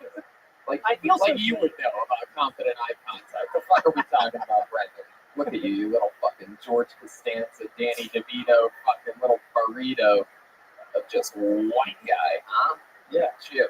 Wow. You some type of like little mad scientist or something? No, I'm very dumb. Really? Very unintelligent, mate. I am small and fat, though.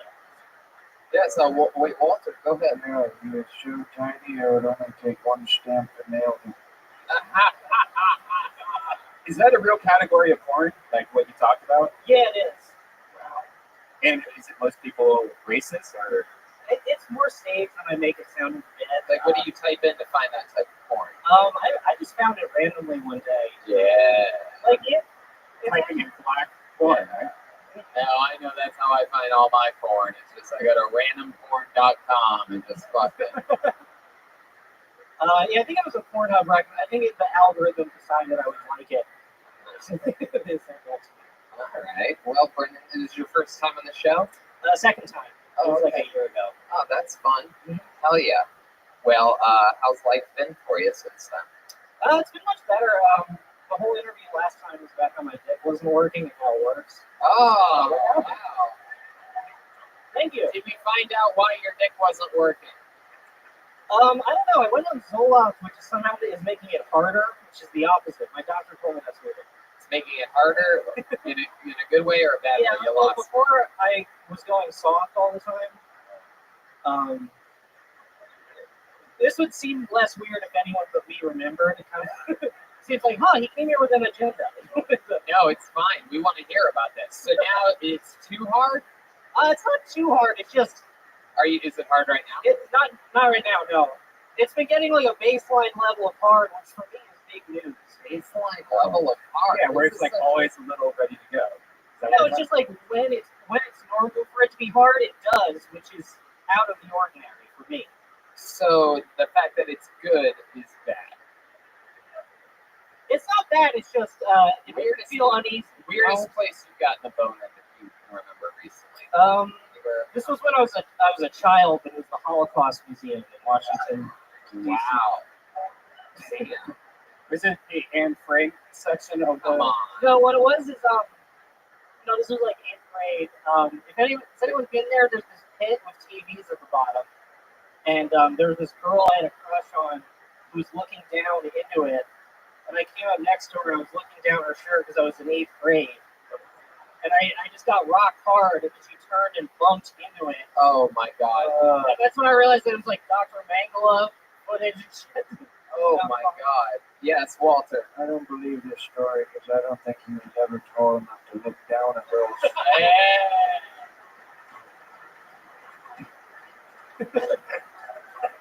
My goodness. A very small man.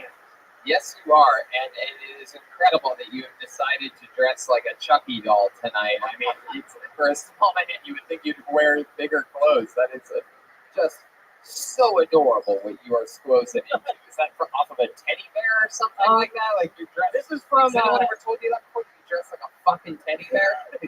Build-A-Bear. No, this is from Peter Manning, the man 5'8" and under. If they're listening, please sponsor me. It's a small men's clothing website. I'll take it. He shops in the big and doll section of baby cats. Good one, Walter. I love it. Is this how you dress? You dress like this a lot? Yeah, is this bad? I thought this was good. Some intense. Ooh. How long have you been doing comedy? Like 7 years. 7 years. All here in Los Angeles? What village? I moved from Philly last year. Oh, Philly. Very good. What was that postal code? Fuck. What the fuck? Do you remember, Walter? Walter's counting on his hand. This isn't a good sign. Anyway, so what do you do for work? I work at a credit union. Credit union. Oh, fun. That's fun. Steve, you're from Philadelphia. Yes. Where'd you grow up? Oh, I grew up in Lancaster, PA. And I moved to Philly to do stand-up like 2 years before I moved here. There you go. Do you keep anything in that little pocket? Shirt? What do you keep in there? A better shirt? No, just a nipple. That is a hard nipple. Does the Zoloft made your nipples harder? Maybe it does. All right. Brendan, what's your love life like? My wife is dead, okay? Oh my goodness. Walter, was she Native American too? She was Italian. So Brendan, last date you went on, what was that like? It was like a month and a half ago. We got dinner and went back to my house. Wow, you got dinner and then went back to your house. Where'd you have dinner at? An Italian. It was actually the place Red Band recommended to me. Oh, look at that, Red Band. The Monte Carlo. Was it Pinocchio? No, it was Centani. Oh yeah, that place in Burbank. That's really good. Wow, Did you get the lasagna? Yeah, I did get the lasagna. Really good. Wow, look at this. This conversation has 5 layers. So then dinner goes good. Were you guys like drinking at the Italian restaurant? I think she may have had like a beer or something. I don't drink. And then you're like, hey, you want to come back to my place? And what was like your pitch? I said, like, do you want to walk around Burbank? And she said, no. Smoke next to your house or something? I was like, okay. And, She suggested your place. yeah. Wow, look at you, you fucking little fucking Ewok. Well, I mean, I fuck like once a year, but when it happens, it's not really my doing. Cover his hair and just rape the first person you find. I only fuck once a year, Tony, but when I do, hello, don't get near me. Wow. So you took her back to your place, and then what? You guys play Twister or something like that? You fucking, red, fuck, yellow, or something. I was like, do you want to like watch TV or something? And she's again like, no. Wow, that's such a crazy line. Do you want to watch TV or something? I don't remember. Did you actually ask her? Were you just sitting there in the couch? Do you want to watch TV or something? Yeah. And then she said no. She said no to that. And then what? Just wow. She go wow. She's like, I see you're already hard. Yeah, she observed my nipple through my shirt, so it was hard. Man. So then what? You just fucking go unprotected right in. No condom on you. No way, no how. I don't know how to rip this. No, don't rip it. Just tell the truth. Condom or no condom? Yeah, I used a condom. Of course you did. Yeah. See, it was that easy. You just gotta keep going. So condom, how long did you last? Well, I didn't come, so I lasted. What? Forever. I don't really come. You don't really come? No, I want to make a difference. Who thinks we can make this guy come tonight, huh? You see these people? They all believe in you. Tony, challenge accepted. Carl Malone has, for some reason, without even being asked, has accepted the challenge. Walter, let's check in with Walter. Yeah. He might be able to do some type of old spell on him to make him come. I think I can make this kid come. Expected delivery 2 to 3 days. So, like, when you masturbate, there's sometimes you don't come when you masturbate and you just sit there. Well, I come when I masturbate, but like universally when I fuck, I don't come. Do you ever do the old porn star trick where you're like, oh, I'm going to come, and then you just start jerking off for like 5 minutes? Yeah, or I'll like be like, oh yes, I came, but then like hide the condom. God, I wish I had this problem so bad. Yeah. One time I snorted a line of Lipitor. I was right for a week. Nice. So when you do come, does it come out like curdled or like yogurt? Okay, Red Dan. Okay. It is not fresh. It's not, right? Wait, what do you mean it's not? It's a little yellow. Yeah, It's a little yellow. Oh, you guys are fucking You guys are gross. This was last week's phone. Oh my god, you guys need to go for jogs and jerk off more often. Your gum doesn't look like hearing aid earwax. No, all right, Walter. This is getting out of control. Brendan, we had fun with you. Good luck. Thank you very much. Good job, buddy. Keep coming back. Brendan, Chris. Hey, yeah, Brendan, grab you like ice cream? Yeah, there's some ice cream in there. Grab some ice cream out of a core. One of the fun things, Steve Simone brought a core full of ice cream treats for the people. Oh, looks like he went with a little ice cream cone. Brendan Crick looks like he normally has ice cream. Look how ripe that ice cream cone is. There he goes. What? Oh, Jesus. Dave Deary, look at that. Leaving briefcases out there. Oh, my goodness. Good job. Wow. All right, you guys having fun out there? You get it? That was Brendan Crick. Back to the bucket we go. Put your hands together for your next comedian, Casey Hensel. Casey Hensel. Here we go. Here he comes. Here comes Casey, everyone. Casey Hensel. Every day, in every possible way. One more time for Casey Hensel, everyone. How's everybody doing tonight? I'm excited to be here with Tony, Red Band, and Steve Simone. Been a big fan since the beginning. This guy created Joe Rogan's podcast. Now he's sitting here about to make fun of me. I've been coming down, checking out. I'm a stay-at-home dad. And this guy's beautiful right here. How you doing?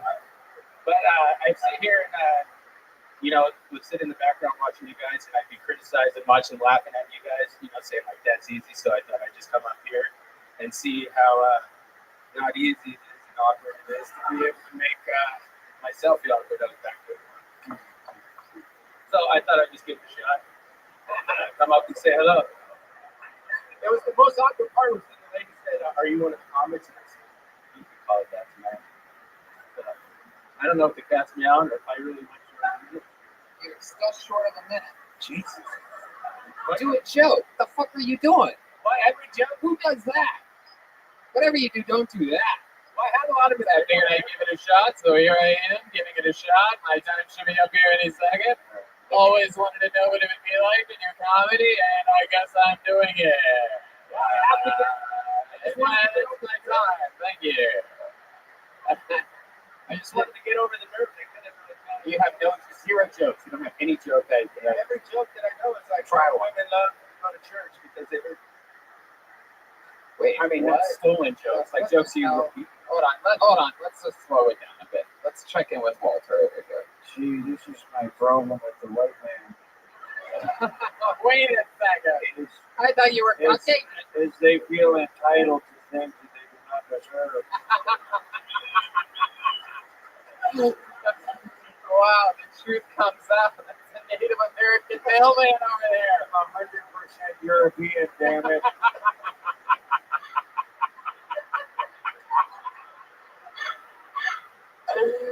Wow. Casey, let's talk about it. Don't be so comfortable. Get back up to the front.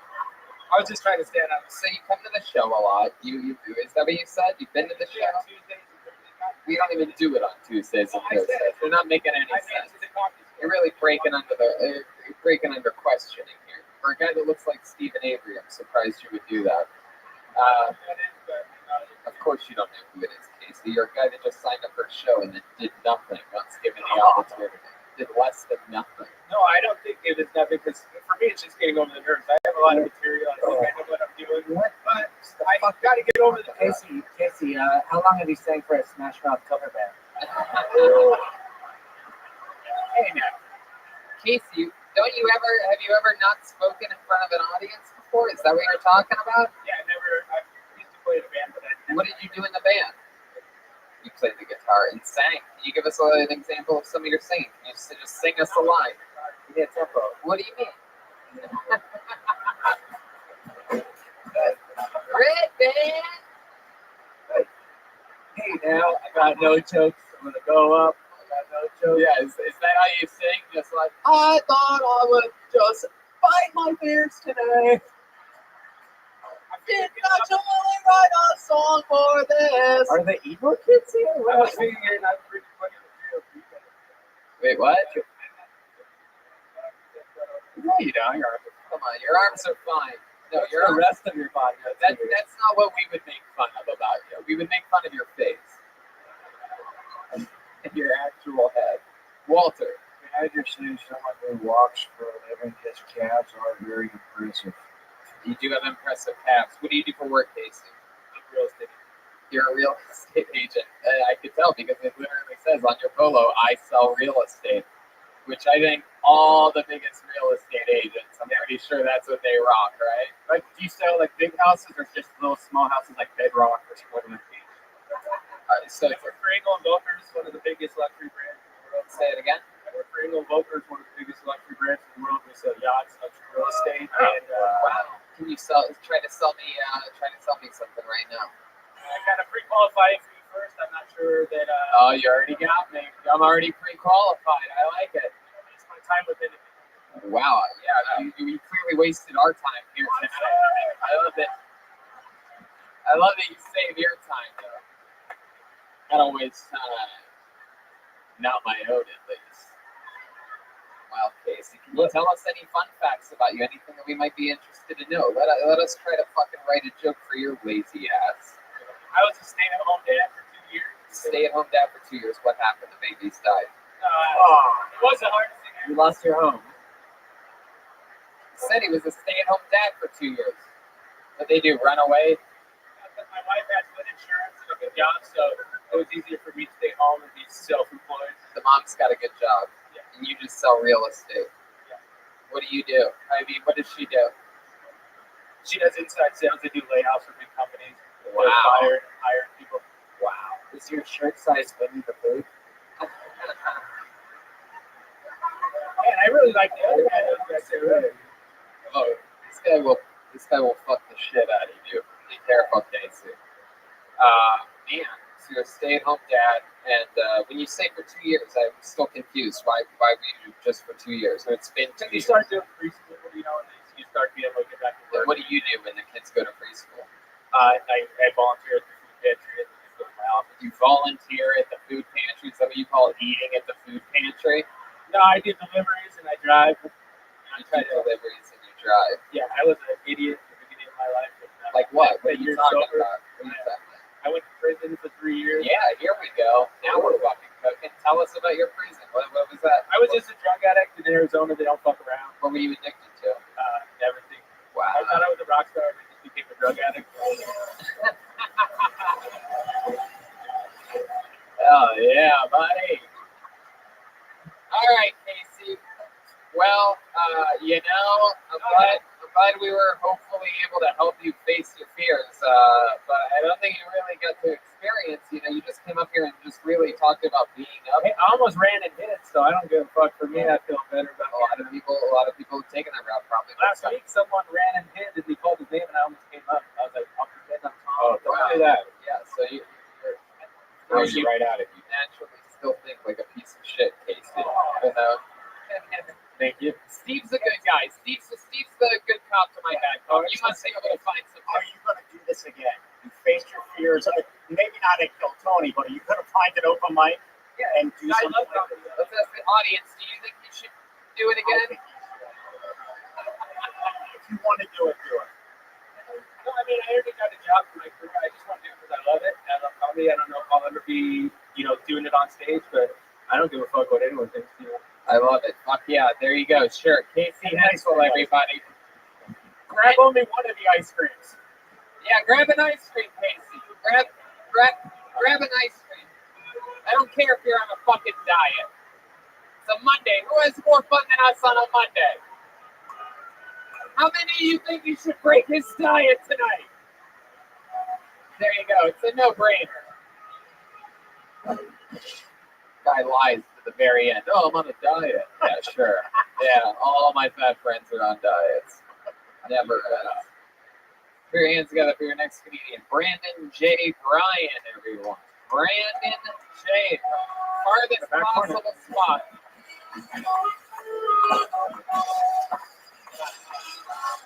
Hey!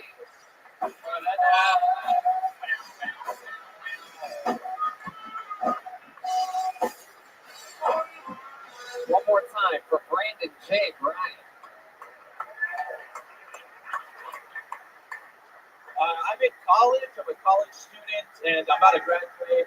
And I'm surprised that I made it this far because I grew up in Arkansas, and that's where I first went to school, where I first learned how to read and write. And it was hard because as I was learning how to read and write, so was the teacher, Yeah. I don't know. But at college, I'm not a frat guy. There's a lot of differences between me and a frat guy, right? Like, I really like rap, and frat guys like rape. Yeah, so one letter difference. It's a one letter difference. It's a hell of a difference. Yeah, it is. Yeah, I'm not in a frat. I've actually, I had sex for the first time this year. Yeah, 4 months ago. Yeah. And as I was doing comedy as a virgin, all my jokes were about me being a virgin, right? And then when I had sex, boom, put that thing in, jokes gone. I was like, oh, fuck. I gotta start writing. And after I had sex, yeah. There you go, Brandon J. Bryan.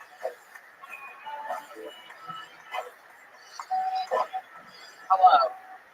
You've been on the show before, right? I remember you. What did we talk about last time you were on? Well, last time I didn't have sex. So. Oh, you were a virgin. Yeah. And now you're not a virgin. Yeah. Look at that. By the way, can we just take a moment to acknowledge Kill Tony changes people's lives? Last time I was on Tony, I had never had sex before. Yeah, I'm a fucking. I don't know what's going on. Yeah, how'd it happen? Walk us through. real quick, let's check in with Walter. If somebody wants to say. I just feel like this guy looks like he teaches surf lessons to hit reviews. You too. So, how'd you lose your virginity? Let's talk about it. You ate another woman out. I like it. I got it. No. You scissored. No. I was in Big Bear with a bunch of friends. Yeah, Big Bear. I bet. Big Bear is how the story starts and ends, by the way. One time I was attacked by a big bear at lunch. It stole my entire mailbag.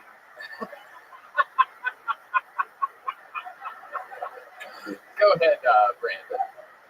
Yeah, it was a bunch of friends and coworkers, and then it kind of just happened. Yeah, tell us more about it. Go ahead. Don't be afraid. What do you want to know? Who was it? It was a coworker? Yeah. What do you do for work again? I work at a restaurant. Yeah. Like my friends, like ex, so now we're like Eskimo brothers. Oh, damn. Jesus. Speaking of Eskimo brothers, Walter has something he wants to say. After you had sex with this girl, she said the only condition for my reason to have sex with you is you wear my pants for the rest of your life. Oh, God, I didn't even see that. Look at those. You have women's pants and a true men's shirt on what appears to be some type of. I've never seen a young man more built like Homer Simpson in my entire life. You seem like you have a healthy face, and then it just drips off right from there, right from the chin down. It just gets a little wackadoodle. So it happened at like a big house, and you had a room. And you just took her in there, and what happened? Well, I didn't get to it, but afterwards, I swear to God, she said, she looks at me, she goes, huh? She goes, never did all the work before. That's what she told me. Say that again? She said, I never did all the work before. I never did all the work before. Yeah. That's what she said? That's what she said. What did you just do? Like later go, the whole time? Yeah. So what happened? You laid on your back? Did she know you were a virgin? Yeah. Did you find out that night? No, we were like friends, I guess. Before. You were friends before that. So then you lay there. She lays you on a bed, right? And you have all your clothes off at this point. Yeah. So you're laying there naked. She's naked. Yeah. Right. And what's going on? Let's walk us through this, nice and slow. So I'm gonna figure this out. I didn't have this many questions until you said she did all the work. I mean, hey. Now I want to know how much work she really did. And if she deserves an equal. Go ahead. I mean, you're laying there, you're naked, she's naked, you're a virgin, so you're already basically about to come at this point. Nothing's even happened. You're just like, oh my God, she's naked, I'm naked. Blah, blah, blah, blah, blah. Go ahead. Yeah, I mean, it wasn't that long, so it's like your dick or sex. Did you let her put anything in your mail slot? Yeah. How long did it last? Like 4 or 5 minutes. Condom? No condom? Yeah, condom. Yeah. And so she put a condom. She put the condom on, or you? I did. You did while you were laying there, or before you laid down? Before that. Before. So you're standing next. You wore it to the date. You're standing there. You're putting a condom on, and then you just lay down like that, like a gentleman. And then she crawls on top of you, rides it for a few minutes, and then can you describe to this audience how you announced that you were coming? Do a little act out of it's been a long time since a lot of us lost our virginity. It's been recent for you. You have the freshest memory. I was just like, that's it? Yeah. Wow. What you just did with it, I didn't even say sorry.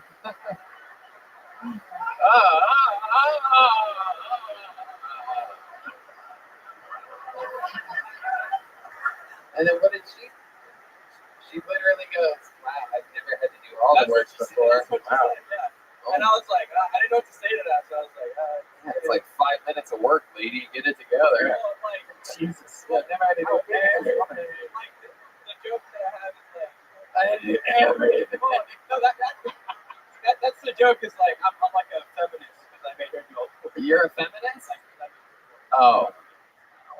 Did you find your dictionary? Did you look for it after? What? Oh, come on, Brian. Why do you have to talk about a dictionary? Come on. Innocent people here in this audience. Nice, innocent people. How big was this woman? Was she Walter's wife is sitting in the front right now. Every time. Margarita, I haven't seen you in 30 Stand up, years. take a bow for this audience. Behind you. Welcome wife here. Yeah, you. There she is in front.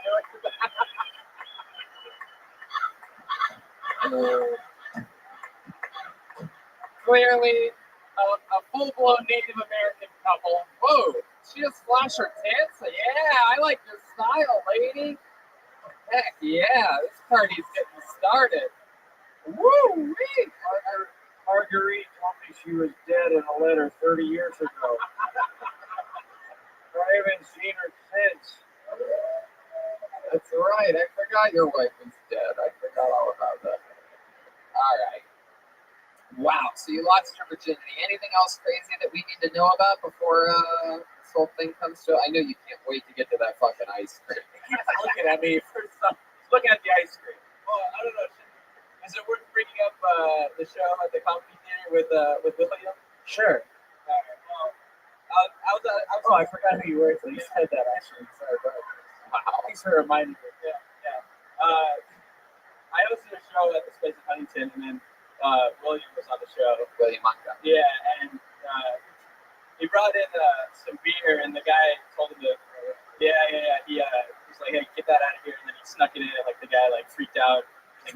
William told him. The guy told William not to bring beer in. Yeah. William's like, all right, and then William went and snuck beer in. So he put it. He had like a big open. Of course he did. He put it under the. Yes. So then what happened? And then like the owner of the venue was like, "What the fuck is that beer?" And I was like, "I was happy you could get that in here." And then he like freaked out on him, kicked him off the property.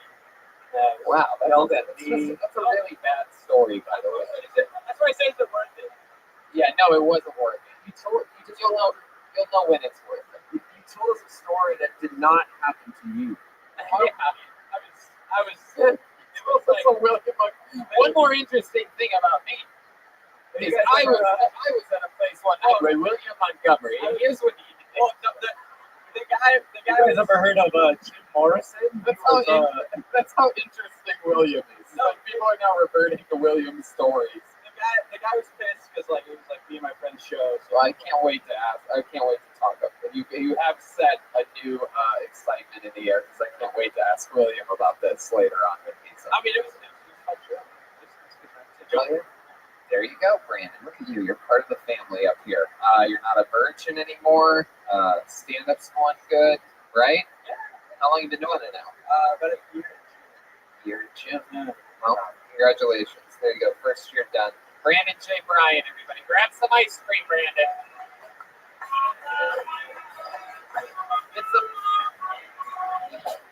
Brandon, get ice cream. Get ice cream. Son of a bitch. Everybody tries to pretend like they don't want ice cream. No. Everybody's eating ice cream tonight. I don't care if you're diabetic. I prefer it if you are. Yeah. Just How many of you in this audience, some of you I'm sure know about this show, how many of you like it when comedians do good on this show?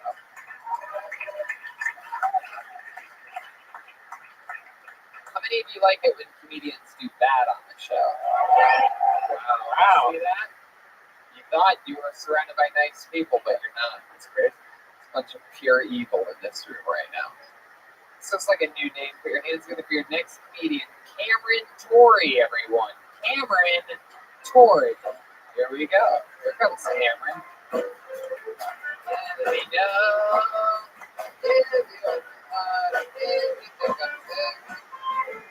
One more time. Cameron Torrey. Here we go. How many of you guys have Instagram? Everybody? All right. So I was on Instagram earlier, and I saw this meme. And I get a little too excited when I see shit that looks too good to be true. I saw this meme that said they're paying $380 an hour to help build a wall. And I was just talking shit about how fucked up it was. But $380 an hour, that's 15 grand a week, 60 grand a month. That's a lot of goddamn money. And I was praying to God the other day, and I was like, I know a situation. I saw this, and shit started getting real to me. I was like, oh fuck, and I started planning it out, and then I hit up my homie Jose. I was like, hey bro, so you're gonna pay $3.80 an hour? He's like, well fuck it, fool, I got a social dog. We'll take my Silverado, we'll go down there, we'll make a day out of it, fool, you know? Shit, we'll get it cracking. And then he called me, he's outside, I was like, oh, Jose. It was a meet, you know, round. Want to finish? Go ahead, finish. You want to finish it? Oh, that was it. Okay. Yikes. All right. Okay. Oh, yeah. Nice to meet you, Cameron. It's your first time on the show, right? On the show. Yep. How long have you been on stand-up? A little over a year. A little over a year. Where are you from? I'm from LA. Oh. Cool. That's not what he means. What do I mean? Sherman Oaks, to be exact. Sherman Oaks. All right. Sherman Oaks. You're curious, you said Jose, and the stories you were wondering where he's from. Oh, where I'm from, like my gang? Okay, sure. I don't get anything. I'm not that guy. Wow. You also know Sherman Oaks is not LA, right? Technically it is. Fuck, man. You're arguing with a bunch of guys that know the postal codes, Cameron. It's a real mailman up here. I have your area code. When I ship shit, Right when I order shit from anywhere else, it always says Los Angeles, California. It never says Sherman Oaks when I put in my zip code. Wow. So Cameron, I think you're taking us all a little bit too seriously up here. You got to relax a little bit. We're just having fun. Yeah, I got a stabby vibe right away when I started talking to him. Everything's okay, Cameron. So, what do you do for a living? Right now, it's hustle. Yeah? What do you do in the hustle? What's the hustle? So, wow. Jeez Louise. You are as shady as you seem. No. I sell cars, and then I wholesale certain things. So, there's that. Yeah. You sell cars? What's the last car you sold? A Chevy Colorado. A Chevy Colorado. Yeah. Chevy Colorado. I notice everything you sell starts with the letter C. Cars, Chevy, Colorado, cocaine. Is that where we're going? Oh, we got that face the cocaine dealers make. That's what it is. It's a famous thing. Only cocaine dealers know how to make that face you just made. What's the craziest thing you've ever sold or resold?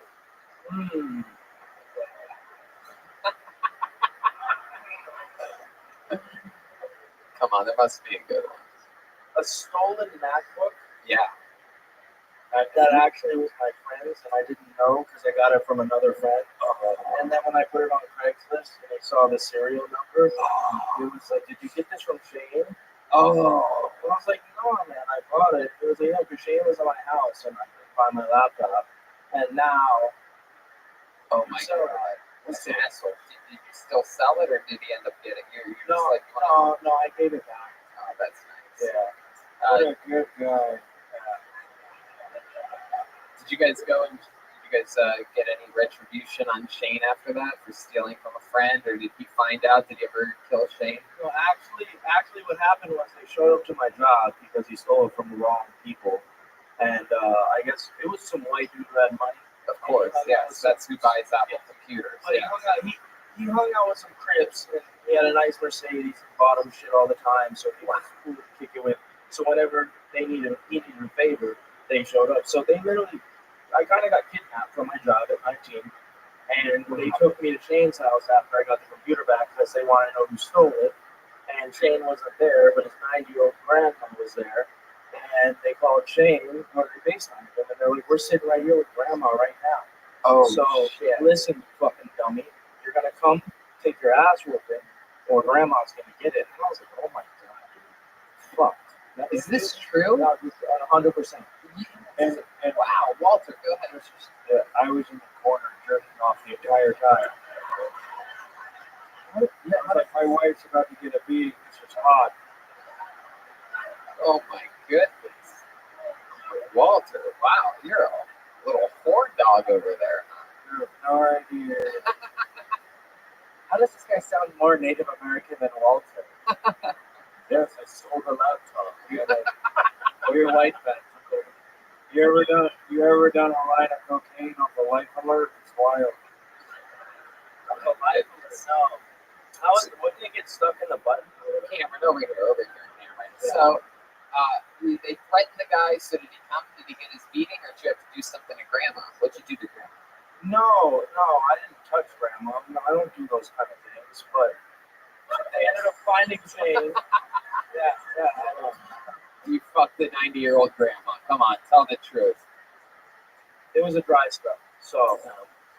Anyway, well, that's fun. Yeah, man, you've been doing stand-up for over a year. Anything fun? What's your favorite gig that you've done so far?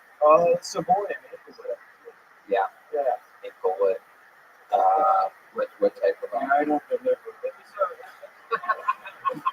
Smart. I don't deliver over Maplewood. Why not?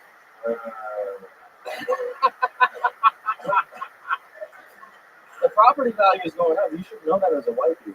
Whoa, Cameron, over here. You're right. I am 100% European. I should know that as a white man. I will take that note back to my tribe. I said tribe. Wait a second. Did you say tribe there at the end? No, I did. I said work. Oh, okay. Well, Cameron, any other fun facts about you that we might find interesting about your family, about you? Yeah, actually, my uncle. I don't like to brag, but fuck it, we're here. My uncle started Fashion States. Oh, wow, that's your uncle? Yeah. Oh, shit. Yeah. Okay, And then, I know Guy. Yeah, and then my dad put my uncle on Joe Torre. He's the host Def Comedy Band. Wow. So this is crazy. You're like royalty. Yeah. I actually have a picture. We did one of those before and after, so when everybody's doing those with Eleanor, yeah, in the back of the whatever the fuck it is by the bar. But we recreated the picture. Yeah. And one I was 3, and then one I was 24. Wow. That's really crazy. So yeah, I used to hang out. My mom used to be a regular, so I would hang out back here because the babysitter was boring. And I was like, let's just go to the fucking. And you're still close with your dad and your uncle, obviously. We're close. Yeah. Not close enough. Why not close enough? Because I my career would be a little bit more progressed. But they probably want you to get good, right? And you're doing it. You're starting at the ground level. You're in the grits. You're not taking anything for granted. I think you're doing everything right so far. Yeah. Just got to keep fucking writing and grinding and tightening up and fucking doing it. All right, there you go. All right, Tony. Write more jokes. Stop selling cards. Cameron Torre. Come on, baby, let me know. Hey, of course, you went right for the ice cream. You went straight for the ice cream. Didn't even have that sound. What would he do for a Klondike cover, huh? Is it a Klondike? Yep, you won that round. I know who goes for the Klondikes. Wait, did he take 2 of them? Hey, get one of those back. I'm kidding, guys. I'm just kidding. He's reselling Klondike bars right now for $5 a pop. If anybody wants to buy it, he's selling things. Put your hands up for your next comedian, Chris Mandry. Here we go. Chris Mandry time, live on a Monday night. I do this every day. Yeah. How about another hand for the Kill Tony band, huh? New music every week. It's unbelievable. There he is, Chris Mandry. Has anyone ever had their salad tossed professionally? You have, with the oils and the paste. Sometimes you got the spoon. You know what I mean? Nobody here's been to a fine dining restaurant before. Had their salad tossed table side. You guys think I was kidding? With oils and paste, ham and a spoon. It's disgusting. I'm a professional salad tosser. Tossed everyone's salads. This one restaurant I worked at, it didn't matter who you were, celebrities, locals, anybody with the money and the desire to have their salad tossed. I would do that, and they provide that service. Found out it's actually a skill you can bring home with you too, salad tossing. Made this girl a nice dinner, tossed her salad right at the kitchen table. She loved it. It was great for her. It worked for me. Fuck yeah. So more? Do you want to finish it? That's good.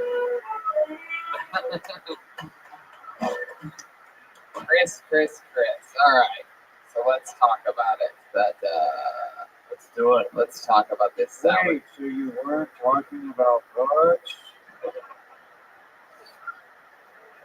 No, I think you talked about actual salads, and then you did like a one-liner about it, and then you continued on after that. You just committed all the way, even though nobody was with you. You're like, you know what? If I just keep the course, they're gonna fucking break any second. If I just keep describing tossing an actual salad, and there's lettuce going one way and the other. I'm working at it. Yeah, I'm working at it. How long have you been doing stand-up? So I had a handful of shows over like 5 years back home.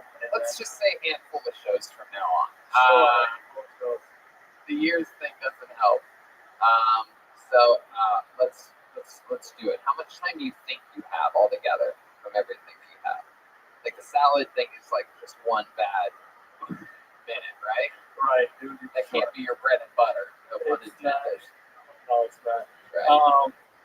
No, so I would say probably since I got here in December, I took a stand-up class. And, oh no! And it's been, I know. And who taught it? The devil himself? All right, here's what you do: just talk about tossing salads, and then make note that you're not actually eating butt, but tossing salads, and go on and on.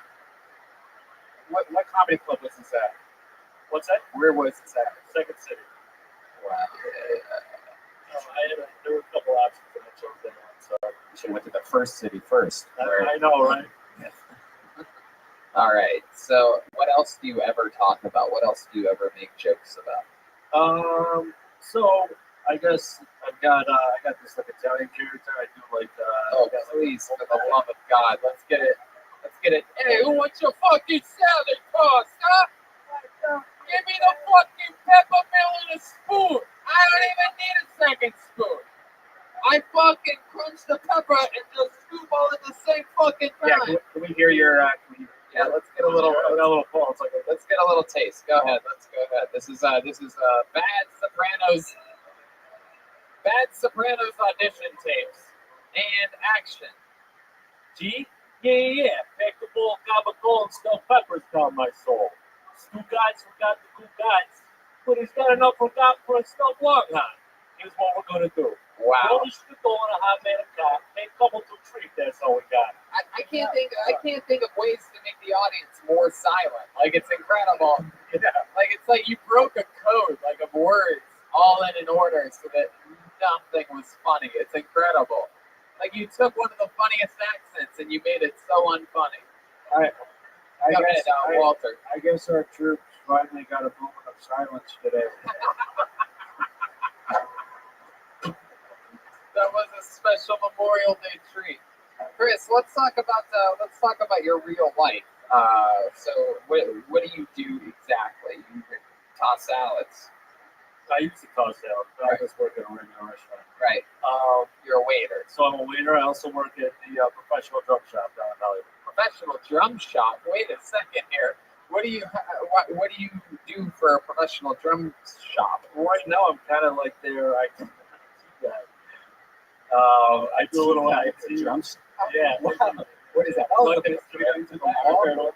basically, that's kind of where it's at right now. Wow. You don't play drums yourself? No, I did. Yeah. You do. That's why I came out here. Really? You do it. You came out here to play drums? Yeah, to be in a metal band. You're in a metal band? Oh my God, this is crazy. Wow. I mean, you're literally one of the worst comedians of all time, but Yeah, can we start making rules? Like, if they're super unfunny. Oh no, there's no rules. I mean, I don't care.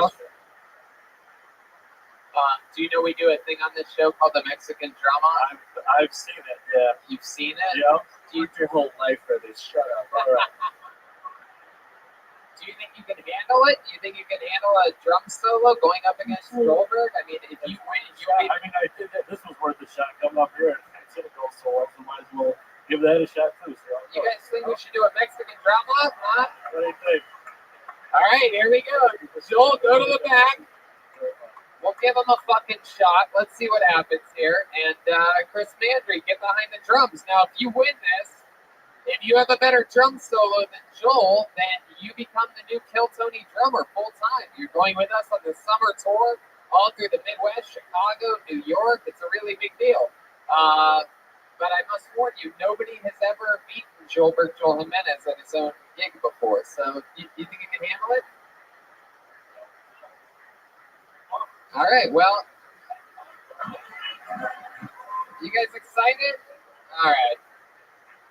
Okay, well, going first tonight, ladies and gentlemen, put your hands together. He was, he couldn't have done any worse on stage. So let's find out if he actually has a chance. One of the worst comedians ever could become the new drummer here tonight. A guy that's literally done it a handful of times over years. He has no work ethic, no natural abilities whatsoever comedically. And he has a chance of becoming a full-time cast member. Is this not excitement? All right, here he goes. Chris Mantry, everyone. Hit it, Chris.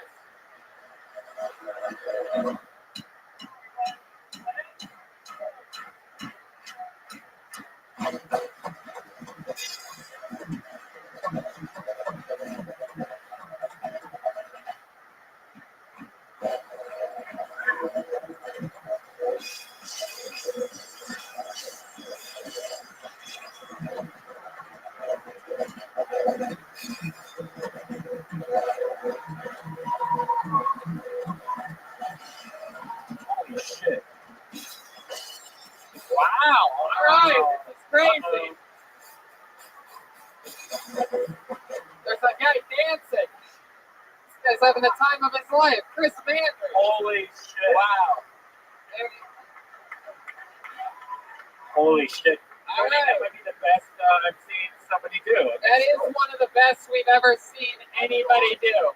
And that's crazy. The pressure is on. But you know what? I think we should make it even a little bit harder for Joel Jimenez. I agree. Because tonight we have a special, very special person in attendance. The backup sound guy here at the Comedy Store is actually a drummer. And he has seen this show, and Danny Lucas, the regular sound guy, put him in position. He's a real drummer. He's a real Mexican. And he's an employee at the Comedy Store. He was going to do this at the end of the episode. I guess we're going to do it in the middle instead. Let's do it. Put your hands together. He's also going to compete for Joel's job. This is a real Mexican drum up. Make some noise for Anthony Drinkwater. Wow, look at this. Just a rotating door of drum solos. He is also, at the end of this, we're going to find out who your favorite was. Now remember, it's not just about drums. It's about performance. It's about comedic output during the drum solo. It's about showmanship. Are you guys ready for another drum off? Here he is, Comedy Store Zone, Anthony Drinkwater. Whoa!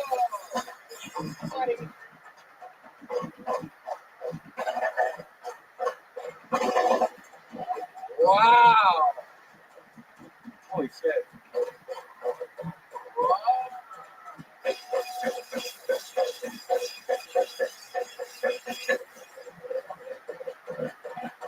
Oh my God.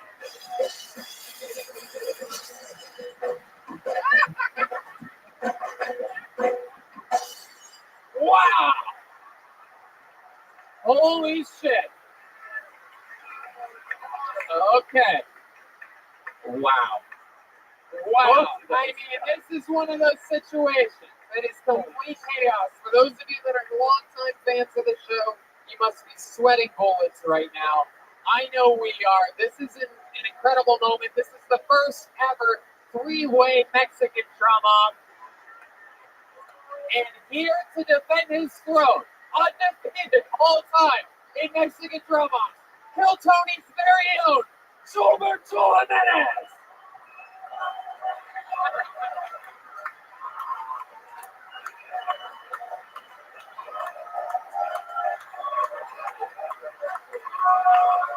He's got a giant strap on. He took that kid's he took the first comments. Wow, he has a gigantic purple dildo attached to him. We haven't even seen him drum yet. The place is in chaos. Ladies and gentlemen, with his drum solo, the one, the only, Jober. Oh, can I get some claps? Here he goes.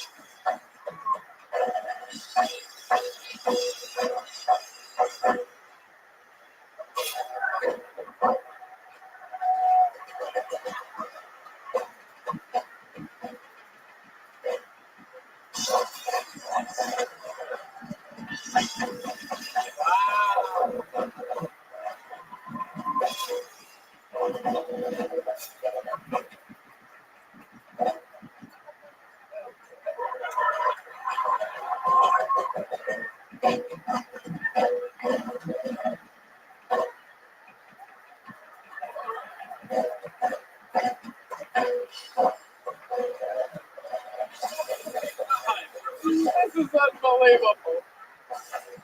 He's foaming at the mouth. Wow! That's a standing ovation. He's got ice cream coming out of his mouth, spitting off the ground. The comedians are even on their feet. It's unbelievable. Jober, I told you I'm fucking ready to die for this shit. You fucking idiot. I'm not new to this. I'm true to this. Wow. Truly, the monster of Kill Tony, Jober, Joe Jimenez. All right. My, how easily he appears to have dominated. How many of you have Chris Mantry winning that Mexican drama? Huh? Wow. How many of you have Anthony Drinkwater winning the Mexican drama? That's a lot of people. How many of you have Joel Jimenez winning? Wow. Wow. What? For those of you that are just listening, I must warn you, you're crazy for just listening to this podcast. You absolutely need to start watching and tell your friends to start watching on YouTube every single week. He's been hitting the cymbals with a giant purple strap-on dildo. I bring viewers, that's what I do. Comedic fucking steroids. That's incredible. Chris Mantry, you can go back to your seat. How about another hand for the great Anthony Drinkwater? Coming down. Well working lights. Wow. Amazing. Both were amazing. We gotta say, those were my goodness. Those were great drum-offs. And Joelberg comes through in the clutch. I mean, just defending the throne. He's gone now. For those of you just listening, he was hitting his dildo against drums. He ate a Klondike bar during all of that. Just incredible. I've never seen a comedian's.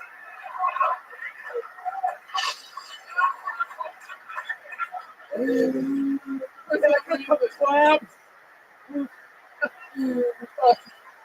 I think we found out tonight that hitting a strap-on against the drum might be one of the funniest things in all of comedy. I mean, you just can't beat that. Tony, I got Aphrodite drooling over here. Wow. Look at that. You got the fucking, that looks like Barney's cock. Look what's under it, dude. I got those hangers, dude. That came with balls, too? Wow. That's incredible. Crazy. By the way, that's our YouTube-friendly purple dildo that you can get on Amazon Prime right now. Yeah, exactly. That is no nudity. That is a fake penis. Get that damn word out of your mouth, amateur.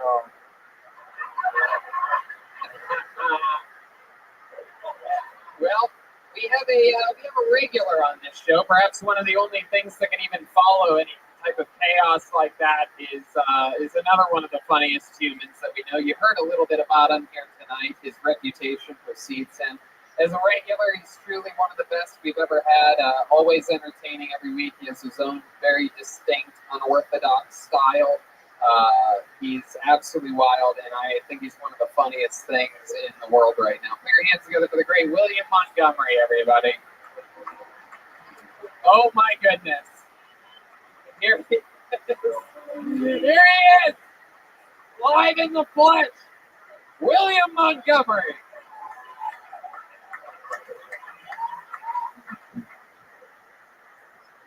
How's it going? My name is William Montgomery, and I'm running for county alderman. It's been a long time coming. I think I realized I wanted to be a politician the day my grandfather was overboard on a boat we were on. I couldn't save him. Damned if I didn't try. He was out in the waves for probably 30 minutes. I just couldn't reach him. My arms weren't long enough. But what I can promise you people tonight, if y'all elect me to county alderman, your arms might not be long enough, but by God, mine will be.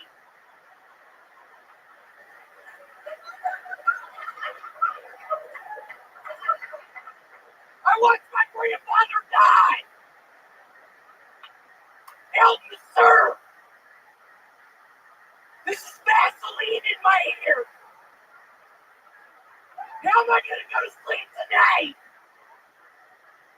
I'm going to have to remember to take a shower. It's all over. Wow. William Lights Out Montgomery. Tony, are you cool with me getting into a couple of my policies? If you have more, you're here. This is like a real pitch for what county alderman? County alderman. Is that a real vote that's coming up? It is. Okay. Go ahead. Sure. If we're on the topic of making our community safer, let's really sit down and talk about the elephant in the room. There have been studies conducted. Hold on, wait. I don't think we need the national anthem. It's just county alderman. Yeah, It's definitely not presidential. Go ahead. There have been studies conducted by our leading scientists in the great nation of America that prove beyond any shadow of a doubt elephants serve no other purpose than the very real risk of trampling people at our local zoos. If I'm elected county alderman, elephants will no longer be allowed in our zoos by 2022. Pachyderms, more like pack your bags. We don't eat your germs. Wow.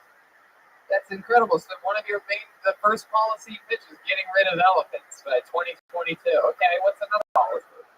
In every community I go and visit, there's always a common theme, that the more and more I see happening, the more and more I want your vote as county alderman. If I can get your vote as county alderman, you can take it to the bank. I will be lowering all sidewalks to the height of the street. Every night I turn on the news and see image after image of kids and people breaking their ankles, breaking their legs, because our society tells us the height of the sidewalk has to be that of the height of the street. USA! USA! All right. So, William, are there other policies? This is actually a side note, but my opponent was. Can I ask you something? This is your look for politics. You look like you own mortuary. You're selling water beds and Van Nuys or something like that. What do I sell? Yeah, I do sell water beds. Hey, I heard you got kicked out recently at a show. Yeah, He looks like a pastor in a church that worships the white devil. So, William, tell us a little bit about this gig. You had to sneak beer into it, huh? Is that how you represent the Keltoni brand when you're out there on the road, huh? I did. I was drinking Coors Lights. Coors Light. You wanted to sneak Coors Light. It was a Light function, ice. and the guy brought it on stage, and the guy, when I got off stage, he came up to the beer and he smelled it. He was like, "That's fake beer, right?" And I said, "No, it's not." He said, "What are you talking about?" And y'all just picture me wearing this outfit, just putting on my tape player, some Allman Brothers band, just one of their live recordings, just getting the guy by the throat, just cutting it. Wait, you cut the guy's throat? Is that true? No, I'm kidding. I lost a jacket. Oh, That night, I lost a jacket. It was horrible. are you looking at more policies right now? Just as a little side note, I don't know if any of you have been able to see my opponent's truck he drives every day. It's the real loud one, double Confederate flags prominently displaying on the cab of his truck. Sir, this is America, not Mississippi in the 90s. That was my best joke. It scares me. It was not uproarious laughter. I don't get this guy's comedy, but it's good taste in sunglasses. Yeah, you guys do have the same sunglasses on.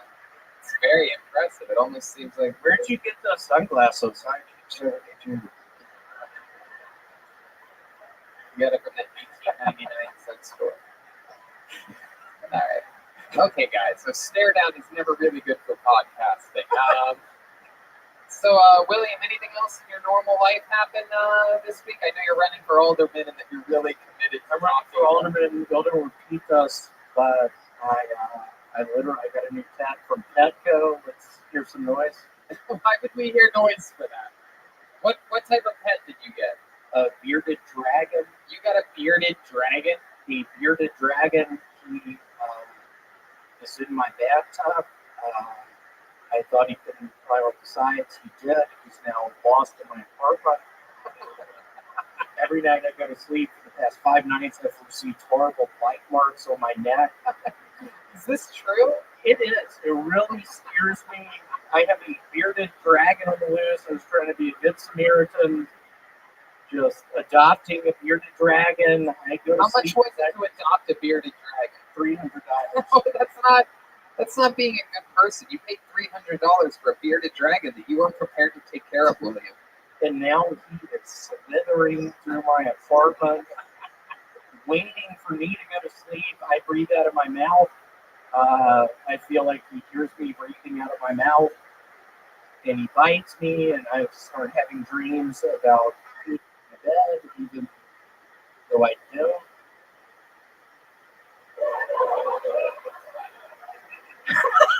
Are you sure you don't? Have you ever peed the bed? I did last night. Is that true? It is. Really? William, I think sometimes you lie. I just hope y'all remember me. I don't know if I used to get the Beckett magazines about the most just valuable playing cards. I was on one of them playing as a baseball player for the Mets. And there was a picture of me looking for an old friend, Tony Chin. Oh. I don't know where Tony Chin is. He came up as a person I might know on Facebook the other day. A lot of people have been very curious as to whether Tony Chin is a real person or not. I know people close to me. It's come up in my household as a way. As someone, my wife asked me. She specifically asked me, "Do you think Tony Chin is a real person? Is Tony Chin a real person?" Tony Chin taught me to do CPR. I don't know if y'all remember maybe the Sandlot, but when that really the girl Wendy Peppercorn, just that one guy just squints. He just acted like he was drowning, and then just Wendy Peppercorn touching his lips. There's just a moment. Tony Chin, I pretended like I drowned in a pool. Tony Chin saved me, and the rest is history. Do the math. Why would we have to do the math? All right, William.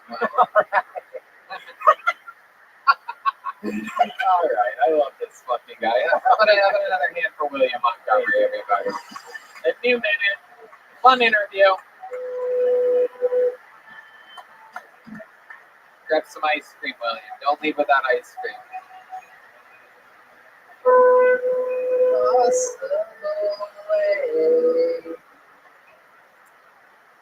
Yeah, you know what? Before we go, let's go back to the bucket. But before we do, let's have some more fun. About a month ago in Phoenix, Arizona, we had the third ever golden ticket winner. He's already came in to redeem a spot here on Kill Tony once. This is his second time ever coming here to the Comedy Store. He just turned 21 3 weeks ago, and he's a monster. Let's see another new minute from Tristan Bowling, everybody, huh? Golden ticket winner from Phoenix, Arizona, 21 years old. Here he is, Tristan Bowling. Oh, how we doing, Kill Tony? Oh, we had fun. This is cool. Jeez Louise. I just turned 21 years old, which is sick. I mean, I'm an alcoholic. Dope. My dad tries to take me out places to bond. You know, he like takes me to Hooters and shit. Do I look like a Hooters guy? You know, like my natural habitat is a fucking Hooters. Like, no. Like, I don't know why you need a boner to eat. Seriously, can you imagine? Like, it's a pig span for bacon sauce. Like, no. There's no fucking utility there. I don't get it. Every time we go there, my dad just gets drunk and pretends like we both don't know Mom. You know what I mean? It's like, what the fuck? The woman who pushed me out, we've met. Like, she would have taken me to Chili's. I'm a tattletale bitch. Like, dude, I really love blind people. Oh, shit. Is there more? You want to finish? Yeah, I go can ahead. finish it.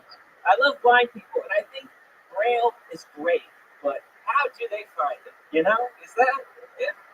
Am I alone in that? Can you imagine being like, where did Stacy go? She went to the bathroom a minute ago. It's like, oh, she's been reading Stucco for 45 minutes. Just being like, Van Nuys has so much culture. Is that a new one? Like, all right, guys, my name's Tristan. Yeah. Boom. Tristan Bowling. Another great new minute. Very, very exciting stuff. Third time ever on the show. You're so fun. It was like felt like a refreshing reset in here. Yeah, that was great. I mean, like, I'm no purple dildo, but I try my best, though. No, it's. I've got that right or not. My goodness. Look at this postman back there. He's in shambles. Still has the underwear. Shirt tucked into the underwear. Rare maneuver. And then look at this. We have this little adorable fucking female Ghostbuster out here. The most recent Ghostbuster. My mom told me I look like a big rig tricycle mechanic. You do. Yeah, you do. I got the dots on. You're like a plumber to bring your daughter to work. Tristan's like a hip dude. He's got like real style. Oh yeah, I'm tripping head to toe. You know tell me. Tristan's the type of guy that like sees Pete Davidson and shit. Oh, like dude. He wishes I could dress him. I would get him in a ghillie suit looking fucking stupid. You know what I mean? That's true. That's a big part of his thing is what he looks like. Oh, man, Ariana would have given him a chance. Just saying. Only yeah. So, Tristan, it's been a couple weeks since we've seen you. What else has been going on in life? Nothing much. Phoenix is fun. Still a big dirty piece of shit, though. Yeah. I did a rap show recently. Oh yeah, that's right. Yeah. You do rap. Your rap blew us away in Phoenix, Arizona. How'd the rap show go for you? It was really fun. They introduced me as a rapper, and then my pasty ass got up there. So everyone was just like, what? Did they give you a rap name or anything like that? Yeah, my rap name's Baby Boy.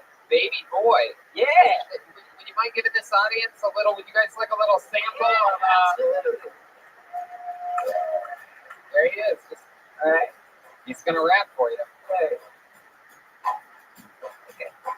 Got gratitude, high, call me latitude. The baddest dude ripping in the club with the attitude. I'm doing my best to stay on the path less travel. Lay down the concrete pavement over the gravel. Hey, find me like sugar this open and chugging the water that turning the boat skin. Right in that every day, Potter, Hermione, the mother, and I'm gonna like a Sunday. Hey, looking up like a Sunday. Hey, not gonna come like a small mate. Hey, sipping the typical Sunday. Hey, popping about like a Sunday. Cassie, I am clarity, but fucking get fuck with me. I'm Kill Tony, fucking up this shit. No one fuck with me, motherfucker. Yeah, Tristan Bowling. The Apollo 13 is approving it. The real Apollo. Wow. Hey, he knows how to. I got all that shit. I played Fortnite a couple times. Wow. Look at this. That's incredible. You know, you even have the Apollo 13 on your side. Your likability range is wild, Tristan. Everybody likes you. Afro is doing things. Someone's doing. Aphrodite, what the fuck? Afro, what do you want to do? Can you out-rap him? Can you out-rap me? You can? You Look, can? this show's out of control. Afro, you're gonna go spit bars, make me look like a bitch. No, How she's can I not do going. this? She's just going through a diabetic shock right now. She had 3 ice creams.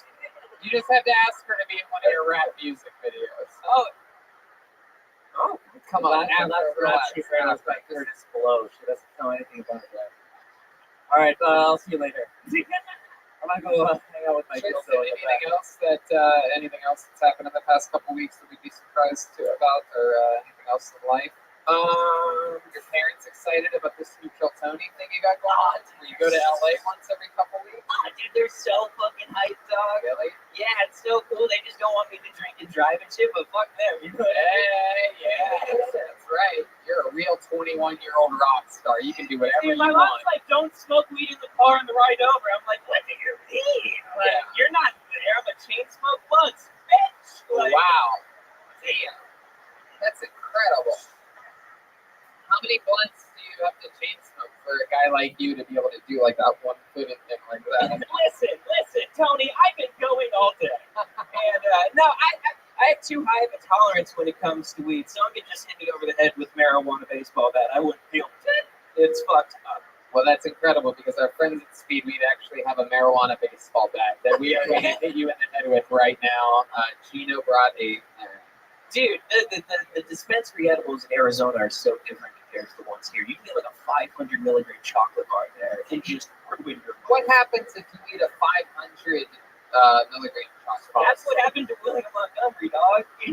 He was an accountant, someone slipped him some syrup, and now he's just like, you know? Is that the explanation for him running for county alderman for the first time ever? Is that his version of like getting like ego death, just trying to get his shit together? Well, Tristan, you're 21 years old. You've had 3 good sets on this show. I can't wait to see more. Come back anytime. Absolutely. We love him. It's Tristan Bowling, everybody. Oh, have a great night, everybody. This guy got the golden ticket, and he takes advantage of it. Drives 6 or 7 hours to be here on a Monday. How crazy is that? One more time for Tristan, everybody. Steve. Was that your first time seeing Tristan, Steve? Yeah, it's incredible. Yeah. We're having fun. Steve, have I ever asked you before, is there ever anything you did when you first started stand-up comedy that you're surprised that you did, like a joke or like a, really? Yeah. Is there anything that really, what was your comedy I was wearing an Andrew Dice Clay t-shirt underneath it for me as well. Oh, God. And then I'd wear a Hawaiian shirt. So I wanted people to think I was like the right. You know what's funny? I think I remember you wearing a Hawaiian shirt. Were you still wearing that in 2007, you think? Maybe. No, I feel like I remember seeing you in a Hawaiian shirt one time, and I remember because my first impression of you was actually like, I thought when I first saw you, I was like, I bet this guy's an asshole off stage. Like it was something about you in which I'm like, I bet this guy's mean. Do you ever get that? Do people assume that you're mean right from the beginning? No, it was just me. Anyway, well, there we go. A nice little break from the comedy there for a second. It's good for us to catch our breath sometimes. You know what I mean? But yeah, I remember thinking, like, this guy seems so nice on stage, but I bet he's mean off stage. Then here we are, 12 years later, friends, giving ice cream out there, everybody. Yeah. Dude, you guys are way cooler. Boy, but when I feel like I'm hanging out with the damn kids right now. Are you kidding me? You're about to have the #1 comedy album in the world on iTunes. The Kill Tony bump is in full effect. It's happening. I pulled another name out of the bucket. You guys excited to get back to the bucket one more time, huh? Seems like some people are mad out there. Put your hands up for your final comedian of the night, Mara Gold, everyone. Mara Gold. Oh, yeah. Girl.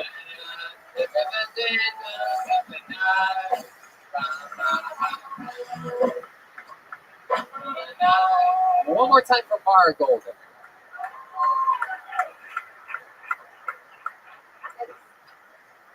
I can't rap, but I do have one impression. Impressions. Cool. This is my impression of a really woke cannibal. Really woke cannibal. I don't even taste race. Yeah.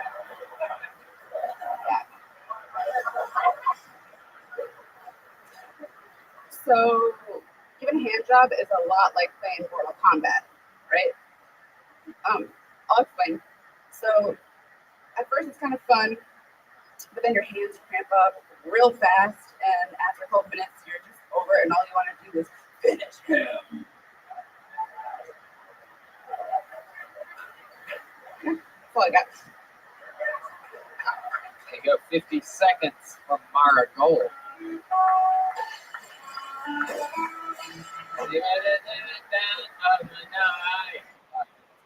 Let's talk about it. First time on the show?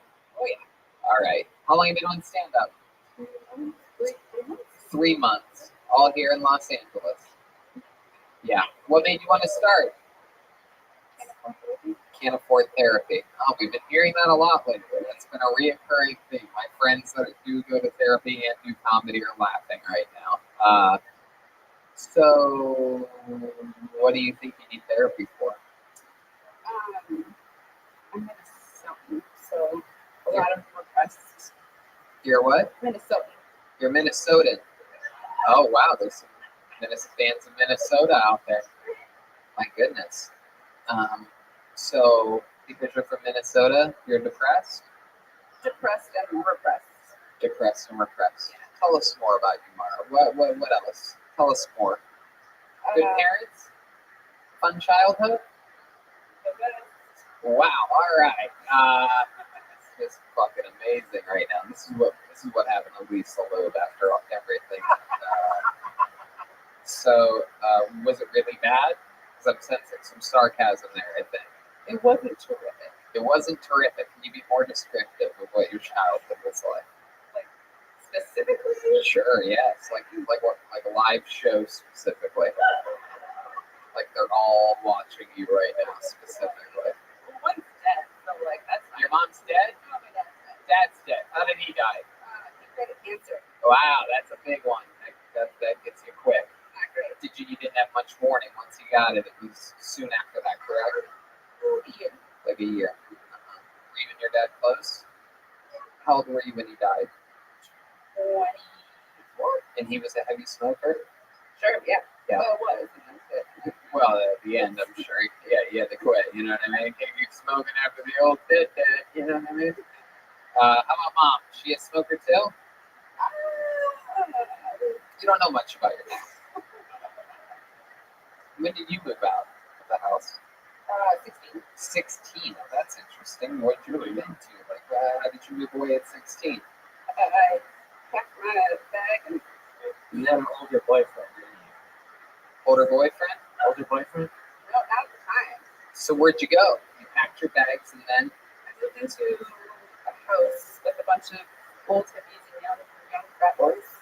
Old hippies, young frat boys. That is an interesting combination. It's my favorite porn category. Yeah. Old hippies and young frat boys. At the same time, both of those? Yes. Doesn't really go together. Like, that seems like a weird combination. Yeah, so what happened? You end up staying in that house, and what happened? Did you hang out more with the old hippies or the young frat boys? None of the above. I came home one night and there was just a naked frat boy in my bed, and then I just took my bag and left forever. You left forever, and then where'd you go? No, I took the train to Portland. You took a train to Portland. Where were you before? Minnesota. And you just took the train due west. You're like, I'm going to Portland. You get off the train in Portland, then what happens? I was at a hostel for a while. You stayed at that hostel while working there? Yes. Incredible. For how long? 2 months. 2 months, and then what? And then I ran out of money. Yep. Back to Minnesota. highlight of your life. Anything interesting that's ever happened on your travels or at home or perhaps in any way whatsoever. Any fun facts about you, something that you think makes you a little bit different than anybody else, or something that's happened, why you ended up the way you did. Careful. He doesn't know you're in the witness protection program. Yeah. This would be a crazy show to come on to, but I wouldn't be surprised. Go ahead. Anything that you think you're good at, or any hobbies that you have, or do you play drums? Or I used to play drums. you used to play drums? Or anything? You played a harmonica back in the day. Wow, look at that face that you make after that. That's incredible. A young Howard Stern. Oh, God. So, Mara, what do you do for fun? Like, what are things that you enjoy? You a heavy drinker? Yes. You are? Wow. How many drinks do you think you have a night? Tonight, like Not tonight specifically, but on an average night of drinking. 6, 7, 8, 5 to 10, right in there. And what's your living situation? A lot of fans of heavy drinking. Wow, standing ovation from the guy that was dancing at Joel's drum off earlier. Who would have guessed? So, Mara, how about a crazy night of drinking for you? Anything you remember from a crazy night of drinking? Some type of like accomplishment or something? People were like, you know what you did last night? And they told you. Go ahead. so when I moved to LA, I got punched by 2 different dudes on 2 consecutive nights. Oh, wow, what a bitch you must have been. You know what I mean? Jesus. 2 separate dudes. Right. So you're really obnoxious when you drink. Yeah, you guys must be an angry prude or something like that. I mean, prude. What did you do? I'm just kidding. What is a comedy show? What did you do to get punched in the face? I did. Only once was in the face. Okay. Well, where was the other place that you got punched? Oh, that was a donkey punch. That's game on, dude. Yeah. Oh, you got fisted. Can't complain about those. So what did you do to get punched? The first time I just got stuck in like a 12 dude stomp down, and I just froze because I didn't know what to do. And then it wasn't that 12 dude stomp down. That's the name of the band the guy I beat earlier was in, actually. 12 dude stomp down. 12 dude stomp down. So how did that happen? How'd you get into a 12 dude stomp down? I was just there, and then it happened around me, and I didn't fight or flight. I just froze in place, and it was an accident. It wasn't on purpose. Okay, so that was one of the punches. How about the other time you got punched? Was that an accident too? That was less of an accident. Okay, go ahead. There's a fellow that got upset that I was a Jew. Wait, you were Jewish? Mm-hmm.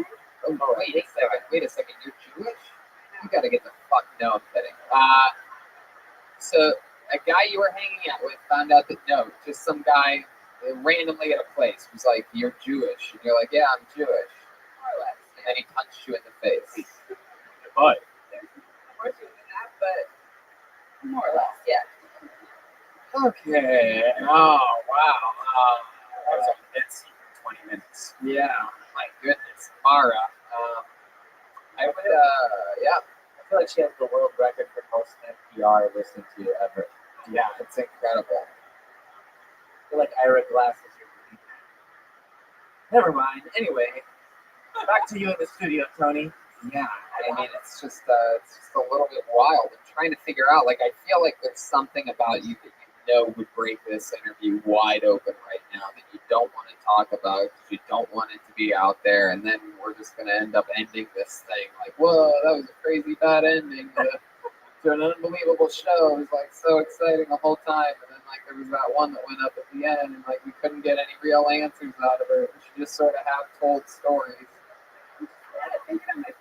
What? You're bad at thinking. Wow, I almost thought that you were going to give us a fun fact about your feet for a second, is what I thought I heard. I'm like, oh, there's something up with your feet? Here we go. We'll be able to get out on a big laugh, and then we'll all go home happy. You know, This guy's falling asleep. Walter's wife's husband is falling asleep right now. We're losing it. You see that, Mara? That doesn't happen on Kill Tony. I hate that guy. He stole my wife. All right. Marguerite, come back to me! Mara, is there anything that we're missing that you think might be interesting, or something that you've done, or something that you had happen to you? Maybe even something that you saw. Perhaps even you were out doing something and you saw William Montgomery do something interesting. You tell us about that. Have any stories yet? No. Right. What's your favorite porn? Black ambush.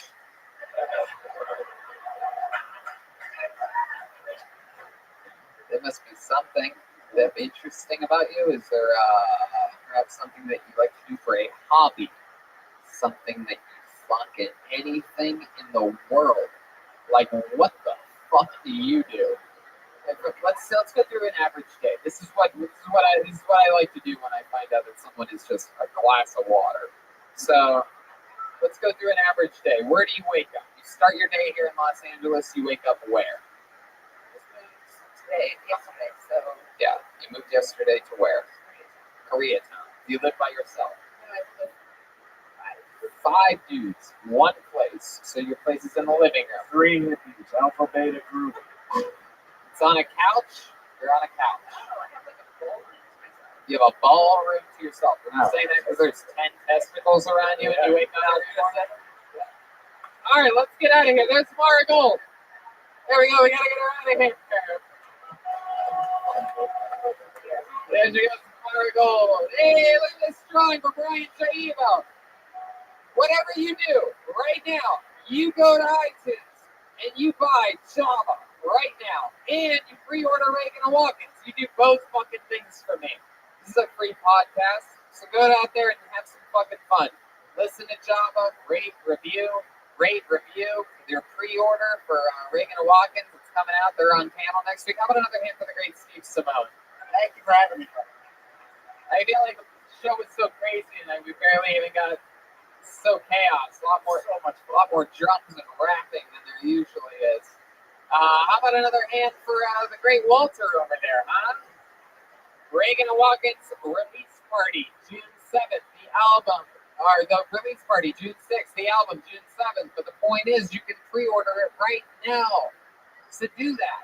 Listen to Jeremiah Wonders on everything podcastable, and subscribe to his YouTube at Jeremiah Watkins, and follow him on social media at Jeremiah Stand Up. Anything else, Jeremiah? Yeah, it's the 2nd volume of the Rothschild, Jeremiah Wonders with the Kill Tony, Yeah. the Red Man, Tony Hitchcock. Yeah, we had a lot of fun making those. Yeah, and Reagan Watkins is on panel next week, so we're excited. They are on panel for you, LA. You're nearby LA, and you're a diehard Reagan Watkins fan. We know there's a lot of you. Come here next week. It's going to be a big party. Maybe some special band members filling in for the great Jeremiah Watkins. How about one more time for Jeremiah, huh? And over there we got Silent but Deadly, the lone assassin, Chroma Chris over there. Chroma, what do you think about tonight's episode? It really delivered, Tony. All right, there you go. Chroma Chris is on Instagram at Chroma Chris. You have a Twitter yet? No. Okay. How about another hand, guys? You did a lot of work tonight. The winner of double Mexican drum off, Chol Jimenez, huh? That's sort of the chant there. Still has the dildo on. He's on social media, mostly sorry. We're continuing our tour. All the shows are almost sold out, if they're not sold out already. Definitely get on that second Gramercy show if you're in New York, because that will sell out.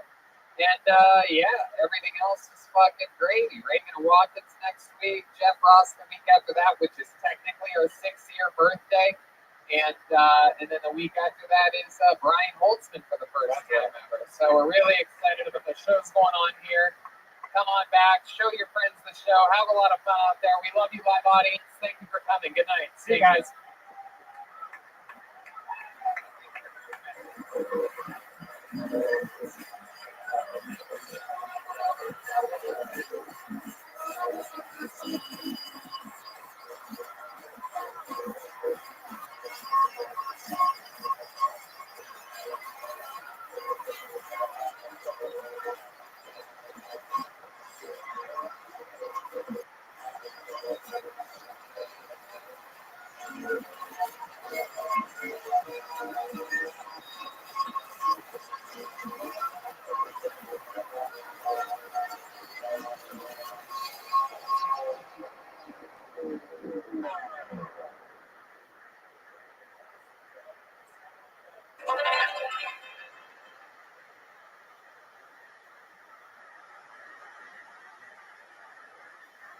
We're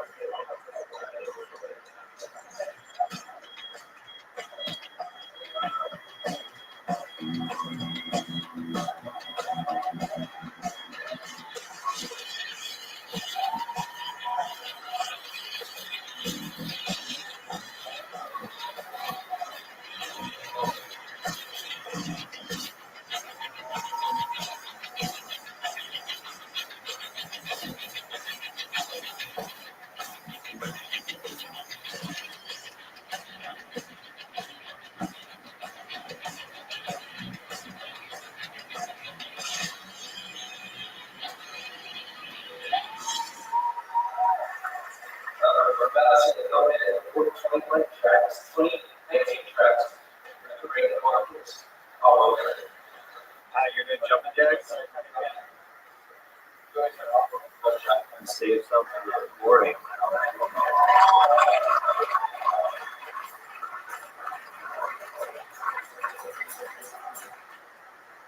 First time I saw Reagan and Watkins at the Comedy Store, I was like, damn, these fools are talented. I want to take them out for a double school, baby. My first year with Reagan and Watkins, I wanted to kill myself. So I guess it's just like any other day. Dude, the first time I heard Reagan Watkins, I was like, yo, this is Christ Jesus right here, man. Oh, man, what is this? This is kind of comedy genius right here.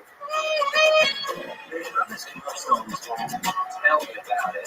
Maybe there's some great songs about women who are so beautiful. I don't know if I can write a love song about women. I want a love song about the 21st century girl who can sound like her. She's got dark lips, sound on her hands. She's a 21st century girl. Reagan Watkins' style? I don't know how to put it into words. It makes me confused. It makes me angry. It makes me question, who am I? Reagan Watkins has a lot of things going for him stylistically. You talk about butts, which we like. They also talk about tits. They also talk about puss. They talk about girls squirting, and that's what we're really into. Mm-hmm. Reagan Watkins give us hopes for all the evenings. When I first heard Reagan and Watkins, I was disgusted. It's like a couple of pigs with instruments bleeding into the stereo system. Yeah.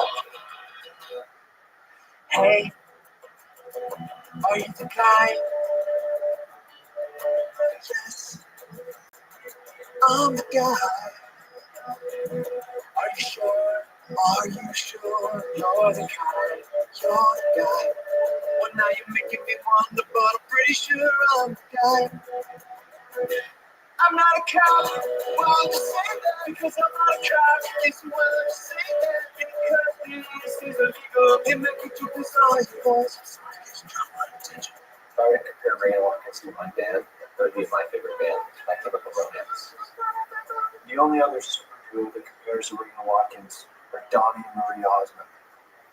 Man, in the studio with Reagan and Watkins, what I would give to be there watching them sing and play like two little cherubs.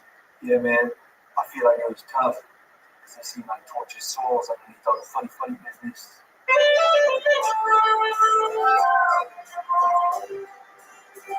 I didn't know saxophones belonged in country, but I'll be goddamn. Is it necessary to have a saxophone player in the band? Fuck yeah, it is. Maybe it is.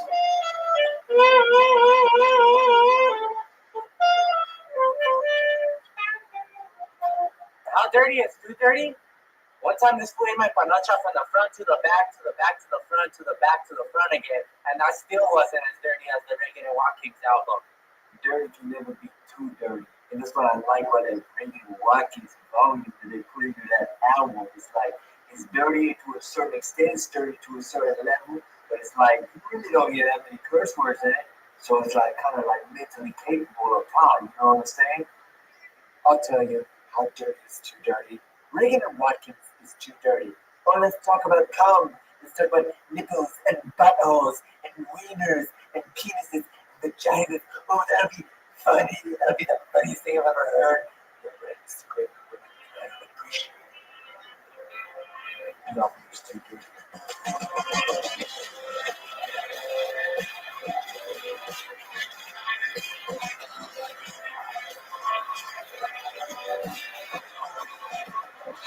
My name is Robbie, and I have sex with your mom. Your mom. All joking aside, your mom's mother is invisible.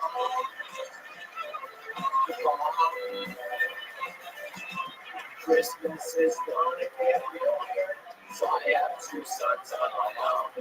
Hey, Taylor and Dylan, I'm sports. Do you want to come and catch? Yeah, now her fans be going crazy and stuff, dog. What are the fans gonna think? They better fucking like it, or they're gonna have to come see this bitch right here. I think Reagan and Watkins is the best thing to ever happen in music or comedy, and you can pretty much ask any one of my peers, and they'll tell you the same thing. Reagan and Watkins suck. Reagan and Watkins are not attractive. They look like young boys, and they're not smart or funny or musical. You could have got like Reagan and Watkins stink that fucking bad.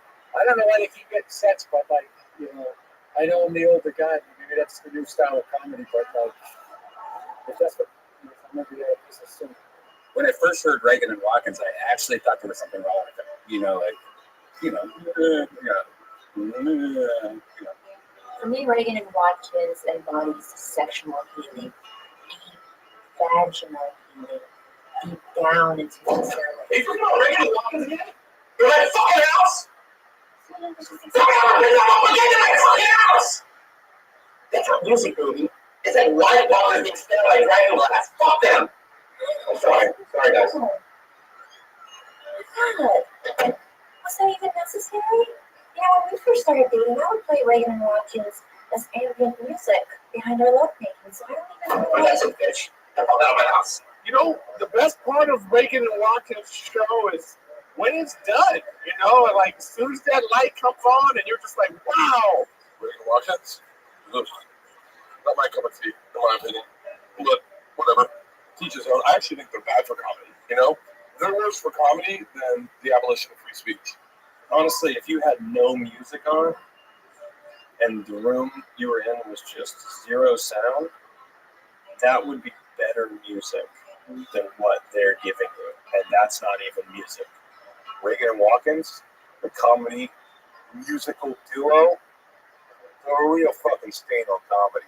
I mean, comedy music, thanks Steve Martin covered already with the banjo. Suck a dick. There's no number to describe however bad or awful. If it's on a 0 to 10, they're fucking 10,000. That's how much they suck. Reagan and Watkins is like the Beach Boys. If they were terrible, they never grew up, and nobody liked them.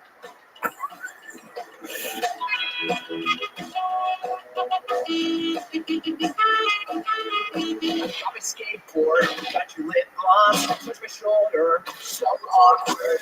Got your tickets to the warped tour, got the cages from the hot dog store. This summer, ain't no falling ball. This summer, ain't no falling ball. This summer, you know you with my best friend. This summer, that it never ends. This summer, to ride to the party, second day's mine. Till I get to Marty, you ain't right to see me to another room. 10 minutes later, go, go, go. Goes on the DJ, goes on the crowd. Riding on my girl, suck me on your eye. You do this to me, I'm not gonna do my thing now. You know somebody.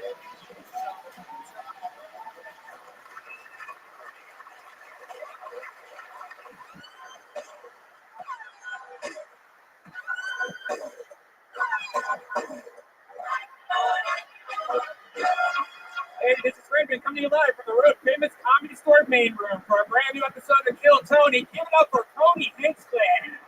Wow,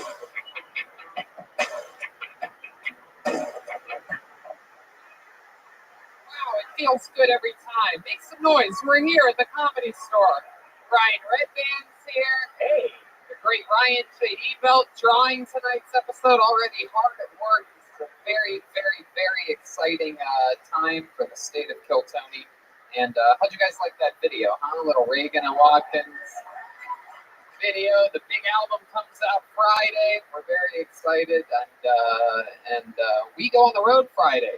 Jeremiah's not even going to have any time to soak it in because we're going to his hometown of Lawrence, Kansas on Friday. And then the next night in Omaha, Nebraska, Des Moines, Iowa on Sunday. We come back just for Monday's episode with Jeffrey Ross and special surprises. And then we go back the next day. Appleton, Wisconsin, Milwaukee, Chicago, Madison, Minneapolis. And then we come back for another whole 3 days until we go back to New York, New York. Poughkeepsie, New York, and then 2 shows at the Gramercy Theater. Tickets still available for that second show. It's very important that people in New York buy those tickets to the second show at the Gramercy Theater. That's going to be a lot of fun. But I think it'll sell out anyway because I think people from the first show will just stay over for the second show, not even realizing that there's a second show. So that'll work out. Anyway, drink your Caveman coffee. Go to cavemancoffeeco.com. Use the promo code KILLTONY. Save 15%. Do yourself a favor and get some of that sweet Nitro Caveman coffee. I'm drinking it right now. It's a must-have. I've been drinking iced coffee my whole life, and this stuff is absolutely amazing. I want to call it crack, but I feel like that's an insult to its amazing cold brew. They go through an amazing process where it's brewed for minimal acid and a smooth taste. Just coffee with none of the crack. Nitro coffee. It's important to stay healthy. It's important to stay good and take care of yourself. That's why we use Hims, a wellness brand for men. You've heard us talking about Hims and how they're helping guys look their best. If you haven't yet, it's time to see what they're all about. 66% of men start to lose their hair by age 35, Ryan. Can you believe that? 35. Once you notice thinning hair, it can be too late. Is that hairline slowly starting to move backwards? Any bald spots? Go to forhims.com, a one-stop shop for hair loss, skincare, and sexual wellness for men. You know about this. Oh, of course. There's no snake oil pills or gas station counter supplements. You just go online, answer a few questions, and you talk to a real doctor. You can prescribe real medication for your hair. For Hims connects you to a bunch of different professional people, and then all you have to do is answer a few questions. Get the hair loss treatment everybody is talking about, featured in GQ, Men's Health, Esquire, and Playboy. Ooh, sexy. And our listeners can get started with the Hims Complete Hair Kit for just $5 today, right now, while supplies last. See website for full details and safety information. This could cost hundreds if you went to the doctor or pharmacy somewhere else. Instead, go to forhims.com/Kiltony. That's FORHIMS.com/KILLTONY. Forhims.com/Kiltony. Isn't that exciting? We'll have a couple more new announcements next week that we're excited about. It's going to be a lot of fun. So let's get into tonight's show, shall we? Here we are. We're live. Hello to the hundreds, perhaps thousands, watching on YouTube live right now.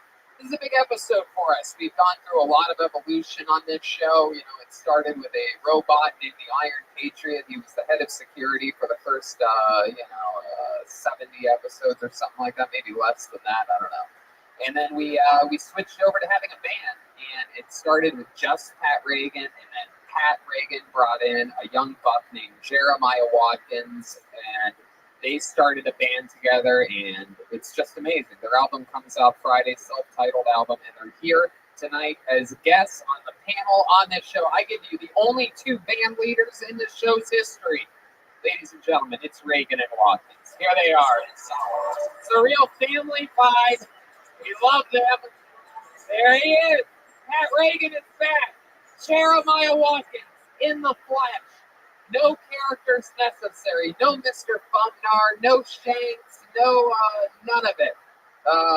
Yes. And I'm very excited that you guys are here. And I'm excited about the album coming out on Friday. You can pre-order it right now at ReaganandWatkins.com. How you guys feel? Good? I feel great. How's everybody doing out there? This is exciting.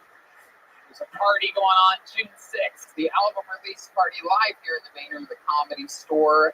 And yeah, we're going to be doing some music, and there's going to be some stand-up sets from Red Band, Tony, Joel Jimenez, our buddy Josh Wolf, and some surprise guests. And it's a special treat for the Kill Tony listeners, the diehards that came out tonight.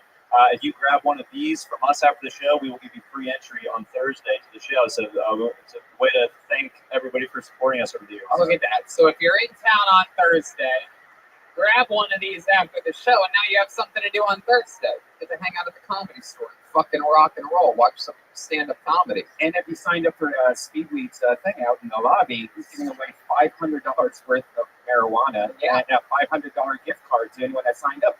One lucky person. If you walked by that iPad in the lobby, you fucked up. You could have been in the running for about $1,000 worth of free marijuana. And these are worth $20.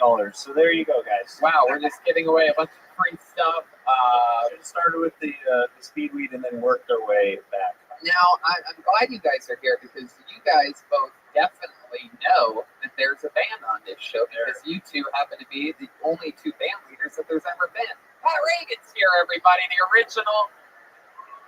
I missed you, Pat. It's good to see you. Last time I listened to a Pat Reagan album, I fell in love with them and gave them full creative control on the other side of the stage to start a band. And he brought in Jeremiah and Joel. A lot of people may not realize that was all Pat Reagan's design. So, how you doing, Pat? Did you prepare something for tonight? You have something written there? You ever go to the gas station and the attendant's on fucking acid? It's like, see you in heaven, dude. Hell yeah, dude. As smooth as it gets, and it has begun. So you guys know that there's a band because you started it, and they're here tonight. And I believe that we have a full band tonight. Perhaps the band that helped you guys out on the new Reagan and Watkins album. Maybe some surprise members. I love it, ladies and gentlemen. Every single week, they're characters, of course, right? I mean, they're committing tonight. I love it. Yeah. So in character, every single episode, the band stays in character. At least they try their hardest. You never know what they're going to be or what they're going to do. Tonight, it's Joelberg leading the band. So let's see what happens, ladies and gentlemen. It is the best damn band in the land. It's the Kill Tony band. Joelberg, Joel Jimenez, Chroma Chris, Nick Liberator, and Joel Rakowski. Joel Rakowski, yes. Here we go. Oh, mechanics. Very clearly. Oh my God, that is frightening. Hey, look at these guys. Wow. The crowd loses their minds at the sight of these mechanics. How are you? I didn't realize Mario was a mechanic. It's incredible. Hey, my name is Jim. Very lackluster reaction from the crowd. We're going to fix that. Yeah, I like it. You said Chip? Jim? Jim. Thank you, Jeremiah. There you go, Jim. And next to you, clearly, we have Courtney Love is a mechanic. Hello, Tony. My name is Liam Neeson. Liam Neeson? I have a very particular set of skills. Wow. I can already tell this is my favorite Chroma Chris character instantly. I love it. That's what John Benet looked like after that rough morning, huh? And then back here we have clearly some guys that look like actual mechanics back here. Just real mechanics. Hey, I'm Ricky Trans back here. Ricky Trans. All right. And what's your name, young buck? Hey, I'm Tamika Sanchez Littlefeather. Oh, okay. You got it. Sanchez. I love how this episode's starting out. All right. Well, Jeremiah loves it. So that's like the super delegate or something like that. It counts for more votes. And it's not bad. We can replace it. It's gonna cost you. No, I love it. We got the mechanics. We have Reagan and Watkins. Everything is in position. I have this bucket of destiny right here, and that means that we are seconds away from starting. A bunch of people signed up for the show before the show for the opportunity to get 60 uninterrupted seconds on this stage and then get interviewed by this whole panel of wacky characters up here. If you know your time's up and you hear the sound of a kitten, that means wrap it up then, or else we're going to bring out the Angry West Hollywood Bear.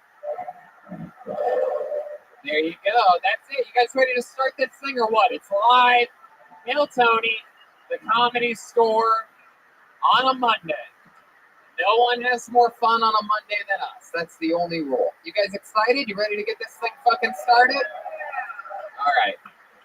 Here we go. Your first comedian going up tonight, getting an uninterrupted 60 seconds, goes by the name of Jared Long. Here we go. Jared Long. From the audience. Here we go. Wow. And upgrade. It's exciting. It's no surprise to me. I am my own worst enemy.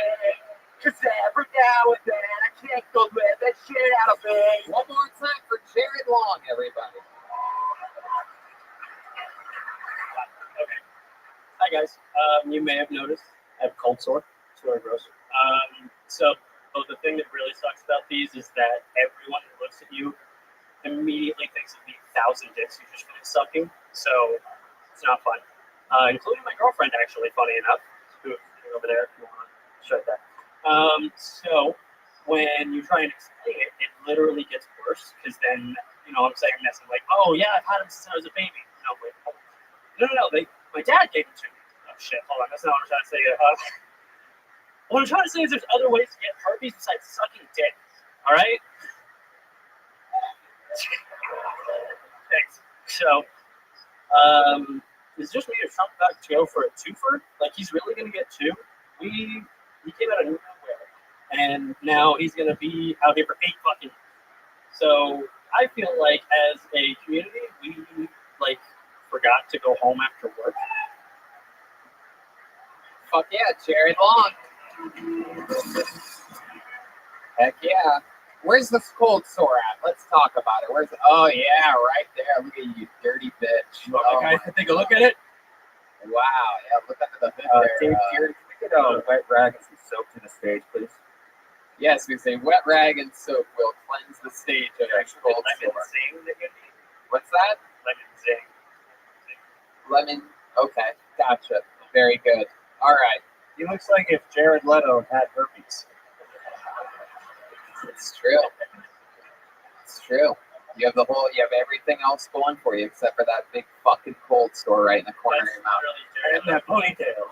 So I don't think anybody thinks you sucked 1,000 dicks to get your cold sore. I think your set sucked 1,000 dicks. Maybe 1,001. So first time doing stand up? Wow, look at that. I don't know if you know this, Sheriff. This is a crazy place to start stand-up comedy. Yeah, that set's gonna live on the internet forever. It's never gonna go away, just like your herpes. Right? Very good. I love it that you talk over my punchlines too. Not only do you not have them, but you cancel out other people's punchlines at the same time. You're like, if I'm not funny, nobody's gonna be funny. So Jared, tell us about you. Where are you from? Riverside. You look like you're from Riverside, so that's perfect. You look like you live by an actual riverside. And it's your first time doing stand-up. How old are you? 25. 25. So how did you actually get the herpes? Let's talk about it.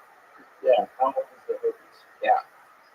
I sincerely hope my parents are telling the truth and that they're 25 years old and that I've had it since I was born. So your parents told you that you've had herpes your whole life? Yes. Sometimes when your mom has herpes and she gives birth, the herpes from her vagina gets on your face. I heard. That's why it's literally my dad. Dad had him. So Dr. Redband is in the house tonight. All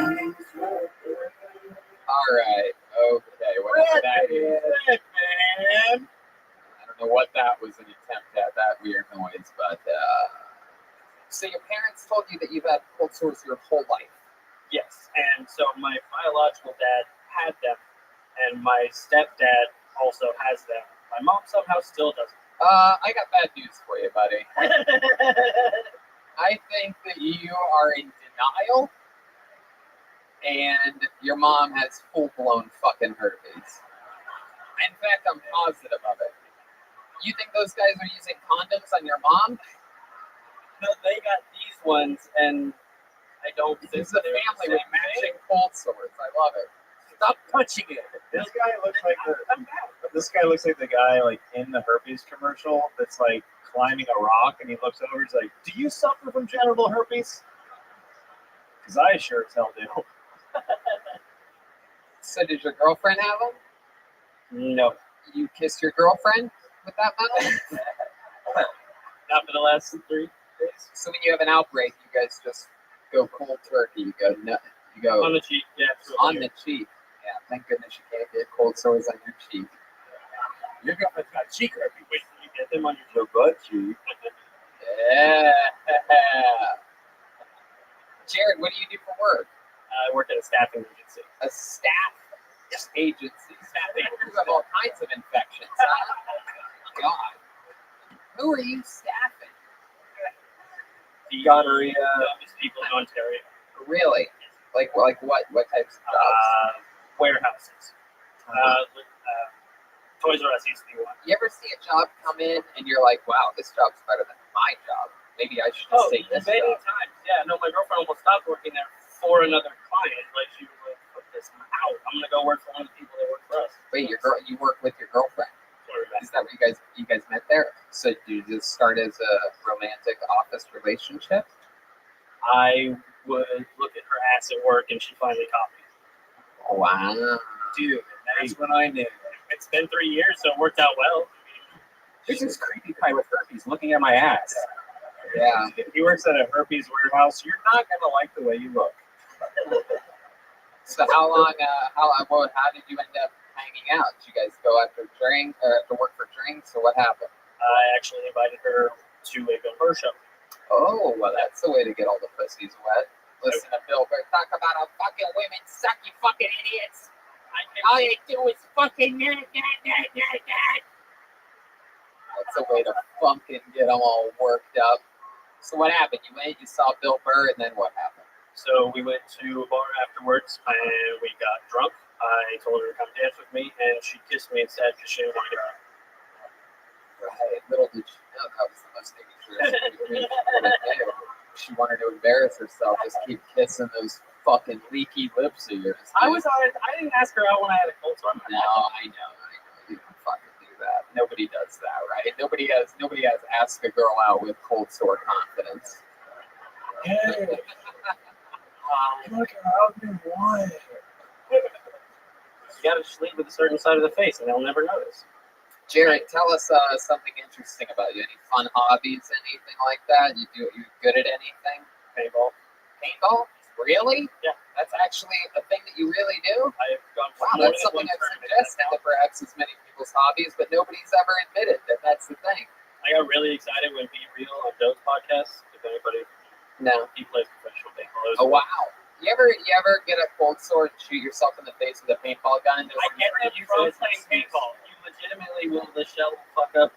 The shell will fuck up your lip, and then you'll get a cold sore later. How big's your hopper, bro? Yeah, I got the biggest hopper, bro. It's automatic too. Wow. So you heard, you like listen to podcasts and you're like, I'm gonna come and do stand up for the first time on Kill Tony. What can you explain your thought process? I really wanted to embarrass myself, and I knew I would be least funny and most crazy. How long have you wanted to do stand up? Probably 5-6 years. Since I figured out I wouldn't be able to do a regular job, and I like to think I'm funny. Well, one thing about your set that I found interesting. You took notes, Greg. You said that when you try to explain it, it literally gets worse. And then you did try to explain it, and it did get worse. That's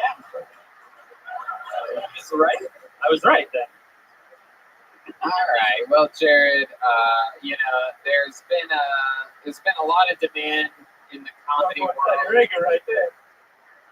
There's been a lot of demand in the comedy world for a medium Jay Ogerson, and I think you fit the profile perfectly. And you got the show started tonight, so we appreciate you. There you go. It's Jared Long, everybody.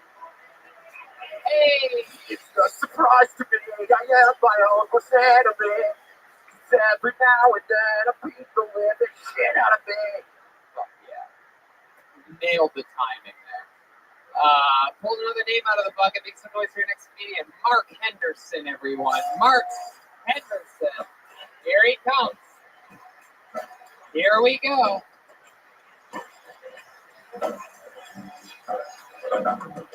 Come more time for Mark Henderson. What's up, tall people? So my very first helicopter ride, it was real cool because my helicopter pilot was black. That made me proud because you don't see that all the time. Only thing was, like 15 minutes into our flight, a police helicopter pulled us over.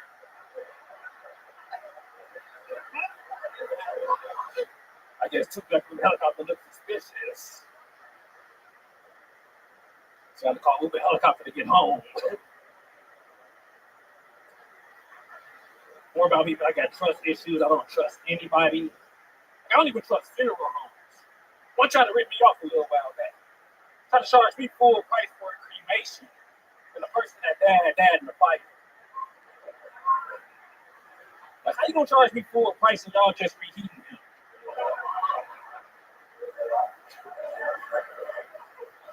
Maybe I have enough time for another one. So.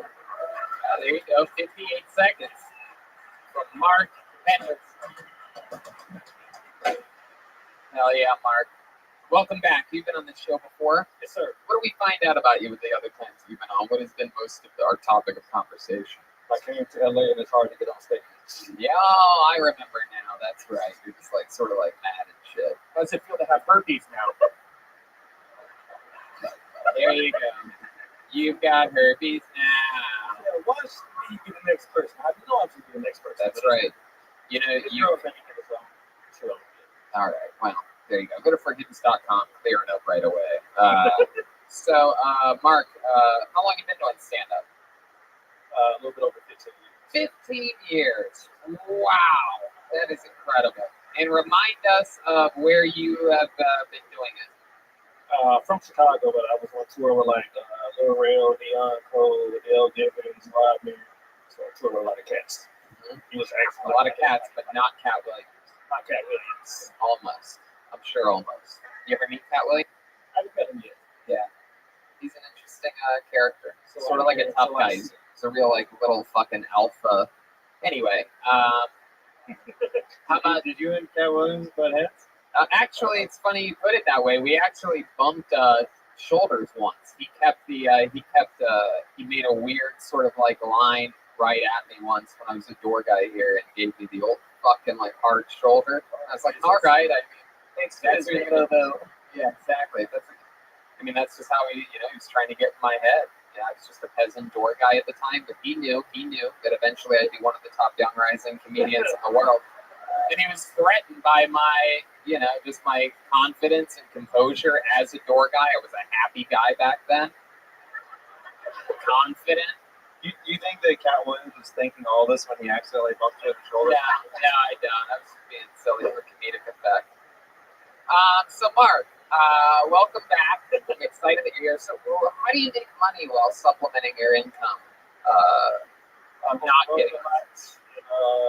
I go on the road a lot. Oh, okay. And I got a couple of the tracks on Sirius XM Radio. So. Cool. You go on the road. You're booked yourself. Like, how does that work? I'm touring with different comics. So. Oh, cool. I'm on the road with Deion or. Oh, nice. So they still take you out a lot. Not a lot, but you're right. I wish it was more. Yeah. What are some of your favorite cities? Favorite things to do? What part of the country do you like? I love Chicago, born and raised. I love it. Apollo 13 is big fans of Chicago. Love Atlanta. I've been in Atlanta for a while. Atlanta, Chicago. These are all my favorite cities for First 48. Atlanta, Chicago. Where else?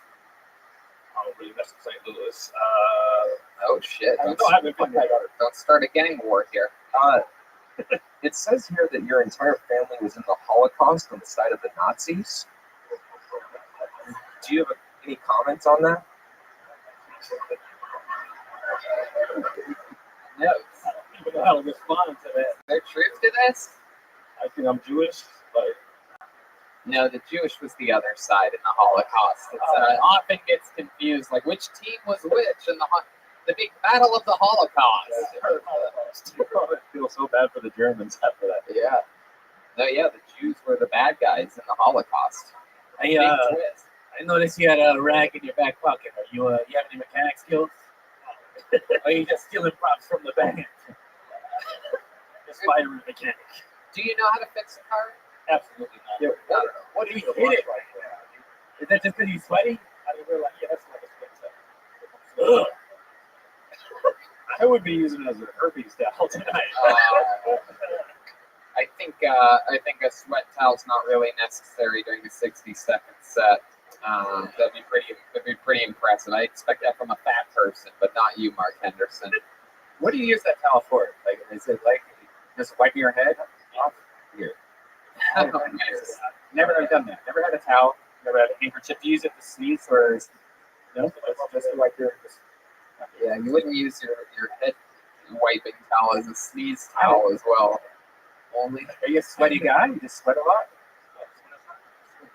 I like that. I mean, a sweat towel with a hoodie, sort of contradictory, right? Maybe not wear the hoodie. It's like wearing a parka. Instead of taking the hoodie off, you know, just fucking rock the sweat towel. Do you ever say anything when you're wiping your head off, like Lord have mercy or something? Oh like that? my God, Red Band. Red Band. Two of the Apollo 13 members just walked out right then, right? Two of them died from laughter.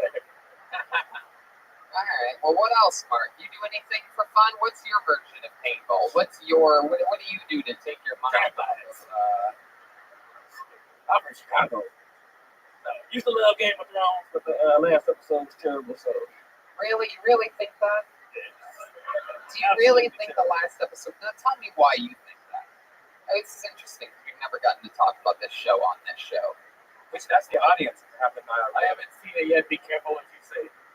Yeah, spoiler. Well, idiots. It was 4 weeks ago. It was the most watched show of all time. I'm a mechanic. I got a humble income. I just got HBO now. Free trial. What was it that you hated the most? Was there a part that stood out to you that you disliked? Just curious as to what your answer is. I didn't like that a lot of people didn't die in the last episode. Why they gotta be White Walkers? Okay, Control. Jim, come on. Why they gotta be White Walkers? So you wanted more people to die in the last episode. The show kills. But they killed so many people throughout the entire season. But the way that the main character that everybody thought was supposed to sit on the throne in the end dies in that episode. That meant nothing to you? I do not think that. Like the person that was truly supposed to, that everything looked like it was going to go their way, gets killed. Not only by anyone, but by the one that she was supposed to fucking be with. And the last one you thought was the traitor. That just the two most annoying characters on the show. All right. We're not going to get into our opinions about the characters on the show. We know what they did when they burned down the throne of the show. Yeah. They symbolically burned down the show. They're symbolically destroying the show that they created. Well, the first half of the episode was Tyrion walking. I know we went off on a tangent here. Can we just admit that because there was so much Game of Thrones talk, there is a sleeping train conductor in the front row?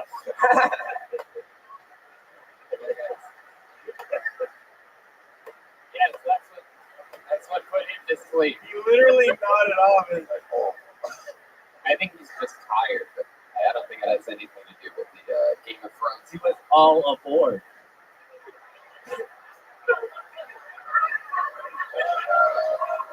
Oh, wow. They're just giving it away tonight. Look at that. It'll cost you extra. All right, Mark. Well, 15 years in the game. I love that you sign up for this show. It's always fun chatting with you. It's always fun to see. We had one guy who was the first time we got you doing it 15 years. That's the wide range that we're in for tonight. How about another hand for Mark Henderson? Step back from that bed, my friend. We could cut ties for all the lives that you've been living in. I just don't like it when people say that they didn't like Game of Thrones. It's a bunch of idiots who've never written anything in their entire You liked it? You liked the finale? Oh, absolutely. You liked the finale of Game of Thrones? Yeah. Who didn't like it? Yeah, there you go. About 50-50. Bunch of people that have been fed shit over the internet that think their opinion matters. Tony, real quick, that last guy, his airplane joke was great. Okay, perfect time to say that right now. I know, nailed it. If you have any other notes for any of the other people that have been up, now's the time. I know that the Game of Thrones thing really threw you if you didn't notice that the band just played Jumper by Third Eye Blind. Well, all right. Let's just keep the show moving along and let's keep moving forward instead of backwards. And It's like Bernard Stark was a jumper. all right. And again, we're keeping the show moving. I have a band idea, all right? Okay, It's Brian Redband and Tony Hinchcliffe, and it's called Redband and Hinchcliffe. Oh, yeah. Make sure you buy that fucking album right now, guys. Reagan and Watkins, ReaganandWatkins.com. Pull another name out of the bucket and put your hands together for your next comedian. It's Julian Aguilar, everybody. So what you want? What you One of the want? luckiest people in Kiltony history.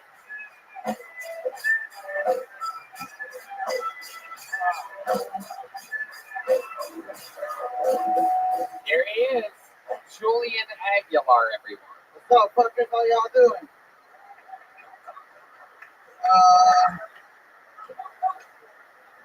I'm broke as fuck, and I'm the type of guy that when I get an order of french fries, I'll break them in half just so I can have more.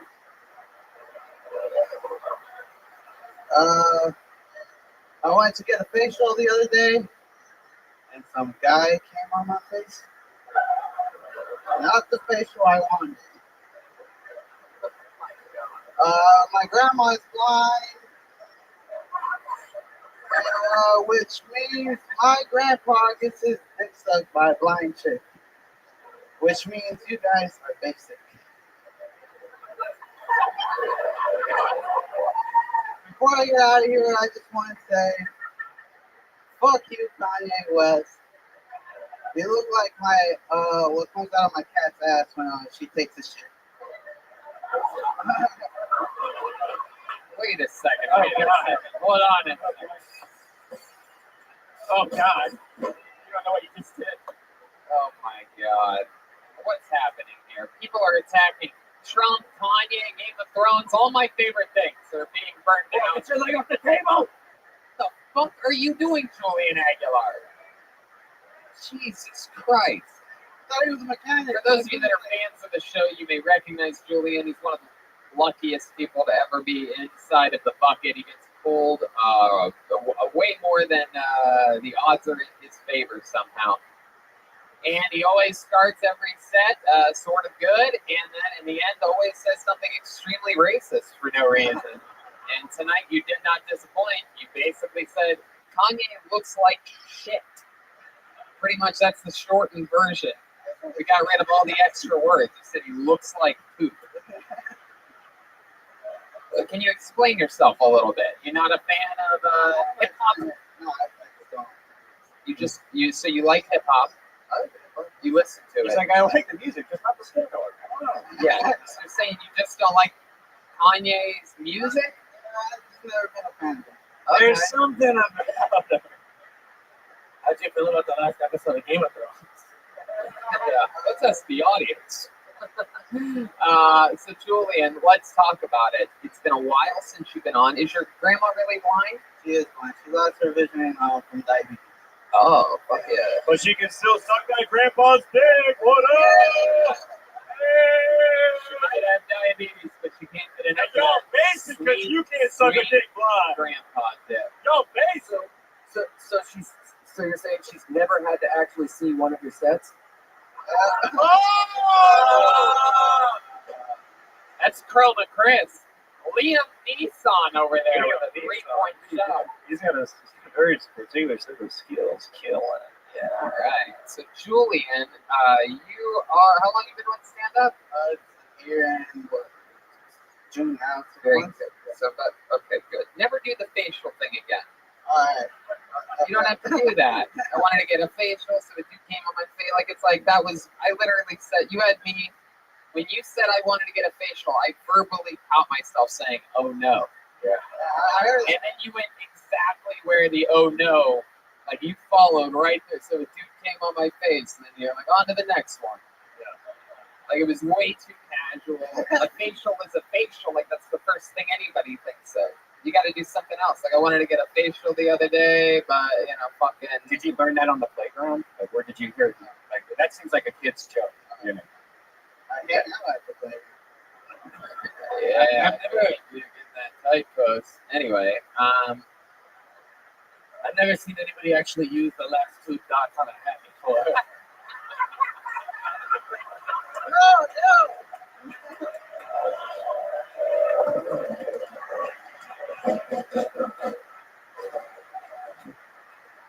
That's a fucking Schulberg joke right there. That hat is wrapped around your skull. I didn't even notice that. Look at that. What do you got? A little fucking extender on that? Do you have a little combination lock in the back so that it stays there? Look at you, you tiny-headed fuck. There's comedians that have been here tonight that have cold sores bigger than your head. It's incredible. What's it like to have herpes now? Okay, Red Bandit, it really I don't know how many times you think that's going to work, but it wasn't even once. Julian, how old are you? 22. 22. Look at you, you little fucking baby bird. He looks like a Boy Scout that got community service in Compton. I'm one of you, I promise. So you're 22 years old. What are we talking about? What are you doing? You live with your grandparents, right? No, my uncle. Oh, you live with your uncle. Yeah, no, I just my grandma.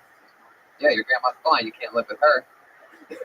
Your uncle's like, hey, who keeps changing the size of my hat? What does your uncle do? He works on doors. He's a welder. He's a welder. Hell yeah. And what do you do? Me? How do you contribute? I was working on a donut shop, but I got fired. Yeah? What'd you get fired for? I don't know. Fucking the holes.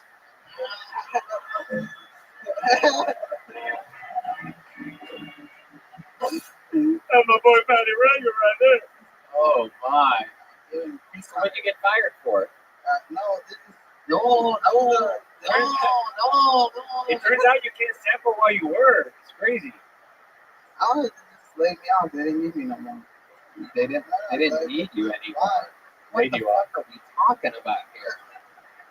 Were you good at the job? Was it a famous donut place, or was it like a personal, privately owned family? Family owned. Yeah. And how long did you work there for? Like 3 or 4 months. 3 or 4 months. What's your favorite donut? The pink one with sprinkles. Yeah, of course. Simpsons fucking knew it. We knew it. So you worked at a donut place for a few months. How long's it been since you lost that job? Maybe since February. February. So what do you do for like extra money when you want to go out? I skateboard, so I'll film like skaters for like $2 for a little clip or something. Really? $2. $2. Dude, $2. Hey, you need a clip for $2, eh? I'll hook it up, eh? $2? Sitting in the sun for 4 hours, getting one clip. Hey, do a kickflip, fool. I'm gonna capture that shit, eh?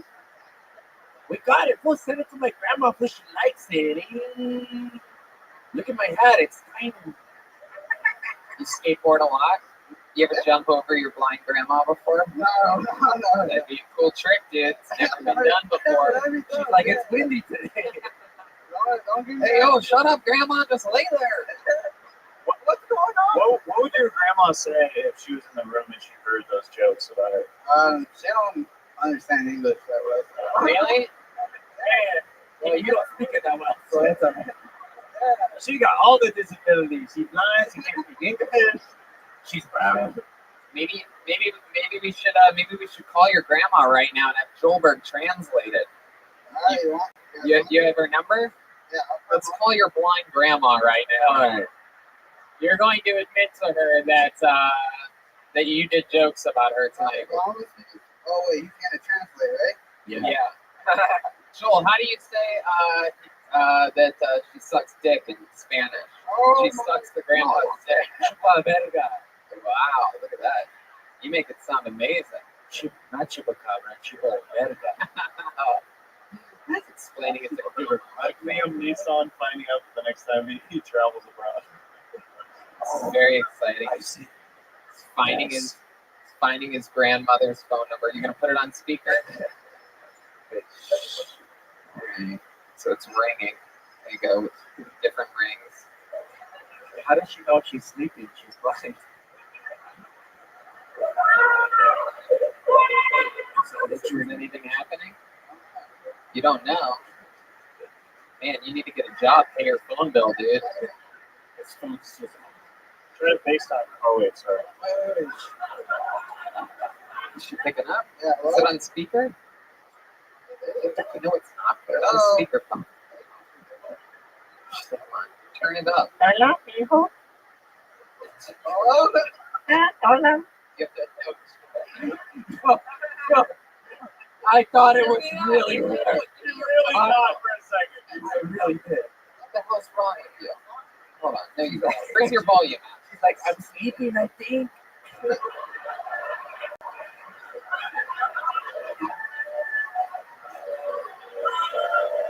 I can't tell, but I think I'm sleeping. All right, it doesn't matter. She hung up on you. It's too confusing for her. She's clearly. I don't want to. I mean, maybe I should have thought about this better because she doesn't know. She doesn't know where the fuck her phone is right now. Your grandma just answered the iron, trying to get to. Did somebody say? Did somebody say FaceTimer? I think that mattered. All right, last thing we need to do is be looking down at her kitchen floor while talking to her. All right, Julian, man, you are lucky as hell. And I'm going to tell you something. A lot of people, I can tell, a lot of people don't like you, right? I can tell that, and I get that. But one thing that you are doing that I love is you are definitely not only walking up to the line, you're clearly going over it at times. The only thing I would say is lose the easy jokes. If you're gonna, talk about shit like that, and I loved the blind grandma sucking dick joke. The way you did it, the way you delivered it, it was fun and adorable. And I even, I don't even mind the racial stuff because eventually you're going to dial that in to where it actually gets laughs instead of like shrieks and groans. And you're working at it. You're 22, and you're gonna be just fine, dude. Yeah, Patty Reagan. Can I give you some advice? Because you're funny and you're ballsy and you're confident. If you want to really be funny, work harder. That's true. That's good advice. There he goes, Julian Aguilar, everybody. Gives a little peace sign at the end of his set. Guy's got swagger. Oh yeah. How about a hand for this band tonight? Huh? Yeah. Looks good in here. Amazing. Some real fucking rock and roll shit going on in here. Reagan Watkins band at the house. Heck yeah. All right. This looks like a new name. Put your hands together for Johnny Lee, everyone. Johnny Lee.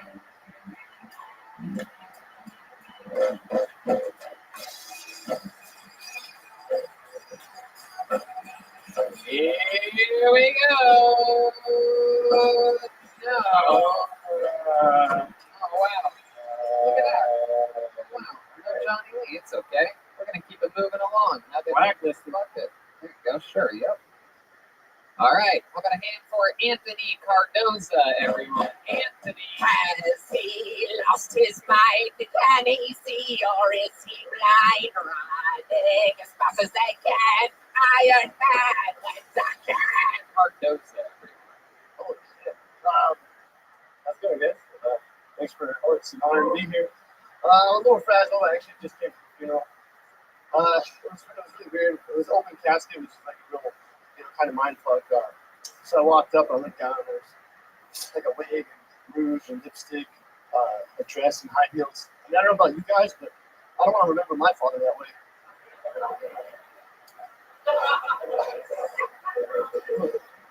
My girlfriend, she said she was constipated. I said, really, no shit. Constipation fever for you guys good. I'm a lover, not a fighter, which is fine unless you go to prison.